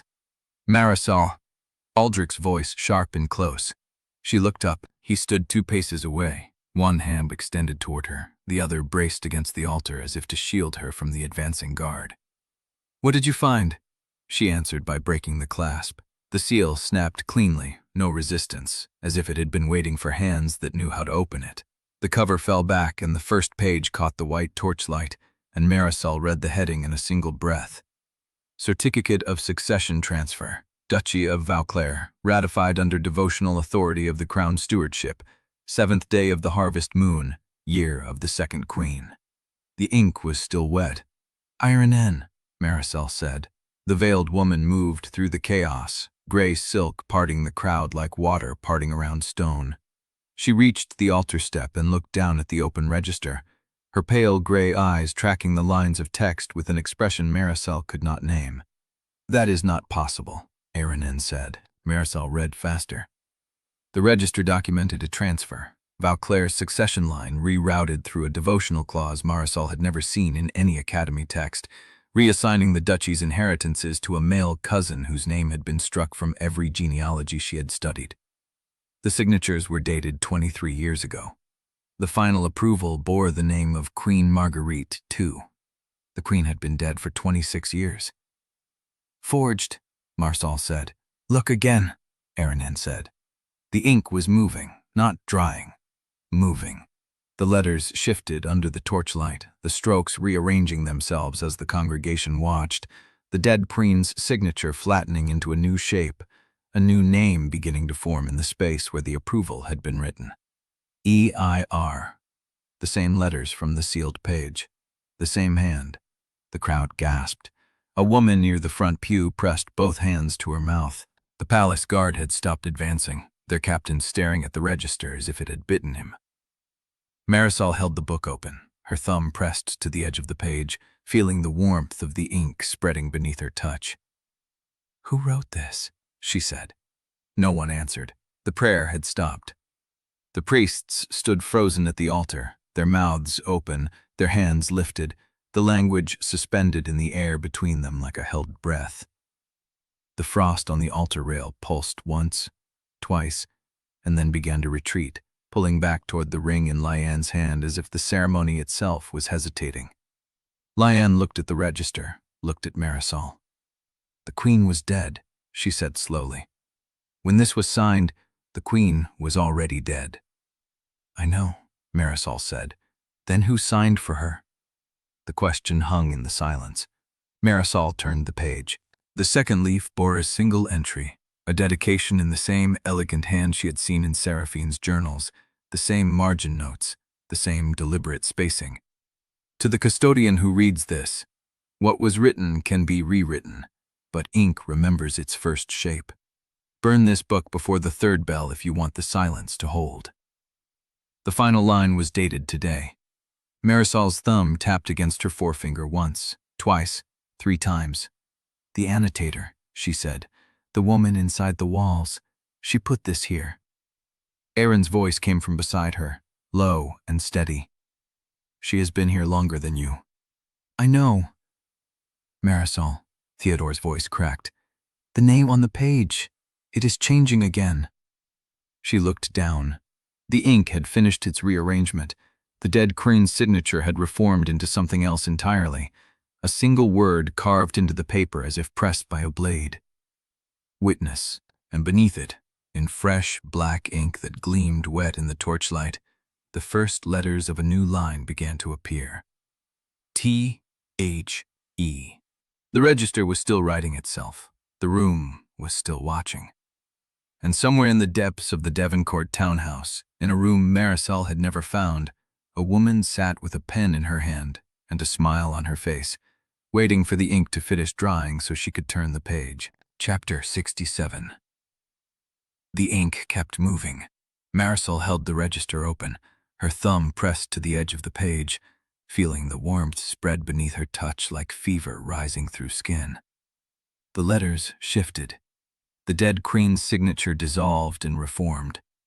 The began to grow beneath witness, the strokes reaching sideways as if the hand holding the pen was already thinking ahead to the next word. "Stop reading it," Theodore said. "I cannot stop it," Marisol said. "It is writing itself." Eirenne stepped closer. Her gray veil brushed the altar stone. "It is being written. There is a difference. The ink does not choose its shape." The candlelight caught the page, and Marisol saw the next letter push through the surface like water rising through cloth. Thewinter. The winter. "She's telling us the route," Marisol said. "Live, while we watch." The priests remained frozen at the altar. The congregation pressed against the pews, held in place by the same unnatural stillness that had seized the prayer. Only the register moved. Only the ink. Liane stood at the altar rail with the ring in her hand, frost retreating from the stone in slow pulses, her white gown dimmed to gray in the dying torchlight.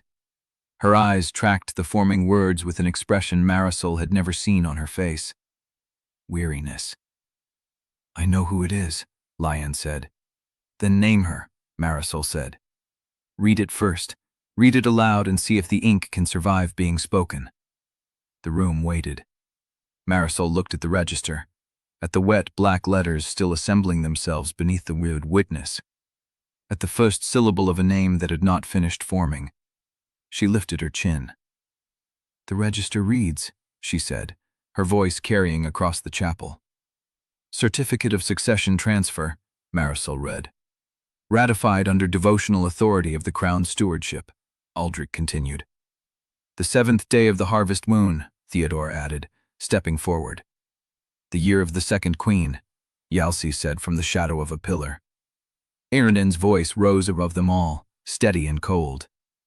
"Vauclair's succession line, rerouted through a devotional clause not recorded in any Academy text." The ink stopped moving.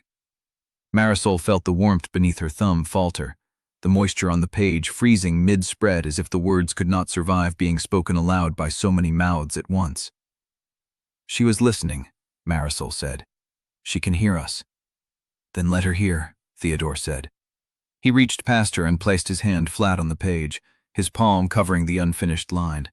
His fingers spread wide, his scarred wrist pressing against the binding. "Read the next page," he said, "before she finishes writing this one." Marisol turned.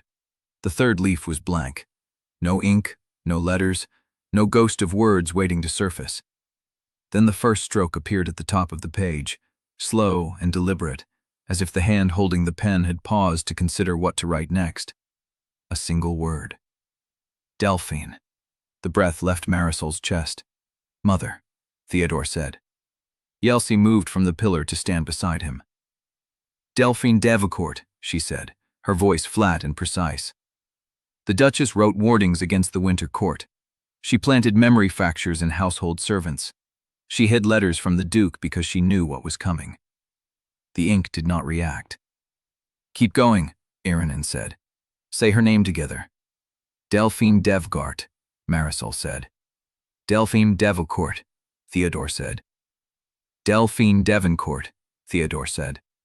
"Delphine Devereaux," Aldrich said. Lucette's voice came from the edge of the congregation, thin but clear. "Delphine Devereaux, who signed her name to a letter asking Eirenne to take both her daughters to safety."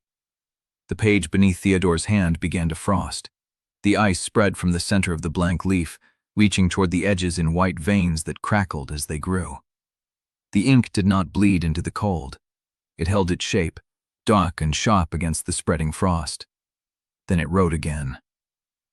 Delphine Devereaux signed the first objection. The succession transfer was contested. The Crown ignored her. "Show us," Marisol said. "Show us where she signed." The frost answered. A shape formed beneath the words, rising through the ice like a face pressed against glass. A signature. Delphine's hand, unmistakable, the same slanting letters from the letters Eirenne had kept hidden. Delphine Devereaux, Duchess consort of House Devereaux, witness to the fraud, denied the floor, dismissed by the stewardship, reported dead 12 days later. The congregation heard the words hit the silence. A woman near the front pew sobbed. Eirenne's hand tightened on Marisol's arm. "Your mother died because she saw this register," Eirenne said.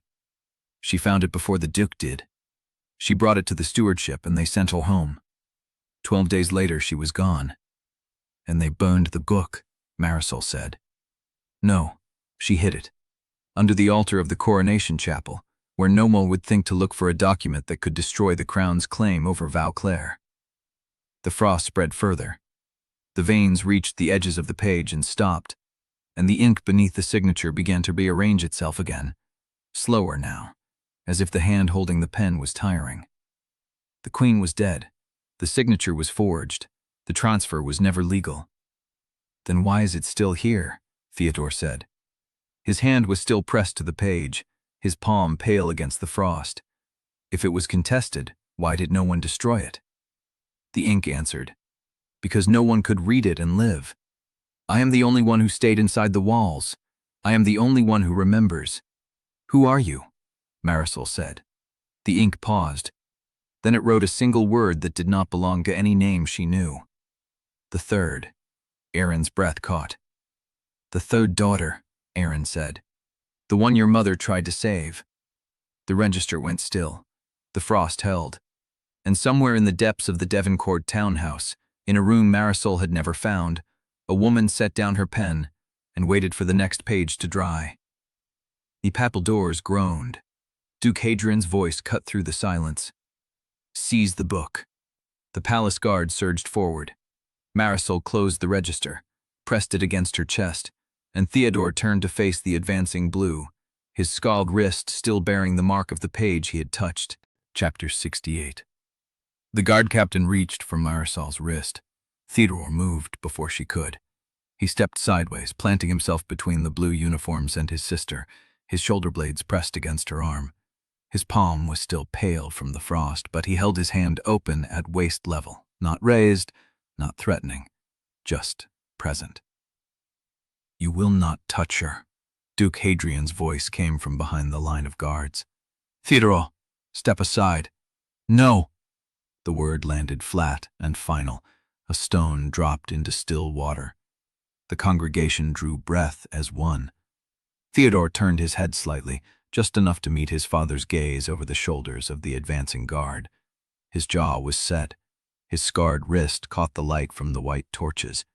"You spent 17 years making her into something the court could despise," he said. "You called it discipline. You called it protecting the house. But what you called it does not change what it was." The Duke's face did not move. "I know what you did," Theodore said. "I was in the next room. I heard her learn to stop crying." The words hung in the cold air. A woman near the front pew made a sound that was not quite a word. The guard captain's hand hovered, uncertain, caught between orders and the weight of a public confession delivered in a holy space. Theodore turned fully now, facing the congregation instead of his father. "She was 12 when he started," he said. 12 years old, and he told her the house would survive her if she could not learn to be useful. He told her she was a liability. He told her every day until she believed it. Marisol's fingers tightened on the register. "And when she became what he made," Theodore said, "when she became cruel and sharp and hated, he called it proof. Proof she was always that way. Proof he had been right from the beginning." The frost on the altar rail crackled. Theodore looked at the crowd. His voice did not waver. "I watched him starve the staff she cared about so she would have no one. I watched him burn letters that might have helped her. I watched him smile when the court called her a monster, because a monster could be disposed of without guilt. Duke Hadrian stepped forward. "That is enough." "No," Theodore said. "It is not enough. It will never be enough. You offered her to the Winter Court like cargo. You signed papers that would let them take her. You stood in this chapel and demanded the guard seize evidence that proves the crown itself was built on a forgery." He spread his hands. "So take me. If the house requires a prisoner, take me. But you will not touch her while I am standing." The silence stretched.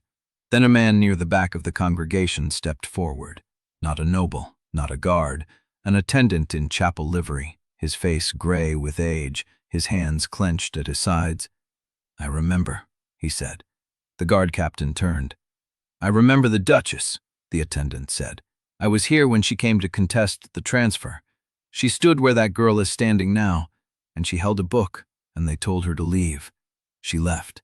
12 days later, she was dead." The old man's voice cracked on the last word. "I said nothing then," he said. "I will not say nothing now." Another attendant moved, then a woman in the pews, then 2 more servants pressing forward from the edges of the chapel, their faces set, their hands empty but their bodies angled toward the guard line. The guard captain raised his hand. "Stand down," he said. The order was not for the attendants. It was for his own men. The blue uniforms hesitated. The captain turned to face Duke Hadrian, and something in his posture had shifted, the weight of the moment pressing against the chain of command. "My lord," the captain said, "we will not arrest a woman in a chapel where her mother was silenced. Not tonight." Duke Hadrian's jaw tightened. His gray eyes swept the room, counting the faces that had turned against him, calculating the cost of pressing the order.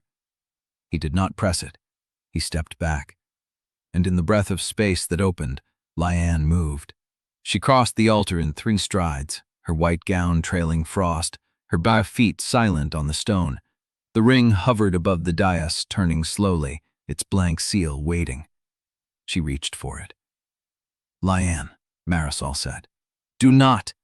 Liane's hand closed around the ring. The frost surged.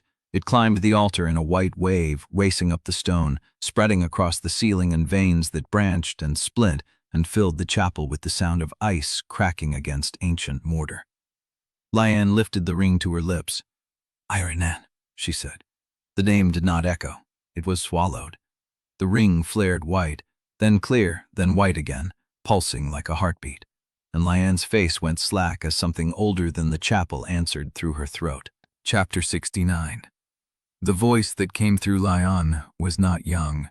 It filled the chapel like water filling a vault, ancient and patient and utterly certain. The frost climbed the columns in veins of white, spreading across the stone with the sound of ice finding every flaw in the mortar. "Eirenne de Vauclair," the voice said. "Named, witnessed, bound." Liane's body straightened. The slackness left her face, replaced by something too still to be composure. Her eyes had gone pale at the edges, the irises ringed with frost that did not melt. She lifted the ring above her palm. It blazed white, then clear, then white again. The blank seal began to fill. "No," Marisol said. She stepped forward. The frost on the floor crackled beneath her shoes, splitting into patterns that spread faster than she could walk. The cold climbed her ankles, wrapped her calves in threads of white that pulled tight and held. She stopped. Liane turned to face her, but it was not Liane who looked through those eyes. Not entirely. Something else rode beneath her skin, pressing against the surface of her face like a hand against cloth from the wrong side. "You wanted to know," Liane said, and her own voice returned for a moment, thinner now, frayed at the edges. "You wanted to know what I was afraid of." Marisol's jaw tightened. "I was afraid of this," Liane said, "of being the one who holds it, of becoming the thing that writes." She looked down at the ring. "But I am tired of being a tool." The frost surged. It raced up the altar, across the dais, over the pews. The congregation scrambled back, pressing against the walls as white veins climbed the pillars and traced the red vault of the ceiling. The torches guttered. The air turned sharp and thin. Aldrich reached for Marisol's arm. "We need to move." "Not yet." Marisol watched Liane's face. searching for the woman beneath the frost. The ring pulsed in Liane's grip, its seal half filled with a name that was still forming, still deciding which letters to hold. Eirenne, Marisol said, not to Liane, but to the woman in gray silk standing at the edge of the altar. Eirenne did not move. You know what this means, Marisol said. You were there when Delphine wrote the objection. You know what the register proves. Tell me how to stop it. Eirenne's pale gray eyes fixed on Liane. You cannot stop it, she said. The ring has accepted her. The name is being written. The winter route is not a door that opens when you choose. It is a road that has been building itself toward this moment since before you were born. The frost on the ceiling crackled. Marisol's wrist throbbed. She looked down. The twin red lines had deepened to the color of fresh blood, pulsing in rhythm with the ring. Then tell me what you can do, she said. Eirenne was silent for a long moment. Then she stepped forward.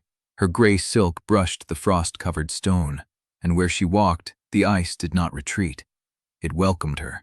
It curled around her feet in patterns that matched the north gate, the study door, the blank borrower line that had never carried a name.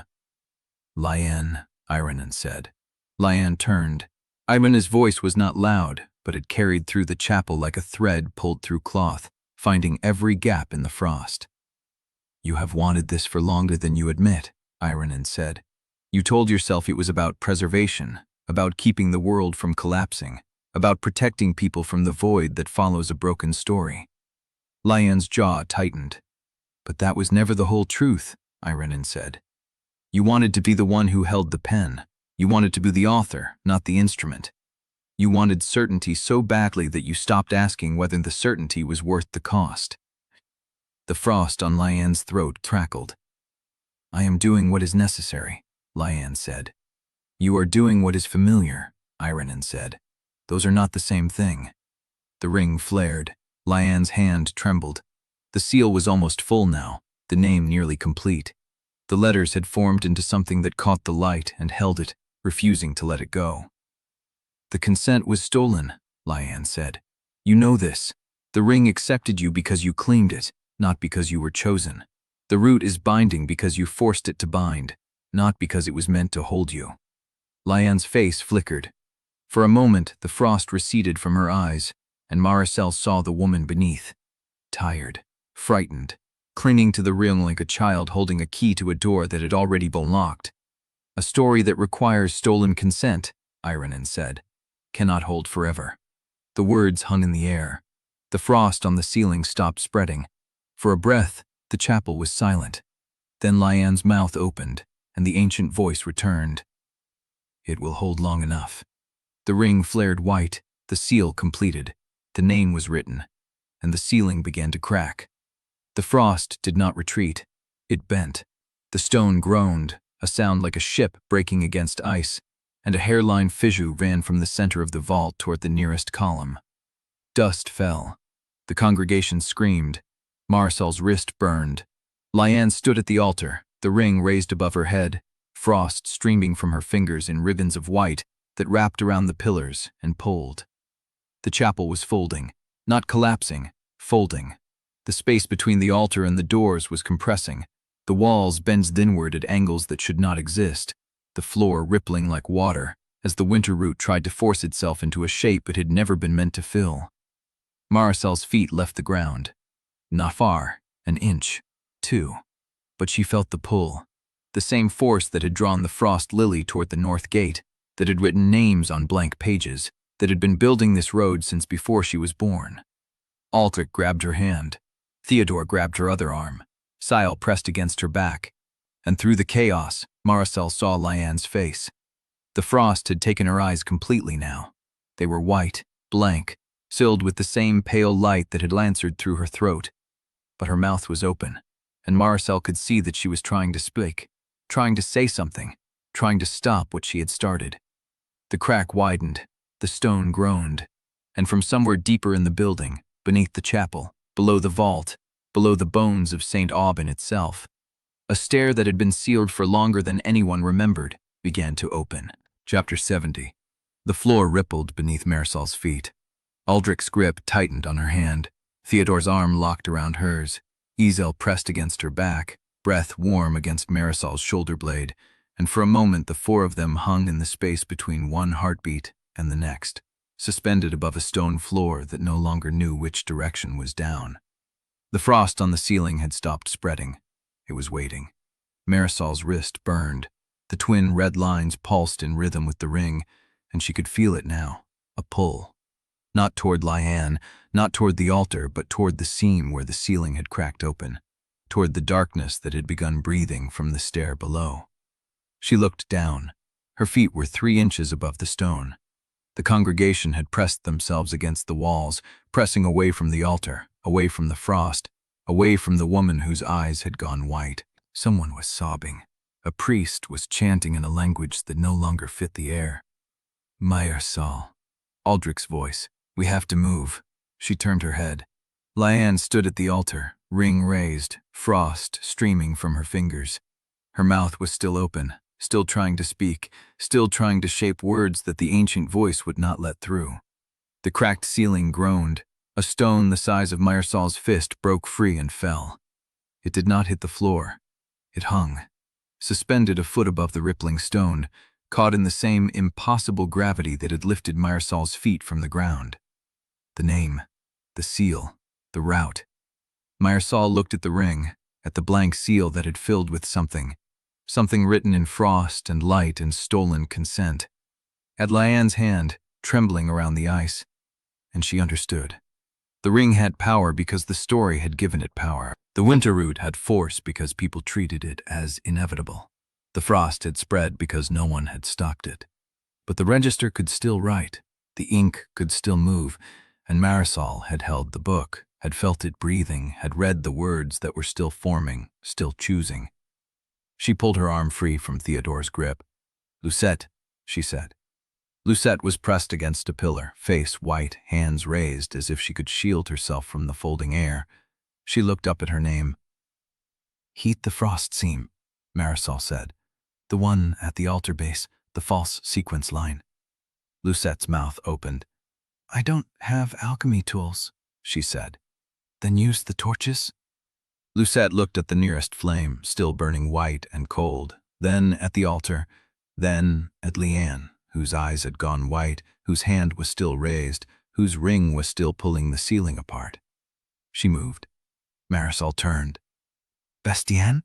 He was at the edge of the chaos, pressed against the doorframe, the register still clutched to his chest. He had not dropped it. He had not let it go. "Give me the seal," she said. "The what?" "The steward's seal, the one that witnessed the objection." Bastien's hand went to his coat. He pulled out a small brass stamp, the kind used to authenticate official documents, the kind that carried legal weight in a world where paperwork was more powerful than swords. Marisol took it. She looked at the ring, she looked at Liane, and she stepped forward. The frost on the floor did not part for her. It rose. It curled around her ankles, and Marisol felt the cold seep through the leather, through the wool, through the silk. Her bones ached with it. She took another step. Liane's head turned, the white eyes locked onto Marisol's face, and the ancient voice did not speak through her throat. Something else did, something older than the chapel.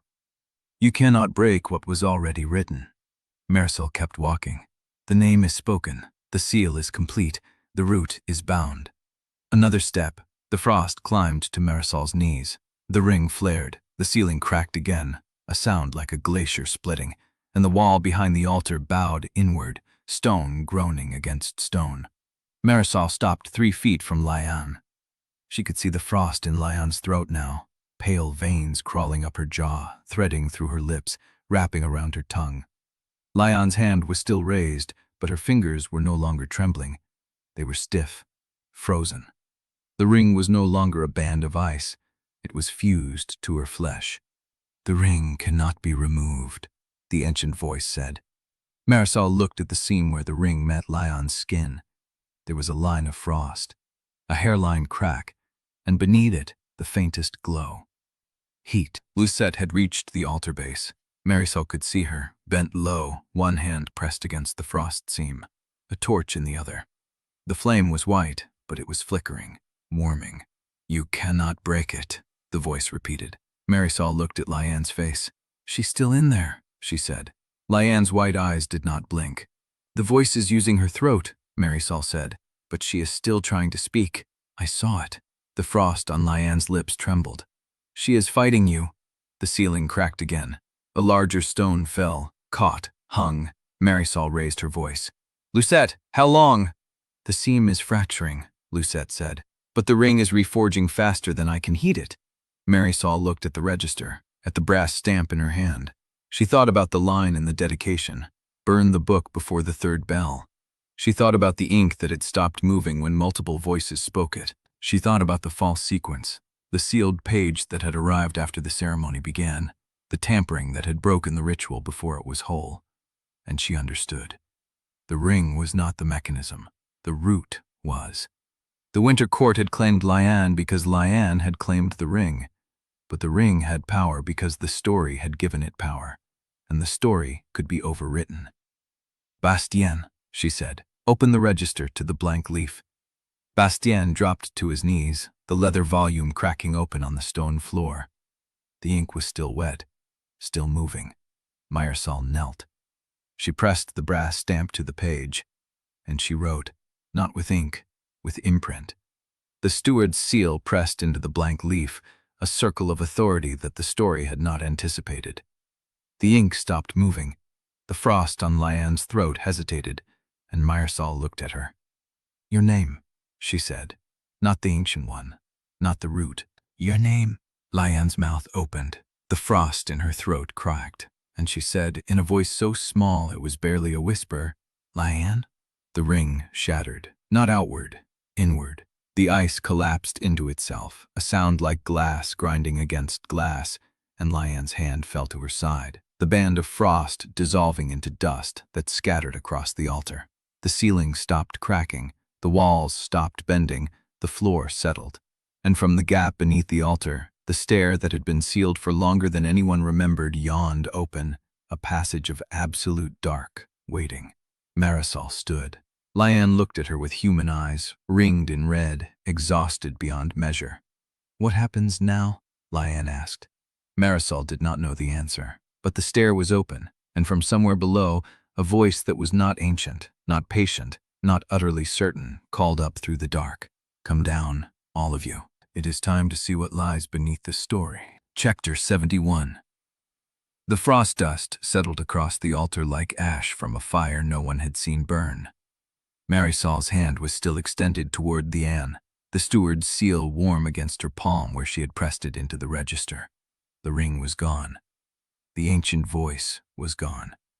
The ceiling had stopped its groaning, the walls had stopped their folding, and the only sound in the chapel was the ragged breathing of people who had just watched something impossible end. Liane's hand hung at her side, empty. The place where the ring had fused to her flesh was a pale ring of skin, unmarked, as if the frost had never been there at all. She stared at her own palm. "It's gone," she said.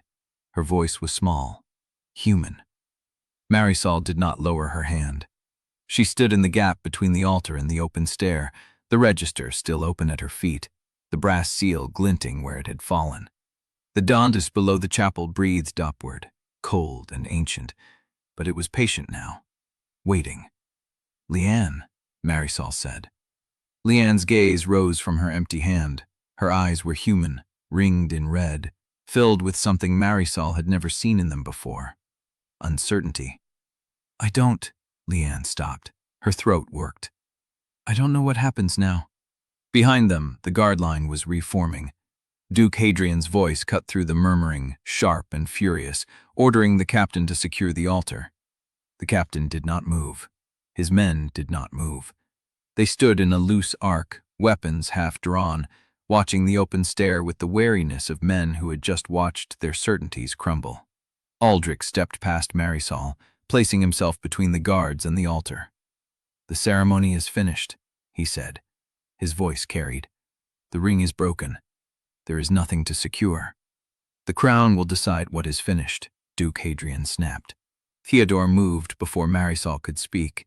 He crossed the altar in 3 long strides and stood at Aldrich's side, shoulder to shoulder, facing his father.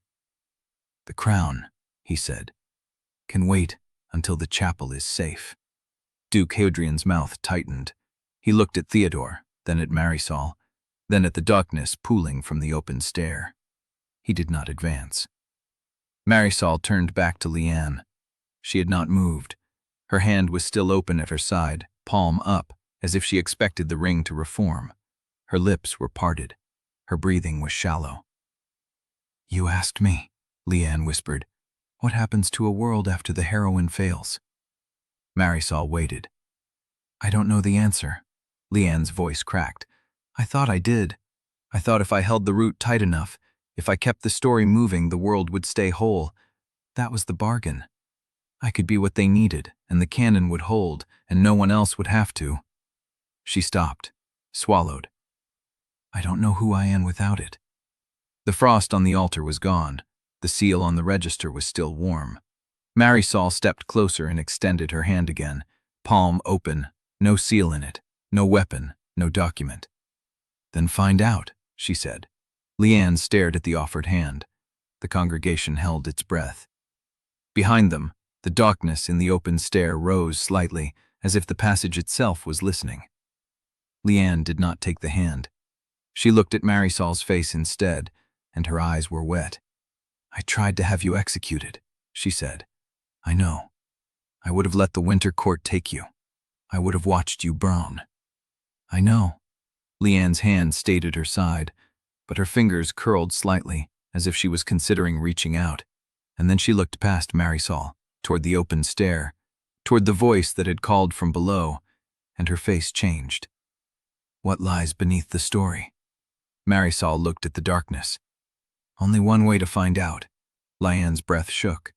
Then she took Marisol's hand.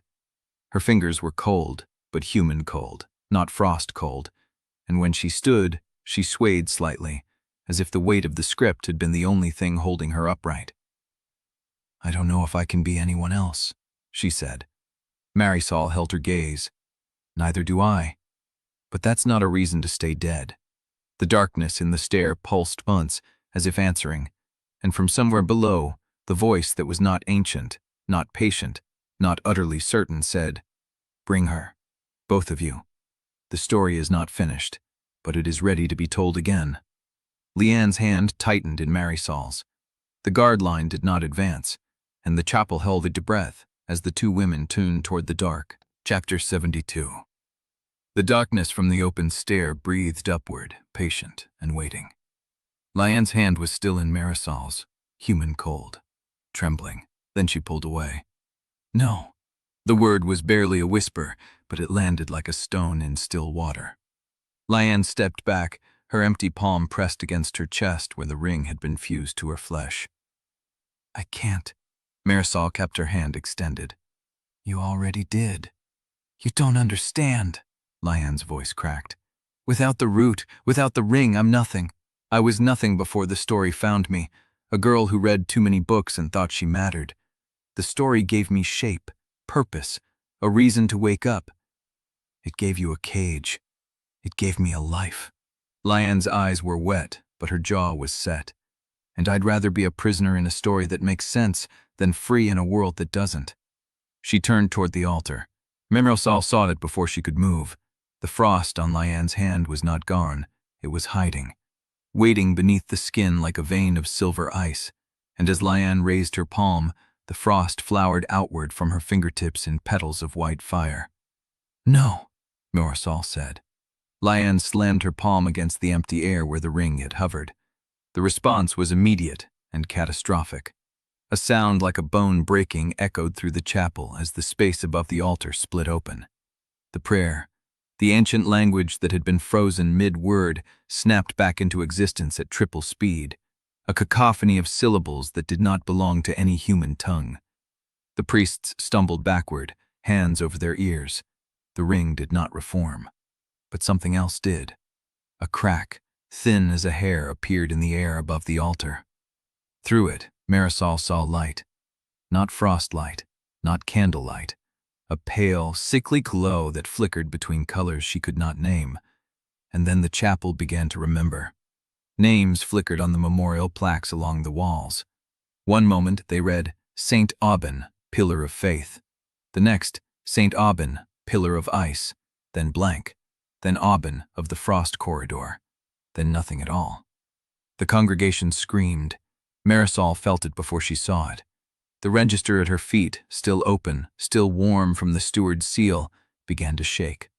The leaves flipped backward through time, past the winter ceremony, past the certificate of succession, past Delphine's signature, past the founding of the chapel itself, and when they stopped, the page was empty. Not blank, empty, as if the story had never been written. Liane stood at the altar, her palm pressed to nothing, her body trembling with effort. "I will not disappear," she said. The crack in the air widened, and Marisol understood. Liane was not trying to summon the ring. She was trying to rewrite the moment before it shattered, to reach back through the broken narrative and force the winter rote back into existence by sheer will. It was not working. The chapel was tearing itself apart, trying to reconcile two incompatible histories. The frost telling one story, the register telling another, the congregation remembering a third. Marisol dropped to her knees and grabbed the register. It was heavier than before, dense with contradiction. The pages were no longer paper, but something between ice and bone, translucent in some places, solid in others. She looked at Liane. "You can't hold it together. I have to. It's killing you." Liane did not answer. The frost was climbing up her arm again, crawling toward her shoulder, her throat, her jaw. The same path it had taken before. Marisol looked at the register, at the empty page, at the steward's seal still warm at the center. She thought of Eirenne's words. A story that requires stolen consent cannot hold forever. She thought of her mother's letters. "Take my daughters, both of them." She thought of the voice from the stair. Not ancient, not patient, not utterly certain. She pressed her palm flat against the empty page. "Liane," she said, "I am not going to let you become a footnote." Liane's head snapped toward her. The frost had reached her chin. Her lips were turning blue. "You don't get to choose," Liane said. Marisol met her gaze. "I already have." She pushed.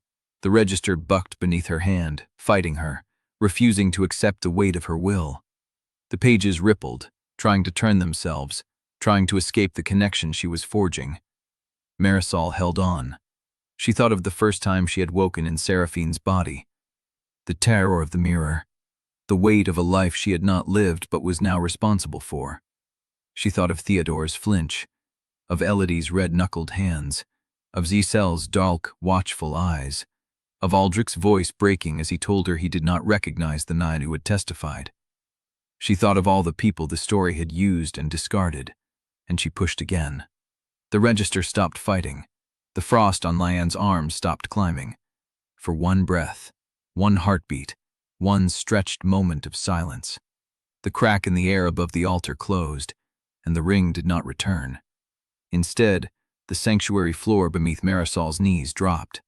She fell. The ground did not break, it opened. A perfect circle of darkness, wide as the altar itself, yawning beneath the stone as if it had been waiting for this exact moment to reveal itself. Marisol caught the edge with her free hand. The register swung from her other crit, dangling into the void below. Liane fell to her knees at the rim of the circle, the frost receding from her face, her breath ragged, her eyes fixed on the darkness. "What?" she whispered. "Is that?" The voice from below answered. Not ancient, not patient, not certain. "That is the space where the story was written before they built the chapel over it." Marisol looked down. She saw nothing but dark, but she felt it. A pull. Not gravity, not the winter court's cold. Something older. Something that recognized the register in her hand, the mark on her wrist, the question in her heart. The congregation had gone silent. Aldrich was calling her name, but his voice came from far away. Theodore was shouting. Giselle was praying. And Liane was staring at the dock with an expression Marisol had never seen on her face before. Not fear. Recognition. "You knew," Marisol said. Liane shook her head slowly. "I dreamed it. Once. Before I found the book." I dreamed of a room without walls and a voice that said I was not lost, just misplaced. The darkness pulsed. The register in Marisol's hand grew warm, and the voice from below said, "Bring the book. Bring the girl that broke her ring. Bring the woman who wrote her own name in the seal." Marisol looked at Liane. Liane looked at the dark, and together they let go. Chapter 73. The fall did not end. Marisol waited for stone, for impact, for the jarring stop that would tell her she had reached the bottom of the chapel's foundations. None came. The darkness held her suspended, warm and breathing, as if the fall itself were the destination. The register pressed against her chest. Her wrist lines pulsed in slow rhythm, matching nothing she could feel. Then her feet touched ground. It was not stone, not packed earth. It was the same substance as the dark itself, solid but yielding, like walking across the surface of held breath. Beside her, Liane gasped. They stood in a corridor shaped from absence, no walls in the ordinary sense, but a directional dark that pressed inward where boundaries should be, leaving a narrow passage that bent at angles no architect would draw. The air tasted old, not stale but layered, as if every breath here had been spoken before by someone else. The register in Marisol's hands began to glow, not brightly but persistently, a dull amber light that leaked through the brass clasp and illuminated the space ahead in increments. The corridor widened into a chamber. Marisol stopped. The chamber was vast, larger than the chapel above, larger than any room she had ever entered. Its ceiling was not visible. The dark absorbed height the way water absorbed depth. But the walls held shelves, thousands of them, and on the shelves, ledgers. Not the black leather of the stewardship register. These were bound in every color she could name, and colors she had never seen. Bone white, copper green, silver that bled into gray, red the shade of fresh heartblood. They sat in rows that stretched beyond her sight, their spines carrying titles in scripts she did not recognize, and one she did. She recognized the script because it was the same elegant hand from Seraphine's journals, the same hand that had written the dedication, the same hand that was still writing somewhere in the Devoncourt townhouse. Liane moved past her, drawn toward a shelf where the ledgers hummed. Not a metaphor. They hummed. A low vibration that Marisol felt in her teeth and her knees and the marrow of her bones. "The Garden of St. Aubin," Liane whispered. Marisol turned. Liane stood before a section of shelf where the ledgers pulsed with a steady amber light, the same light that now glowed from the register in Marisol's hands. She reached out and touched one spine. The hum changed pitch. "Dozens of them," Liane said. Her voice was hollow. "Not one book. Dozens. Each route, each variation, each time someone tried to force it back to the canon." Marisol stepped closer. The ledgers on this shelf bore dates, names, locations. She saw St. Aubin repeated across dozens of spines, saw Devoncourt, Vauclair, Fontaine, saw bridge names she did not recognize and academy wings that existed in no map she had studied. "This is the master index," she said. Liane shook her head slowly. "This is the accounting room, the place where every story that has ever touched this city is recorded. Every route, every bride who was claimed, every scapegoat who was fed to the plot." She turned to face Marisol. Her eyes were wide, no frost in them now, only the stunned recognition of someone who had spent years believing she understood the architecture of her world and was now standing inside something far larger than she had imagined. "There are more than one," Liane said. "More stories than the Garden of St. Aubin. The Winter Duchess was only the next layer. There are others, linked, nested, waiting." A sound came from deeper in the chamber, footsteps, not the echo of their own. Someone else, approaching from between the shelves where the humming was loudest. Marisol gripped the register tighter. A figure emerged from the dark, not ancient, not patient, not uncertain. A woman Marisol had never seen before, carrying a lantern filled with white flame that gave no heat. Her hair was silver and black mixed, pulled back from a face that could have been any age between 30 and 60. Her coat was plain wool, unbelted, and her hands were bare despite the cold that seeped from the ledgers. She stopped 10 paces away and studied them both. "I wondered which of you would be first to arrive," she said. "I expected one of you, but not together." Marisol's throat tightened. "Who are you?" The woman smiled.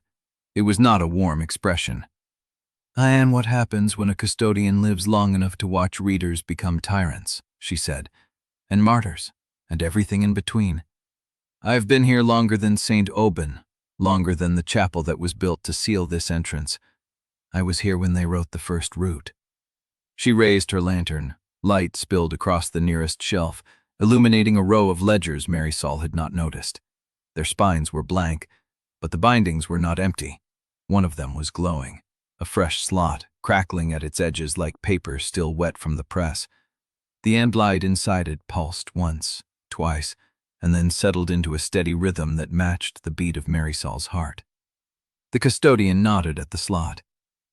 "Do you see it?" Marisol nodded.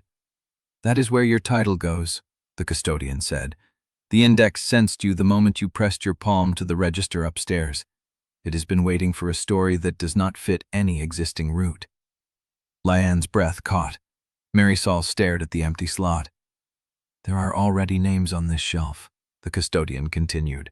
"Brides, scapegoats, heirs, Devoncourt daughters, every role the story has assigned across every route that has ever passed through this city. But none of them are you. Not the woman who broke the ring, and not the woman who wrote her name in the seal." She stepped aside, clearing a path to the shelf. "The slot will hold whatever you choose to write into it," she said, "but it will not stay empty forever. If you do not fill it, something else will." Behind her, the humming of the ledgers grew louder, as if the entire chamber was leaning forward to hear what Marisol would say. And from the corridor behind them, a new set of footsteps. Aldrich's voice, distant but unmistakable. "Marisol?" She did not turn. She could not. The empty slot was the only thing in the world. Chapter 74. The amber slot pulsed, once, twice. A rhythm that matched the blood moving through Marisol's chest. Behind her, footsteps stopped. Aldrich's breath caught somewhere between the shelves. She heard him register the scale of the chamber in the silence that followed a sharp inhale. "Marisol." She did not turn. "This is what lies beneath the story," she said. Her own voice sounded distant. The custodian stood beside the glowing slot, her white, heatless flame throwing no shadow. Her face was unreadable. Bastien reached them next. He stopped at the edge of the shelf row, eyes moving across the ledgers, the dates, the names he would have recognized from years of handling palace records. His hand went to the nearest spine. "Do not touch it," the custodian said. Bastien's hand dropped. "What is this place?" "The accounting room," Liane said. Her voice was hollow, stripped of the composure she had worn for years. "Every story that has touched St. Aubin, every route, every attempt to force the world back to a shape someone preferred." Bastien's jaw tightened. "Then we seal it." Eirenne stepped past him. Her gray silk brushed the stone floor as she approached the shelf where Marisol stood. Her pale eyes moved across the blank spines with something close to recognition. "You cannot seal what was never closed," Eirenne said. "The entrance was hidden, not locked. The chamber has always been here. The only difference is that now we know it exists." "Then we make it locked," Bastien said. "We collapse the stair, we bury the corridor, whatever it takes to keep this from being used again." Eirenne turned to face him. Her voice was quiet. "The index knows her now. It sensed her the moment she pressed her palm to the register. Collapsing the stair will not erase that knowledge. It will only ensure that when something else answers the empty slot, no one will be here to see what arrives." Aldrich stepped past Bastien. His coat was streaked with dust from the damaged chapel. His hand found Marisol's shoulder, light, asking permission rather than demanding attention. She finally turned. His eyes were tired. The same exhaustion she had seen in the tribunal chamber, in the corridor after the annulment, in every moment when the story forced him to choose between the role he had been given and the man he was becoming. "The city is still shaking," he said. "The chapel roof is cracked. People are standing in the streets not knowing what ceremony they just witnessed. We need to decide what to tell them before someone else decides for us. Eirenne shook her head. The city does not matter yet. The index does not care what the city believes. It cares what is written into the empty slot. The custodian moved for the first time since Aldrich's arrival. She stepped closer to the shelf, lantern raised. There are 3 choices, she said. You may write your story into the slot and lock your fate to this city's architecture. You may leave the slot empty and let the index choose what fills it when you are gone. Or you may destroy the ledger that contains the slot and accept that this city will no longer be recorded anywhere in the index at all. Silence. Bastien spoke at first. Destroy it. Eirenne turned on him. You do not understand what you are asking. If St. Aubin is not recorded, it becomes invisible to the index. No routes will converge here. No stories will hold. The city will become a blank space in the world's memory. People will slowly forget they ever lived here. Then we leave it empty, Aldrich said. We walk away. We seal the stair. We tell no one, and we let the slot wait until we are all dead. The custodian smiled. It was not kind. You would be dead within the year, she said. The slot will not wait. It is already leaning toward the nearest unclaimed story. The moment you leave this chamber, it will begin pulling fragments from the air. A name, a date, a fragment of someone else's ending. Within 12 months, something will have filled itself into this space, and it will not be gentle. Marisol's throat tightened. She looked at the empty slot. The amber light pulsed, steady, patient. What if I write nothing false? She said. The custodian's expression shifted. Curiosity, perhaps, or recognition. Explain. Marisol stepped closer to the shelf. Her hands were empty. The register lay on the floor where she had dropped it when she first saw the chamber's scale. I do not have a story to offer, she said. I am not a villainess. I am not a duchess. I am not a bride. I am not anything the index has ever catalogued. She looked at Liane. I am not even a reader anymore. I am a woman who woke up in a body that was never supposed to survive the first act, and I have been rewriting the ending since the moment I opened my eyes. But rewriting is not the same as writing. She turned back to the shelf. What if I write the truth? Not a role, not a route, just what I have witnessed, what I know, what I will not let the story erase again. The custodian was silent for a long moment. Then she lowered the lantern. That is a choice no one has made before, she said. In all the centuries I have stood in this chamber, no one has refused the shape and offered only the record. She gestured toward the slot. The index will accept whatever you present, but it will not stop being hungry. Marisol stepped forward. She raised her hand. The amber light met her fingertips, and when she touched the slot, something shifted in the air. The humming of the ledgers changed pitch. The shelf around her began to glow, letter by letter. Not Seraphine Devereaux, not the Winter Duchess, not Scapegoat, not Bride. A name she had not spoken aloud in this world. Marisol. The amber light flared once, then settled, and the slot closed around the word like a book shutting. The custodian's brows rose. Interesting, she said. Liane stepped forward, her voice shaking. That was not, no, the custodian said. It was not any role the index has seen.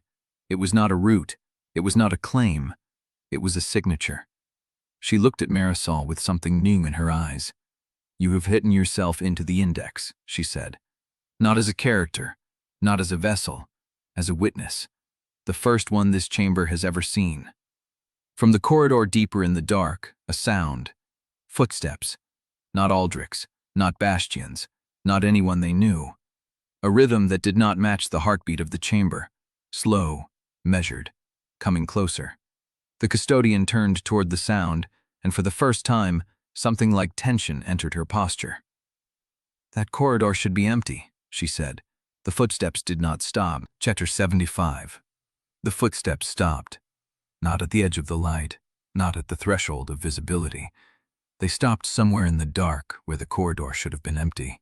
and the silence that followed was worse than the sound. The custodian's lantern did not waver. She stared into the dark with the stillness of someone who recognized what she was hearing and was calculating how fast she could move. "Who is there?" Aldrich said. No answer.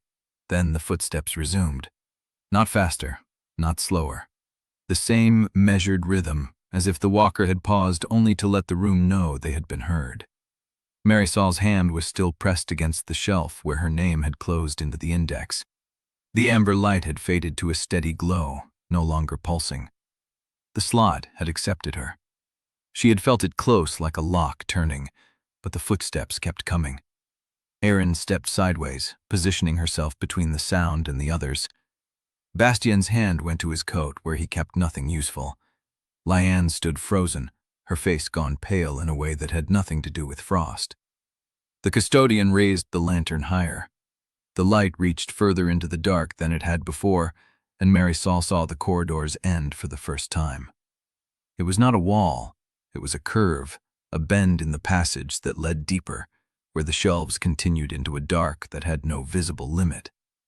The footsteps came around that curve, and then the woman stopped. She stood at the edge of the light, not quite in it, tall, dressed in dark wool that absorbed the amber glow. Her hands were empty at her sides. Her face was half in shadow, but Marisol could see the line of her jaw, the set of her mouth, and the way she was not looking at anyone in particular, but at all of them at once. She was not carrying a lantern. She did not need one. "Good," she said. "You found it." Her voice was calm, unhurried. It carried no frost, no ancient weight, no supernatural resonance. It was the voice of someone who had been waiting a very long time and was pleased to discover the wait was over. The custodian lowered the lantern. "You are not supposed to be here," the custodian said. The woman smiled. It did not reach her eyes. "I am not supposed to exist," she said. "That has never stopped me." She stepped into the light. Her face was lined, not old, not young, somewhere in the middle of a life that had been long and had left its marks in the places around her eyes and mouth. Her hair was dark, threaded with silver at the temples. She looked like she might have been beautiful once, but the kind of beauty that had been worn away by years of not being seen. She looked at Marisol. "You wrote your name," she said. "Not Seraphine, yours." Marisol's throat tightened. "How do you know that name?" "I know many things." The woman's gaze moved to Liane, then back to Marisol. "I know the winter cord is broken. I know the register was read aloud by multiple voices and the ink stopped moving. I know the ring shattered when you asked for a true name and received one that had not been assigned." She paused. "I know the index now holds a signature where it expected a roll." The custodian stepped forward. "You should not be in this chamber. The index cannot." "The index cannot stop me," the woman said. "It never could. It can only record what I choose to write." Marisol's breath caught. "You are the annotator." The woman inclined her head, not a confirmation, not a denial, an acknowledgement that the question had been asked. "I am the one who wrote in the margins," she said. "I am the one who placed Liane as the first reader. I am the one who hid the register under the altar and wrote the dedication instructing you to burn it before the third bell." She looked at Marisol with something that might have been curiosity. "And I am the one who has been waiting in the corridor that should be empty for the moment you finally learned the first rule of this chamber." "What rule?" Aldrich said. The woman turned to him. She studied his face for a long moment, as if reading something written there that he could not see. "That you cannot write about something that is still happening," she said. She looked back at Marisol. "You wrote your name as a witness. You recorded truths. Seraphine lived, the tribunal failed. The winter rat was contested. Consent was denied." She stepped closer. "But the story is not finished. You are still in it, and the index does not accept incomplete entries." Marisol's stomach dropped. "What do you mean?" The woman gestured toward the shelf where the amber slough had closed. "The index accepted your signature. It granted that you wrote it, but it will not hold. Not yet. Not until the story has ended and every truth you recorded can be verified by the silence that follows. She smiled. You have learned the first rule too late. The custodian's voice was sharp. You are playing games. I am teaching, the woman said. There is a difference. She turned back to Marisol. You wrote your name. That was clever. The index has never seen a witness signature, and it did not know how to refuse. But cleverness is not enough. The slot will hold your name until you leave this chamber, and then it will begin to fill with the nearest unclaimed story, as it always does. She paused. Unless you give it something to hold that cannot be overwritten. Marisol's hands were cold. What kind of something? The woman looked at Liane. The book you used to open the winter route, she said. The Winter Duchess. It is here, in this chamber. You felt it when you descended. You knew it was close. Liane's face went white. I burned it. You burned a copy, the woman said. The original has always been here. The index does not allow destruction, only removal. She stepped back toward the dark curve of the corridor. It is shelved in the section that should not exist, the one between the stories that were abandoned and the stories that are still being written. She looked over her shoulder. You have until the slot begins to pulse again. That is how long you have to decide whether you want to read the book that started all of this. She began walking. The footsteps faded into the dark, measured, unhurried, until the corridor was empty again. The custodian's lantern flickered. No one spoke. Then the amber slot behind Marisol began to pulse once more, slow and steady, like a heartbeat that had only paused for breath. Chapter 76. The footsteps had not stopped. They continued from the corridor the annotator had taken, measured and unhurried, but they did not fade. They grew. A second set of footsteps, arriving from a direction Marisol had not noticed, a passage she had not seen, a curve in the dark that should have ended in wall. The custodian's hand tightened on her lantern. That is not her returning, Aldrich said. It was not a question. No, the custodian said. It is not. The footsteps came closer, not running, not cautious. The pace of someone who knew exactly where they were going and had no reason to hurry. Marisol's thumb pressed against her forefinger. Once. Twice. The amber slot behind her pulsed. Slow. Steady. Waiting. Liane made a sound that might have been a breath. The annotator said the corridor should be empty. The corridor should be empty, the custodian said. Her voice had changed. The weariness was gone. What remained was older, sharper, the voice of someone who had guarded a door long enough to recognize what belonged on the other side. Then who? Bastion started. The footsteps stopped. A woman stepped into the light. She was not tall. She was not young. Her hair was the color of old bone, pulled back from a face that had been handsome once and would be handsome again in different light. She carried a lantern, the same white, heatless flame as the custodian's, and in her other hand she held a book bound in cracked green leather, its spine held together with thread that had been rewoven so many times the original color was barely visible. She looked at Marisol. Then she looked at the amber slot. Then she looked at the custodian. You should have sealed the fourth corridor, she said, before the signature was entered. The custodian did not answer. The woman with the green book stepped closer. Her eyes moved across the group, across the shelves, across the amber light pulsing against the dark. You wrote your name, she said to Marisol. Marisol's throat was dry. Yes. Witness, not role, not root, not claim. Yes.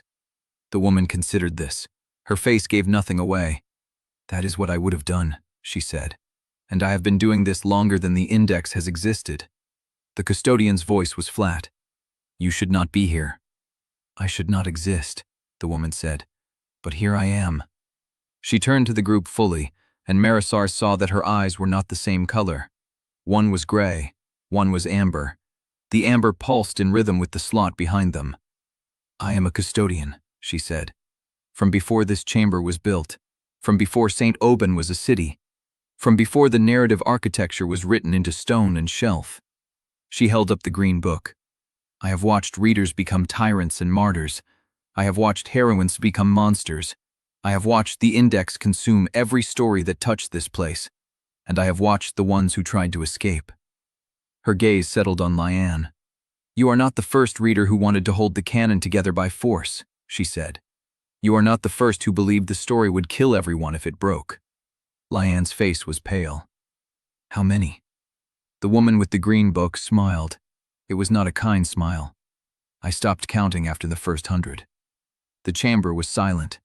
Marisol felt the pulse of the amber slot against her back. Steady, patient, counting. "The annotator told us the original Winter Duchess is here," Aldrich said. "She said we have until the slot pulses again to decide whether to read it." The woman with the green book looked at the slot. "You have less time than that." She walked past them, toward the shelf where the amber light glowed. Her footsteps were soft against the stone, unhurried, certain. The signature was clever. It bought you a few hours. But the index does not understand signatures. It understands roles. It understands roots. It understands claims. She stopped in front of the slot. "When the index finishes processing what you wrote, it will try to translate it into something it recognizes. A role, a root, a claim." She turned. "And when it cannot find one, it will ask the nearest unclaimed story to provide one." She looked at Marisol. "And there are stories here that have been waiting for a vessel for a very long time." The amber slot pulsed. Once, twice. Marisol's heart beat in the same rhythm. "How long do we have?" The woman with the green book looked at the book in her hands. "Long enough to read." She held it out. "The original Winter Duchess, not the copy Liane burned, the one that was written before any of this began." Marisol did not move. "Who are you?" she said. The woman with the green book did not answer. Then she said, "I am the custodian who failed the last time a story tried to eat itself." She looked at the amber slot. "And I have been waiting in the corridors that should be empty for someone to write a name instead of a role." She held the book out further. "Read it, or don't, but decide quickly." She looked past Marisol toward the dark corridor where the annotator had vanished. "Because the blank future line has already begun attracting attention from stories beyond Florian." She paused. "And they are not patient the way the Winter Court was." Chapter 77. The register was still warm against Marisol's chest when she looked at the second custodian's green book and heard the warning pulse of the amber slot behind her. "I am not reading it," she said. The custodian with the old bone hair did not lower the book. "The stories beyond Florian will not wait." "Then they will have to learn patience." Marisol turned from the slot. The amber light followed her, stretching across the stone floor like a thread she could not snag. She walked toward the corridor where Aldrich stood, where Bastien held the stair lantern, where Liane pressed her unmarked wrist against her mouth as if the ring's absence still ached. "We need to go up," Marisol said. Aldrich's jaw tightened. "Up to what?" "Whatever survived." The second custodian watched her pass. Her amber eye tracked Marisol's movement with the same rhythm as the pulsing slot. "You have bought a few hours," she said. "The index will finish processing your signature by dawn. If you are not back before then, something will fill the slot." "Then I will come back before dawn." The custodian smiled again, that same unkind curve. "You do not know where the stair will open. You do not know if the chapel still remembers the right shape. You do not know how long you have been breathing the dark." Marisol kept walking. The stair was narrower than she remembered. The darkness had thickened, pressing against her shoulders as she climbed, and the stone beneath her feet felt unfamiliar, as if the steps had rearranged themselves while the group was below. Liane followed close behind, her breathing shallow. Aldrich's hand brushed Marisol's back once, a touch she did not shrug off. The stair ended at a stone door that had no handle, no hinge, no seam she could find. Bastien pressed his palm against it. "It was open when we descended." "It was not a door when we descended," Eirenne said from behind him. She sounded tired. "The chapel was folding. The chamber was still deciding where the stair would surface." Marisol placed her hand beside Bastien's. The stone shifted. It did not swing open or slide aside. It folded inward, the same impossible compression she had felt in the chapel above, and then she was standing in the sanctuary where the altar had been. There was no altar. The space where the winter court ceremony had unraveled was a circle of broken stone, fractured in spiraling lines that began at the center and radiated outward like a story told too many times. The pillars were intact. The roof held, but the floor was marked, scarred, and the air was thick with frost that did not melt. Beyond the circle, the chapel doors stood open. Morning light fell across the pews. People moved in the forecourt, voices carried. A bell tolled somewhere in the Guillotine tower, marking an hour that Marisol could not name. Aldrich stepped past her and looked at the light. "It is dawn," he said. "We were underground for a full night." Liane's voice was flat. "We were underground for longer than that." No one asked what she meant. The chapel forecourt was crowded with courtiers, servants, academy faculty, and border house representatives, but no one seemed certain why they had gathered. Marisol heard fragments of conversation as she walked through them, the words sliding past each other without coherence. "She was wearing white, I think, or was it? The prince called for something," I remember a voice. "No one died, but I felt it break, whatever it was." The witnesses scattered. Some drifted toward the academy gates. Others stood frozen, staring at the chapel doors as if waiting for a service that had already ended. "The archivist who came to my study to demand her documents back," he said. "The woman who stood in the tribunal, the one who pressed her palm against the register and refused to let the story break her. I am asking that woman whether she will stay." Marisol pressed her thought against her forefinger. Once, twice, 3 times. "I will stay until dawn," she said. "I need to go back before the index finishes." Aldrich nodded. "Then we have until dawn." He walked toward the palace officials. Marisol stood at the edge of the forecourt as the light strengthened, as the witnesses dispersed, as the frost settled into the bones of the chapel. Behind her, she heard footsteps. She turned. Liane was standing at the chapel threshold, her face unreadable, her hands empty. "The second custodian gave you the book," Marisol said. "She gave it to all of us," Liane said. "But I gave it back." Marisol held very still. "Why?" Liane looked at the broken stone at her feet. "As I can tired of reading someone else's story." She stepped into the light, and the frost at Marisol's feet pulsed. Once, twice, a rhythm that matched the pulse of the amber slot she had left behind. Liane looked down at her unmarked rust. "Did you feel that?" she said. Marisol pressed her hand to her chest where the register lay against her skin. "I felt it move," she said. Behind them, above the chapel, 3 bells sounded in sequence, a call she had never heard before, a note that did not belong to any hour she knew. The city of St. Aubin turned its face toward the sound, and the frost beneath their feet began to write. Chapter 78. The palace officials stayed for 3 days. They interviewed everyone who had been in the forecourt, the chapel threshold, the rooms adjacent. They took statements from servants who had seen frost in places frost should not be. They asked Marisol the same question 6 different ways. What ceremony took place, who authorized it, and why the altar was now a circle of fractured stone. She told them the truth in fragments, careful not to name the chamber or the ledgers or the second custodian. She said the winter court had tried to claim a bride. She said the ring was broken. She said she did not know what the frost was writing beneath the city. The senior clerk wrote it all down without looking at her. On the 4th morning, they packed their ledgers and left.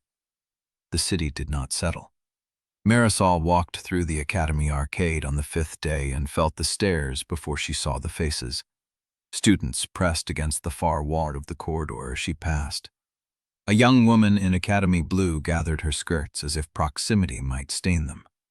2 boys near the fountain stopped mid-sentence and did not resume until she was gone. Acquittal meant she had not committed treason. It did not mean she was welcome.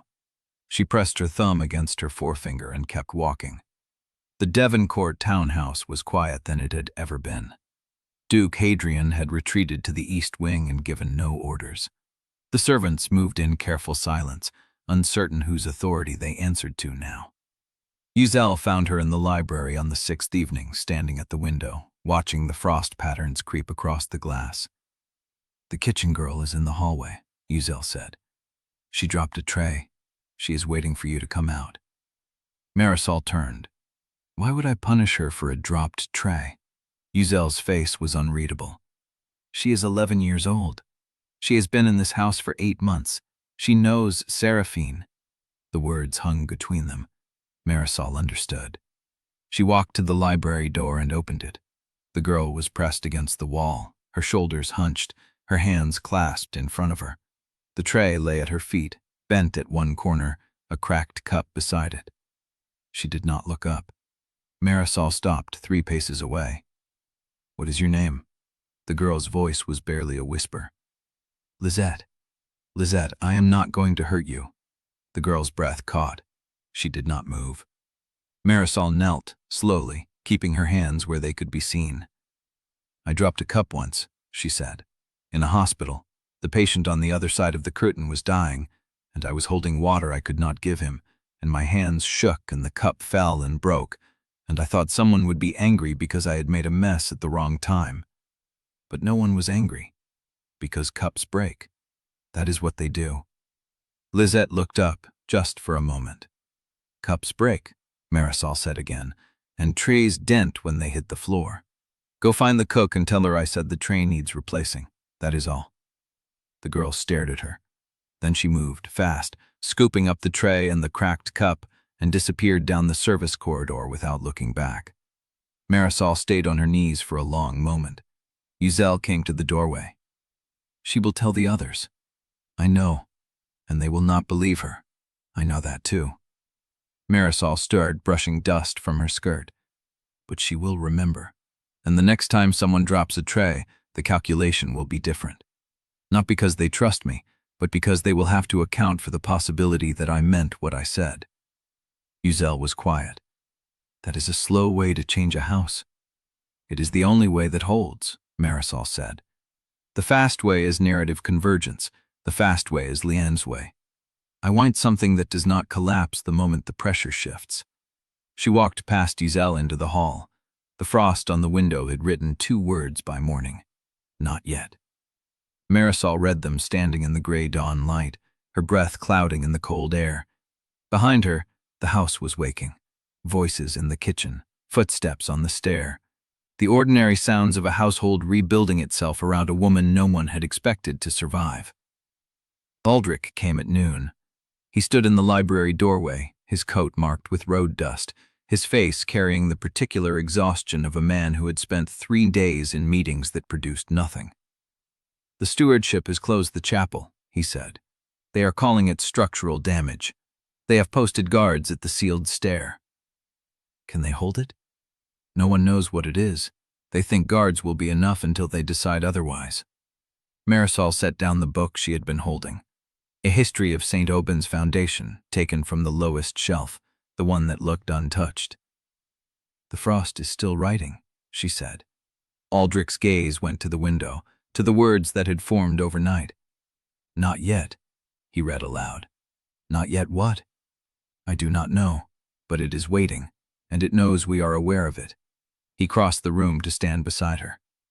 "Bastien has been going through the palace records for any mention of the 4th corridor, the one the annotator came from. He found a reference to a sealed passage in the Foundation documents, but the seal date is crossed out and rewritten in a hand no one in the archive recognizes." "Eirenne?" "She was already north. She left before dawn with copies of the exposed records and a horse that looked like it had been ridden hard before she arrived." Marisol thought about the gray silk woman, the one who had spoken with her mother's voice, the one who had waited in exile for 23 years. "She will not stay gone." "No," Aldrich said. "I do not think she will." The silence between them was not uncomfortable. It was the silence of 2 people who had stopped pretending they understood the shape of the story they were in. "Liane is at the academy," Aldrich said. "She has not left her room since the chapel. Lucette has been sitting outside her door, reading aloud from alchemy texts, as if that might bring her back." "Bring her back from where?" "I do not know, but she gave back the green book. She said she was tired of reading someone else's story. That was a choice, Marisol. She made a choice."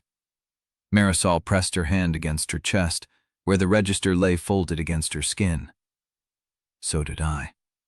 Aldrich looked at her for a long moment. Then he reached into his coat and pulled out a folded piece of paper, creased and travel-worn. "This came for you. It was left at the palace gate this morning. No seal, no signature." Marisol took it. She unfolded it. The paper was blank. Then she held it closer, and the ink appeared, slowly, as if it had been waiting for warmth to reveal itself. One line, in a hand she recognized. "The index is waiting, but so is the thing that writes between the lines." She turned the paper over. On the reverse, in the same hand, the single question: "When you go back, whose story will you carry?" Chapter 79. Eirenne left at dusk. Marisol stood at the north gate and watched the gray silk figure fade into the tree line, the horse moving at a pace that suggested the animal knew the road by heart. No farewell speech, no backward glance, just the drum of hooves on frozen ground and the creak of saddle leather, and then nothing but wind. The letter pressed against Marisol's chest, where she had folded it into the register's pages. She walked back through the city alone. St. Aubin at evening was a city of closed shutters and banked fires. Smoke rose from chimneys in straight gray columns. The cold had settled into the stone itself, not the sharp frost of the winter court, but the ordinary chill of a season that had forgotten how to end. The palace gates opened when the guard recognized her face. Bastien was waiting in the archive annex, his coat still buttoned, his hands resting on the stack of bound ledgers that had not been there that morning. "The sealed passage reference," he said. "I found the original petition." And it was filed by the Crown Stewardship itself, not requested, not approved, sealed. He pushed a ledger across the table. The seal date was crossed out twice. The first correction is in a clerk's hand from 50 years ago. The second is the same hand that wrote your letter. Marisol traced the ink with her fingertip. "You recognize it?" "Not yet." She pulled her hand back. "But I will." Bastien watched her for a moment, then began gathering the ledgers. "The vault you described, the accounting room. I can secure its existence in the record without naming its location, a procedural blank, a gap between two entries that no one will notice unless they are looking for it." "Do it." He nodded once and left. Marisol stood alone in the archive, breathing the smell of old paper and sealed ink, and thought about how many stories were waiting in the dark beneath the city. How many gaps Bastien would need to carve before the world above stopped pressing down on the world below. Lucette found her in the Glasshouse. The alchemy student's hands were red from cold, her sleeves damp to the elbow, and she carried a shallow tray of frost-scored glass shards that caught the last light like broken mirrors. "I collected them," Lucette said, "from the chapel floor before the stewardship cleared the site." Marisol looked at the shards. The frost patterns on the glass had not melted. They clung to the surface, white and precise, as if they were part of the material now. "How long will they last?" "I do not know. That is why I am studying them." Lucette set the tray on a stone bench. "Liane's room is still locked. She will not open the door, but she talks to herself, or to somewhere. I cannot talk which." "What does she say?" "Fragments, names, apologies." Lucette's voice faltered. "She said, I was not supposed to be the one who lost." She said it 3 times. Marisol looked at the frost shards, at the trapped winter that would not release its grip. "She is still in there." "Yes," Lucette said, "but I do not know which version of her will come out." Theodore was in the east corridor when Marisol returned. He had a crowbar in one hand and a lantern in the other, and he was standing in front of the sealed door to the music room, the one that had been locked since their mother died. "This stops today," he said. Marisol did not argue. She took the lantern from him and held it steady while he worked the crowbar into the seam. The wood groaned. The lock held for 3 breaths, then splintered inward with a sound like a bone breaking. Theodore pushed the door open. The music room was exactly as the Duchess had left it. Dust sheets over the furniture, a half-finished embroidery frame by the window, sheet music scattered across the floor, as if someone had dropped them and never bent to pick them up. Theodore stood in the doorway, breathing hard. I am going to open every room she locked, every door he sealed.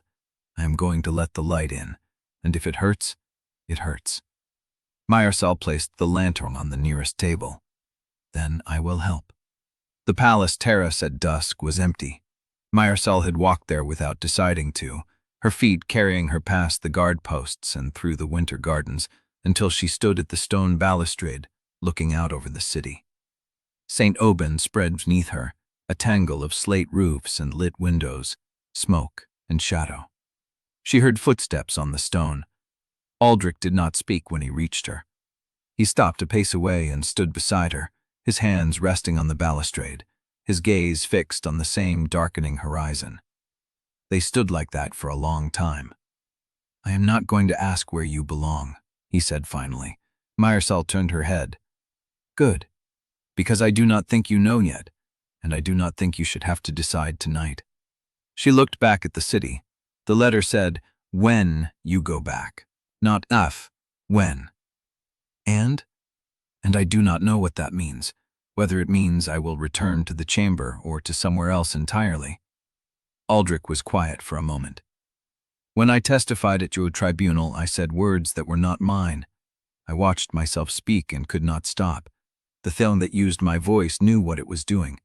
I have spent every day since wondering whether I am still the person who wanted to say the right thing, or whether I am only the person who failed to stop the wrong thing from being said in my shape. Marisol looked at his hands on the stone. You are still here. That is not the same as knowing who I am. No, she agreed. It is not. The cold air carried the sound of bells from somewhere below. Evening prayer, a call to dinner, the ordinary rhythms of a city that had no idea what lay beneath its streets. Marisol reached out. She took his hand. Not because the script required it, not because she needed an ally, because she wanted to, and that was a reason she had never trusted before. I will not be entered into anyone's script again, she said. Not yours, not Liane's, not the winter courts, not the indexes. Aldrich's fingers tightened around hers. Then what will you be entered into? My own. He looked at her. The last light caught the edges of his face, the exhaustion and the hope and the uncertainty that had replaced the old certainty of his role. That is not an answer I can give you tonight, she said, because I do not know what it looks like yet. I only know that I want to find out. Aldrich did not pull away. He did not offer a solution or a destination. He asked a question instead. What do you want? Marisol felt the words settle inside her. A stone dropped into still water. She had been asked where she belonged, what she wanted to escape, what she was willing to give up. No one had ever asked her what she wanted. She looked at the city, at the frost that laced the edges of the balustrade, at the sky that was turning the deep blue of true night. I want to wake up tomorrow and not know what happens next. I want to be afraid of the wrong things. I want to learn what I sound like when no one is telling me which lines to say. Aldrich nodded. Then that is what I will ask you tomorrow. He did not release her hand. They stood together on the terrace, two people who had been written by other people's stories, learning the weight of a silence that belonged only to them. And then the frost at Marisol's feet flickered. Not a pulse, not a word. A single point of light, like a star reflected in ice, burning cold and white against the stone. Marisol looked down. The frost had written one letter. A. Then nothing. The light faded. The stone was bare. Aldrich followed her gaze. What was that? Marisol pressed her hand to her chest, where the register lay folded against her heart. It was a beginning. She turned from the balustrade. Come, we have until dawn. Chapter 80. She woke, and the count was gone. The number did not form in her mind. No calculation flickered behind her eyes before she opened them. No instinct reached for the thin space between survival and the day she had memorized as the last one. 40 days. They had passed. Marisol lay still in the celadon green bed, her hands resting on the coverlet, her breath slow and even. The light through the curtains was pale, unmarked by dawn or dusk. Morning, she decided. Ordinary morning, on a day no one had written an ending for. She sat up, Her wrist bore the red line, still, a thin seam of color where the winter torch had marked her. But the frost had not returned. The window held only morning light. She dressed without waiting for Giselle. The house was quiet as she descended the stairs. The servants moved in their ordinary patterns, cautious but no longer braced for violence. Duke Hadrian had not emerged from the east wing since the chapel. No one had given orders. No one had asked whose authority they answered to. Marisol walked through the silence and felt the shape of a day that belonged to no one's schedule but her own. The library was empty. She stood at the center of the room, her hand resting on the back of a chair, looking at the shelves she had searched in those first desperate days. The compartment margins, the hidden volumes, the journals that had rewritten everything she thought she knew. She had not planned beyond this point. Every map she carried, every route she had memorized, every page she had turned in the dark while Liane waited for her to fail. All of it ended on the morning after the 40th day. She had not allowed herself to imagine what came next, because imagining it felt like tempting the story to take it away. And now, the story did not know either. The frost on the library window had faded overnight. No words remained, no warning, no promise. Marisol pressed her palm to the glass and looked out at the garden, at the bare branches and the gray sky that held nothing but weather. She heard footsteps in the corridor. Giselle appeared in the doorway, her dark eyes moving across the room before settling on Marisol with the particular stillness that meant she had something to say and was deciding the shape of it. "A parcel arrived," Giselle said. "For me?" "For you. Left at the gate. No seal, no messenger seen." She held it out, a flat rectangle wrapped in plain brown paper, tied with a single loop of string. Marisol took it. The paper was unmarked. No address, no name, no indication of what lay inside. She carried it to the reading table and set it down. Giselle did not leave. She stood near the door, her hands clasped, her posture watchful. Marisol untied the string. Inside was a single sheet of paper, torn roughly along one edge, as if pulled from a binding with no patience for care. The paper was pale, almost translucent, the color of old bone.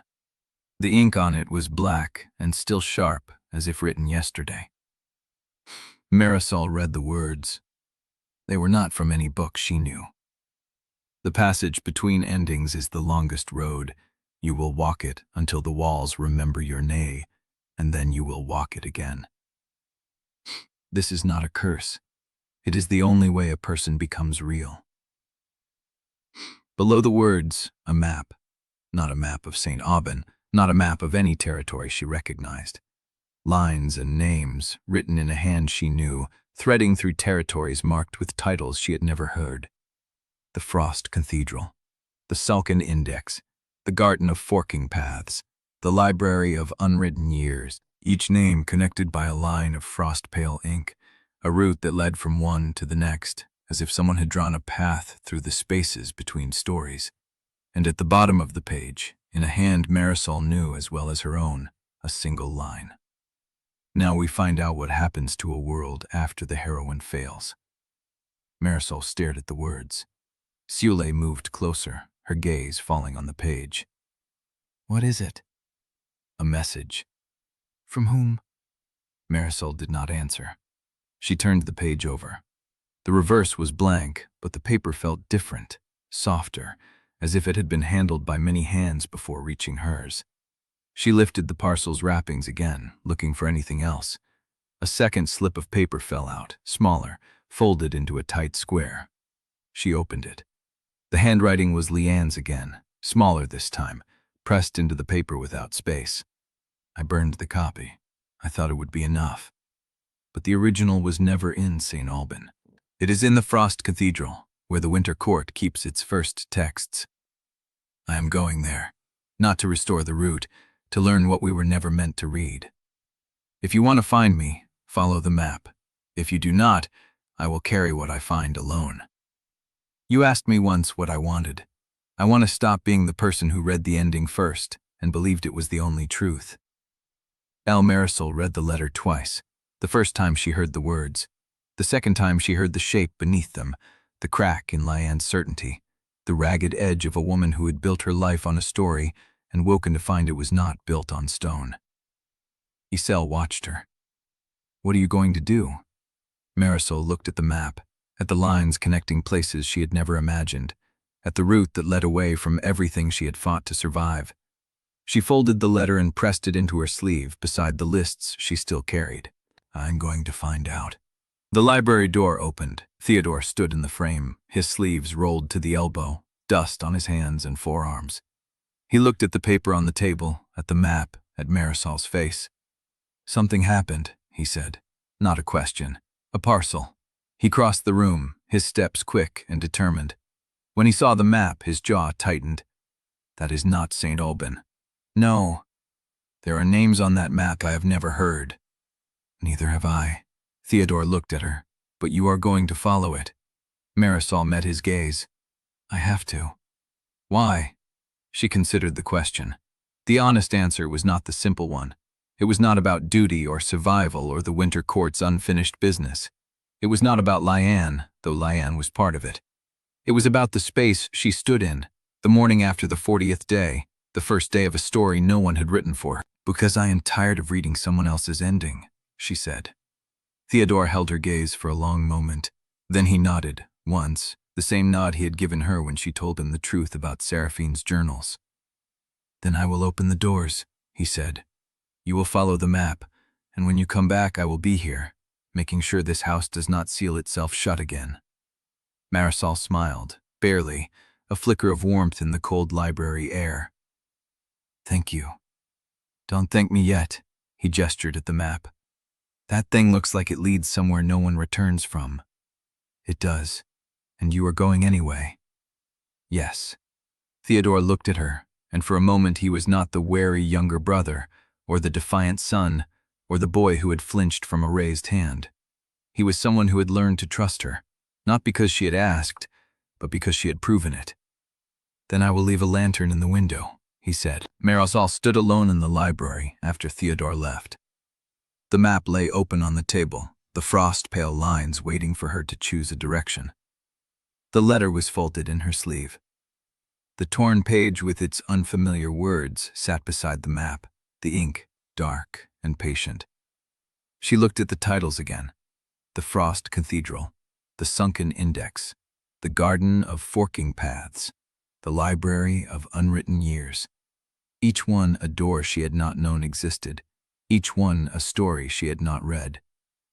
And the line at the bottom of Liane's note, the one she kept coming back to, "I want to stop being the person who read the ending first and believed it was the only truth."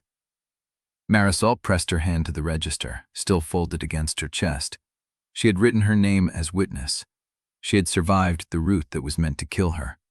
She had learned that the world was larger and stranger and more breakable than any book could contain. And now, for the first time, she had a map with no script attached. She picked up the torn page, folded it carefully, and placed it beside the letter. Then she walked to the library door. At the threshold, she paused. The frost in the garden beyond the window had returned, faint and distant, writing something she could not yet read. A single letter forming slowly against the glass. Then another, and another. Marisol watched the words take shape, her hand on the doorframe, her breath caught in her throat. The frost wrote, "The first unwritten day begins now. Follow the map, or stay and watch the walls remember your name. Your choice, witness. But choose quickly. The thing that writes between the lines is already moving."